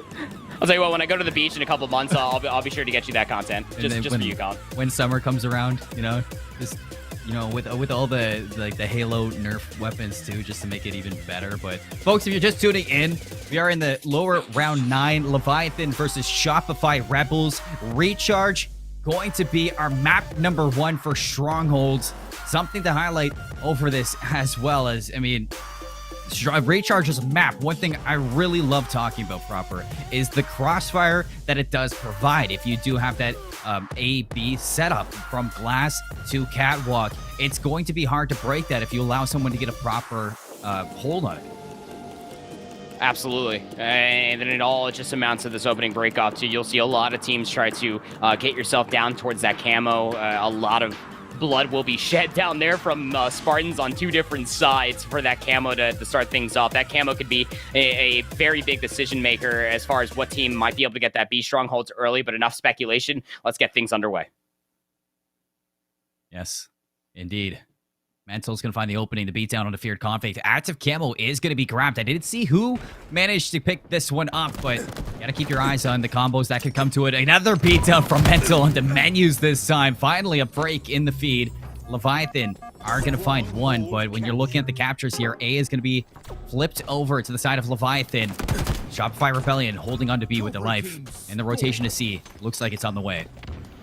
Starting to quickly work up that B stronghold side as well. We'll see it from Solars. Will end up dropping all the way down to see that player just... It's going to be Will that will be taken care of down here. It was a very strong start for Leviathan. You saw that Shopify Rebellion were mostly playing for the sandbox items, but because of that, they actually get split spawned themselves. So a lot of isolated 1v1s have to occur for Shopify Rebellion to bring themselves back in towards these strongholds. Looks like that they're going to start slowly work up towards the C strongholds, but Will is going to end up dropping down, reset this B strongholds, and they're dealing with the players on all different fronts are Leviathan. Is that how strong this AB setup can be? Pea shooter in hand.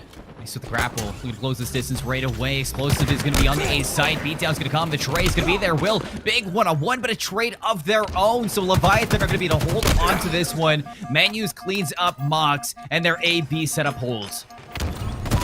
5-1 start for Mental, but nobody really able to actually amount to any sort of value towards these strongholds. Mental's now solely trying to capture the A strongholds. The nade will finally clear them out from the top side of that pillar. Solar's is looking to pick things up, and they're going to actually find one kill down low. It's going to be Glitchy that unfortunately will go down. Will now trying to play over towards this A stronghold stairs. Can Solars convert this into a kill? No. Will's going to be left one shot in Menus. Some much needed help so that way their teammate can stay alive. 10 seconds on Camo. Going to be coming up this time. Ooh, it's going to be Vulture to pick this one up. A gets flipped back to Leviathan's hand. The repulsor going to keep him away. Makes up this camo now. Mental is going to be having this. I think this is the second camo that Mental has. He's going to go back down, pick up this repulsor now. Let's see if the assassin is going to show up. 6-2 start here for Mental, looking to find further value. The Mangler is going to be elected over towards Mental here with this camo. An absolutely nasty combo. Will touch the strongholds, and does Menus fully aware what's going on? No, I would say absolutely not. Now the Mangler. Nice repulsor play coming through from Will, but they were already weak from the first Mangle shot, so Mental is going to be able to find 2 kills over by the safe stronghold. It's going to flip. It's going to be a triple capture for the time being for Shopify Rebellion, tacking up 2 points per tick. Yes, it is. Chance to close the distance now. Will inside pipes. Mox is going to find that one-on-one and lose it as well. On C, that's where we're seeing the pressure from Leviathan, with Will hopping on B just to split the attention of these Shopify Rebellion players. We do have that Mangler shot, going to land both very low right now. Is Will. The beatdown's not going to be there, but excellent usage to get away from him. Mental is going to be rewarded with that sword for momentarily. Glitchy makes sure that doesn't happen, because that would be dangerous. So they get that B site back. BC setup, Leviathan back into the time. And how long are they going to be able to hold it? Nice little play coming out from Menus, trying to grapple their way all the way back through Mental. Really, it shut down Menus from trying to get out of dodge scot-free. Will go down as well. They are looking to flip the script here yet again. Shopify Rebellion working with this AB setup so far. Again, just about 30 points in between them and their enemy team of Leviathan.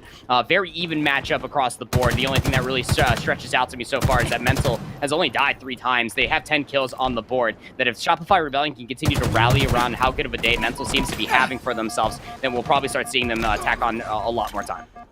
Little fight coming in. Excellent plasma grenade. Mental's able to clean that up. 3 down for Leviathan. Active camo is going to be popped. Will picks it up. He snags it. He's on the run. Leviathan, they get the camo this time around, even with 3 players down proper.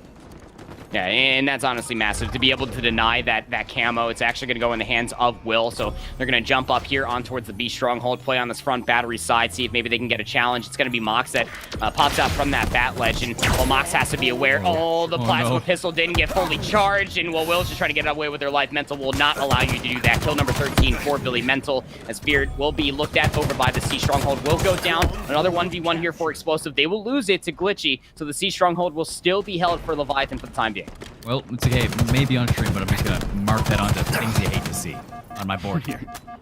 As Leviathan now at the deficit, 111-95. The AV capture has been solid for Shopify Rebellion to find this comeback. Solars is going to find Glitchy. Big trade there from Fear Conflict, who does have that energy sword. This is going to be a big one-on-one on screen right now. And who else but Explosive to come on board and take that win? Is 3 down for Leviathan. A-Site got flipped, but Shopify Rebellion are going to go right back into control. Stronghold capture. Gonna immediately flip that right back into control. Absolutely, Colin. And it's only been 7 seconds to about like the 80 or so that Shopify Rebellion and Leviathan have been able to find for each other over the past, I don't know, about like 2 minutes or so. But regardless of the matter, well, I have to see Leviathan try to bring themselves back into this game because the lead for Shopify Rebellion is really starting to grow. Will was able to pick up the Mangler, but did not fully expect that Mental is inside of this elevator room. Does have the sword in their back pocket, a plasma grenade, and a repulsor to play with. Not the strongest combo in the world, but you know that if anybody tries to get this A stronghold in their favor, well, they're gonna have to go through Mental first. 17 seconds on Camo. Mental got it the first 2 times. Will was able to finesse his way and pick it up the 3rd time. Who is going to be the carrier the 4th time around? BC set up for Leviathan. Players starting to set up for this Camo take. As you can see, Shopify Rebellion are rotating around to take the C site and see if they can get a better handle on the pit. Respect that play from Solars, trying to go for a remote detonation on those fragmentation grenades. Mental will go down over by the C strongholds as well, so the sword got lost. It's now going to be picked up by Feared Convict themselves, up to 5 and 11. We'll see what they can potentially do here. Does have the repulsor to play with, and that sword, like I was talking about, will find themselves in an engagement. Nice actually nade will end up coming through. Will end up finding the trade themselves. That was Solars that was able to go and find their own trade. Camo in the hands of Glitchy will now pick up that shock rifle. Nice shot down range. We'll get the one shot perfect off the rack and all. Off the rack. Perfect. I love this gun. In the addition to Infinite, Mental is going to find the trade on the Glitchy. Camo denied right now. Leviathan still with the BC setup. You're looking at Shopify Rebellion gaining some momentum now, looking to take control of B. Mental in a one-on-one here has some help from Explosive from afar, so Menu's going to get cleaned up. Now 2 players here to see if they can split this out. Will almost getting caught off the respawn. B gets captured. Welcome back, Shopify, to control. Yeah, Leviathan, though, were able to find about 50 points there in succession, so they're going to keep this game just within about 10 to 20 points or so. So one good flip here, and Leviathan could end up flipping the lead once again. But here comes some of that cross-angle nonsense that I was talking about earlier, especially from Mental's perspective. Has a great look over towards BR2, where Feared Convict is just throwing shoulders at. Did not see that Will drop all the way down. Will now see them pick up that Mangler. Some shots going through on 2 different players. Menu will go down on the opposite side, and that's the assist coming through. 2 dead for Leviathan. Now Solars stuck in a 1v1 versus Feared Convict. That was that player that was up on BR2. Had to favor towards the reload. There were 2 players there anyway for Shopify Rebellion as they're dealing with Leviathan on all fronts. 190 to 143. Here comes Camo number 5. And 2-2 split right now for control of this ability. And Menus is setting up for it this time around. Will's going to put some pressure onto Mental. Not going to get it. Camo's up. Looks like Will really wants to make a play for this, but still no solid comfort right now for either team to hop into the pit and pick up this Camo. Solars from above has to back up. Respect Menu down here. I don't think anybody's picked it up, but now that Mental finds that kill, he hops down, he grabs Camo, and it's going to be in the hands of Shopify once again. Mental for their 3rd camo in this recharge strongholds. Now just within 25 points. And we'll close it out. Well, we've all been there. But Mental is going to be able to at least confirm the kill there on the Feared Convict. 19 and 7 for Billy Mental. Has 1 more player in front of him. Gets spotted out just marginally, but Glitchy stood absolutely no chance as Mental will find kill number 20. 9 seconds left. Shopify on their way to victory. Leviathan, their last chance to take control of this. Seaside getting captured here. Glitchy gets caught by the Mangler. Mental finds the noggin. B-side gets hopped on. C-side not being capped just yet. No win just yet for Shopify Rebellion. They still need that 1 tick to come on through. Leviathan, they stay alive.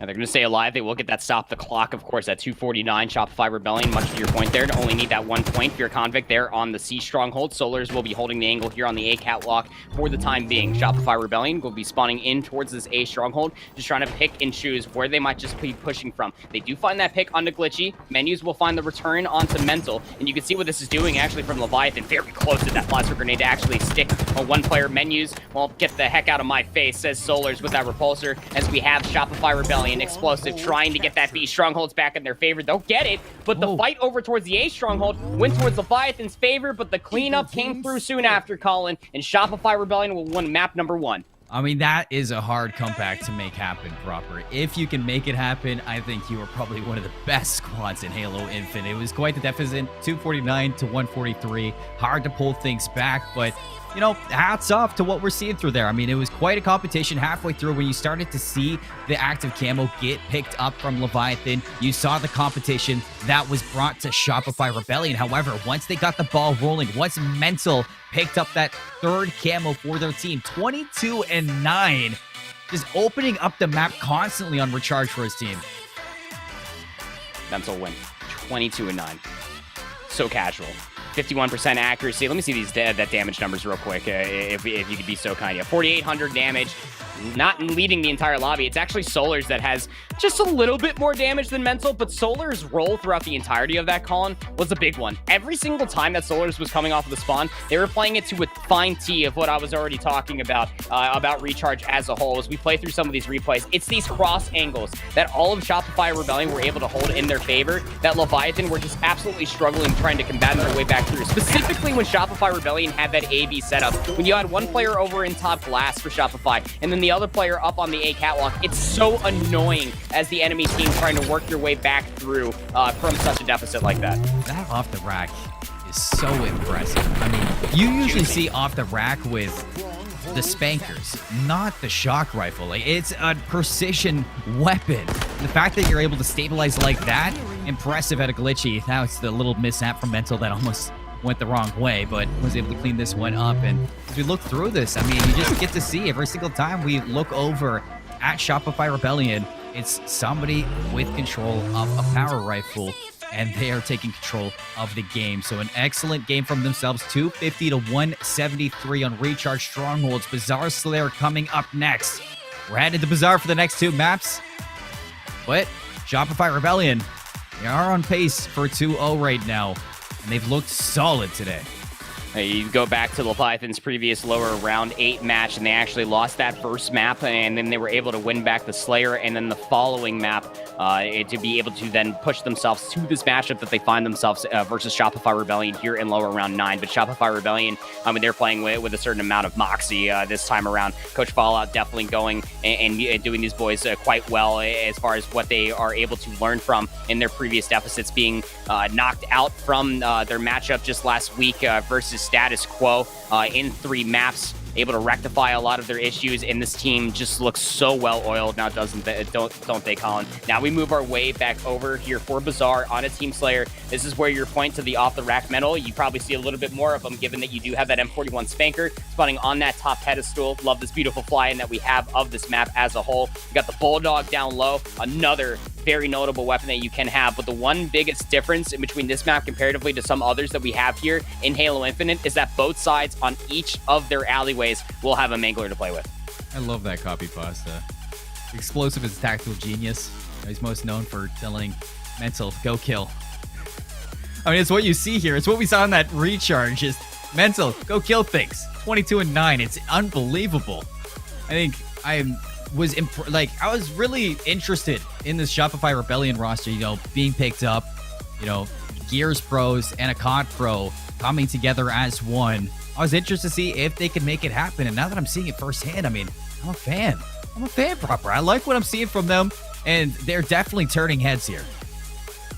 They absolutely are. I mean, they're more or less just continuously showing it. The same thing is actually existing over for EU Halo as well. If you missed that coverage earlier on in the day, where we are actually seeing a lot of former other controller competitive players make the jump over to Halo Infinite. A lot of opportunity is existing for itself, and this team right here for the Shopify Rebellion roster are no exception to that. Again, Gears champions within their own right. What Explosive and Mental as a duo alone during Gears of War won somewhere near of like 20 chips in a row or so. I'm probably exaggerating it, but even still, it's that some sort of duality that you're able to see as well. And something that doesn't end up getting talked about is that Mox and Mental, even through the Call of Duty Cold War year, did actually team together for quite some time. So there is some built-in synergy for this roster. Maybe not specifically inside Halo, but it is a quick study for these 4 players, as they are really starting to run away with it with each other. Yeah, I don't want Mox's resume to just get lost in the sauce here with the amount that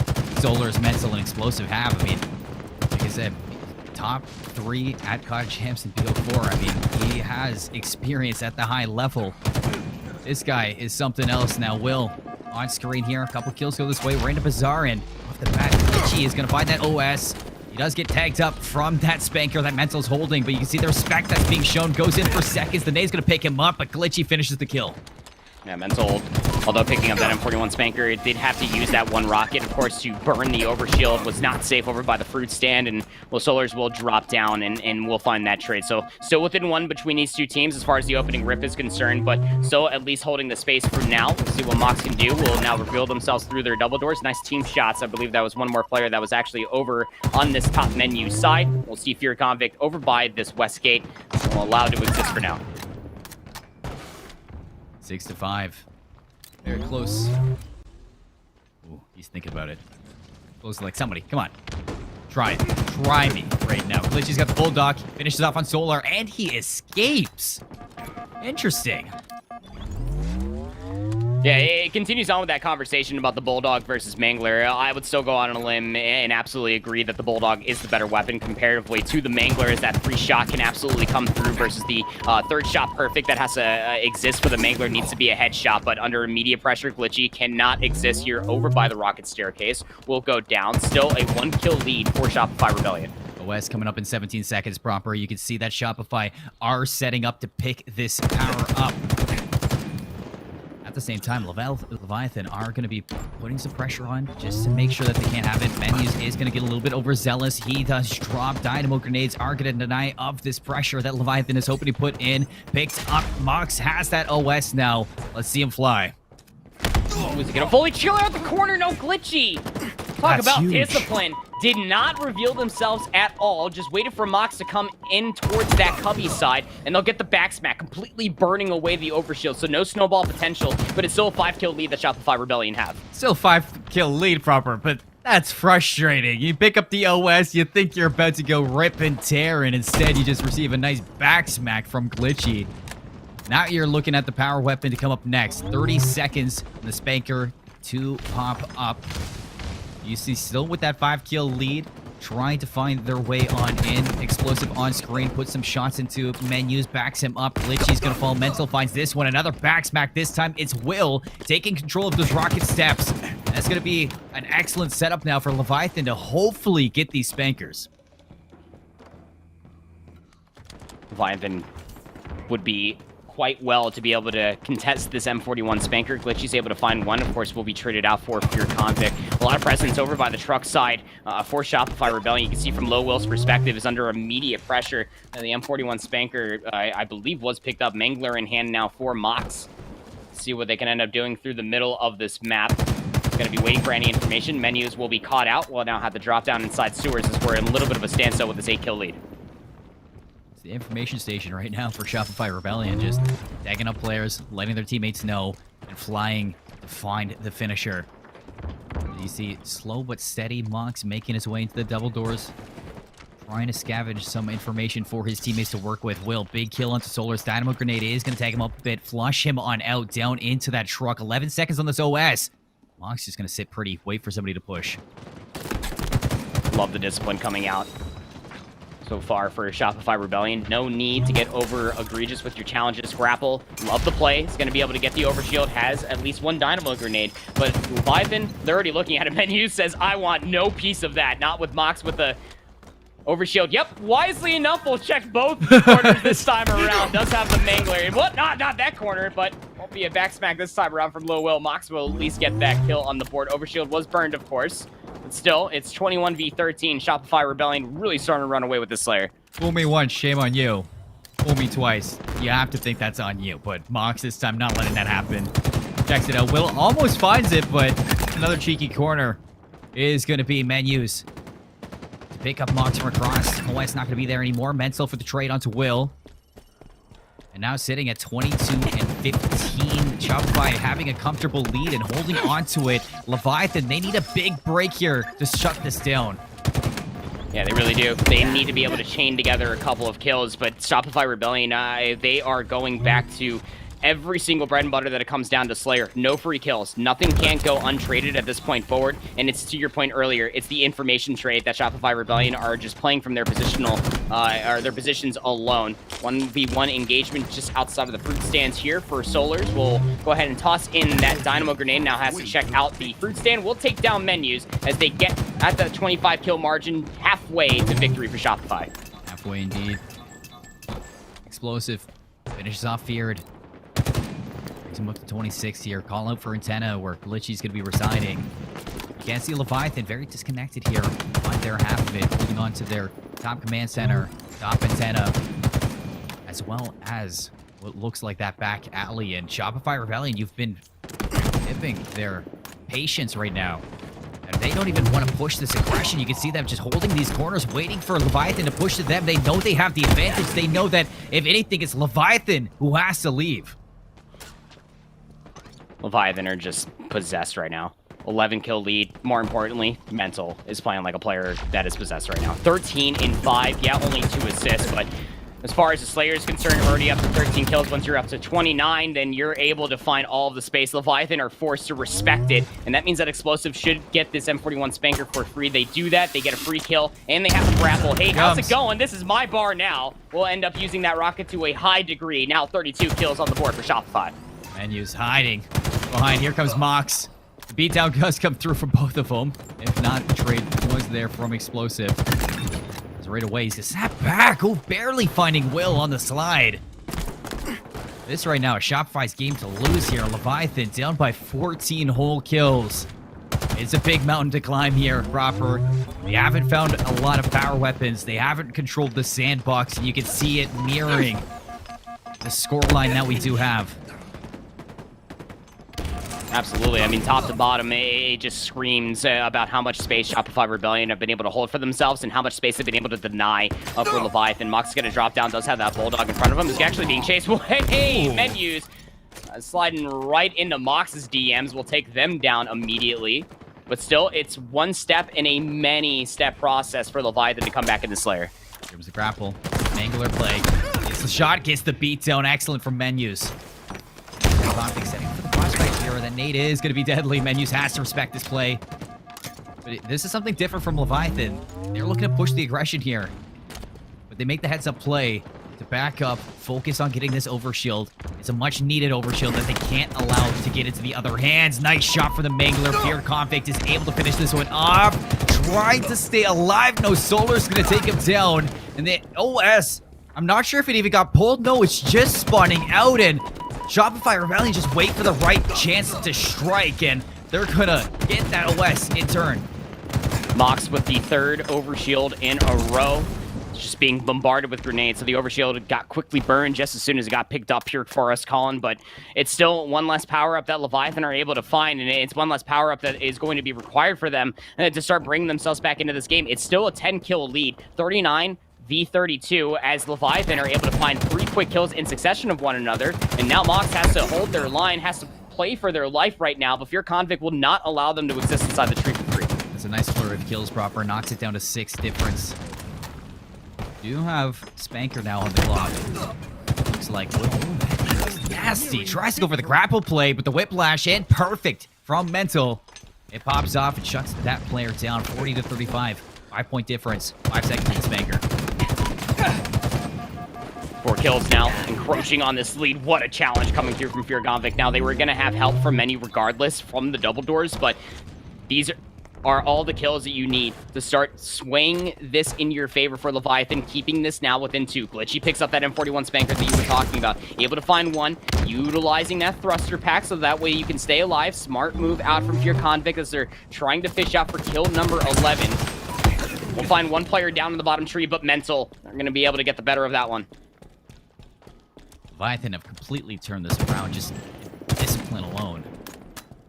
And now in the last stretch, what seems like, of this Bazaar Slayer, Leviathan, if they want to push to the second map of Bazaar, they're going to have to ice up a little bit. 13 seconds on that overshield. Mental could be sitting inside this cubby. Does seem like Leviathan has an idea that it's going to be there, but Shopify Rebellion right now in a really good chance to sneak away with this power-up, and you can finding the kills onto Will. Solars finds not just one, but two onto Glitchy. Feared is going to find Mental, but the damage is starting to slay one way. Not sure who got that OS proper, but it does look like it's going to be Menus. 3 kills in between these two teams. Finally, Leviathan are going to be able to get this overshield in their favor. This is the first one that we've seen ever since the opening rip of the game. We'll end up at least throwing in a shoulder peek. 2 Mangler shots will basically render this overshield useless, as Menus just has to play their life here just inside of the Dynamo Grenades. A standstill has ensued for itself. 2 kills in between these two teams. Pings coming out across the board. Leviathan looking to collapse. They are. Here it comes. VR's good. Convict finds one. Now time to fly with that advantage. They're doing the smart way of play here. They're going to heal up. Down by 2. Will going to drop. You see, majority of Shopify are going to be sitting down into the sewers. Mando popping some shots down, tagging them off, but Explosive splits it out. Glitchy going to find the trade. 47 to 44 proper. We're in the finishing stretch. 3 kills. Separate these two teams. 3 kills. Separate Shopify Rebellion and punching their ticket to lower round 10. They're going to be facing Omit. The winner of this team will face Omit, but Leviathan, they need to make something happen here. They're kind of split. They're all basically over on their side of the map, sure, but they need to try to collapse on something together, much like what we saw from the previous time. Incredibly low is Mental, looking to play their life here inside of lockers. Some nades coming through, surely won't actually make it inside the doorway, so Mental's shields will regen. A little bit short. Could have been a big pickup here for Leviathan, but you see how on edge they are. The Dynamo Grenade is going to be deadly, and Solar's going to find Convict. Now 2 kills left. Buys the Mangler shot. Can't finish out onto Menus. Has to back up and respect these players, but here comes the teammates. 1 kill left. Will is going to fall down into that Bulldog area. You can see Shopify swarming these last players of Leviathan. Glitchy's going to be spotted. Shopify's going to take the win, and now they move on to losers round 10. Wow. And Leviathan, I mean, it was a fantastic showing from them. Of course, being able to come back in their lower round 8 match and being able to win that in map number 3. Fantastic showing from them, but they come up just a little bit short versus this roster of Shopify. Again, 3 former Gears pros, 1 former Call of Duty pro, all meeting of the minds here in Halo Infinite to put themselves in the lower round 10. Remember, it's lower round 12 that you're after. That's the qualification match to be able to put yourself up into top 8 as Mental again. I mean, they had themselves a whale of a start for that game. They slowed up considerably, but where they slowed up, Explosive picked things up. Oh, he sure did. The accuracy wasn't really there like we've seen in the past here, but damage though, Mental, 6.5k, almost 6.6k. I swear, every single time you see somebody, just throw a shot out. Doesn't care if it hits or not. Just a little bit of tag is enough for Mental to feel happy. And then the follow-up from his teammates, just constantly there. You can see definitely the highlight of a team with this much experience playing together is the way that they interact with their communication and the way they rotate around the map. As soon as somebody gets tagged on, you can see that the call is for Shopify to just fly at them, overwhelm them, and take that lead by force. And that's what we're seeing out of Shopify. It's just constant force being applied to these games. And I love that we were able to showcase this during the replays. Thank you so much for giving us that one perspective again. That Mox with that overshield when they got brought inside of that that cubby area that they did not fully clear out the corners, but then they completely rectified that the second go of things, cleared out both the corners, almost lost their life again to a back smack, but did not have their back fully turned towards a lurking player over by that menu sign. And I would almost sit here and argue that that early lead that Shopify were able to find off of the opening rip, I mean, it was somewhere near about like 7 to 11 kills that Shopify were able to find for themselves that just snowballed all the way there towards the end. That Leviathan were trying to take a lot of challenges on all different fronts. They found themselves in a lot of different isolated engagements, much like that one that you saw right there from Mental catching Will mid-grapple for themselves. These are things that you cannot allow to have happen, especially early on versus the Shopify roster. They have the discipline, they have the veteranship. It may not be coming from Halo, Colin, but they were able to exemplify that to a fine T to close it out here in 2. A 2-0 victory, 250 to 173, 50 to 45, one step closer to qualifying. This open bracket just gets better and better. I mean, Halo throughout the whole day, it's just been stellar from everybody who showed up, and I think that this is just some of the best games I've seen in the open bracket firsthand. It's just looking good. I think the deeper we get into the season of Halo Infinite, the better the play is and the more creative we're seeing these teams getting. Absolutely. Again, I will sit here and say that the continuation of Halo Infinite, we're still at the very early stages of this game. Things are progressing at a very fine level for a lot of these teams, all the way up to the pro level, to fully understand what they can do with each gun, what they can do with each power-up, and some of the nerdy angles that they're able to play along the way, just catching a lot of other players off guard in between. Some fantastic things are being showcased here for some of our top amateur teams here in Open number 4. Again, top 8 is what you're after, so that way you can then qualify yourself to play in that Pro Series. Down here, going into lower round 10, it's going to be Shopify Rebellion that are going to be going up against Omit, another strong team in the way of Shopify Rebellion's chances to then make it to lower round 11. But if they can make it to lower round 12 for a best of 5, no matter who they face, that is where it's going to matter the most, so that way they can punch their ticket to Thursday.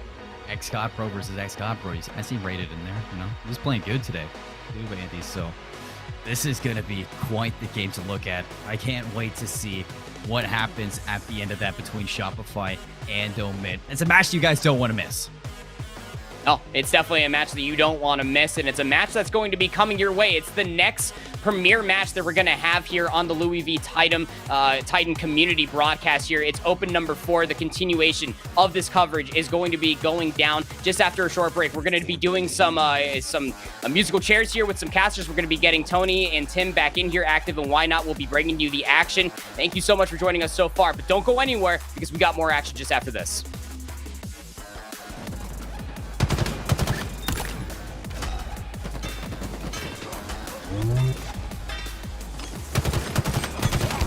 Eagle flag captured. Flag returned. Flag taken.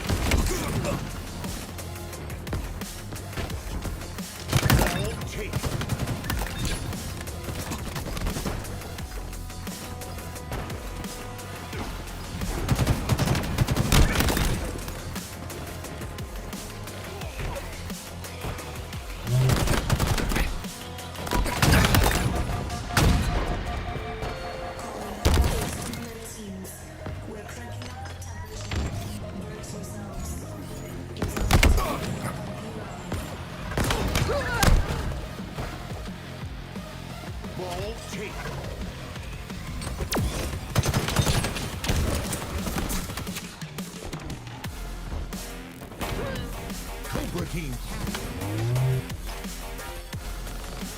Ball taken.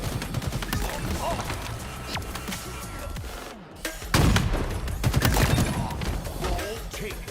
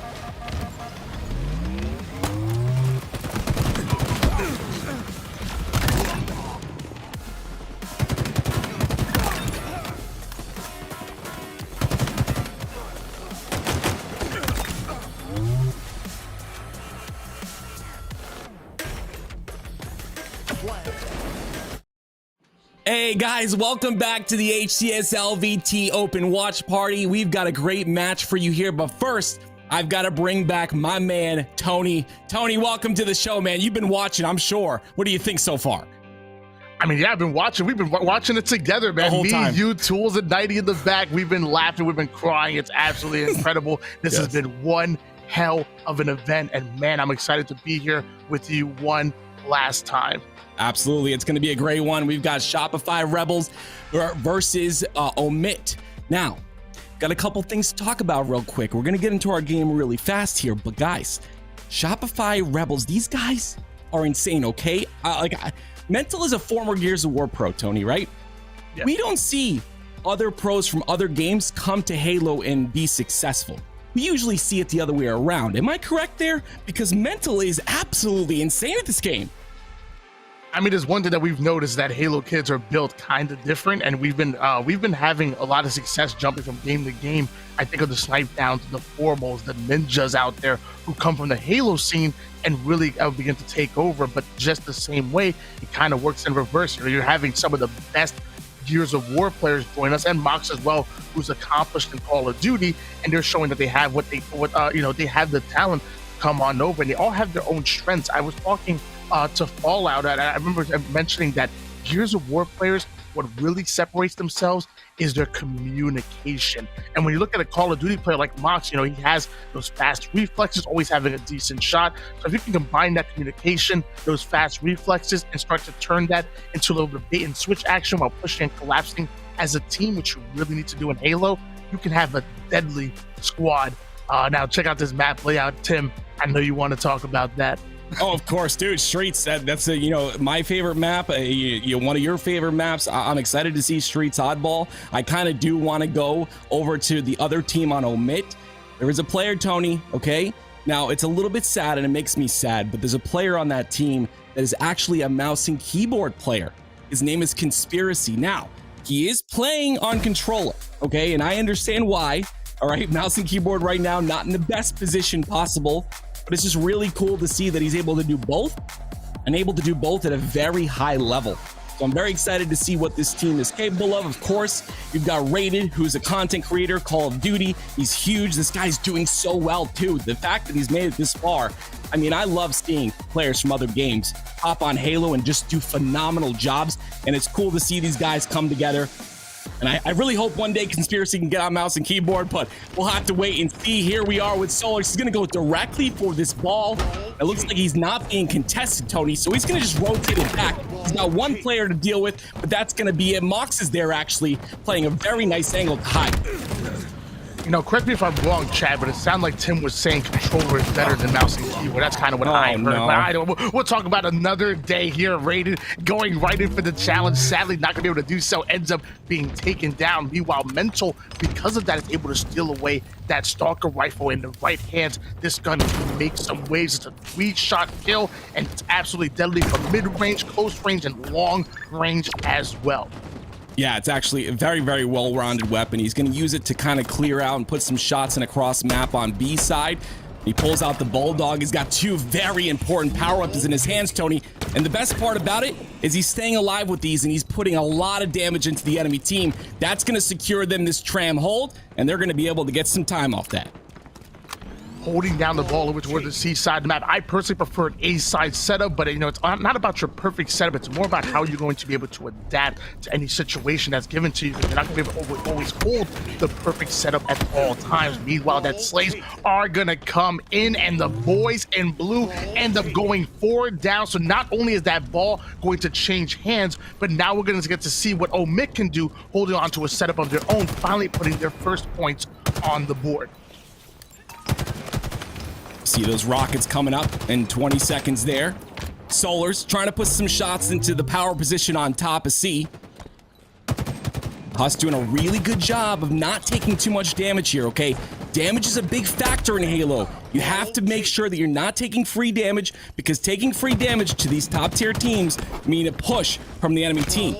So Huss is doing a great job of that. Mental's gonna finally make it through. Not gonna find Huss though. Huss actually goes down to a rocket. So Mental just going to clear out here. That's going to be 2. Make that 3 dead momentarily for Omit. And a great kill again by Conspiracy with a perfect. Now I know why he switched the controller, the double. He tries to get another one, but Conspiracy popping off in this game. Let me tell you, this man is the real deal. Finally, they're able to heat check him and send him over to the black screen, and Mental now going to show off. And let me tell you, Mental literally plays out of his mind. He plays Mental at that. I've been seeing him put up stats game after game, and let me tell you, I have been impressed by the Shopify Rebellion member. Yeah, they've been playing incredibly right here. Explosive actually going to go down there. It's going to be a little bit of a 3v3, and you see the rotation from Omit coming through, but look at Mental taking a different angle here, Tony. He's putting the sandwich together. He's one of the pieces of bread, and Huss is his enemy, and he's gonna push him as fast as possible. There comes the kill. That's gonna be 2 dead. Now they're gonna try and get some ball time. You see Mox, he does spawn on the tram, so the rotation's coming through, but look, be careful. There's 2 Omit players there as well. Maybe a little bit hungry here. Mental holding down the red room, going right in for the challenge. I mean, multiple players trying to grind forward here. It's going to be Huss that goes in for the engagement. Huss ends up being cleaned up off the screen. Mental goes right after Life Alert. However, it looks like, oh, actually, no, Huss never went down. He actually dropped that over towards bottom B Street, then jumps right back in. He gave me the whoop-de-whoop. I thought he went down, but sadly, he ends up coming right back and better than ever. Beautiful slays coming out of Omit. And I mean, Mental knew that he didn't kill him there, but the fact that he was able to do that flick to switch over to the other target, like target prioritization is another important factor of Halo. The fact that he was able to do that, cleaned up the other one-shot kill. He couldn't clean up Conspiracy there because Conspiracy came back, but regardless, great kills by Mental. Tony, he's 12-3 in this game. What is this guy's KD in the past 2 series? I don't know. It's as high as hell. I don't got enough calculators to figure that one out. But man, let me tell you, if Mental keeps playing like this, he's definitely going to be elevating his team forward. And maybe, just maybe, there are going to be some teams trying to poach him. Let me tell you, there's some teams that might be underperforming here in the early half of Halo Infinite. They could use a Slayer. So Shopify Rebellion, y'all better treat them right. Otherwise, somebody else will. 3 out of 4 players aren't going to go down. Meanwhile, Omit are going to be holding on to this A side setup over towards the PD side, and so confident that Huss is actually going up to this God spot here, having multiple players staring down. I'm going to be forced to back down, but the information is in, and I think Rebellion are going to take advantage of that. Something I've noticed as well, Tony, is with Shopify Rebellion in their last series against Leviathan. The games were pretty close, but Mental was going off. His KD, like I said, has been incredibly high. He's gotten a lot of kills. And they've got some great teamwork, that is Shopify Rebellion, but these games are just not going in their favor in terms of objective work. Omit's doing a great job here. They've got 57 seconds on the board, continuing to get more time. And now they're going to be watching the spawns and the push from B, and it's going to be Huss on your screen putting some shots down, and he's going to take a little bit of damage, but he's got a Bulldog in hand just in case he gets pushed. Yeah, I don't want to sit here and say stats or everything, but, you know, even in this game right here, you're seeing that 14-5 coming out of him. However, you're not seeing that same output coming out from his teammates. So everybody's got to be firing on all cylinders if you want to take down a team like Omit, when Huss having the Bulldog in hands, having somebody in his sights and immediately turned away. But sadly, Mental going to hunt him down. Mental now going in for the challenge with a double kill, forcing that player to back down. Nades are flying all over the place, and somehow, while Mental's playing his life, ends up stealing away another kill, spinning in circles, double take 3 times. 1, 2, 3 rockets are coming up. Oh my word, you when you say Mental needs to be treated well, I'm telling you right now, dude, this guy, he's playing like a top level player. Okay, I've never seen him play. Of course, he was a Gears of War player, coming from a third-person shooter to a first-person shooter and playing this well. His game sense is incredible. I would love to hear his comms. Those are probably incredible as well. The double kill comes through. Conspiracy's gonna get 2. There's going to be only 1 down for Omit. So 42-63 right here. Look at the timer, though. 28 seconds remaining. If that ball's picked up, that timer will stop. But the minute that ball hits the floor, Tony, that timer is going to continue to count down. And that's not looking good for Shopify Rebellion. 73-42, going in favor of Omit. We have Huss dropping a big 15-6 right now, while still putting a little bit of points on the board. We even have Conspiracy, 54 seconds worth of ball time, and also going 14-11, but sadly 3 out of 4 members are going to end up hitting the black screen, and Shopify Rebellion once again getting into their H5 setup. And now we're going to see Omit waiting for their teammates to spawn up and also trying to grind forward. They have to break this setup, otherwise they're in danger of losing the lead that they worked so hard to get. Now, some of these teams in the AM, you'll see them. Oh, wait, as the push comes through, hold that thought for a second here. It's 64 seconds and counting. They try to get the beat down. That's going to be Solars. Gets that kill. Conspiracy's going to trade out, though. That's going to be 1 dead right now for Omit. Here comes the Stalker Rifle. 2 dead for Shopify Rebellion. The Bulldog comes through. 9 seconds left on the board here. They've got to get this time. They've got to pick up the ball. It will stop the clock, but that ball's got to get picked up. And right now, it's just not happening. And that's going to be it. Omit is going to win the 1 round against Shopify Rebellion. A 1-0 lead in terms of round going in favor of Omit. Shopify Rebellion. Our backs are against the wall. The last thing you want to do is lose the pacing, lose your momentum going into the series. And game number 1 is obviously a way to set the tone for the rest of the series here. So Omit know this. They want this game. You can feel it here. Shots are starting to ring out on Mental, putting down that player, or putting shots on that player over toward the purple street. Now challenging Conspiracy, who's going to put him down. A Rockets gets BR. That doesn't sound very fair, Conspiracy. Definitely not. They've controlled power weapons a great portion of this game. Mox is going to go down as well. That's going to be 2 dead for Shopify Rebellion. And you're going to see Conspiracy on your screen. He's going to get a killing spree. That's going to be another 2 dead. The spawn cycles and the staggering is going to be a big problem because Omit's getting some ball time here. Heavy damage coming in out of Conspiracy, forced to back down, all going all the way to 1 shot, but luckily able to play his life long enough to get right back into action. And the shots coming in on Mox, forcing him to back down. So all of these shots, this health advantage is going to be so important for holding a setup. You don't have to get the kills, but force the enemy team to back down and stop them from pushing is almost just as valuable. But the first pick is going to come in. That was Rated, the first one to fall. Conspiracy coming shortly afterwards, and Husk going to be that 3rd player. The setup has been broken once again. And now Shopify Rebellion putting their first points on the board here for round number 2.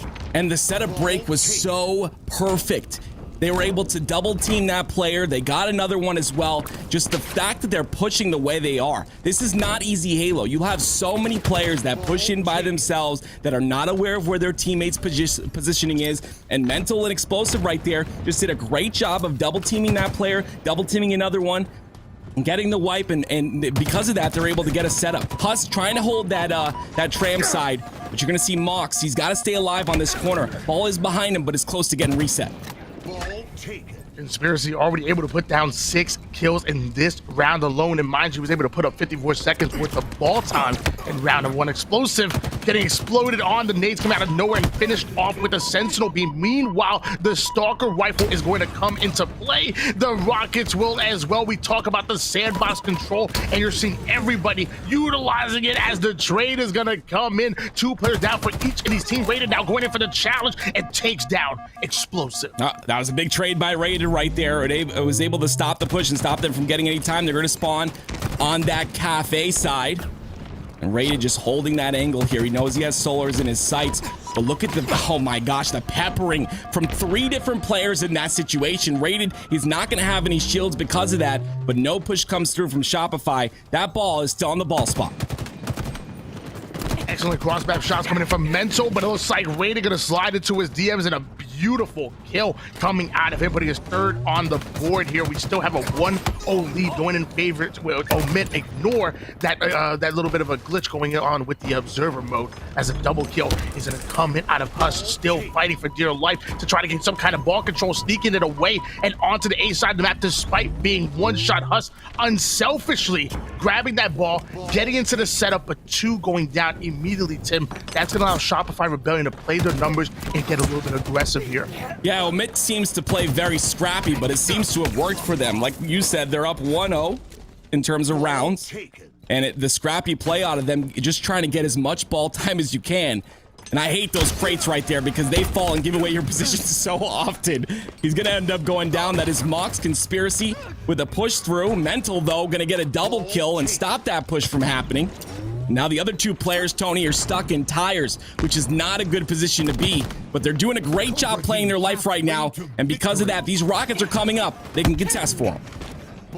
And the first kill is going to go in favor of Omit. If they get at least one more, that should be easy way to secure the rockets. It looks like they're able to do so. To go down, go Shopify, but not able to secure the rockets, which is going to change hands immediately, and at least one is going to be wasted. One is on the ground, and everybody knowing about it. Two go down for Omit, and Shopify Rebellion coming right off of the B Street spawn and making their presence known immediately.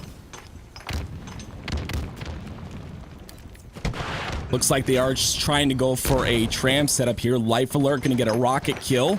Explosive playing a great angle, but he's got a Sentinel beam in hand. I don't really expect this to do too much. He's gonna get one off of it though. Almost get the second one. That's gonna hold back that push. Mental doing a great job of staying alive, playing this pull. Oh my word, that is literal fundamental Halo right there. Playing your life that long is gonna allow your team to come back. And they're trying to, but Omit is getting slay after slay after slay. 10 and 9 out of Conspiracy here. But no one on Omit popping off. They're just all playing very solid Halo together.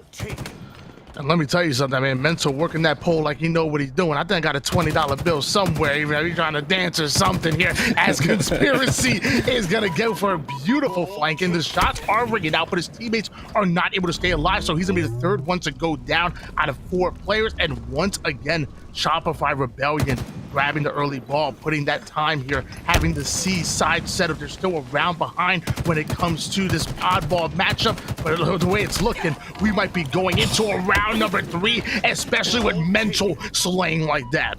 It's not even just the slays that he's getting, right? He's 15 and 7. He's obviously having an incredibly good game, but just the kills that he's getting are so vital to stopping the pushes coming out of Omit. And because of that, they're up 73-42 right now. And the fact that he's so aware and his game sense is so good to get these rockets, not just him, his entire team. I know I've been focusing on him a lot. He's a great player, but his entire team is on these power weapons. 57 seconds remaining, Tony. This is a chance for Shopify Rebellion to tie these rounds. Their setup has been locked in. Not only were they able to hold on to this ball for massive amounts of times, but they're getting multiple rounds of slays, and that's when they're at their most dangerous. 85 seconds in counting. At this point, Omit needs to break this setup some way, somehow, but I don't think they're going to be able to do so. The drop wall does come in, stopping the rockets from being as effective as they should be. The shots are starting to come in. Looks like the rocket player is going to be taken down. So do 2 members here, but somehow that wasn't even enough to get the ball out of their hands. We're going into a round number 3, Tim. Round number 3. This is it. It's a best of 3 series. We're obviously at 0-0, the start of the series right now. It doesn't feel like it. These guys are playing out of their minds. Everyone's playing phenomenal Halo today. The rockets are up, and Mental going to be back on his stalker rifle. And that's going to allow Mox to get these rockets. He does use one. It is valuable, and there's a second as well. And that's going to be a setup on the tram. All right, Mox. I see you.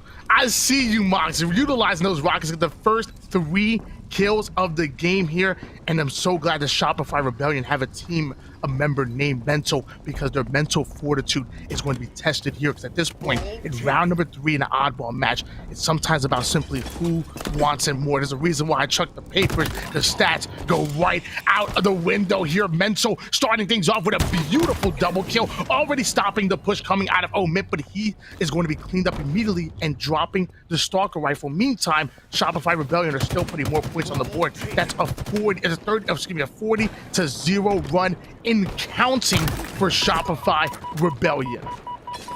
The 1-1-1 push through all the lanes comes through, but they're going to squash that right off the bat. 4 dead, and that's going to give Explosive the Bulldog and the ball in hand. Great teamwork there. Pick up the ball. He's got a power weapon in hand, and now he's able to put damage through. And if anyone pushes those stairs, he's going to have him with the Bulldog. Just great overall play by Shopify Rebellion. Here comes the Bulldog shot. That's going to be one. And they're going to try and rotate this ball, looks like, towards B, but Omit might be ready for it. So Shopify's got to be careful. Come on, Conspiracy, Huss, Life Alert, man. You can't let these guys are visitors. coming into your house, coming into Halo, and you're just gonna let them take over. They're out here opening the fridge, putting their feet up. You know, they're doing everything they want. They're acting like they own the place here. This is your house. You have to defend it, Omit. Make sure, send these Gears of War kids packing back to where they came from. Meanwhile, I'm saying all of this, but it's a 70-0 run going in favor of the boys in blue as another back-to-back kills are coming in. Omit have no chance of breaking the setup that has been locked into C. They're not winning any individual gunfights. They're not getting any assists. They're not getting any power-ups. Tim, how do they stop this setup? They can't. They just can't do it. The rotations are coming through every time they try to get a chance to make a push. They're not able to. It gets squashed. Mental playing games with Rated right there, peeking him slowly back and forth, wins another fight. It's just going to be hard to come back from this. 92 seconds. Finally, Omit gets a second on the board. Make that 3, but Explosive doing a great job once again of milking his life, staying alive, so that his teammates are able to push off a spawn. Let me tell you something, I'm going to have to do a YouTube video on that one, because let me tell you, that setup, the 92-0 run by Shopify Rebellion was simply textbook. And one, you know, take out your pens and pads and simply take some notes, because this might just be too much of a deficit for Omit to climb out of. I mean, as long as there's still points and his time on the board, there's always a chance here. Conspiracy does start off by getting a big kill. Rated tries to get that ball over toward the C side, but is being baited by Solar's beautiful play coming out of him. And now with the Slays commander, you're going to be able to advance forward and maybe break the C setup that now Omit are trying to hold. This has got to be absolute perfect Halo here, okay? There's got to be just massive amounts of slays. But again, it's not looking good. 7 seconds left for Shopify Rebellion to win this round. I mean, this game, I'm sorry. First game in the series. And it looks like Mental's going to be making a push to make that happen right now. Life Alert's got to get out of there, and he's trying to. He's pressing the button, but it's not working. There it is. That's going to be all 4 dead, and that's going to be the game. There's no way that Omit wins this one. There it is. First round of the series goes to Shopify Rebellion. Great job by them, Tony. Great job indeed. Round number 1 was looking very good in favor of Shopify Rebellion, but answering right back did Omit. But then round number 3 was a dominant performance coming out of your Rebellion roster and just showing what happens when good fundamentals, teamwork, communication, and unselfish Halo can do when you really put your mind to it. And that was what we saw coming out of Rebellion. I want to take a look at the stats because it also helps when you have a player going absolutely mental, dropping a 44 bomb, chucking up 14 assists. That is right, ladies and gentlemen. We're talking about mental. That is absolutely insane. I'm blown away at that, okay? Like, 988 shots fired, but 1,320 shots fired from Explosive with 50% accuracy. I mean, that man did some work as well. Oh, I can't explain it. Shopify Rebellion, like, do you see how important staying alive is in these games? And the fact that they were able to stay alive so long, you saw so many of those players on that team playing their life. And that's what matters, okay? Because if you can milk your life for like 3, 4, 5 seconds, you're gonna allow your team to come off spawn, give you some support, and of course, Tony, controlling the power weapons. I've seen Omit did it in round number 2, like you had mentioned, but again, Shopify Rebellion did it in every other round. And I mean, I don't even know if Mental had a lot of power weapon kills. He was just using his VR and he was doing work with it. Let me tell you something, if I'm Shopify Rebellion, man, I'm gonna make sure I treat Mental right. Let me tell you something. I'm gonna make sure he gets himself a nice massage here after today. You know, make sure we set him up nice. Maybe send him over to a massage place. After that, when they're going to land, this man ain't flying coach. He ain't flying in the 3-seater. My man is flying first class. He's gonna have that leg room. Make sure he gets himself a nice complimentary bottle of champagne sent to his hotel room. I'm gonna make sure that Mental feels good and feels wanted, because I don't want him going anywhere. I don't want no competition poaching him. You better make sure you take care of him, Rebellion. That's all I'm saying. Well, he's not going anywhere for this series, at least. 1 dead right now for Shopify Rebellion, and on your screen, of course, the man of the hour, Mental. He's got a Mangler. I'm a Halo 3 guy. A Mangler in hand. Pushing through. He's gonna try and prevent this push from control, but he does not spot anybody. All of Omit, that's on the opposite side of the map. And it looks like Shopify Rebellion holding this elevator side. back on board with the man of the hour, Mental, the one that dropped 44 kills just in game number 1. You're seeing Explosive going in for a weak side flank over towards top goal. Doesn't have any help just yet, but luckily has the shock rifle in hand, and he's watching that cross coming in from the tower side. So anybody who tries to advance forward over to A is gonna have to deal with Explosive, and his explosive shock rifle just barely missing the shot on that player over towards top tower, but luckily simply playing his life, and the pings are even coming in. So not only is that communication there, but even utilizing the ping system that's awarded to us by 343.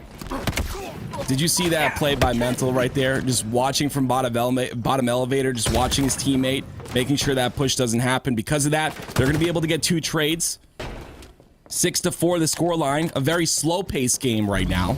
And Mox going to have the 2 power weapons, the 2 most powerful weapons by far on this map in his hands.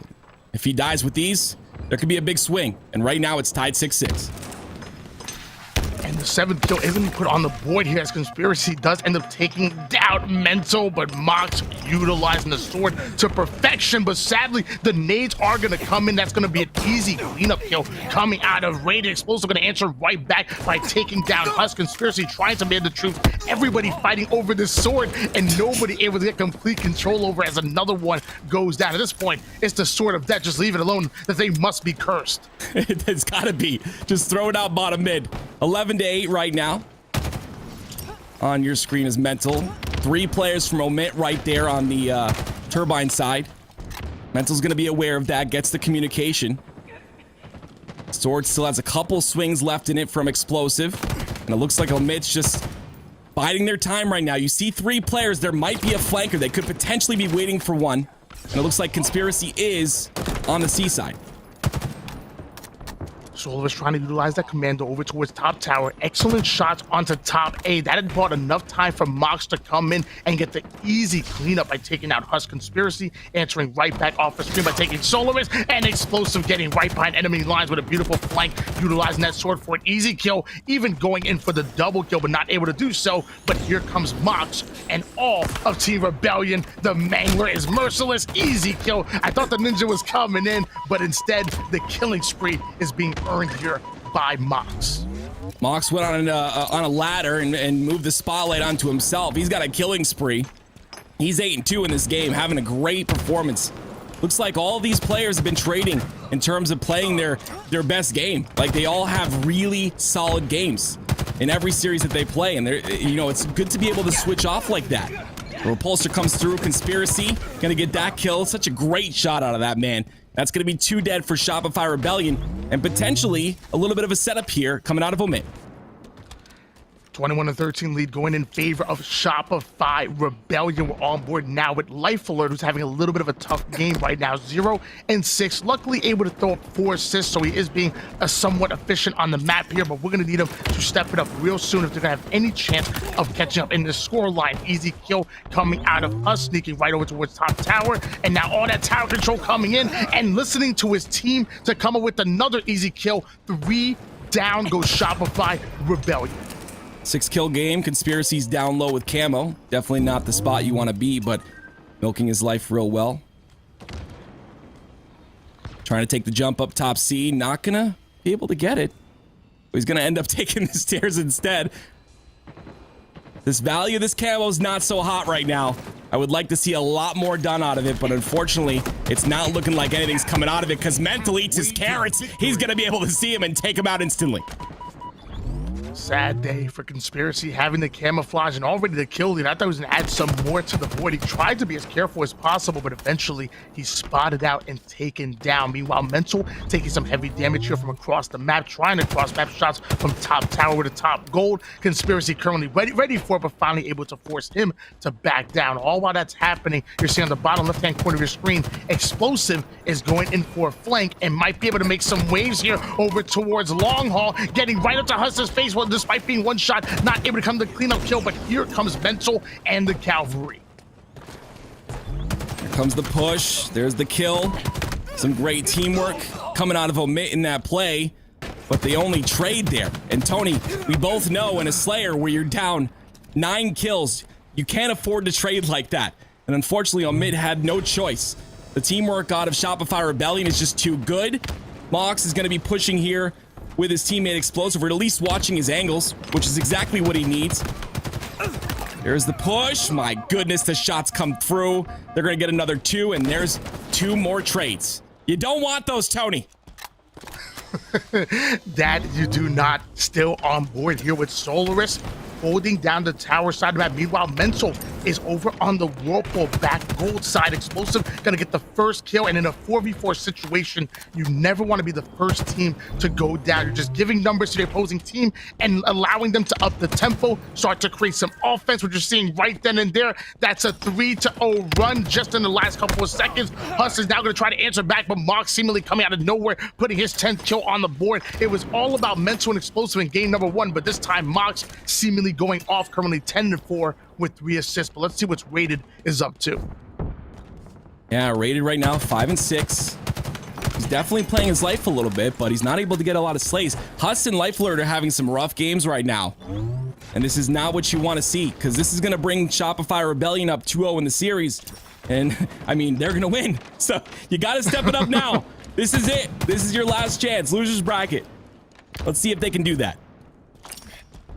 I mean, and they're appropriately named right now. I mean, that Life Alert, one of the best medical alert systems on the market. And let me tell you, man, he's obviously sponsored by them, because he's about to click the button. The man is in trouble. He must have fell and he can't get up, because Life Alert needs some help right now. Plasma Pistol in hand. Maybe that can help him get over the hump here as he's holding on to top gold for dear life. He needs to make something happen, because they're currently down by double-digit kills. 39-27. All 4 dead for Omit once again. Shock rifle up, and Mental has it in his hands. 2 things you don't want to see together right now in this situation. It's a 13-kill game. Is it possible? Yes. I don't know how probable it is, though. Mental doing a great job of staying alive. He knows the push is coming through from C. 12 seconds on that camo. Conspiracy preparing for that, but so is all of Shopify Rebellion.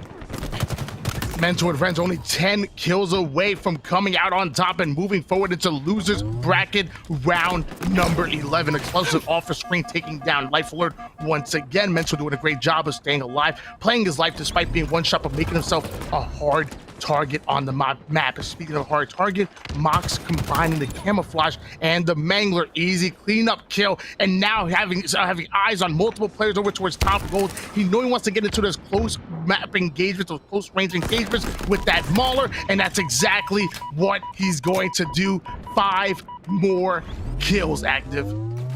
Mox is 16-5 right now, and he's trying to say, hey, here's the worst players can do it, but I can do it as a Call of Duty player too. Give me that spotlight, man. Mox is having an incredible game when it's most needed. 2 kills left for Shopify Rebellion. We're going to try to get them here on the C long side. Huss is going to get a kill, but I don't think it's going to matter. Shopify Rebellion just needs one more push and a couple trades. There's the one. The second one coming through very shortly here. Mox is going to end up backing off. He wants to save his KD. He doesn't have any teammates in line of sight here. But there it is. The steak-tacular comes out. Tony, what kind of steak you want? Because Shopify Rebellion just bought you some. Shoot, the way that was looking, that must have been one of that good Wagyu beef. Let me tell you, man, the marble, that fat, and that protein content was looking good. Let me tell you, I'm more of a medium rare kind of girl myself. You know, don't overcook the steak, but the way Shopify Rebellion made quick work of that team, let me tell you, that was well done. That was charred, in my opinion, a 50-30 performance, and a big performance come out of Mox, 17-6, throwing up 5 assists. That's going to be a 12.7 KDA, stepping up when it matters most. And that's so many shots fired for a Slayer there. 2 players over 400. Mox with 369. I mean, just a great job overall. Just you'd always see them have covering fire across the map for their teammates. You'd always see like Mental was always watching his teammate on Attic all the way from Elevator. Like that's the type of stuff we need to see in matchmaking, man. But there's just none of that. These guys have been playing together for a long time apparently. And, you know, it's great to see them picked up by a great org. I mean, I'm really excited for this team, man. Like, this team deserves, it looks like they deserve, you know, everything they're getting. This team is obviously grinded. You can tell. I really hope that we can see them in the top 8 here. They've only got a little bit longer to go here to make it. And hopefully we'll see them on Thursday. Yeah, I always saw Fallout posting in some of the Faceit channels looking for scrims, making sure he's going out there. I actually reached out to him myself, and I told him, I said, hey, let me hook you up with some of the guys like Oxygen Esports and Swish and some of these other guys that are coming in. I gave him a little bit of a Discord channel to try to join where some of our top competitors are in the sauna, and I wanted to make sure that he was in tip-top shape. The man has been putting in the work, and I love to see that. You know, I mean, sometimes, you know, teams trying to get in easy, but the one thing you can't do when it comes to Halo is you can't cheat the grind, Tim. No matter what, whether you're trying to become a Halo caster, production, observer, or even a player, there's no way you can cheat the grind. You have to simply put in that work, and that's exactly what Shopify Rebellion are doing. I respect it. Absolutely. I mean, we saw that, and I mean, this is the open bracket, but we, you know, just to bring up E United, we saw that out of them. They had over 650 scrims since the game came out, 3 scrim a days, which is a lot of work. I mean, the best of 11s 3 times a day. That's a lot of gaming. And because of that, they were able to get second at Raleigh. You saw the grind paid off for all those guys, and it pays off everywhere. 100% agreed. Halo's the opportunity. You got an open bracket. You want to play through it. You want to show your skill, put the practice in, and get there. I mean, this is the door is wide open for anyone that wants to get into this. You know what I mean? Unless you're on mouse keyboard like me, and then you just kind of don't play in the tournaments. But and not only that, but we kind of touched on it before. You know, you have this roster that's literally three-fourths Gears of War, and even Mental actually even had this stint with Call of Duty. I think he played. I don't know if he was a starter or reserve. I know he played on the LA Guerrillas in Call of Duty as well. So he's been all over the map. But 3/4 of them being from Gears of War, one of them being strictly from COD. And it's, you know, we talked about before, the barrier of entry to Halo is lower than it's ever been. If you have skill, come on down. Mouse and keyboard, controller, console, PC, it doesn't matter. You can make your name for yourself because we have this open bracket system where if you make it into that top tier, you can play against the pros. And let me tell you, play against the pros, you will get recognized and probably signed by a big org, just like Shopify Rebellion. So it doesn't matter if you guys have the skill set, you know that you can compete, come on by, get into those 8s lobbies, make yourself known, put your name out there, get yourself a duo, maybe find another duo, make that team work and grind together and make a name for yourself. On your screen, you do see H5 Settings Plz are going to be playing Falling Esports in round 11. And we're going to be watching next. We're going to be watching Shopify Rebellion versus Gimme My Money. Oh, and this is actually Cubis, Blaze PC, Elitist 4s, and 6-3. That's going to be an interesting game to watch. I mean, Shopify, a really good team, but this might be the test that they need, Tony. I haven't heard the team name Gimme My Money in forget years, in over a decade. Oh my gosh, I'm excited to see that team revive. But we've had a lot of top tier talent play on Gimme My Money. It's really exciting to see them back. Meanwhile, who stole Chris's shirt? Where did his shirt go?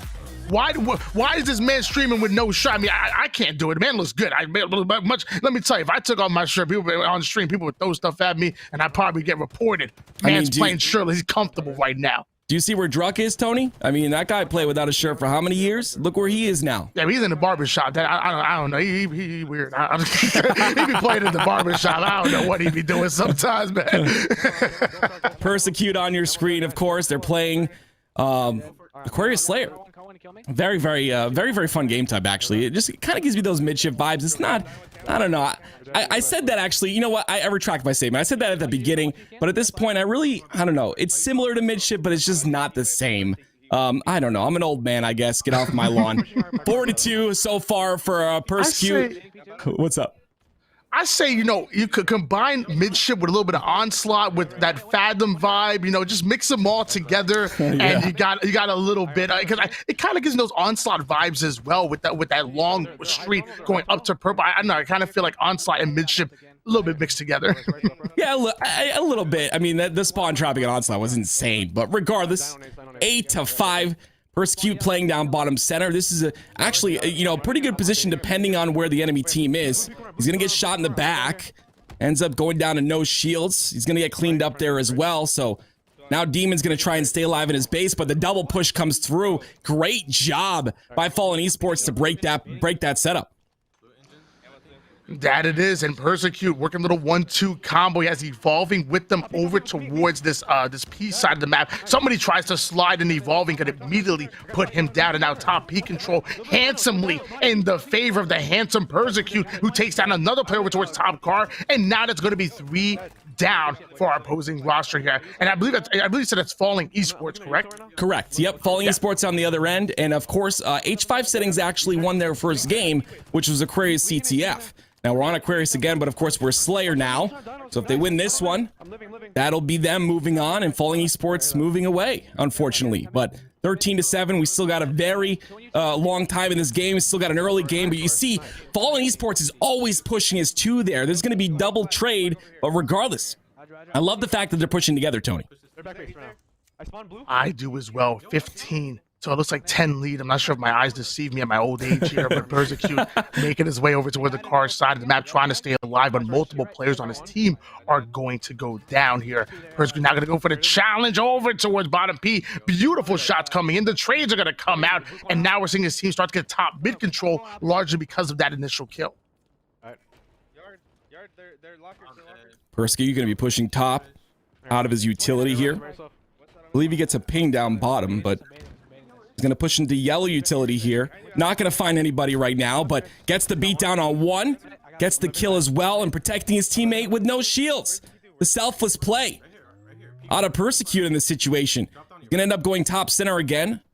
He's got his teammate with him as well, so they're just looking for some spawns. The thrust comes through, and just look how strong that thrust is. He did get the kill, but Tony, not having a thrust in your back pocket is just saying, I don't want to kill. With that thrust in your back pocket, you get every single kill that it allows. If you can stack up to 5 thrusts, you should do it. But it also tells me, Persecute's high sensitivity, because as that thrust came in, normally that would juke out most members and easily miss a shot. But Persecute kind of snapped right on it. He was ready. You should see it in his eyes right now. The young man is lasered and ready to fight. Goes all the way down to half shields, forced to back down, especially when his teammate dies over towards bottom utility. Luckily, the spawners are coming over towards the fridge side, so they'll be able to fend off well. But Persecute just constantly going down to 1 shot, forced to back down. There's a player that starts to get aggressive here. I believe that was Sorrel that was able to take him down, along with 2, make that 3, make that all 4 members for H5 Settings momentarily going full down, and that was going to be a squad wipe. That momentum can really be carried through this game. They set him on spawn on yellow flag.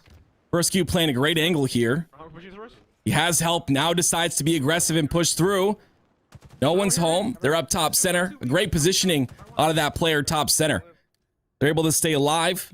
They're able to quell the push as well. 30-23. And the shots come through, and Persecute with no shields gonna challenge because he knows Demon's there to help him out. Great teamwork out of H5 Settings. That it is, and a great job from Persecute staying alive as well. Living to see another dance. He goes in for the challenge, and that player towards the bottom card, dodging all of the dynamo nades, even going down to 1 shot, but the man won't go down, able to pull off the double kill. His teammate takes down the 3rd player. 3 out of 4 players down for the boys in red, and it looks like Persecute and friends do not want to let up on the gas. No, Persecute's shooting really well as well. He missed a couple shots there, but 37-25 right now. They've got them trapped. They're going to try to get those kills. A little overzealous there by Persecute. He's going to go down, but you can afford to go down like that when you're up by so much.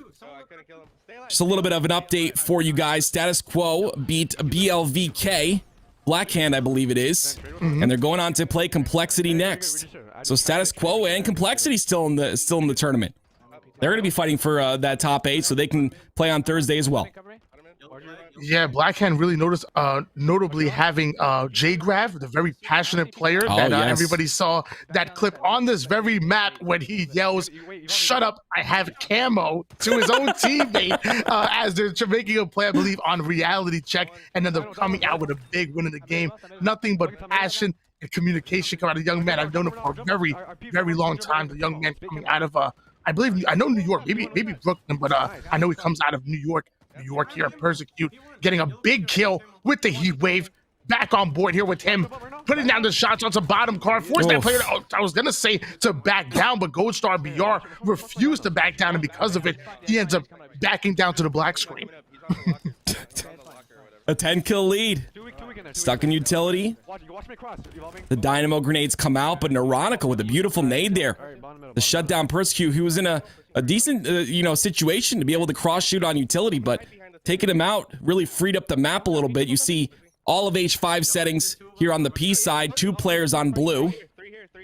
So the pinch is going to come through. Looks like there are players stuck inside a utility, but there is a player that did escape towards P. So Persecute going to try and melt with his teammates here, but no one's found. They don't want to die anymore. I mean, this is definitely not over yet, but it's going to be real difficult. 44 to 35 is going to require top control. It's going to require no trades and just some great Halo, but Demon says no, and so does Persecute. Wow. That's going to be 46 to 35, an 11 kill lead, Tony. Yeah, an 11 kill lead going into the final few kills of this game. Only 3 more kills needed for H5 settings. I mean, unless something catastrophic happens, I can imagine they're going to be taking game number 2 and the series, taking team grenades. So the only team that can stop H5 settings is H5 settings themselves. Absolutely. That pistol on the wall, pick it up. That thing is strong, man. That pistol has got such a fast kill time. He's not worried about that, Tony. He's worried about getting that bread. They only need 1 more kill to do so. H5 settings has played phenomenal all tournament long. I mean, if they've dropped games, it's been minimal. Like, these guys are playing great. I mean, of course, they did get into the losers bracket, but just, fighting through the losers bracket all the way to winners round 11. Losers round 11. Just great play overall. Persecute's going to move on. Unfortunately, Falling Esports going to fall. Yeah, I always say, pressure can create diamonds, but it could also burst pipes. So when you're falling down into the elimination bracket, the spotlight is on you. The backs are against the wall. Great teams are going to respond and be able to elevate their gameplay to another level. There's some teams that might be good, but when that spotlight is on them, they tend to crumble. And that's why we say sometimes it can burst those pipes. Those like Persecute and friends are willing to answer the call, answer the challenge, and accept everyone that is coming at them, because they're advancing further and further, and they're just that much closer to making it into the Pro Series. That's a big thing, right? $2,000 is on the line, but you want to make it to that top 8. You want to make it so that you can go to Thursday, show what you're capable of. Of course, definitely a different tier of teams at that level, but you want to test your skills. You want to get up there and see what you're capable of, like I said. We're going to be watching Shopify, of course, versus Gimme My Money. You see the lobby being prepared on your screen right now. And Tony, you were talking about Gimme My Money. What do you think about some of the players on this team? Yeah, I remember Elitist Force back in the day. He definitely was one of the members. I believe even Blaze back in the day was on one of the original Give Me My Money. I saw McWin earlier in the chat throwing up the GMMs. If you know, you know. So he was in the chat. You already know he was a part of that. First of all, just an awesome name. Let's just talk about that. Give Me My Money. You just go in there. You just going with that swagger. Probably up there with my top 5 names of all time, next to Believe the Hype. Okay. The name Believe the Hype, that alone got me hyped. So I was always a big fan of that team here, as you're seeing on the board. It looks like we have Aquarius capture the flag going into a game 2 where Aquarius is going to repeat itself here in the losers bracket in Slayer, and then we're going to go into a live fire oddball if necessary. So hopefully these teams are good at Aquarius. I mean, Tony, on Give Me My Money, there's some just incredible Halo players, right? I mean, this is going to be a test for Shopify Rebellion to see what they're capable of against a team that just, has their fundamentals. It's all about who makes mistakes and who gets punished for those mistakes, right? So if you're playing a team, obviously, that's lesser skilled, they're not going to punish your mistakes that you're making. And that's where you kind of get exposed. So will Shopify Rebellion get exposed here is the question. Is this a team that can kind of test, what they're capable of? Their teamwork is phenomenal, but are there holes in those plans? We're going to find out. CTF Aquarius right now. We're hopping on board Tony with Elitist Force. Yeah, and sometimes you gotta come out on top and come into the loser bracket. I remember, there's an old saying that we say, you gotta show your ass, and that means, you gotta show off. You gotta put your best foot forward here, and we're gonna find out if Shopify Rebellion can do that, because they're facing the ultimate test in Gimme My Money. 6 story, and the artist formerly known as Blaze, 6th in your average, able to get back-to-back kills to start things off. So already recognizing that this is another level of competition going against GMM. I mean, Blaze played phenomenal on SQ. They ended up dropping him, of course. Not too, I mean, of course, Enable, a great pick up there. You can't, we were talking about this earlier, you can't really, like, who do you drop for Enable, right, on that squad?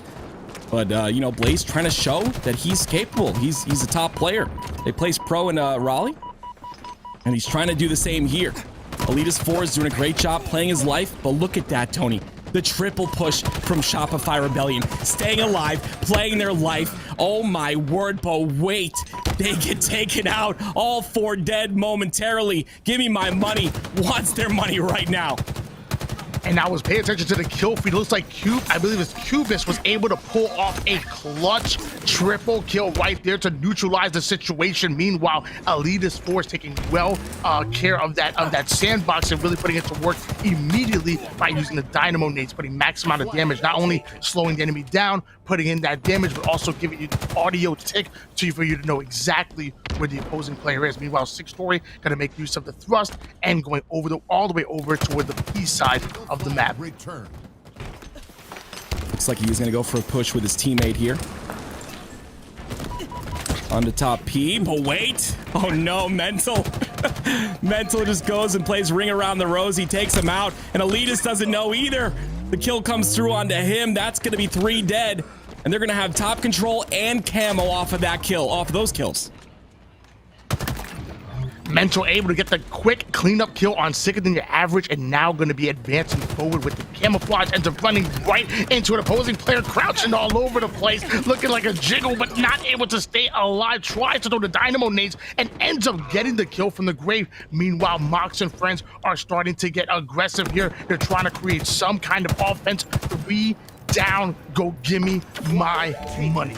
Now that right there was a little bit of a mistake. I gotta point it out. Okay, there aren't many, so let me have my moment. They were in a position where they were holding utility, and all of Gimme My Money spawned on the fridge. Now they could potentially get this cap anyway because the 2 kills come out, but there is a trade on the Mental as well. Regardless, that flag could have been pulled way sooner. Those spawns on the fridge were really late. They don't get the flag in. Solars doesn't. They go for it again. Mental getting cross-shot from top center, but he's gonna get it. But this could potentially be a counter cap.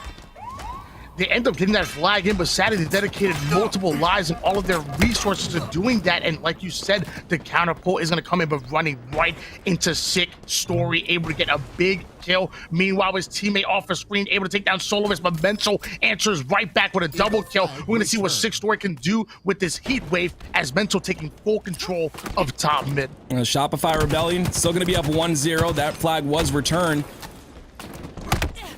And it was all due to timing right there. They could have pulled that flag a lot sooner. But regardless, they're going to try and play for this camo up top. Sicker Than Your Average going to stay alive on the bottom P. 6 Story looks like he's up there as well. This fight for camo is going to be crucial for them to get control and potentially slay again for another flagpole, Tony. All 4 members were momentarily down for Gimme My Money as Mental now can advance forward over toward the utility side of the map, taking no pressure whatsoever. Is taking pressure is Mox, who tries to get it over toward the utility bridge, immediately goes down to 1 shot, backs down, plays his life, comes back in, and puts the second flag cap in for Shopify Rebellion, who are up 2-0 in this game. Blaze is down right now. The 6-3 going to try and push through just to get some pressure on the P side. Elitist Force is in their base, unfortunately by himself, and because of that, he's going to go down, and that's going to provide Shopify Rebellion some numbers in this fight to go down right now. Mental has top control. The spawns are going to come out on the fridge side, I believe, and they do. There comes the push from Elitist Force, tries to challenge, and Mental getting a little overconfident. He's going to go down there, but 2 are dead for Gimme My Money, and Mox putting some damage in across the map, trying to push utility. Mox advancing forward, however, he has 2 players here, including Sicker Than Your Average, who has no clue though, so utilizing the sidekick to get the easy kill, and now he's in perfect position to get the pull, but he wants to make sure that they get multiple players down, and instead his teammates end up going down, so he has to come in for that cleanup kill and wait for his teammates to come off the spawn. Great recognition coming out of Mox, at high IQ play, waiting for his teammates to come up, and ultimately live to see another day, as opposed to just throwing away his life by pulling that flag too soon and with not having numbers. Tony, I like Mox. He understands the strength of this pistol, and oh, I guess Explosive does too. I like these guys. I think they have a new fan in me. Oh my word, but 6-3 comes through and makes me eat my words. He's gonna get top center control. 15 seconds again for this camo, just like Deja Vu. The fight for this is gonna be huge, but this is the first time Give Me My Money has had top center control. But never mind, 6-3 ends up dropping down, and he's gonna push the base aggressively. No one up top center for camo at the moment. Actually, there might be one player from Shopify Rebellion up there, and that is gonna be Mox. He's gonna pick up the camo, go straight for the thruster. This player is playing perfect Halo right now from what I've seen, and that because of that, they're up 2-0. That they are, and meanwhile you combine that with the slaying prowess of Mental dropping 17-9 and also throwing up 9 assists. So this team is really good as the heat wave getting maximum amount of damage, it was a little ricochet getting damage on both of those players, able to take first one down, gets the assist for the second one. 2 go down, go Give Me My Money, and they're working on the third one as well. Easy peasy lemon squeezy for Mox taking control of the utility, but finally the nades are going to be able to put him in the dirt. 2 go down, go Give Me My Money. We're going to see if Shopify Rebellion can continue this offense. I like the strat continuing to push utility here. There is one player to contest. There ends up being a trade.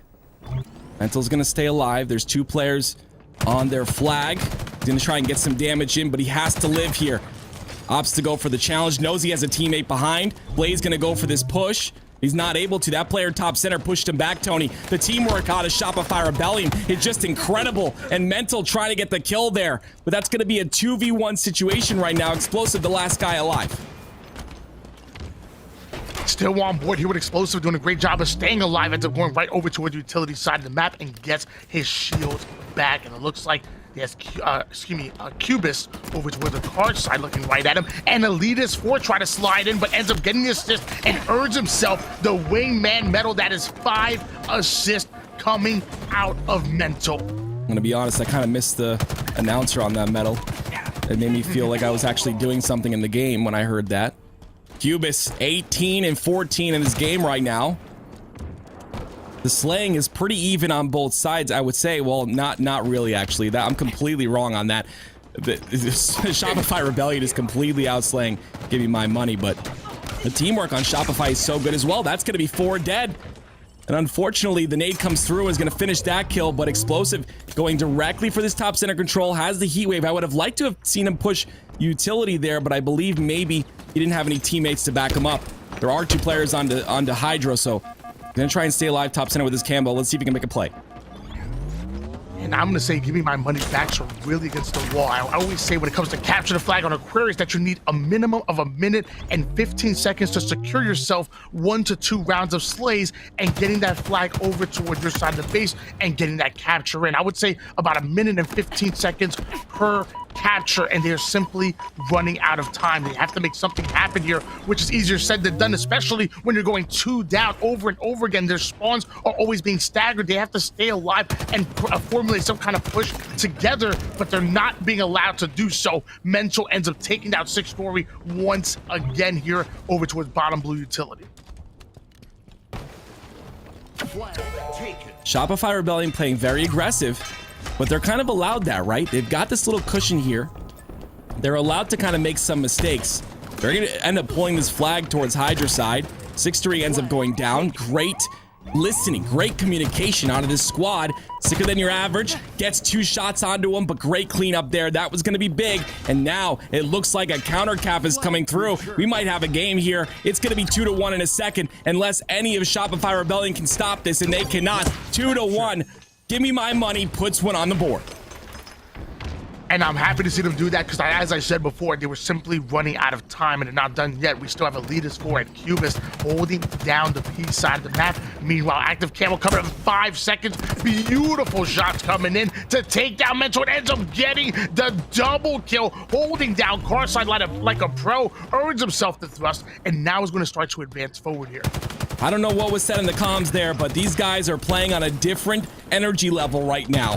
The momentum swing is real. They're going to get all 4 dead. That's going to be a pull from Elitist. They're going to spawn on the fridge side. So Cubis is going to, utility side. So Cubis is going to be prepared for that, I think. Looks like he is. He does just look to see if they're pushing. And that looks like it's going to be 2-2. a tie game, Tony, with 1 minute and 25 seconds remaining. My gosh, you saw 2 caps coming in easy here by Gimme My Money. And like you said, we were tied up. 6-story actually getting the first initial kill that they needed to create some offense. But sadly, it looks like Shopify Rebellion are simply going to answer back. Mental holding down the P side of the map. Mox off a screen, able to get a double kill, but Cubis is answering back here. So both teams really trying to fight for this map control, trying to utilize those slays to open up the map, but nobody able to get that firm grip on it. Cubis gonna be forced to back down and play his life. Yeah, Cubis is gonna get cleaned up here by Solars. Here comes the nades. There it is. 2 go down for Give Me My Money. And some control of the utility here. Misses the beatdown. Gets the clean up though with a little bit of support from Elitist. Great teamwork once again. 2 go down again for Shopify. And the slays are flipping here. This momentum, they continue to build this, and we could see a whole different ball game. It's tied 2-2, 24 seconds remaining. Are they going to be able to put in this cap? They're pushing through. The slays are not there though. The defense from Shopify Rebellion is too strong. That it is, and it's funny, Tony DHFC in the chat says it was nice of GMM to let their younger siblings play for the first 10 minutes of the game. That's kind of what it felt like, because it looks like Gimme My Money stealing back-to-back caps and even getting the 3rd one out at that. If they could relay this flag, they could utilize sudden death to put it in, but it looks like it was being baited by Mental, who gets the kill right when that player's going to drop in. Blaze sneaking over towards the camouflage, but it looks like the return is going to come in. Ladies and gentlemen, we are going into an overtime. And of course, if you're new to Halo, what overtime means, first cap on the board is the W. Camo's up, heat waves up, the pushes come through. Who's gonna win this game? We're gonna find out here shortly as Elitist Fours gets the nades and he's gonna get top center control. Back-to-back kills going quickly in favor of Gimme My Money, and Elitist 4 is not slowing down whatsoever, already getting into the utility, and 6-story going to utilize that camouflage to try to get rid of the final player that's over towards the base, but they need to keep this focus on the offense. Mox is already in there trying to be a nuisance, but the question is how long we'll be able to survive, especially in the middle of the map. Absolutely getting forward here by 6-story. That flag actually makes it over towards the middle portion here into their courtyard. One more round of slays, and that's going in. Elitist 4 actually able to run the flag into the base, uncontested so far, going down to 1 shot right in the nick of time. It stopped short, but cleaned up. Flag's right there. They're waiting patiently. Wow. They don't get it in, but they're set up for it, and that's going to be Gimme. Wow, I'm so impressed. Give Me My Money taking one round of the series from Shopify Rebellion. I told you this was the test that they needed, and right there you saw it. What a great game. We went to overtime, but the momentum, Tony, I was worried about the momentum a little bit. I was worried that maybe they wouldn't be able to carry the momentum over to the next, the next round of the overtime, I'm saying. And they did. They were able to carry that momentum all the way through. Mental.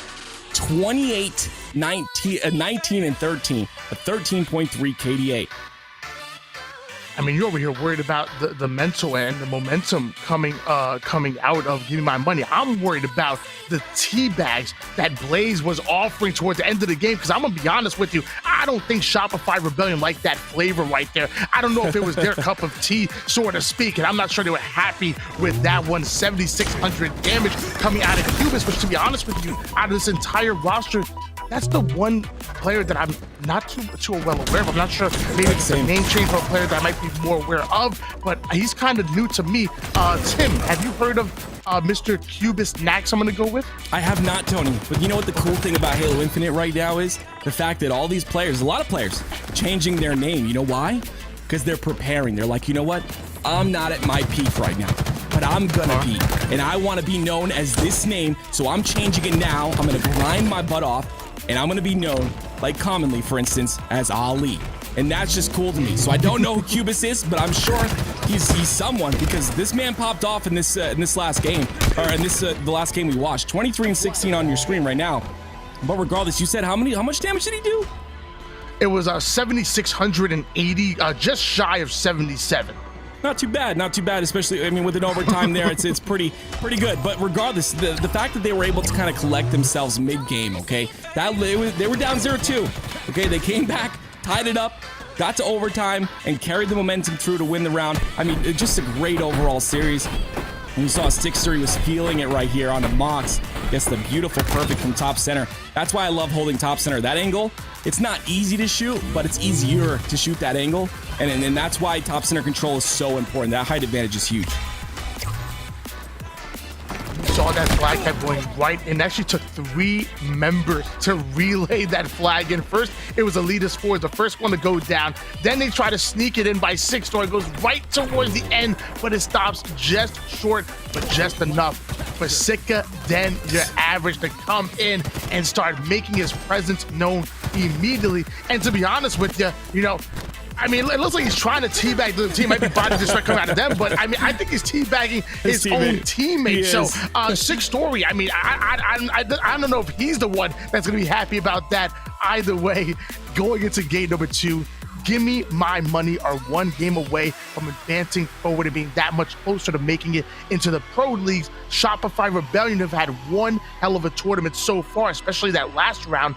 Now we're seeing what it's like with their backs against the wall, fighting for their tournament lives, going, it looks like once again, going back into Aquarius, but this time a Slayer. And it might be the same map, but I promise you, and when it comes to Slayer and CTF, it might as well be 2 different map and game type combinations, because they simply play that much different. They absolutely do. And honestly, I know, Tony, don't get mad at me, Tony, okay? I know I talk about momentum. I know I talk about momentum a lot, but if they can carry the momentum from last game into this game, I will be impressed, because Shopify has, I mean, they've done work. They've done work in what we've watched. And again, you said their backs are against the wall. That is absolutely true. I'm going to predict a game 3. What do you think, Tony? No. No? No. Wow. Like, you know, and I'm going to use your own logic against you. You said you're a firm believer in momentum and the shift of power. And the power was quickly shifted over towards Gimme My Money when they stole back-to-back caps to force that overtime. And then within, 40 seconds of overtime, coming right back in and capping that final flag. And you know, you're a believer in momentum. I certainly am as well. And all the momentum is going forward into Gimme My Money. This is going to be a 2-0 Shopify Rebellion. You guys played fantastic. But if you're gonna put a gun to my head and force me to make a prediction, I gotta go with Gimme My Money. Momentum is one thing, but playing when your tournament life is on the line is also another. And I really think Shopify Rebellion are going to come through here. They're going to show what they're worth. It's a Slayer. They all play aggressively, and they have all got an incredible team shot. Of course, we're tied up at 2 right now. Let's see if some value comes out of this camo. He gets 1 kill. I'd like to see at least 2 more, and you see the spawns happening on blue right now. Actually, looks like split spawns. Mental and his teammate are on yellow. So 6-3 is going to take advantage of this with his team. They get 1, trying to get the other. Let's see if they can clean this up. 4-2, the score so far. If there's any saving grace going for your squad, Shopify Rebellion here in game number 2, I feel like on paper, Shopify Rebellion are a better Slayer team. They're better suited for slowing the game down and utilizing their communication, their setups that they've worked so hard from grinding and scrims to get the edge on their opponent. As I say that, we're opening up a 7-4 lead. Not going in favor of Rebellion, but instead, Gimme My Money. We're on board here with Mental, the leading Slayer on this squad. What is he going to do to will his team forward? See a little bit of a slowdown in pace here. Very patient play. Mox is going to help him from a different angle. But he's got to move at this point. He's been called out. Looks like he's going to opt to go for top center. That camo coming up in 20 seconds here. Cub has got to get off P2, but he doesn't. 6-3 with a great beatdown. That camo could potentially go in the hands of Gimme My Money, and if it does, this could be trouble for Shopify Rebellion.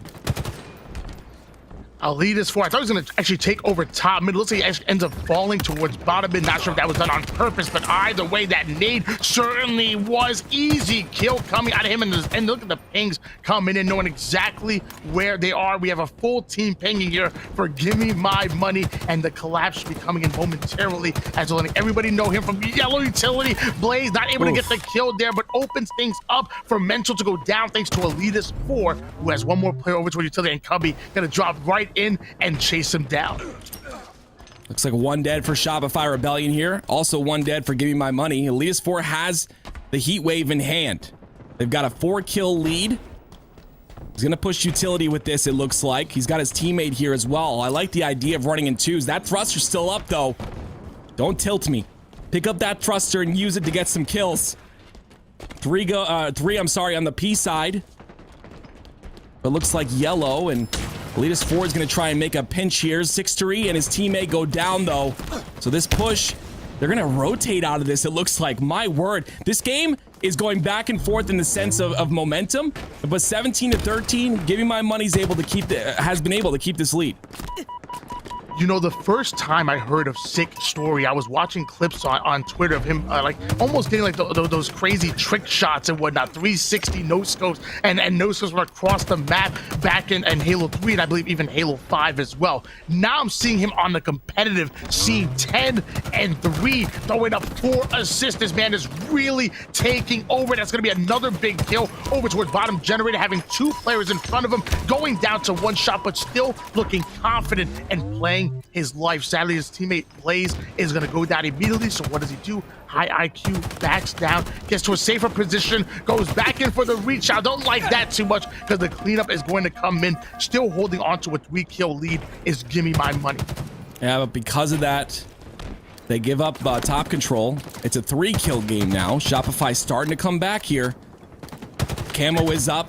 The assist comes through. That's going to be 2 dead for Gimme My Money. 6-3 in the utility, though. He's baiting his life right now, but Solars is going to get this camo for free. And now he's going to push utility with his teammate. Camouflage in the hands of Solaris. Holding down top mid. Having 2 players over in front of him. It looks like he is aware of it. Has a player over toward the P side, but looks like his player over towards Car is in trouble, so he's going to gravitate towards that. Sadly, Blaze comes in for the cleanup kill. Easy peasy. Solovis trying to stay alive. Goes in for the challenge on 6 Story. Forced to back down, and Blaze comes up with the double kill, giving them a 1-kill lead approaching the halfway point of this game. Yeah, they collapsed on him so well there. Give Me My Money. They collapsed on Shopify so well there. It's like they are suck at Hydro. Some shots coming across the map. I love this. 6-3 playing phenomenal. A little bit of an anchor roll for a second here, but we all know he's an aggressive player. Look at this flank coming through. Elitist with some pings. And something I've noticed about Give Me My Money, Tony, is they're using pings more than any other team I've seen in this tournament so far. I'm noticing that as well. I mentioned that earlier. The pings were coming in from multiple members coming out of Give Me My Money. Sometimes you have that one player that'll ping heavy for a team, but right. I've seen all 3 out of 4 members heavily pinging on very important locations, knowing exactly where to nade when mental, and coming out with a big win on 6 Story. That's going to allow Explosive to get control over towards this P side of the map. Flaming feet all over the place. 6 Story spawning over towards the fridge side. That nigga to get maximum value, taking down the first player, getting the assist on the second one, and that's going to be a double kill. Make that a triple kill. Explosive is making explosive plays right now. That's what they needed right here. A 2-kill game now. The trades come through from Solars. Mox gonna get another kill as well. A 1-kill game, Tony. We've seen a lead from Give Me My Money this entire time, and finally, it's been shortened to 2 kills. Looks like Shopify Rebellion is starting to come through here. But it seems like every time Shopify Rebellion try to claw their way back into it, Give Me My Money seemingly answering right back and just moving the goalpost more forward and more forward. That was a 34-30 lead in that game. I'm not sure exactly what happened, but still, Give Me My Money were looking very good in that game number 2. They were looking good, and that game is still going on. Our observer crashed, so we're going to try and get a stream for you if we can. We'll keep you updated on that as soon as we get it, but regardless, just a great push by Shopify Rebellion. They were able to get the score down to 1, but unfortunately, the trades came through from Hydro.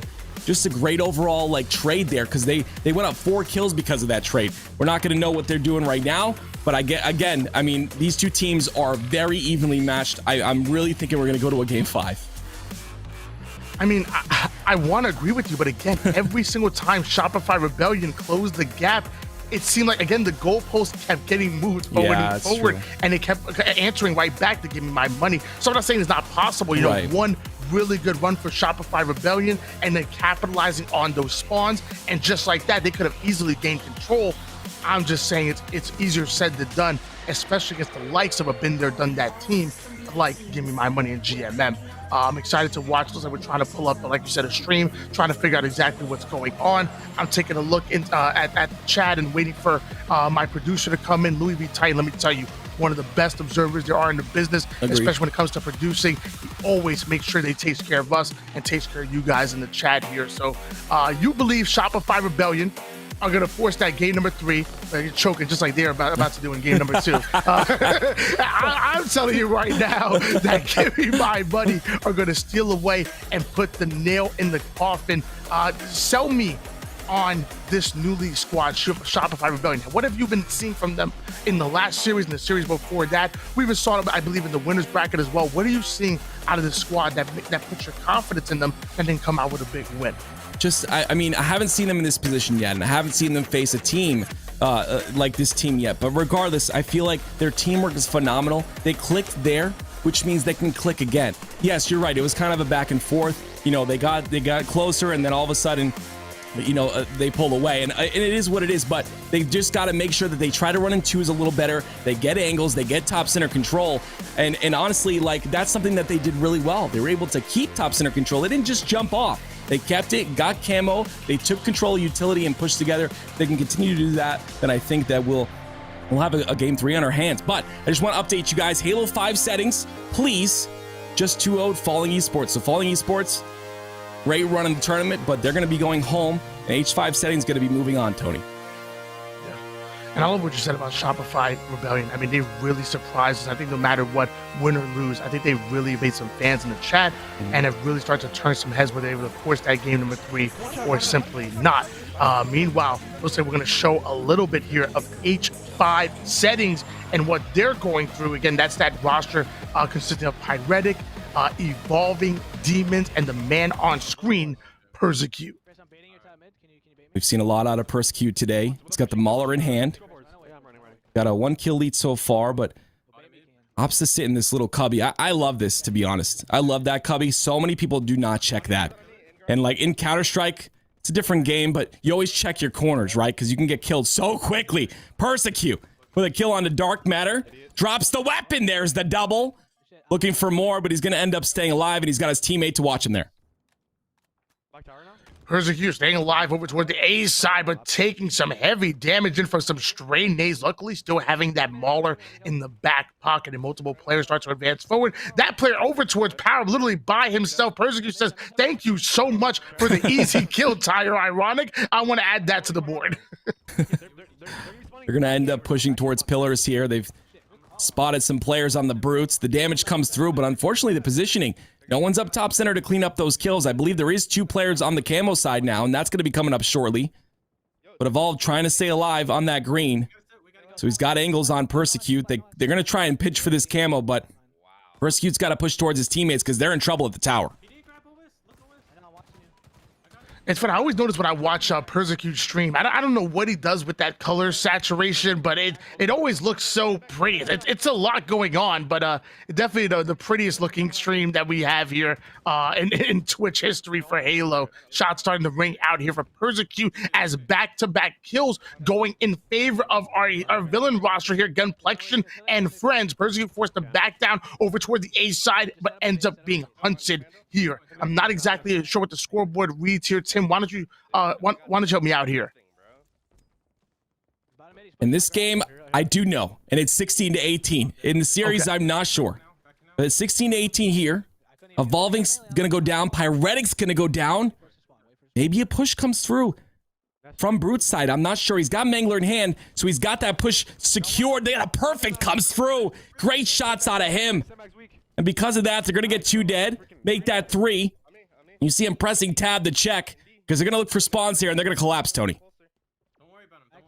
Persecute now going to make his way over towards bottom mid, going to be rewarded with a heat wave largely because of it. And what does he do? Brings it right back over towards his team who are heavily set up on the A side. He's hiding in this corner. Anybody tries to flank will have to run through him. And there we go. The first player's going to be spotted. Easy damage coming in, forcing that player to go down to 1 shot and not allowing him to get away. Beautiful kill coming out of Persecute. And that player not looking both ways before crossing the street. Persecute taking out another one and earning himself a double kill. Just incredible play by Persecute here with this heat wave. This gun is definitely just one of the strongest guns in the game, but you got to know how to use it. And Persecute does the killing spree, and the double comes through, and he's going to push on the pillars, anticipating this brute spawn.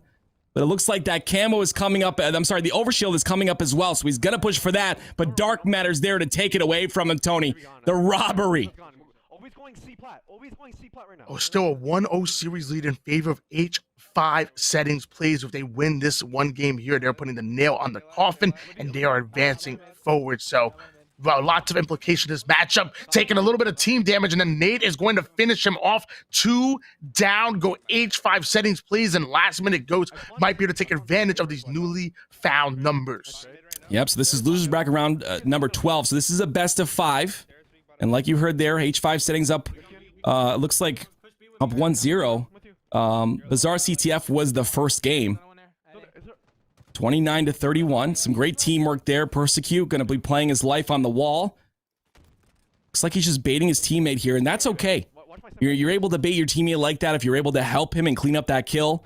There's a 1-kill game right now. Very, very close here. And Persecute, look at I love the awareness there to help his teammate, but the push comes from pillars, and he's going to end up going down.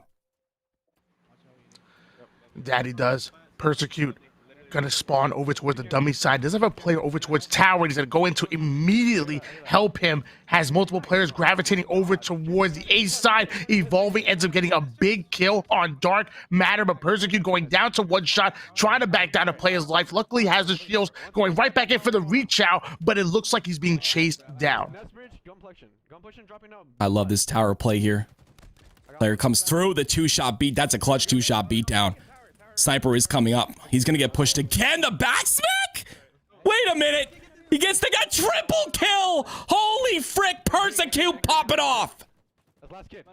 Persecute is an animal, as we're seeing here. That's a clutch triple kill, doing it when it matters most. I believe that's a 40-37 lead going in favor of the boys in blue. Persecute now going to come right off a spawn, making his presence known, putting his shots onto power, but now looking to catch a little bit of a different angle here. And if I got my math right, the winner of this is advancing forward into that pro series.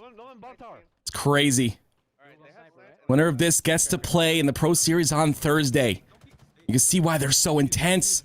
Unfortunately, Persecute not going to be able to clean up that kill, but it's a tie game, 41-41 right now. They've got control of A here. Pyretic up top center. If he gets pushed from the green side, he's going to be in trouble. But Persecute being aware enough to watch the bottom to make sure there's no flanks coming through. There's 5 minutes on the board here. You see there was a player at C, but they've got to watch to make sure they're not getting pushed from multiple angles. The pinch is going to be the problem. If they end up dying, this could, they could carry this momentum forward into this game and win it. Because we're in the final round, it's going to be a best of 5 again. The winner of this is going to be advancing forward into the Pro Series. Not about winning, it's about making it far enough to make it into Thursday. Persecute going to earn himself a beautiful Killjoy medal, stopping the spree from that player. Now going to get his hands onto the heat wave, trying to stay alive as that player is staying alive over towards that pillar side, but eventually the collapse should be coming in soon. Tony, I want to go into a listening with this team. You know, being that it's top 8 on the line, I want to see how they're communicating as Persecute gets another kill there, and it's almost tied up. Let's see what they're saying in the comms.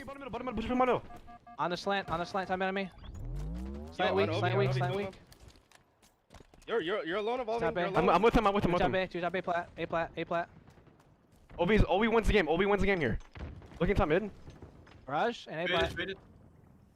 A plat weak. Two A plat. One's on scoreboard though. Yep, 3 1-shots. I hear that. On scoreboard. Be careful. There's on 3. C plat. They got OV, bro. Alright. Try to find one the hit spawner. at one hit at A plat. He's literally on the main glory. He dropped down. Right, don't be too aggressive, man. You're def OV, bro. Shortcuts, they're pushing me. Shortcuts. I'm fine. Relax, we're baiting. Someone look at me. Top C, look top C, look bridge. Alright, I got your bridge. One's on you do your combo right now. You drop down. It's a free kill. I hear that. I'm coming here. Two kids here. No more OV cherished. Nice. I'm living. Two dead. Bottom mid. Dead. Nice, 3 dead. I'm in somewhere. Come in, falling down. I'm looking. Should be dead. Nice. Wait, another one here. Then dummies. Yo, no. Run. I'm running. You're by yourself though. He's on combo. He's on combo. Alright. I got heat wave again. Hold on, give me a second. I have heat wave again. Stay alive. Stay Couple alive. weak. Do not I'm backing down, backing do not down. OE. Backing down. Trying to watch you, Alex. Oh, you're fine. One shot top team now. One shot top team now. I hear you. I'm nading. I'm creep walking right now. C plat Might be weak, C able to plat take weak. one. Good shit, guys. Let's fucking go. Very good games. Very good. Chris, you went off, man. Great game.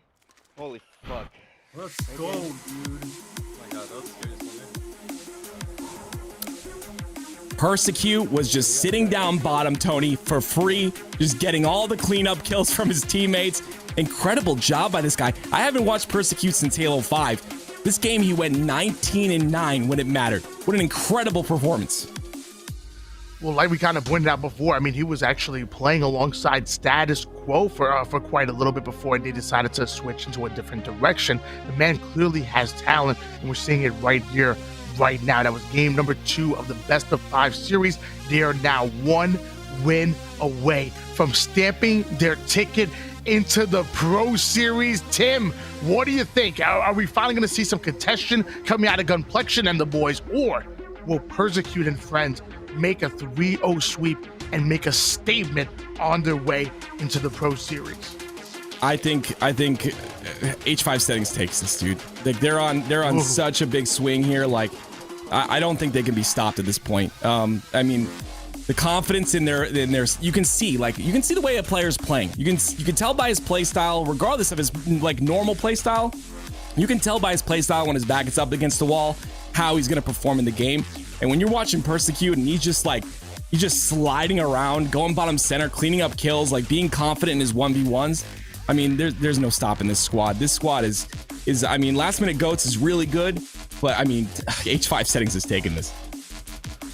You know, there's some free-for-all gods on this last minute goat squad. You know, Dark Matter and Gunplexion specifically, very, very good free-for-all players. But you know, their team name kind of personifies them very well. They're playing like they're a last-minute team right now. They're playing like very talented players that simply have come together and they're trying to make a little bit of a run.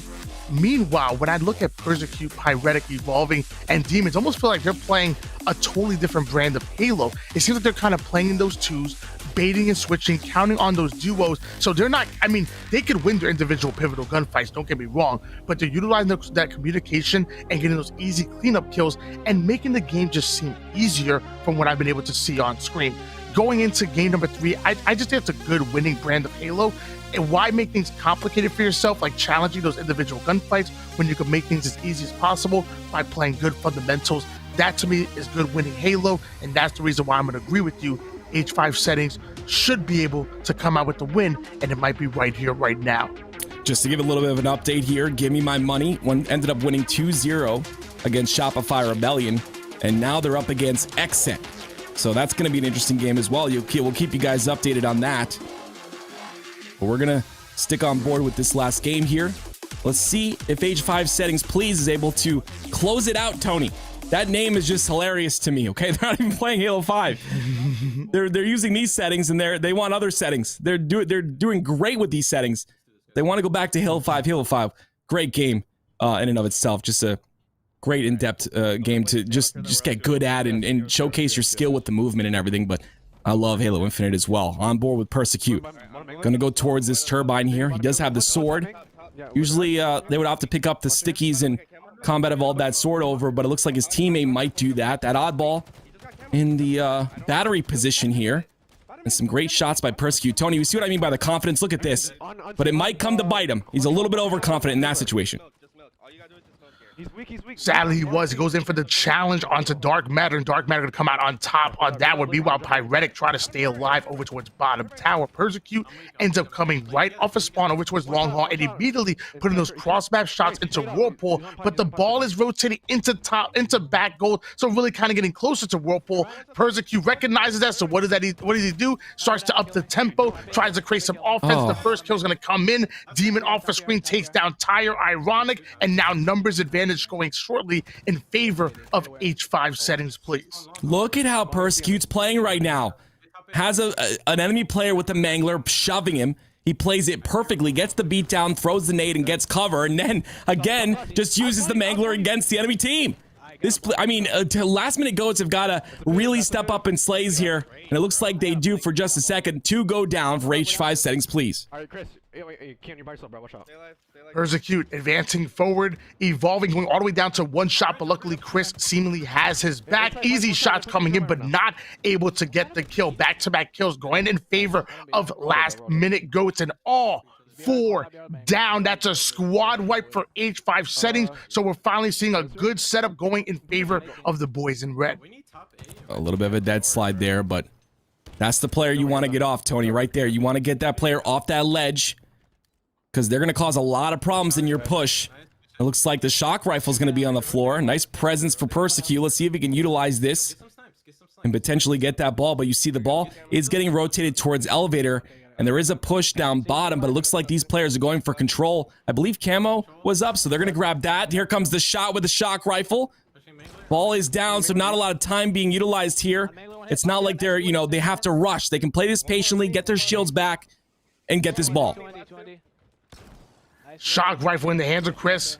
Missing the first one inside, the second one missed as well. Even going in for the challenge, I really believe he might have been better off backing down on that instead of going in for that third shot. But sadly, he's going to go down, and that grapple will change hands. Mangler in the hands of that player with the grapple over towards top tower, evolving immediately, taking out Tyre Ironic, and once again, numbers advantage going in favor of H5 Settings, and now they're going to use that advantage to set up early and influence those spawns over towards the C side of the map. Ooh, and that's what's going to stop some confidence there. Not sure how strong Persecute's mental is, but when you're challenging 1v1s like that and you lose a whole bunch in a row, that's where you start to doubt yourself just a little bit. But not him. Gets to clean up onto Tyre Ironic. He's like, hey, you killed me, I'm going to come back and get the trade. And now he's got the ball, but the push from C's coming through, and he saw that.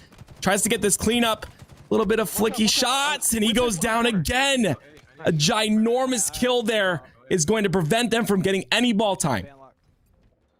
Again, despite the slays kind of going in favor of H5 Settings, it looks like they're still kind of down in points. Luckily, their setup is locked in over towards the back hold side. They have 2 players watching A over here, but Demon, which was the only presence onto long hole, is going to immediately go down, and now the A side presence is going to go down as well. Persian going all the way down to 1 shot, but luckily getting the big win onto Gunplexion and immediately baiting the ball. If Chris would have lost that gunfight, they might have lost control of the ball, but it looks like they're able to stabilize, going right back to baiting and looking for those slays. And honestly, like, a lot of people wanted to kind of raise the strafe speed in this game, Tony, in the beginning, but we're almost a month and a half to 2 months out, and players are really getting used to that strafe speed. I mean, it still looks a little bit, you know, not perfect, but I mean, in a year, I mean, that strafe speed's going to be no problem for anybody.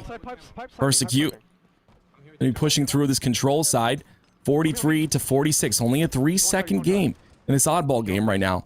Evolving with a great trade there. They're going to try and push through. The 3 down. There it goes. Potential control here. The Camel player ends up picking it up. There should be a spawn on to C, and Persecute's trying to prepare for it. Demons and Evolving getting back-to-back kills on the kill feed. Persecute going in for that third player, making Tyre Ironic 1 shot, but letting him stay alive. Meanwhile, going in for the bait, Evolving ends up getting the perfect kill with the shock rifle onto Dark Matter, making it as hard as possible for anybody to advance forward. Finally, Chris is going to go down, but the setup still somewhat looking good, and you notice there's a player actually gravitating towards the sword. So the close range specialist Pyretic needs to rotate this ball over towards A, and luckily he's able to do it. 69 and counting for ball time here. Grab ball on bottom elevator. Here comes the sword out. That's going to be a kill. Have control of this elevator side. The ball goes down. Persecute's going to try and just put some damage in while his team rotates over. He's got a player with him. They're going to rotate this ball through Mangler. He ends up getting traded out, but Pyretic gets a kill there as well. That he does. Players trying to stay alive here. You're noticing the sword in the hands of Pyretic over towards top tower, and Persecute spawning right next to the Mangler, so that's really a crucial weapon to get into your back pocket. The ball in a bit of a baitable position over towards pit. Persecute well aware of it, but he knows he has to put the damage in first. Pyretic off a screen, able to take down Tyre. Ironic, that's the first kill that they need, but they answer right back by taking down Demons. Pyretic flanking with the sword. Beautiful play coming out of him. The Mangler shots are going. That's 2 down, and looks like the shots are already going on the 3rd one, and that's going to be a double kill. 3 down, go last minute goats, but they're still not able to take advantage of that ball time. A little bit less than a minute on the clock. Yeah, some shots come in. I believe that was from C Long. So he's not able to get that ball.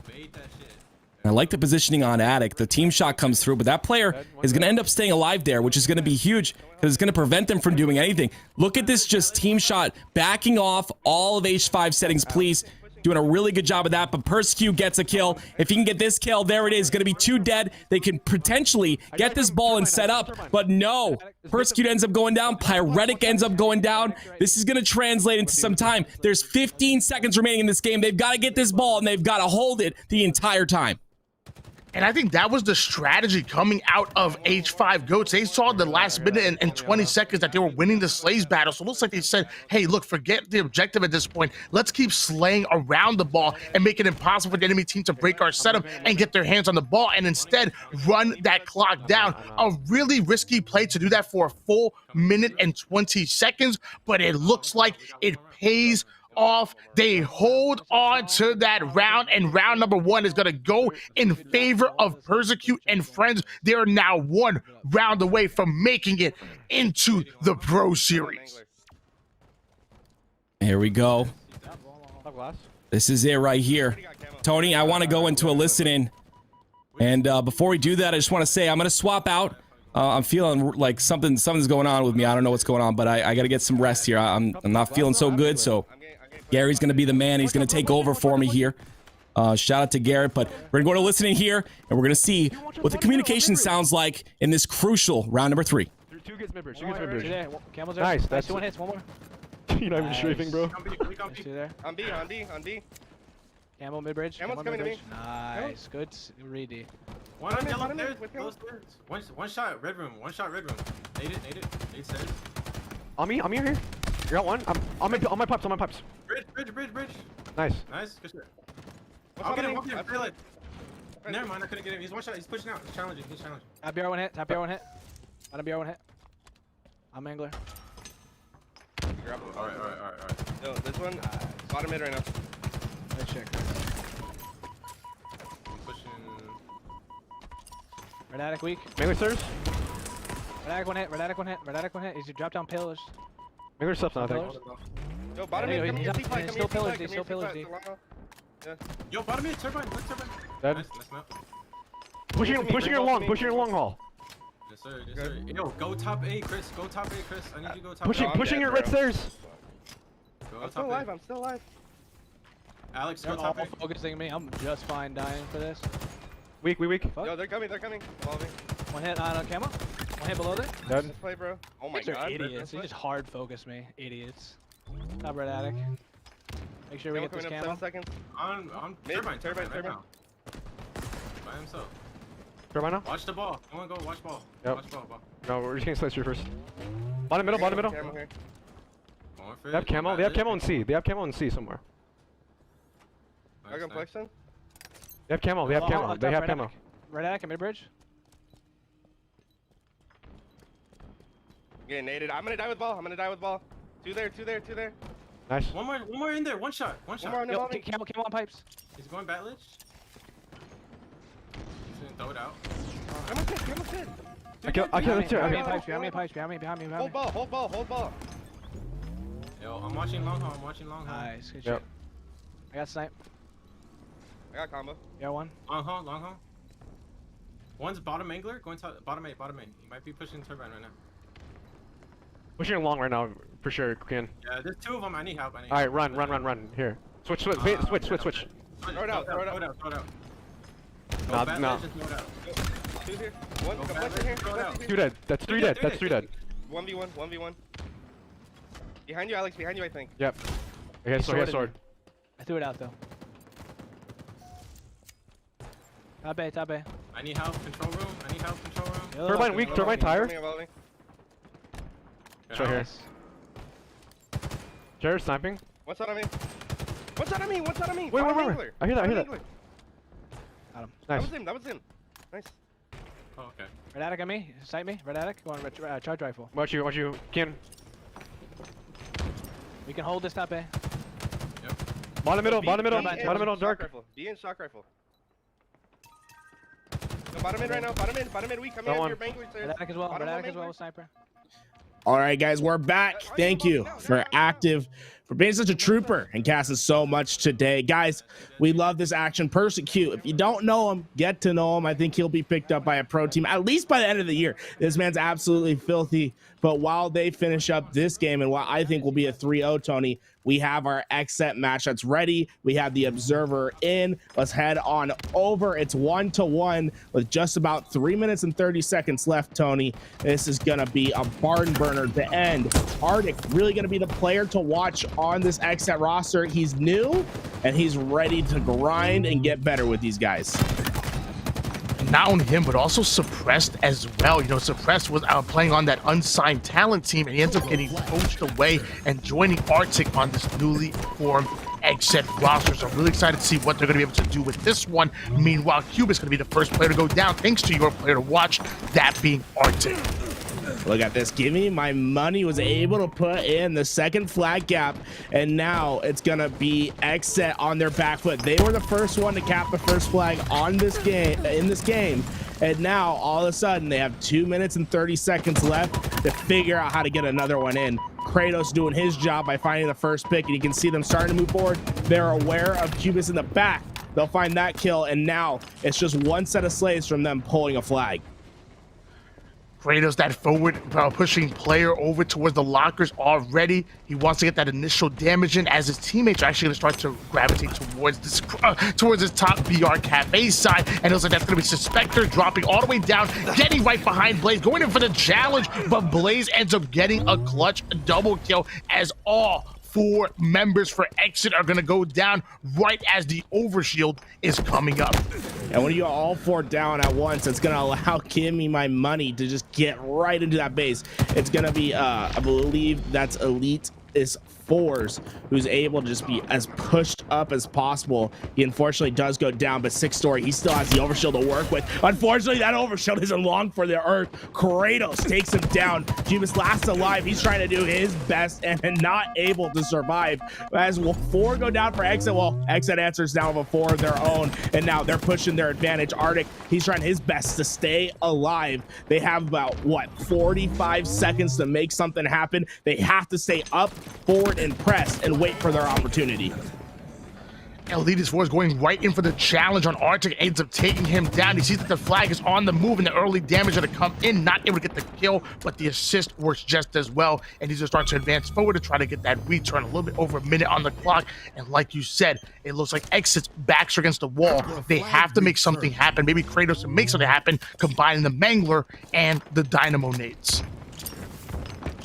Time is ticking, and you'll notice when you get down to this last minute of time, players make mistakes. You're gonna see some unorthodox plays. You're gonna see some desperation towards the end. Suspector, he gets the grapple. He's going right in. He gets one, looking for another. He knows he has the spawn block for now, and the flag is out. They have 30 seconds, and it looks like this is gonna be possible. They have everyone trapped over on the rock side. They just need to get these kills. Kratos is trying his best. He's able to get one. Wow. Then a nade comes out. They get the second. The flag is just about halfway. Suppress is one shot, but they can take their time as long as this flag is out. They're in a great position. Kratos gets the back kill, and look at this, Tony, with 13 seconds left. It looks like they could be tying this game up as Kratos will take it the final inch. Suppressed able to get the flag over towards the double doors, and Kratos relays that flag in with just 3 seconds remaining. We are going into our overtime in game number 1 in this best of 5. And mind you, ladies and gentlemen, this is losers bracket round number 12. So the winner of this is going into the Pro Series, and the losers is going home a little bit empty-handed. This grapple can make all the difference off the start. Being able to get the overshield or rockets with that grapple and being able to just instantly put it to work. can be devastating for the opposing team. Suppress able to win the fight for the grapple. Arctic won his initial as well. Suspector putting down the hurt. He's gonna play for the Rockets. Goodbye to Elite's Force as the Rockets go to XSET. This is looking all XSET at the start of this overtime. Suspector started to advance forward with the rocket launcher, and it looks like he has multiple players over towards Cafe to kind of hunker down here. So he's gonna let to catch a little bit of a different angle. The rocket goes over towards Lockers, ends up getting the assist on the second player. So now all 4 players up here for Exit. Meanwhile, 3 down for GMM. This might be the opening that they need to really start this flag run, but they're going to have to put shots on the newly spawned players. The second round of Slays is what's needed to come out with this win, and Suspector is well aware of it. Trying his best to stay alive. Suppress throws down the sticks in from behind. He's going to be able to find one. That flag is still out, but no one from Exit in immediate position. They're going to have to slay out one more time, and Arctic, the new kid on the block, he finds the double and potentially the dub for his team as they will grab this last flag. They get it in, and you know they're hyped in the comms. Stealing away the win does Exit. They were down by 1 cap, able to steal away that final cap to actually make it and force it into overtime with literally 3 seconds left on the clock. Then coming out on top in that overtime and stealing the win away. Exit looking good in that game number 1. But I mean, it's easier to put 1 game on the board than it is to close out an entire series, and we have plenty of Halo on our hands. Hey guys, remember we saw it in the winners bracket, the last round, the round to qualify.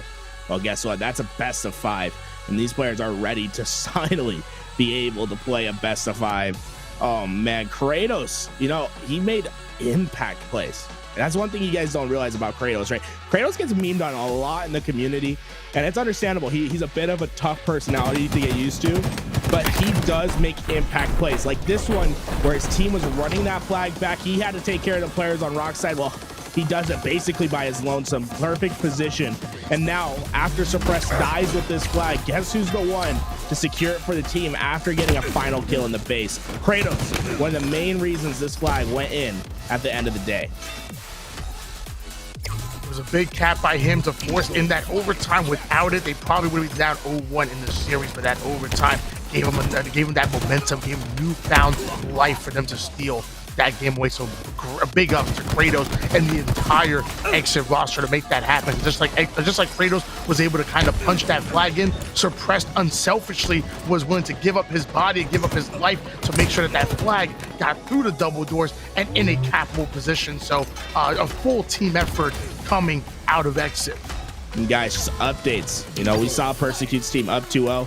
Well, they finished that one 3-0. They're moving on to Thursday. And on the other side, we had a rematch from last week, something we saw on stream. This time it happened off stream this week. But Status Quo, they got their revenge versus Complexity, and they're going to be fighting against EXO in this current round to see if they can qualify for Thursday. We'll have to keep an eye over there. But here we go. Round 2. Gimme my money. Looking for revenge after letting that first game slip away. Arctic, well, there's one player you don't want to have the sniper rifle on the opposite side. It's XSET. XSET with Arctic, because Arctic's absolutely nasty. That well known for his sniper plays in Halo 5 and now in Halo Infinite. Sniper rifle in the hands of Arctic at the moment here. His teammates were able to steal away that overshield. That's 3 out of 4 members for Gimme My Money are going down. Not only able to steal away the reinforcement, that overshield and everything else, but they funnel the spawn over toward the A side of the map, and the collapse comes in beautiful at that. And because of it, we have a 10-2 run coming out of Exit. They know that they're a pro caliber team. They have a pro caliber org in their hand, and they want to make it into Thursday.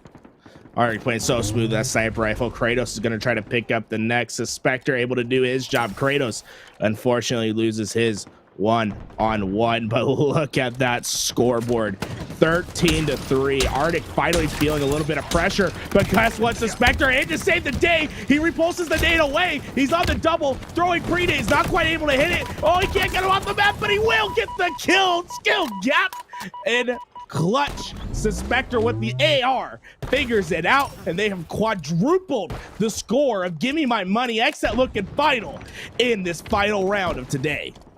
Suspector currently 7-0 and now 3 kills away from coming out with a killing frenzy. Finally, Blaze able to answer back by taking out Kratos and getting that initial kill that needs to try to create some offense here. Meanwhile, Overshield is coming up. Suspector well aware of it, getting over towards it. No eyes on it just yet. Able to slap the Overshield on the chest, going for one shot into Overshield quick, and the assault rifle puts quick work into 6 story 19-7 run going in favor of Team XSET.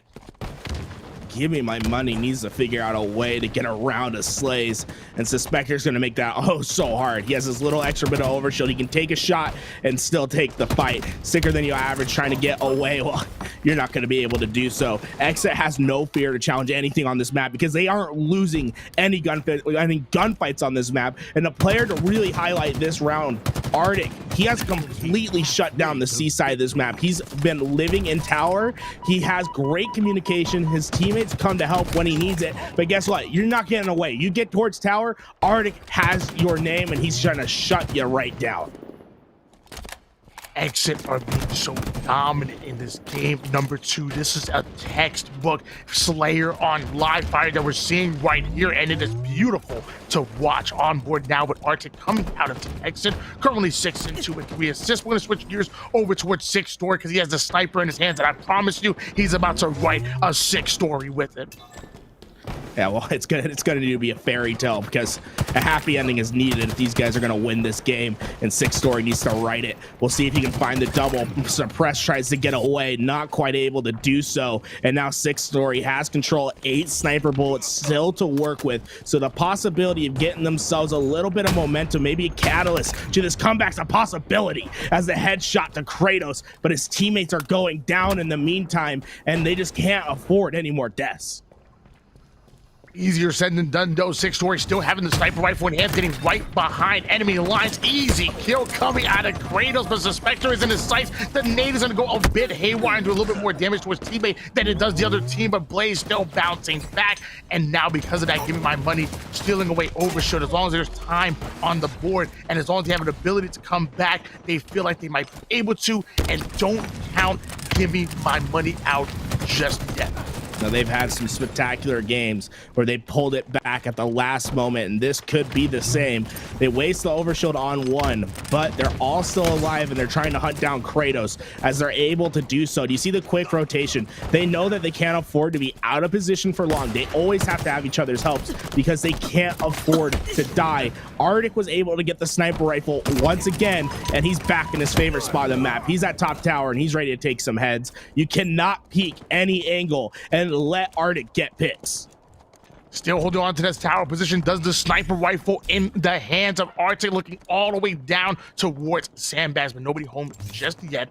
Multiple players are going to go down here for exit, so Arctic kind of left by himself and on an island here. Still 10 and 4. 4 assists. Elitist 4s and 6 story over towards Sandbags. So it's only a matter of time before they give away that position, and Arctic is holding firm. This is a man that knows what his job is, right? He's not going to make any play that's going to give up the sniper rifle to the opposing team. He has 2 bullets left, and he's going to look to find a quick kill. Going to miss the first shot, but Kratos is there for the help. Kratos should pick it up. Yeah, there we go. Kratos picked it up. I was nervous for a second when that nade hit Arctic perfectly, but Arctic stays alive for now. He's given up the C spawns to play with his team. They know they just have to trade out at this point. As long as they have each other's help, it's gonna be okay. And Arctic, he has 1 sniper bullet left to work. I'm gonna Tony $5 right now. He's gonna hit the head. Oh, he hits the head. My God, Arctic, what a nasty shot. Oh, Tony, I needed 1 more second so I could get that easy fight. I won't hold it to it, but man, Arctic's crazy. I didn't even get a chance to respond. I know, that was crazy. The headshot coming in quick. The no-scope right to the dome. 3 kills away from coming out on top is XSET. Kratos getting right behind Elitist 4 here with the heat wave, chasing that player down. Finally selecting to shoot a shot here, taking down Blaze. Now going in for the challenge on 6 where the damage is coming in, but sadly Kratos going down. Still only 2 kills necessary. Suspected going in for the first one, making the second player 1 shot, 1 more kill. 1 more kill is all it takes. Arctic, impact player for me this game. Obviously, it's been a team effort all around. And guys, if you didn't know, Arctic, he was on that G2 roster at Raleigh. They decided to go in a different direction, and he couldn't find himself a better roster, to be honest. XSET, the roster to be with. You have two players that have made it to the grand finals of a world championship in Spectre and Kratos. They know what it takes. They know what needs to be done to go far. He's going to be that main slayer for the squad, and they're adding Suppressed with him, another young gun who's waiting for his opportunity to prove himself. I like the moves that XSET have made. They just need to be able to get past the final round. It looks like the monkey could be finally off the shoulders, Tony, as they're just one game away from making it happen. Checking out the scoreboard here, the Spectre, a big 15 kills, only dying 7 times and even chucking up 7 assists. We even have Suppressed with 13 assists on the board. So, I mean, this is the teamwork on point. The accuracy is as well, 58.82 accuracy coming out of young Donald here. And things are looking very good. You are a fan of XSET. And now we're going in at game number 3. And they must be looking comfortable, or must be feeling comfortable. I love this headshot from Arctic. You can just tell he's just feeling himself. Just a clean flick to the right. He gets it right into the head.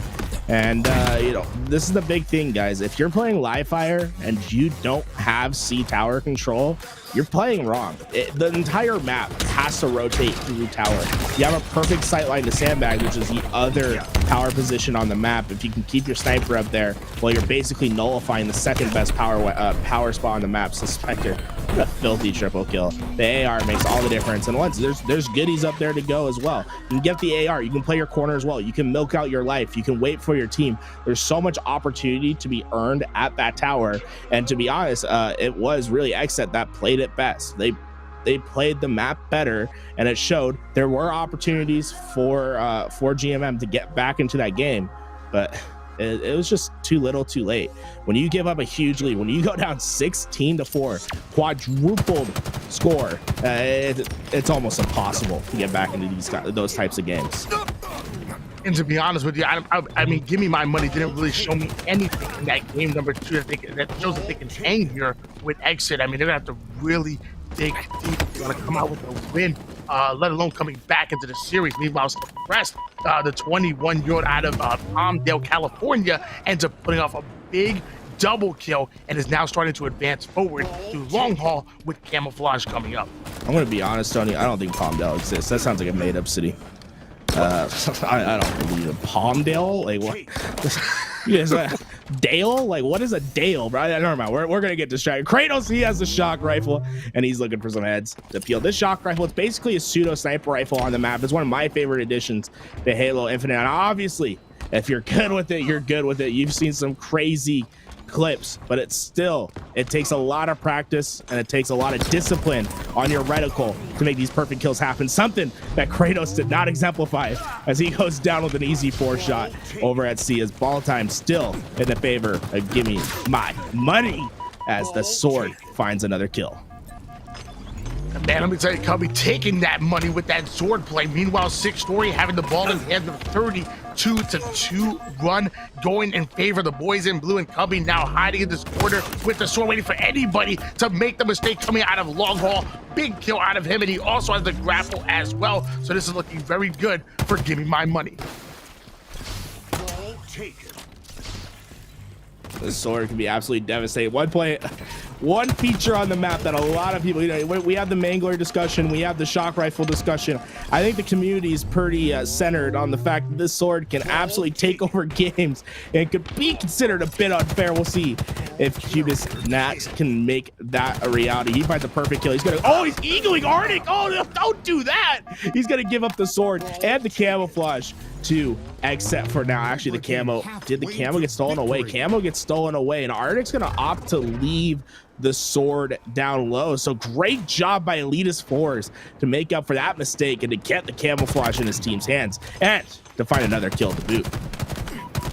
Gimme My Money doing everything they can to claw their way back into this game and into the series. It's 70-3 run win in favor of them. However, all 4 players are going to go down. Now we're seeing the first good points going in the hands of XSET. They have their setup locked in. They're influencing the spawns over towards the C side of the map. Looks like Suppressed is trying to get rid of that ball because he wants to use a shock rifle. Finally, his teammate taking the ball out of his hands, and Suppressed putting the shock rifle to work immediately. Hey, you know, if you're gonna give up the ball and say, hey, take this ball, I have a shock rifle, well, you better damn well hit your shot, and that's exactly what Suppress does. He gets his first shot to hit. Can he get the second? The BR comes out. He's able to clear that out, and now he has the cross. He gets the body, but not the finish, and it's his job, his responsibility to make sure nobody leaks through, and he's doing his job. He gets right up in that face. He doesn't get the kill, but he does keep them back for now as Elitist Forge is trying to get Suppressed out of this position. And look at this, what a beautiful rotation from Suppressed. He has the cross with that rifle now as his team is starting to rack up time and get back into this game. Love that play. They're gonna play for the Slays. Unfortunately, they're going in GMM's favor, but I love the disciplined play from XSET in that rotation. 3 out of 4 players are going to go down for XSET. So now Gimme My Money once again popping right into their setup, and they're now 20 seconds away from coming out with round number 1. Gimme My Money in desperate need of this win, but they are dropping bodies left and right. That's a 2 down. Elitist 4 is well aware of it, so we're going to rotate that ball. It looks like he was actually going to try to get that off of the map, but his teammate might have intercepted it a bit. 6 Story now going for the cross map shots. Suppress ends up getting that kill, and 3 down. Oh, give me that money. Luckily, the ball gets reset here. Garrett. That ball, I don't know if that ball was intentionally reset by XSET. I felt like they had enough time to grab it.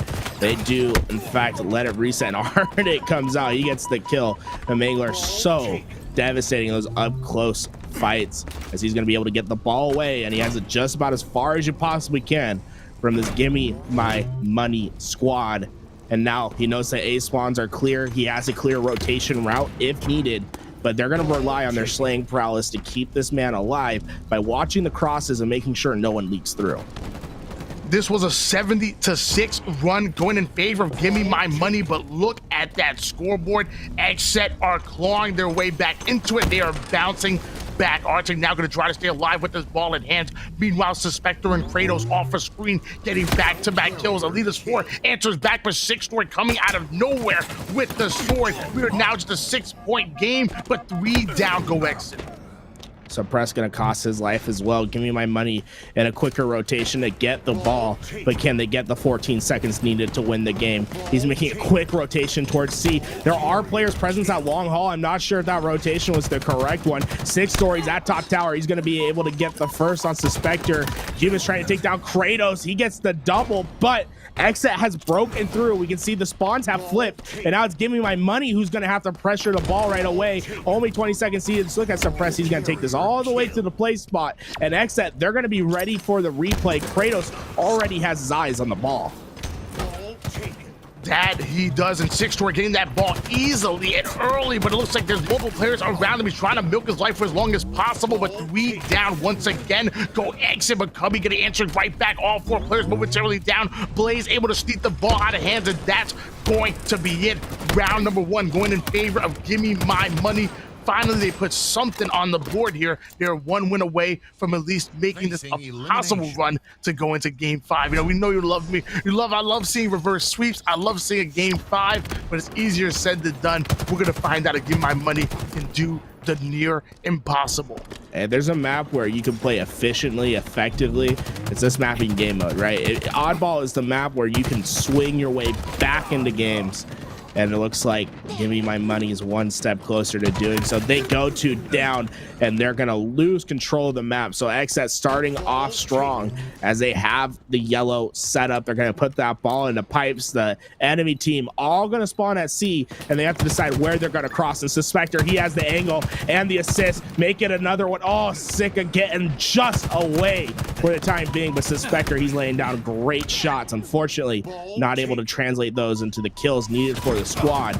But once again, XSET playing disciplined. They're playing great setups. It's just a matter of execution on the tail end. Yeah, having that 1 player alive and providing that crossfire is so important. Anybody who's crossing over to try to break a setup is going to get that early damage, but also get that intel to the rest of your team so that you can navigate the troops and get those easy cleanup kills. Suspector was playing that role perfectly, and largely because of that, they made it very hard for them to even hold on to a setup.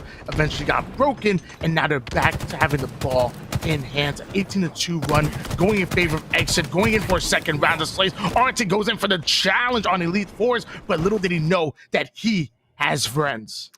And it's the bane of our existence, guys. The Observer crashes once again. We'll try to find a stream or something in the meantime. We'll have to see how that plays out. You know, something that we probably won't be dealing with in a year from now, Tony. But we have to live with what we got right now. I believe the Status Quo match is going on, and there should be some streams for that, so maybe we'll get in there. Or if anyone from XSET is streaming, we'll try to finish out this match. But other than that, Tony, I've been having a great time. You know, unfortunately things happen, but we're here. You look stunning today, by the way. Love your face. Always have. Always will. Hey, I respect it. I'll do no, next time we go to LAN, Tony, we're gonna get a couple makeup kits. We'll do each other's makeup, you know? I'll give you a little blush, a little cover up. A little bit. Nah, but it feels good. You have your Space Station Gaming merch on. I actually have the FaZe Batman. So, you know, we're representing the orgs here. Meanwhile, it looks like another org, Status Quo, has made the return over towards Halo, and we're on board with them. Hey, you know what? Hey, Flamesword, send me the merch. I'll wear it on stream every time. Love the branding for Status Quo. It's such a cool team name. It was always my favorite of the classic team names, and it looks like they're going to overtime in their game one. You know, oddly familiar to what we saw in the XSET match. We'll see who comes out on top as Status Quo is going to start to push towards this rock side. It's going to be Flamesword who's going to be responsible for the cross and making sure that no one flanks through the bottom rocks. In our BR, maybe? Flamesword making his way over towards top BR, getting right behind enemy lines. Easy shots, forcing that player to back down, and luckily Frag Out is right across the way, but not for long, because Piles coming out of nowhere and taking him down with the rockets. Really interesting to watch from Flamesword's point of view. Able to get the big kill on Fantasy, but he's going to be hunted down immediately. Enable now going to go in for the challenge over towards that flag. Oh, those shock nades can be so devastating. Enable trying to do his best to stay alive. We got Flamesword with the immediate spawn. Sometimes you just get the spawn and you get the perfect opportunity to just absolutely obliterate an overshield, and he's going to do more as he finds another one, an employee, you know, and he's going to push forward. Another fun fact, or I guess not a fun fact, but a quirk, I should say.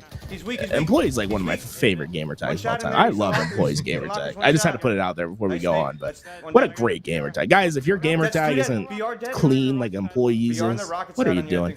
Nonetheless, let's get back to the game, Tony.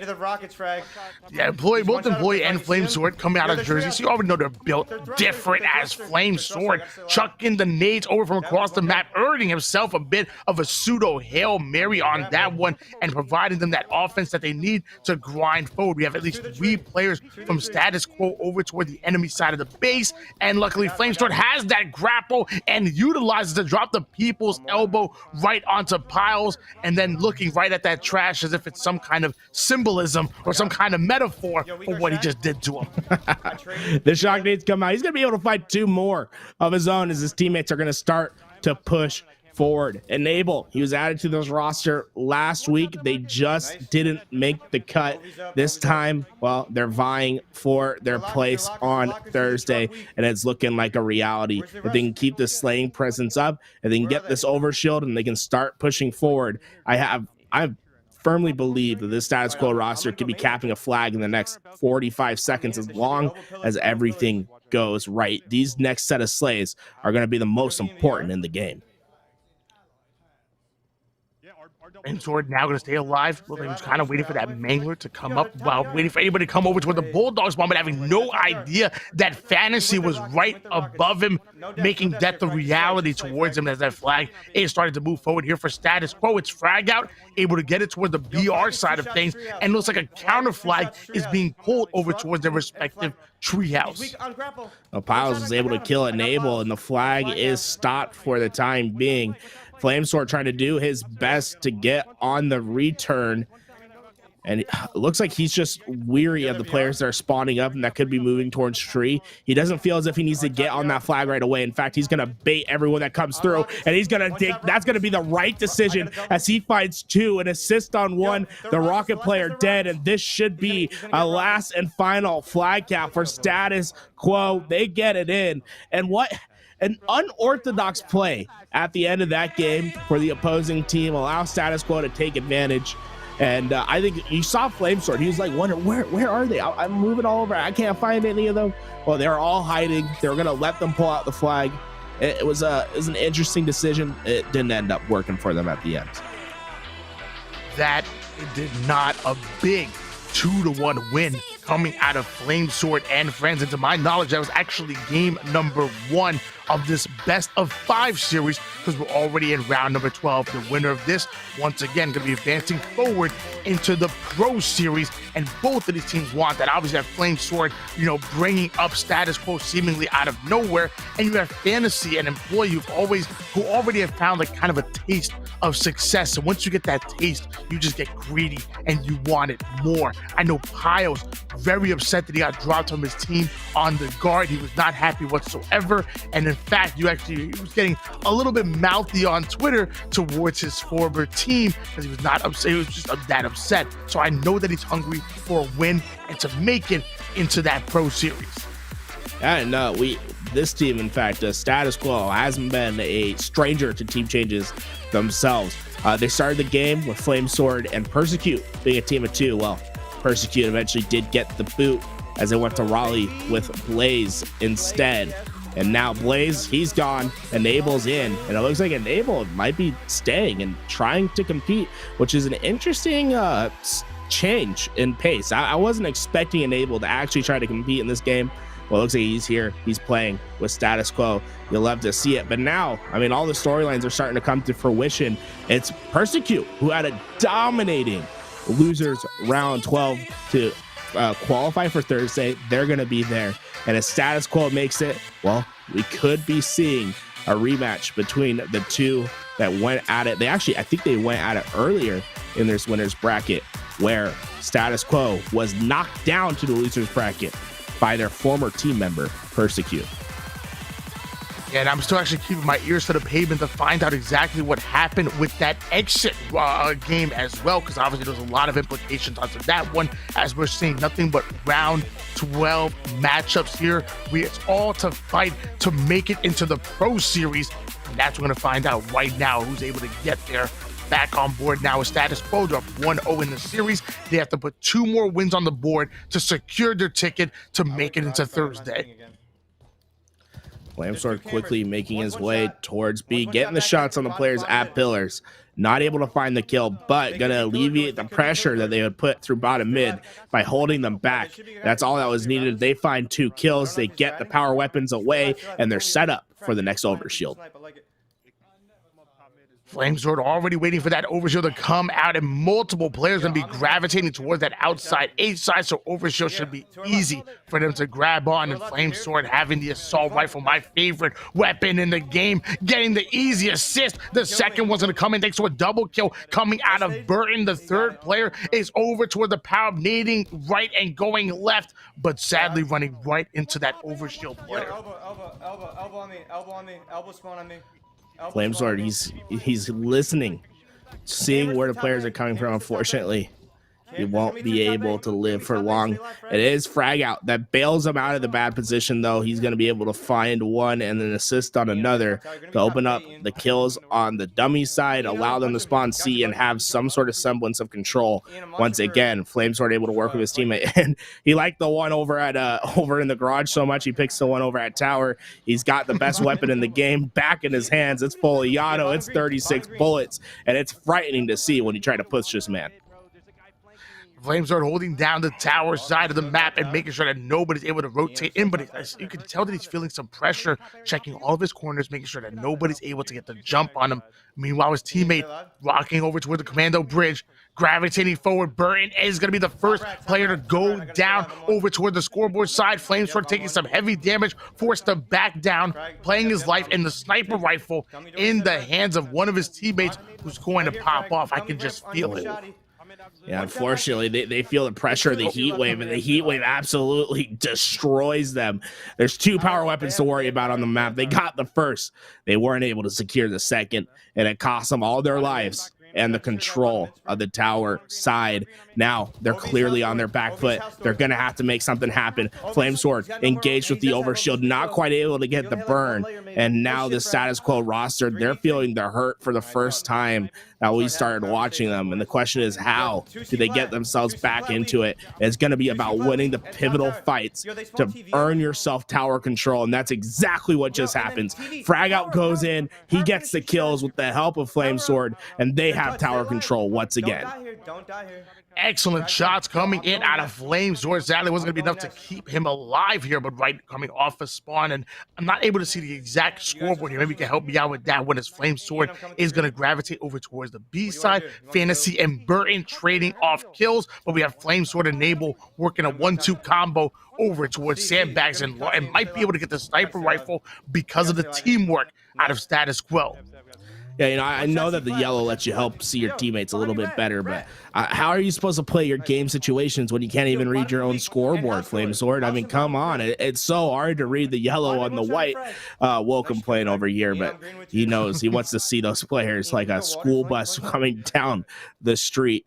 That bright yellow makes you so damn visible. That's one thing I love about this game, is being able to change the player outlines in the UI. This game's starting to tighten up as Status Quo is gaining control of the tower side. They need to find kills, and while they wait for those kills, let's go in with a listen in and see how the Status Quo roster handles the adversity that they've seen in this second game.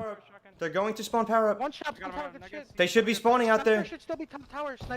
Yeah, on power up, on power up. Weak on you, Ian. Another one cuts. Another one cuts. I didn't get him. Top mid, frag. One shot, top mangler. We top mangler. We didn't get Ovi. Top mangler still. I'm going for Ovi. I got Ovi.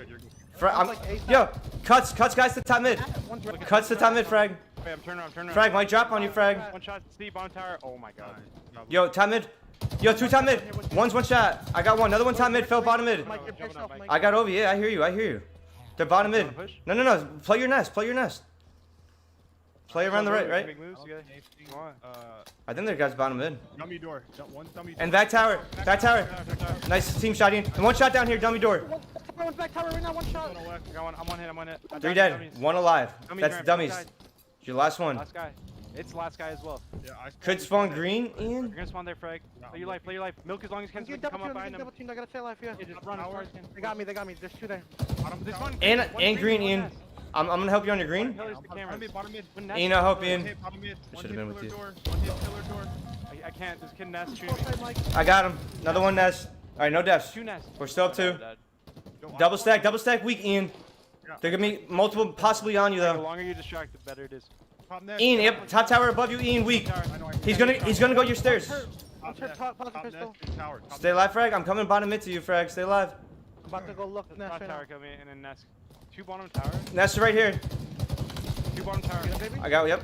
Yo, bottom mid, there's a dude. Bottom mid, there was a dude. Yep. Stay alive, Frag. I'm watching. Okay, Frag. I'm watching if he cross you. I left you, Frag.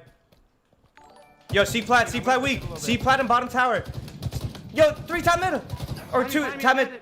They're gonna be on Ovi from TV. That's 1 shot behind you. I got him. There's like tower and on power up. Power up and power up. They're gonna be on Ovi. They just got it. They gotta go in cuts with Ovi, bro. Once. I'm nading top mid. They got me. There's 2 tower. Oh my god, fuck, my bad. I tried to get in the nade. Alright. Find the Ovi guy before. There's a guy in Nest Bridge. I'm going. He's coming. I just saw him. Alright, I'm coming back to top A. He's trying to push. Bottom tower, there was a dude. We have Mangler. Wait, I'm watching bottom. I'm jumping TV for a second. I'm looking. Yo, Ovi's cuts. I just bailed for a second. Frag, you have no hope. I'm getting to cuts here actually. Oh, don't worry about me. Look at me. I'm cuts, guys. If you guys fight dummy side, I can flank them. I'm cuts here. I'm pushing dummies. Could be top middle. 2 top tower, 2, 3. Yo, there's 3 guys tower. Where's the last one? Yeah, he's C flat, 1 shot. I killed him. Oh my god. Let's go. I'm 1. That's all you guys. Make plays happen. Dummy door, 1 shot. He's 1. I got 1. He's top tower. There's 2 on you, O's. Top to your left, O's. Behind you. We spawned down. Absolute back here. Nice job. One spawn They're up. gonna spawn power up. They should spawn power up here. One top tower still, and one cuts to top mid. One cuts to top mid. There's a guy pit. Yo, tower still hurt. Stay alive. I got a kill. Yep. Give me power up. I got naded. I'm top mid right now, Mike. One's doubles, one's doubles. Yeah, Nest guys on me. We double nest. I got one. I'm one shot. I'm one shot. Two bottom nest. He needs help. We had a shot from dummies. I'm one Stay shot. alive. I'm trying to get to Ian. Oh, they're both Back towards her. nested in water. That's two dead. Kill one. 40. I had to see plat somewhere. Maybe top tower. He is top tower. He has a shield up there. Mike above you hurt. Yep, I gotta run to you guys with shot sniper. Dude, OV in 15. Stay alive. I have snipe. I'm coming back. Yo, top rat. He's weak. And I got top mid, and cuts OV. I don't see top mid. Where's frag? Where's frag? Pillar. I'm Frag. ready, baby. OS guys. Right here. On OS, you just got it. Yeah, dead. Huge kill. We can fly. I'm going for cuts. I'm flying right now. Cuts one shot. Under sandbags. Under sandbags. One shot. That's two dead. Where? Okay, I have OV. Okay. He wave is down. He wave is down. Yeah, we flooded. You guys need to go nest. need to go nest. We are. Yo, heat waves right here. They're gonna be green. They could be bottom mid. And we're all tied up. Flamesword, he gets the job done. He had a couple critical kills towards his team's success. 44-45 as the push is coming in from XO. The shots are in. Flamesword finds one, but two go down for his team as they're inching closer towards defeat. It's going to be up to Frag Out to hit a shot or to stay alive as he rotates back towards his team. And Frag Out having the sniper rifle in hands. Meanwhile, in about 10 seconds, a new one is going to be popping up. Flamesword already watching the power side and quickly grabbing himself the old reliable assault rifle. Meanwhile, Burton, the pings are coming in. We know that players are gravitating over towards tower, and it looks like the sniper rifle was grabbed, but I'm not sure exactly by who. We'll have to wait for the kill feed. Something exciting to happen. We can look at that. He pulled up the scoreboard. It was so easy to read for a second, Tony. 46-47 is our scoreline. You can see, guys, the pace of the game has just absolutely crawled to a halt. Neither team wanting to give up the death that turns into a loss. Frag Out and Flamesword opting to work together as they could be waiting for this next overshield that'll be spawning up in 30 seconds. And at this point, it looks like they're waiting and we're going to gravitate over towards it, but it might be used at bait to start off. And then maybe if they have the coast is clear, they might be able to push it forward. But it looks like Powell's going right in for the kill, ends up being hunted down. So does Posey. Back-to-back kills. That third player be by himself. A mistake being made. Status Quo smell blood, and they are striking. Yeah, that looked like an NFL team level of coordination. They said hike, they went down, and they went to the jugular in the red zone, and now it's a touchdown. You can see the claps coming in. That's Jason Garrett reincarnated as Flamesword as he makes it 50-49. They get it done. And guys, we'll have to run that back. I want to see the last 30 seconds, Louis, because that is one of the most well-coordinated plays. Oh man, the way that they push through at the end. You can see Frag Out, Flamesword pushing together, and then they coordinated with the player over at B Garage to push at the same time. They get 3 down, they lose 1 in the process. They'll take a 49-48 all day. They finish it out with a last-second trade to win the game by 1. But talk about a close one. The coordination, the teamwork, they get it done. Flamesword and the crew, Status Quo, one step closer to being Thursday champions. They're going to be trying to make it happen as we're going into the last game. I talk about it all the time. In a 4v4 situation, you simply cannot be the first player to go down. The moment they sniffed out Piles, I believe was the first player, at that point, that was all the information, all the moment that they need to get aggressive and to start to grind forward. Posey was the second one to go down, and then there was a player literally like by himself over towards bottom tower who didn't stand a chance, giving them that 49th kill, and it was only a matter of time before they put the 50th kill on the board. You have to play patient. You have to stay alive in those crucial moments during those standoffs. Now, Status Quo are literally 1 win away from making it into the Pro Series. Just 1 step away. It's so close. Oh man, recharge oddball is where we're going. Shock rifle always plays an important part.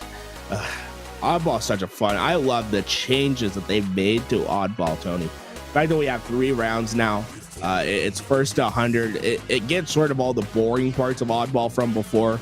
It's only high octane action. You can reset yourself. If you have a bad first round, it's not game over from there. And you're never really watching a clock end the game where it's impossible to come back. It's always possible to come back in Oddball now. I love the changes that we've seen in Halo Infinite when it comes to some of these objective modes. Yeah, the best 2 out of 3 when it comes to Oddball makes it really exciting and kind of resets the pace. And then on top of that, the timer stopping the moment that you have the ball in hands.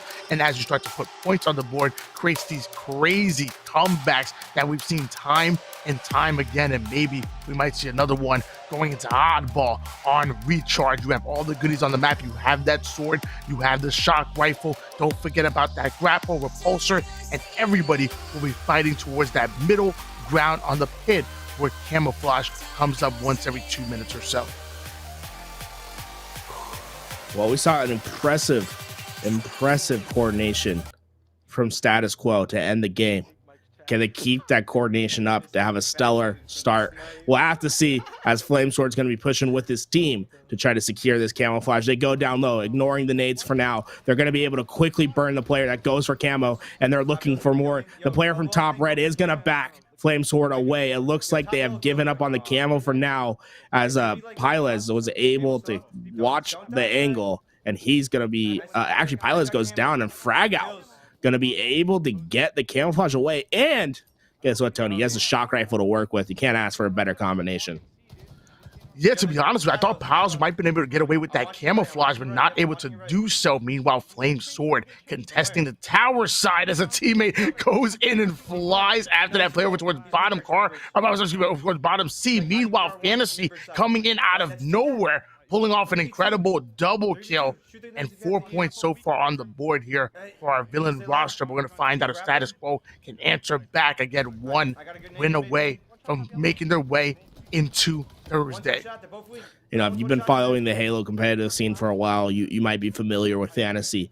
He made a name for himself in the Halo 3 Master Chief Collection, especially when he went to a 2v2 tournament. I believe they won the 2v2 tournament at DreamHack Atlanta in 2018, and they placed, I believe it was second at the Chicago tournament at the top of the Sears Tower, where they lost to Trippy and who was that? What was Trippy's partner? Was it? It wasn't Lucid. Penguin. It was Penguin. Yeah, they looked great together. Love that tournament. What a cool concept for the tournament. Red Bull, please come back. I'd love to have another tournament at the top of a massive skyscraper.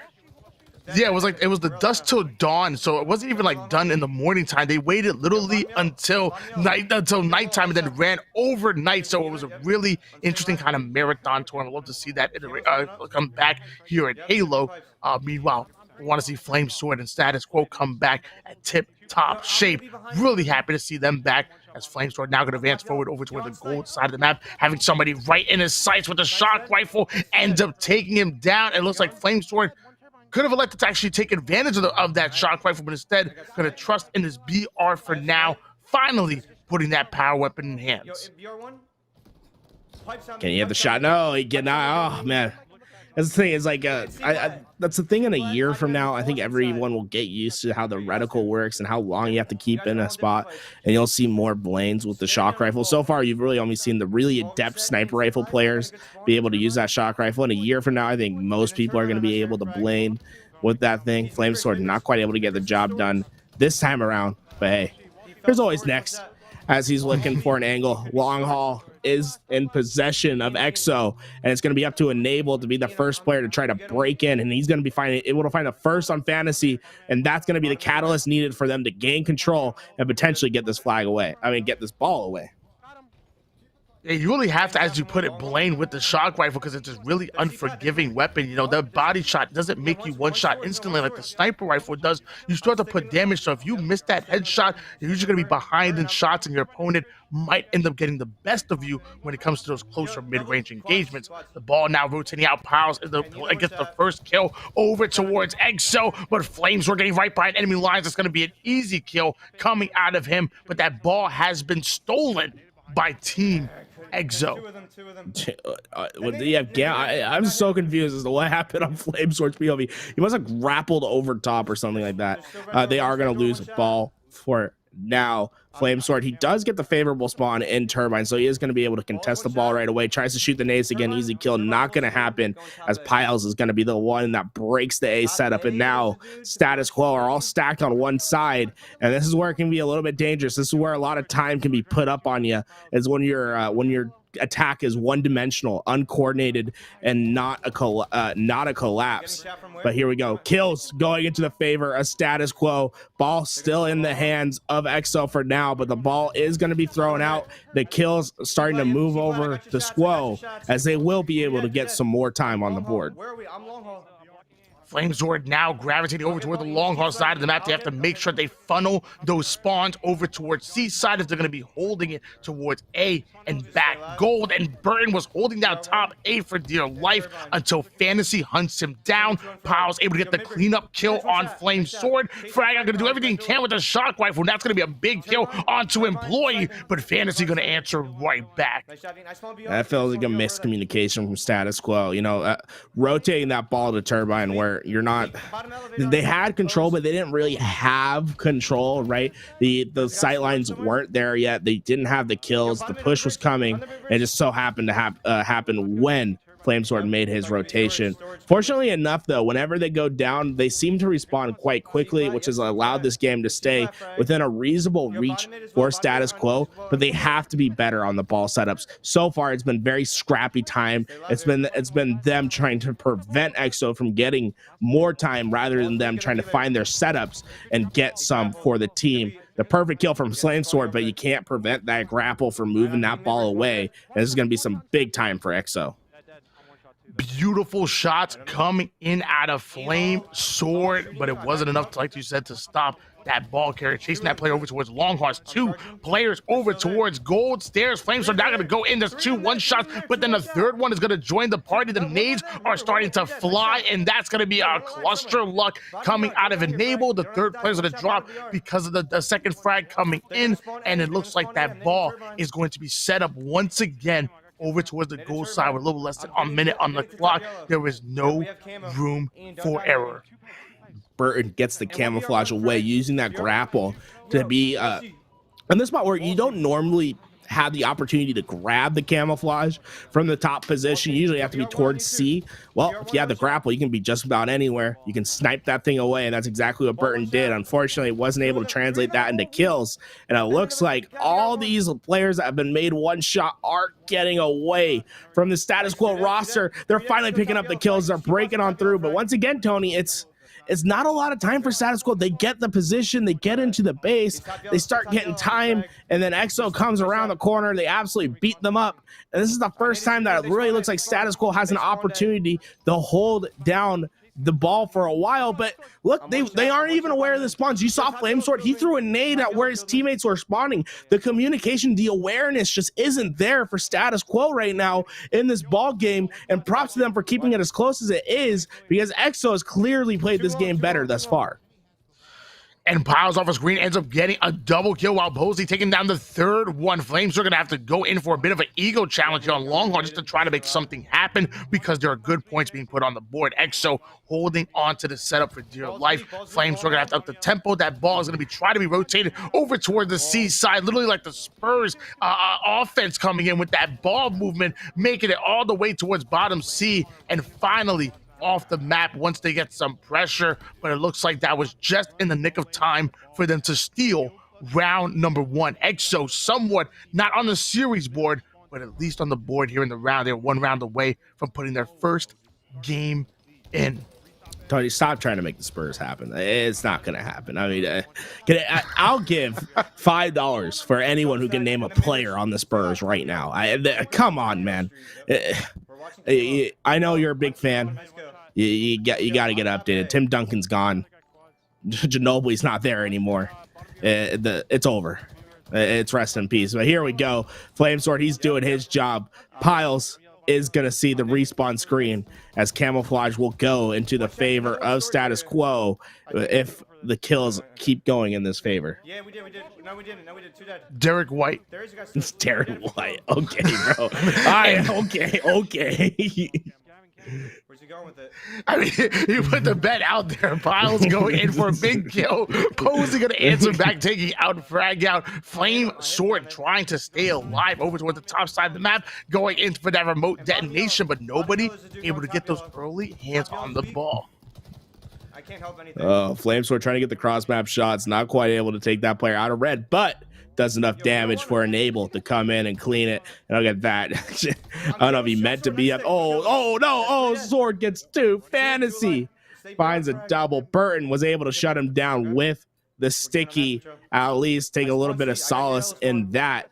One thing to notice about both these games, Tony, is that they haven't been very efficient on grabbing the ball and getting big times with it. We saw the first game basically go to time. Now the second game, we're about 2 minutes in and we see 10 seconds of oddball time.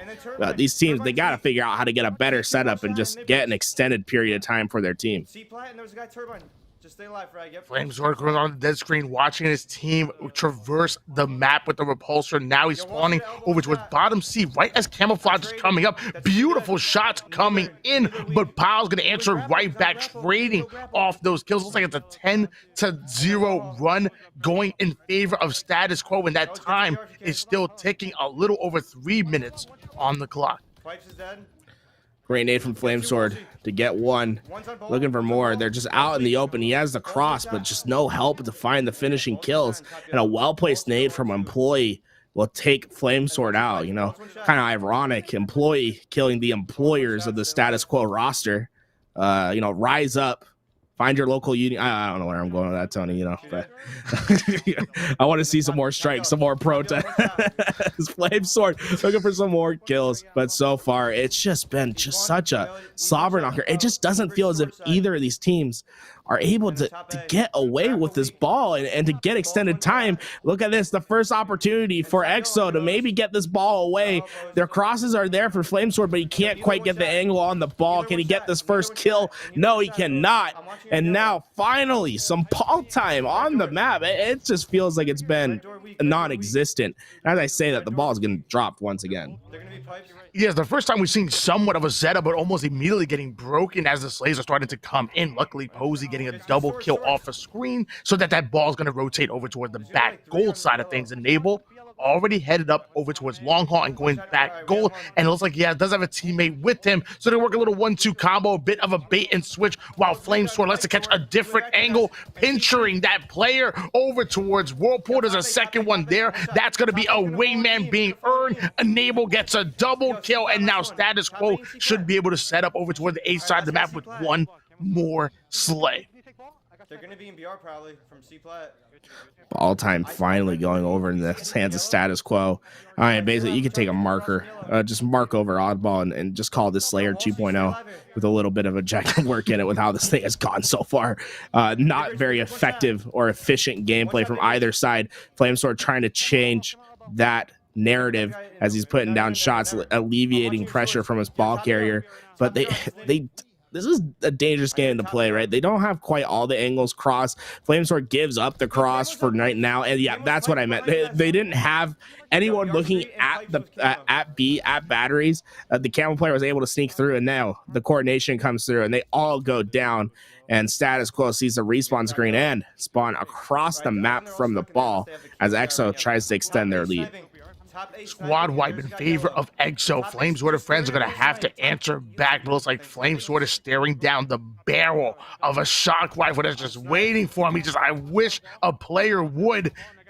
And the pre-shots are going in. Meanwhile, Pals and Employee off the screen going to answer with back-to-back kills. Finally, Flamesword making it into top gold, going back for the shots and able to take down Fantasy and putting that player almost down to one-shot. Frag out going to be forced to back down and stay alive, but the reach out should be coming in very soon. Flamesword trying to take down that player over towards top A was being an absolute nuisance. Finally, Piles will hit the black screen and that ball is going to change hands. And Flamesword showing off why it's so important to have top red side control, right? You're able to grab the crosses. If you can hit the well-placed shots, you can stop an enemy's team dead in their track. He was able to do so. He eventually chases out the last kill, but because he wasn't able to get the kill from across the map, he had to push into A to help Frag Out stay alive, and it gave up their complete control. And EXO takes advantage of that weakness. They push in. There was no real setup for Status Quo after they found those first 2 kills, and it allowed EXO to have an easy retake.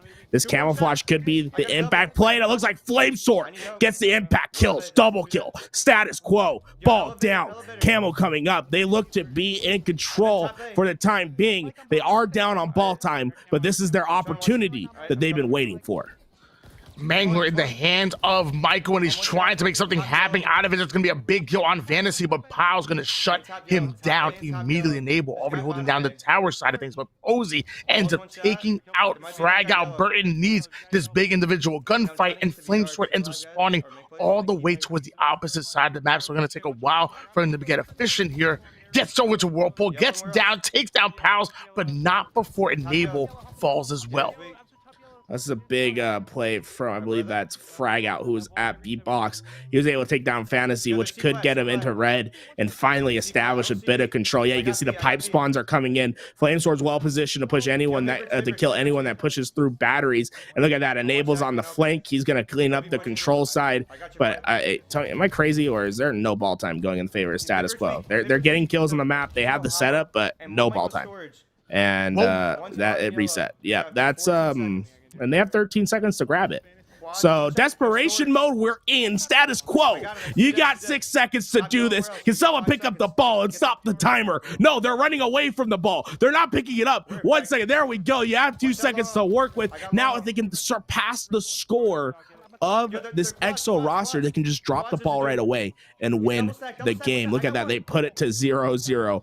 They cannot drop the ball for long, and they dropped it. They're trying to get to it right away. Flamesword gets it. He reignites the timer, but yeah, this is just desperation, and it's not going to end well as kills go into the favor. And look, they have one more shot at getting the ball. Yeah, they give it up. Yeah, just not efficient gameplay from Status Quo. It really felt like they were playing Slayer. I'd be surprised if they didn't outslay. It felt like they were slaying quite well too. It just didn't feel as if they're getting efficient ball time whatsoever from the stats. And we'll have to take a look. I'm sure we'll see. Yeah, Flamesword went 25 and 25. He went even. Come on, move it on over. I know you don't want to show the folks at home. I know you don't want to show the stream Flamesword, but we got to see what's over on that scoreboard. Yeah, I was a little confused by that oddball game. You know, I couldn't see the scoreboard very well, but the enemy did, so maybe Flamesword couldn't either, and neither could the rest of his team, because there was almost no form of desperation playing towards that ball. Now, I mean, obviously the time was trickling down, but as we are well aware of, that if you have the ball in hand, that timer is going to stop. So down by 20 seconds, sometimes you got to play for that scrappy ball time, and at one point it seems like we saw a setup, but nobody was willing to actually go after and play the ball and do the dirty work and get that in hand. So still a 2-1 lead going towards Flamesword and Status Quo. They're still 1 win away, but you know, that was definitely a bit of sloppy work on both sides. It wasn't the prettiest game to watch as far as oddball recharge goes. Yeah, I'm trying to pull up the stats. You know, I had to make a Twitch clip. I'm trying to get the stats so I can give a little bit of a rundown for everyone at home. You know, full screen, investigate this thing. I'm basically drunk with the glass out, with the investigation glass out. I'll get it done. I'll find the stats for us at home. All right, well while investigator Gary's gonna try to figure that out, we're going into Streets Stronghold. So I got Tony. Okay. Pyle, right. 41 and 26. Just destroyed him. What? 41 and 26. Oh my God. Oh, that's devastating. On the other side, I think the slay slightly went into the favor of EXO. Just about everyone from Status Quo went about even. Burton went -7 at 21 and 28. Enable -6. So they did get outslayed, but it wasn't by a ton. But Piles, all the difference, 41 and 26 in that game. Holy crap. I mean, really easy to pull away a game away when you're dropping 41 kills for your team like that. Flame Sword advancing forward, going to try to steal away this Bulldog and hopefully have a much better showing here on Stronghold Streets than they did on Recharge Oddball. 1 win away. Can they do it?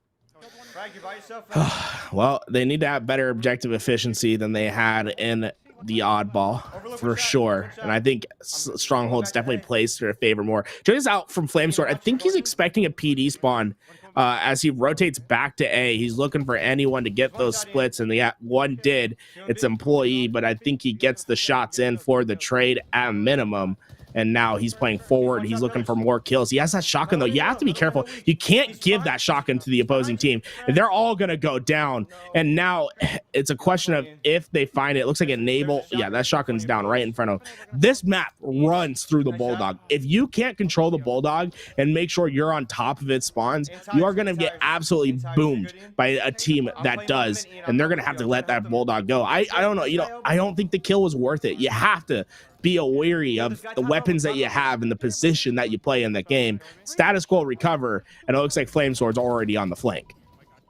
Yeah, it would have been really nice for maybe Flamesword to rotate back over towards Tires and ultimately play his life, because he knew he had a player in front of him over towards Pillars, but then he had a second one that was wide open in B that could easily come in for the cleanup, as you saw that happen. So, like you said, prioritizing your life, staying alive, and keeping that Bulldog in the hands might have been the play. Meanwhile, Flamesword getting a big kill, now holding down the bottom B side of things, having a BC setup here. I'm more of a fan of an A-B type of setup, but hey, you have to be able to adapt to any situation that comes your way. Hey, Tony, you know what my favorite setup is? What's that? Why settle for 2? That's my philosophy. You get a trip cap, but I'm the ABC. You know what I'm saying? I'm Michael Jackson out here. I'm singing to my ABCs. You're not pushing an ABC. You're not pushing to win. And look who has an ABC. It's EXO. They're trying, and look at this. EXO absolutely dominating. They find 3 down over at A, and this is going to be a big chunk of time for the squad. Flamesword able to catch someone by surprise where he got that B spawn. They weren't expecting it, but that's a big chunk of time that moves over to EXO.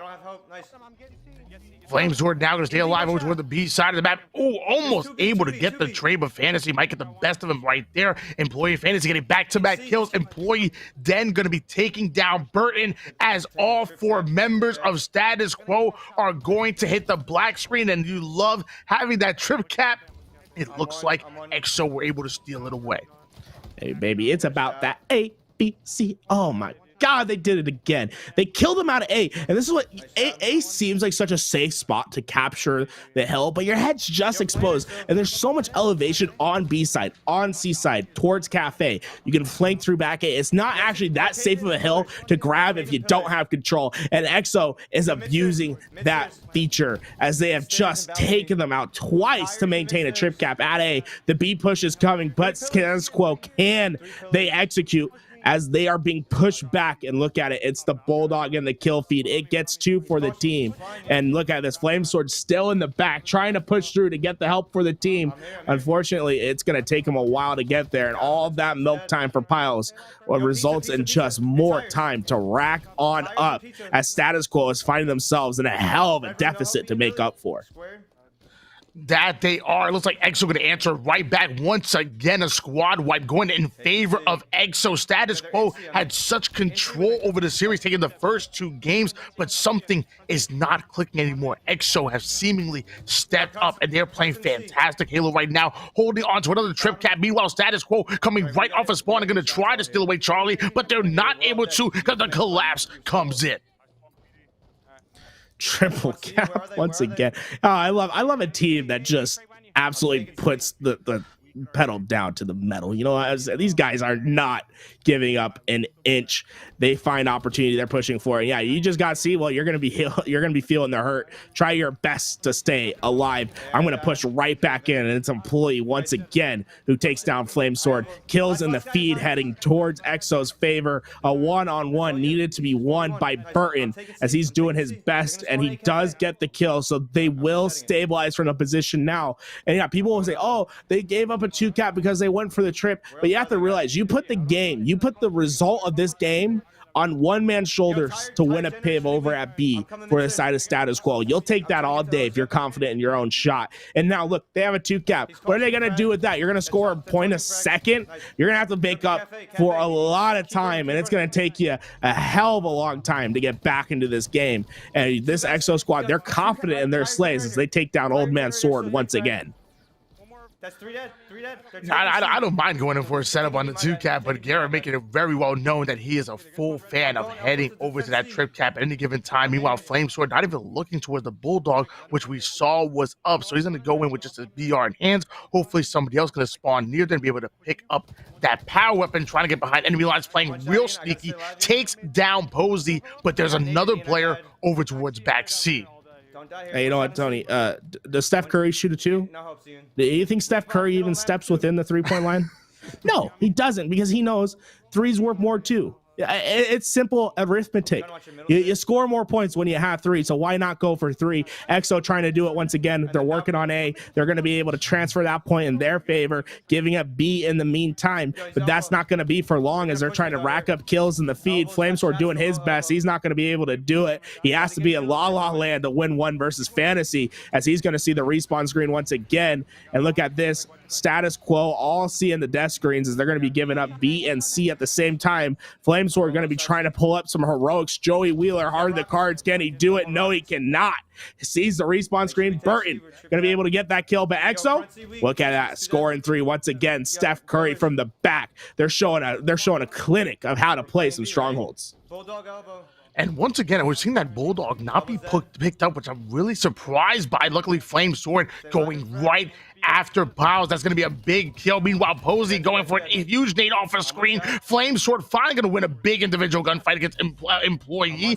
And now we're seeing a bit of momentum switching gears over to where the boys in red being Status Quo. BC setup being held in right now. The spawners obviously going to be going over towards A and over towards that PD side of the map. And Flamesword waiting for somebody to overextend. This Stalker rifle can absolutely put in work, and you're seeing why Flamesword puts 2 to the head. He's going to be able to find 1. Unfortunately, the push from EXO still proves to be too much, but Burton's in position to take advantage. He's going to be able to find the trade out. And look at this. For the first time, we're seeing Status Quo put a temporary trip cap on board. C will get transferred, but all of EXO are going to have to fight out of C. And look at that. They're able to maintain it. The trip cap's back. Oh, they're answering back. You got to love to see this from Status Quo. They need to win the slay out, though. The PD spawns come in. Flamesword not able to get the first, but he gets the damage done. Now they have to figure out, are they going to push B? Are they going to push C? And it looks like it's a little bit of an uncoordinated effort from the side of Status Quo as they let both go. And there's a player at back A causing a little bit of havoc as Fantasy finds himself a double as they're stepping 1 step closer to winning the game. Flamesword stops the Rockets from getting away for now and allows his team to put some more points on the board. But A is in heavy contention right now. And I can't exactly tell the score, but it looks like about 245 here being earned here by EXO. So very, very little room for error. Flamesword well aware of that, and as Fantasy is going after that Charlie Stronghold, he immediately puts him down. Back to the BC setup we go for Flamesword, and France Posey ends up trading off kills off a screen, but Burton and Frag Out getting back-to-back kills. Excellent shots by Flamesword, and then trusting his teammate to come in for the cleanup kill, and now immediately rotating back towards C and making sure that nobody extends over there. But looks like there's a player already there, so Flamesword going to give up early on that one, try to go over towards the A side, but the cleanups are coming in, and the double cap goes back in favor of EXO. He's really letting that thing sit till the last second. He gets into A at just the nick of time, but they're giving up B, and that should be game unless someone stops B right away. Oh, they're able to stop B. Huge play over at B. Status Quo stays alive for now. I like the rotation from Flamesword. He said, hey, I'm going to C. He had to adapt because he wasn't quite fast enough on the rotation. He gets back to A in time. They're able to maintain the scoring capabilities for now, and they're pushing into B. They're finding kill after kill. That's what you like to see. Piles is on the flank though, and he finds 2. Piles looking for another. Piles triple kill. Piles single-handedly takes down Status Quo. Frag Out, last one alive. They get the trip cap for now, but they're gonna have to push into B right away. And Frag Out not able to stay alive. They're gonna lose A and B. Piles Piles making the play of the game, taking this game number 4, forcing us to a 5th and final one to see who can play in the pro bracket on Thursday. We're going into a game number 5. So many implications on the line. It's either you make it into the Pro Series or you go home a lot earlier than expected. Both of these teams wanted. We started off in a 2-0 lead, going in favor of Status Quo, but then going into that recharge oddball, they really struggled against EXO. EXO then steal that game away and then ride that momentum to take away game number 4. Now we're going to find out if Status Quo can bounce back and steal away a Slayer that they already won in game number 2, or will EXO continue that momentum and pull off the reverse sweep? Feel it, Tony. Feel the energy. Listen to the music. Groove it out. Game 5. It was up 2-0 Status Quo. They lose game 3. They lose game 4. Reverse sweep on the table. Someone has to win this, and all of the momentum is with EXO. When you're as a team, you have to figure out if you can stick together, if you can really make it work. It's how you play when your back's against the wall, when it's all on the line. And Status Quo, they're going to have to figure out how to get it done on this Recharge Slayer. That they are, and I know that all of these players here are hungry. You know, Status Quo being resurrected here by Flame Sword, trying to bring it back, even bringing back Enable, long-time duo in the past. And then you have Piles, hungry as ever, was not happy that he got dropped by Team the Guard. So he would love to make it into Pro Series and maybe match up against them in some of those earlier rounds. So both these teams wanting it more than probably anybody else in the tournament, but they have to do it right here as we're going back to Recharge, this time Slayer. In game number 2, we saw Status Quo steal away a Slayer 50-49. However, on Recharge, EXO looked a little bit more smooth, a little bit more polished when they were playing over towards Oddball, and we're going to find out if that can carry over into Slayer.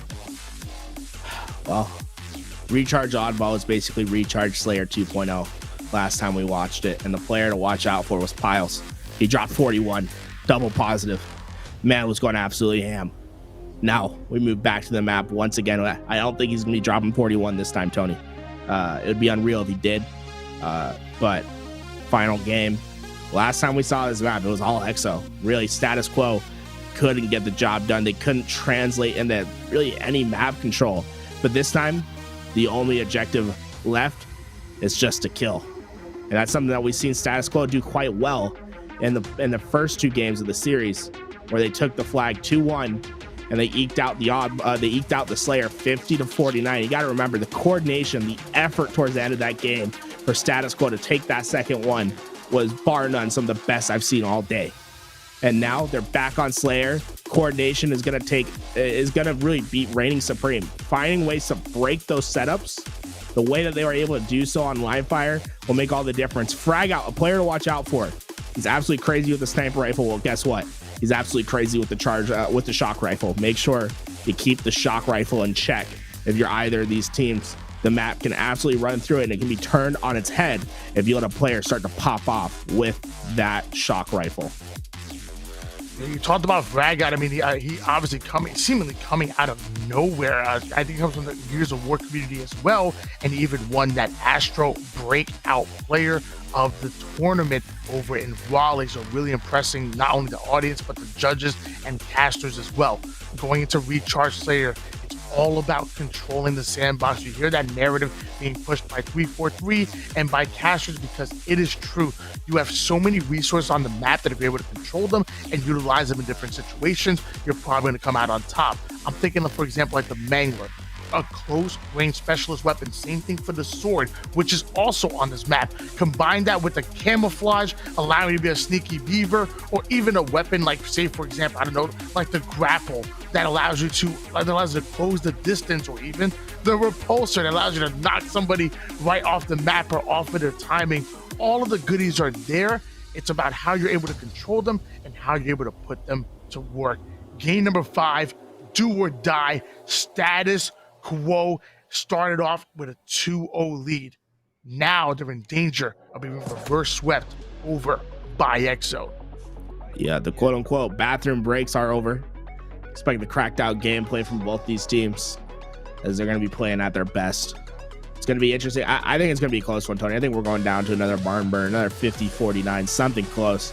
If anything, we saw what happened in game 2, how close it was. Both teams had their swings, but at the end, it was the icy cold coordination and effort that came out from Status Quo that gave them the advantage. Well, now it's time for EXO. They have momentum.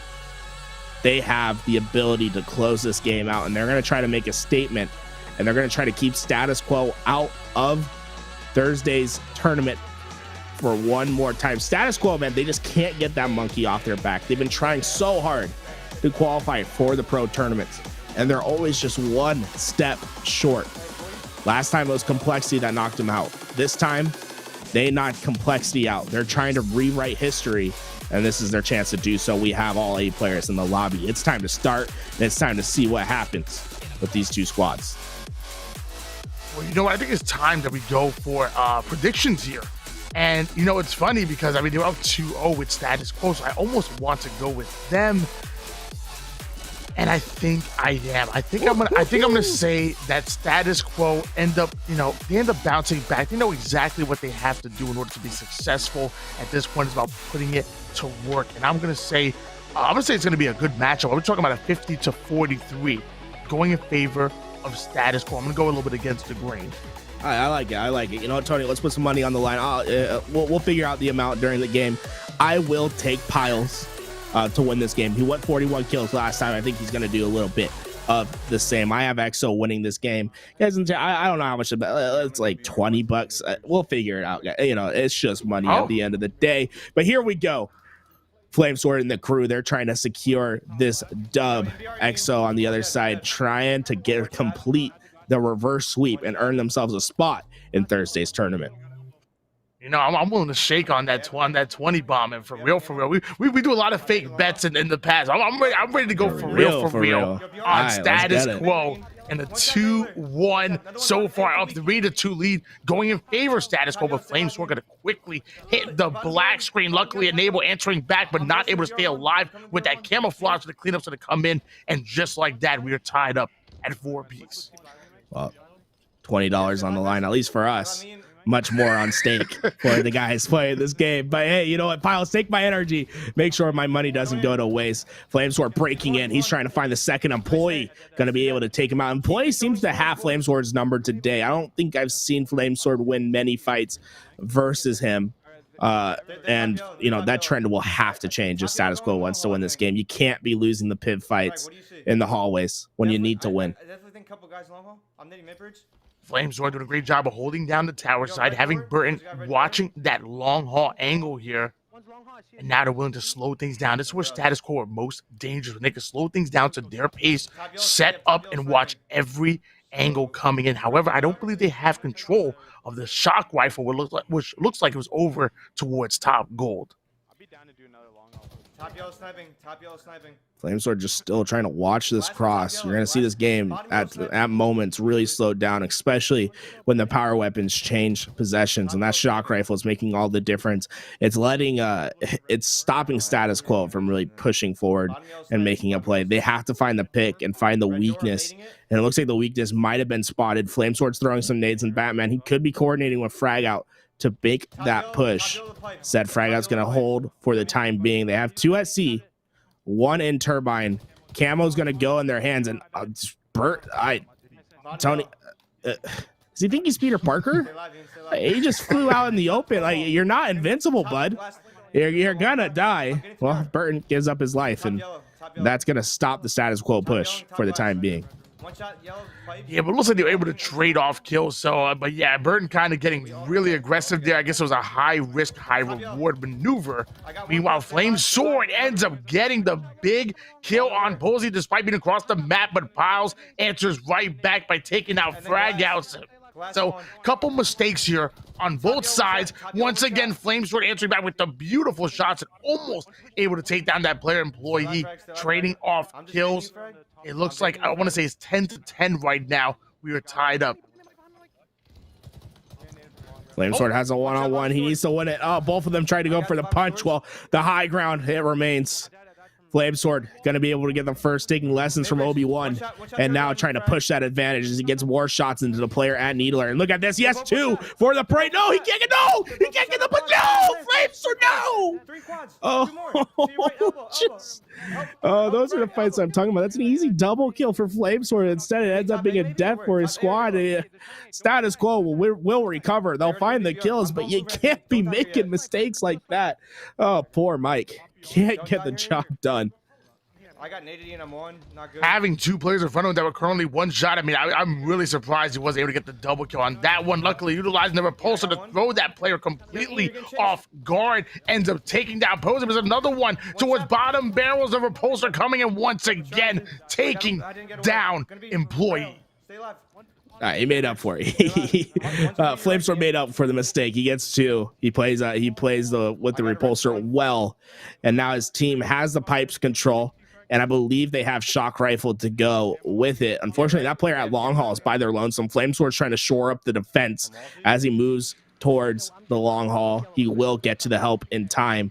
And now it's a complete reversal of what we saw about 2-3 minutes ago, as it's Status Quo that has red and pipes control, and EXO that's trying to push through, and that sword makes all the difference. And look, no one is there for the trade out. They have someone watching the escape at C, but that player had camouflage, and it's going to be so tough to take out the sword. And now they have no idea where they're going to come from. You can't get too close to the corners because that sword will take you out. Status Quo, it's like Alien, man. They're just not quite sure where he's going to come from, and if you don't see him first, you're going to be dead. Well, Flamesword doing a great job of baiting that top gold side, but the nade is going to fly in, doing that early damage. Meanwhile, Fantasy and Employee getting back-to-back kills on the kill feed. Michael getting the great shots in, taking down Employee, but the shots are making him one shot. He's forced to back down and try to stay alive over towards Pin. That player going to drop down, but Flamesword is too sneaky, ends up pulling off the reversal kill, and that's going to be a big one coming out of Flamesword. I'm coming into Turbine. Yo, I'm getting it from C plat. Flamesword taking shots in the back, keeping his life for now. You can tell the comms are very hectic, a little bit excited every time there's something to call out, but they are getting the job done. And look at this from Flamesword. He's going to be able to find one and probably get the assist on the second, or make it potentially the kill. This player's just staying alive over at batteries. I want to see the kill feed light up red for a second. There we go. Burton's able to finally get the kill, albeit with the sword, and Flamesword was able to get the rotation out and be in position for the camo play, at least as he's starting to push towards A. Has that Mangler, such a powerful weapon to use. Unfortunately, he has made one shot and will be picked up as this fight for camo goes in favor of Status Quo. It's Burton who's trying his best to get away. The shots are coming in. Piles finds one, but Burton will survive for the time being with the camouflage. I'm staying alive. Great shot by Flamesword, forcing that player to back down over towards Turbine and also staying alive on long haul himself. And now he's really starting to get aggressive here as that player still over Turbine, making him one shot but not able to get the kill. Posey and Piles once again back-to-back kills, going in favor of EXO on the kill feed. So now Flamesword wanted to up the tempo, but to be forced to slow down and wait for the spawners to come in. All of his teammates up on the gold side. 2 players gravitating over towards C, and now they want to get aggressive. This game is hanging on a razor thin edge. One mistake could cause the game to go either way. I want to listen to Status Quo's comms as they're approaching a tense moment. Let's go into our listening in our final game of the night. We beat him. He might. Walshy and Midbridge to Needler. They had a grapple. Pipes is one shot. I got Pipes. Yellow too. There's 2 in yellow right now. 2 in yellow. Don't leave that, Bert. 3 there. I'm in BR. Getting to C. We have a 4 kill lead still. I think, right? Unless the yellow's too bright. Okay. I just want A. Yo, on grapple. He's red door, one shot. 2 of them. Yo, they're stuck here. Yo, Midbridge one shot to be double stack. Big wins. 3v3, and they were weak. Frag is taking a long route. One's gonna spawn behind you guys. I don't know where they're spawned. I'm going bottom yellow right now. All right, I spawned. Come here. Hurt, baby. Nice. Do that. Where are they? I got one BR employee weak. Where's some unknown guy? BR's dead. BR's dead. Could be C plat. Could be C plat. A or C. No, I'm getting it from yellow or some shit, boys. Yo, blue and camo. Blue and on camo. Camo's double stack. One shot Neeler with camo. Nice job. I'm one shot. I can't move. Don't. On A, top A. Don't. One's T3. Yo, come to C if you have to, Fred. Shit, Fred, get out. I'm watching your low. I'm watching your low. Watching your low. Watch our left. Wait. You guys want to do this? Yo, C plat. I mean yellow. He didn't push Ian. He's one shot. There's two of them weak. You're by yourself. One shot, bottom BR. Get out of there. He's weak. He hit him BR1, I believe. I'm trying to run, bro. Where are they spawning? I spawned silo here. Where are they? 41-37 lead going in favor of Status Quo. Flamesword is not letting the pedal off the metal here. He's keeping the aggression in. Meanwhile, off a screen, frag out, taking out Posey. Flamesword going right at him, making that player one shot, but hold on. 3 down goes Status Quo. Do not count EXO out just yet. Man, every time it feels like Status Quo is going to run away with it, we see 3 down in the kill feed. This time, Flamesword not quite able to get that kill at bridge, but they do recover. They maintain their lead for now. Flamesword knows he has some company next door, and he doesn't really have help. He's praying that this player doesn't push out while the help's not there. And there we go. The push is starting to happen. Fantasy finds the kill, but Flamesword does have a player. Oh, no. It's Fantasy that killed the player at Stairwell. And now Flamesword's by his lonesome. He has to win this fight. Just the last couple shots weren't able to go in because the geometry prevents it. Burton finds the kill, but the trade outs are happening. 45 kills for Status Quo as they're getting one step closer. But we're talking about a razor thin edge once again in our Slayer, Tony. It looks like it's just a 2-kill game here. Flamesword making his way onto long haul. Active camo has just popped up, but they're not ready to go out for it just yet. Meanwhile, Flamesword getting a big kill, but off the screen, Employee answers back. But 3 down go Team EXO. Flamesword now putting the final shots in on player, or the final player over towards Whirlpool, forcing him to back down, and most likely he's going to be cleaned up as Status Quo are starting to collapse, but the spawners are coming in over towards C. Flamesword, high IQ, decides to get out of dodge, and the 50th kill comes on the board. It is 50-46. Status Quo take game number 5 and are going to the Pro Series. Oh man, what a final game. Status Quo ringing out. And one thing I love to see, Flamesword, he plays with the emotion on his sleeves. You just hear him let out the scream. He had some goofs this game, and to be able to pull it back at the end, that kill that he got at top red was probably one of the most pivotal of the game. It kept his team in control. If he would have went down right there, they go 2 down. And honestly, I don't know if they win the game. Status Quo, they hold off EXO. It could have been a reverse sweep. They get it done in the Slayers. Close games. And all the ones that they won, you give up a couple dirty ones in the middle, you finish out the sandwich. Look at that, 3-2. Status Quo. Man, yeah, Tony, you're $20 richer. It's making me sad. My wallet's hurting over here. Oh man, I thought Piles was going to be able to do it. Yeah, you guys know me at home. I'm not one of those guys to say I told you so, or to try to rub it in or say that all my predictions are correct. And I almost predicted the score line down to the almost exact T by predicting 50-43. I'm not one of those kind of guys. You already know. I'm just gonna say that was one hell of a game. Great job by Status Quo to clutch it out when it matters most, and good luck in the Pro Series, because your journey is not going to get any easier. In fact, it's going to get harder. So make sure that you scrim, make sure that you grind, and put in the work that we know that you have to put in to get ready for Thursday. And that's one thing I really respect about Flamesword is he knew the journey was never going to be easy. He's made changes. He's picked up young guns. He's picked up players coming to new games, and he's tried a little bit of everything. And it looks like the recipe, the concoction, it's starting to come together. The squad is melding. They make their way into their first Thursday tournament.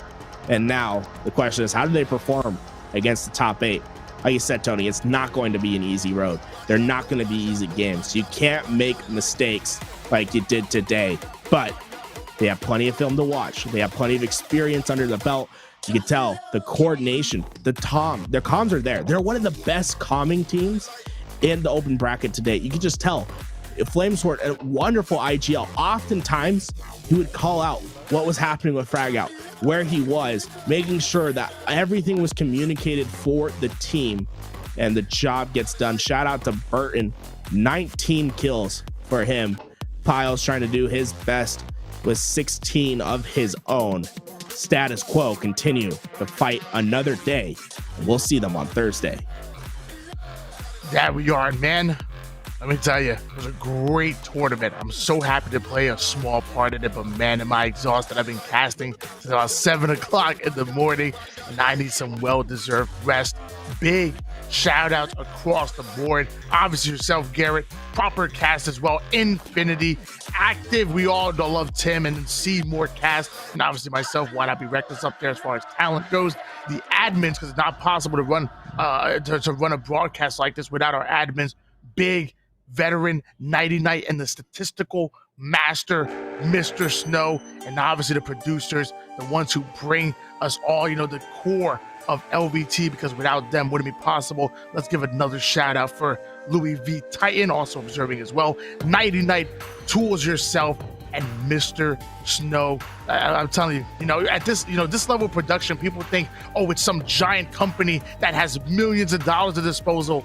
Nah, just 4 great people trying to come in and put the best product possible. And let me tell you, I'm so proud to see where you guys have been able to come in, and I know for a fact you guys have a brighter future ahead of you. Thank you for bringing these grassroots HCS Open Series coverage. Guys, I think we're just about to hit 11 hours of coverage. I'm looking at the button over that we've been live for 10 hours, 55 minutes, actually making 11 hours. Thank you guys for staying this entire time. It's been a journey. And if you want to show your appreciation, just take a look over at the bottom right of your screen. You'll see a button. It has a little heart on it. It says follow. Well, if you haven't clicked it, click it now. Make sure you follow the channel. We'll be providing open coverage every Sunday when possible. We want to make sure that all these storylines, all these moments that are happening in these open brackets in the AM scene are captured for you guys at home. And we appreciate every single one of you that came out and watched today. That does it for us, guys. Jam out to some of the incredible music that is provided from monstercat as we close out our show for the day.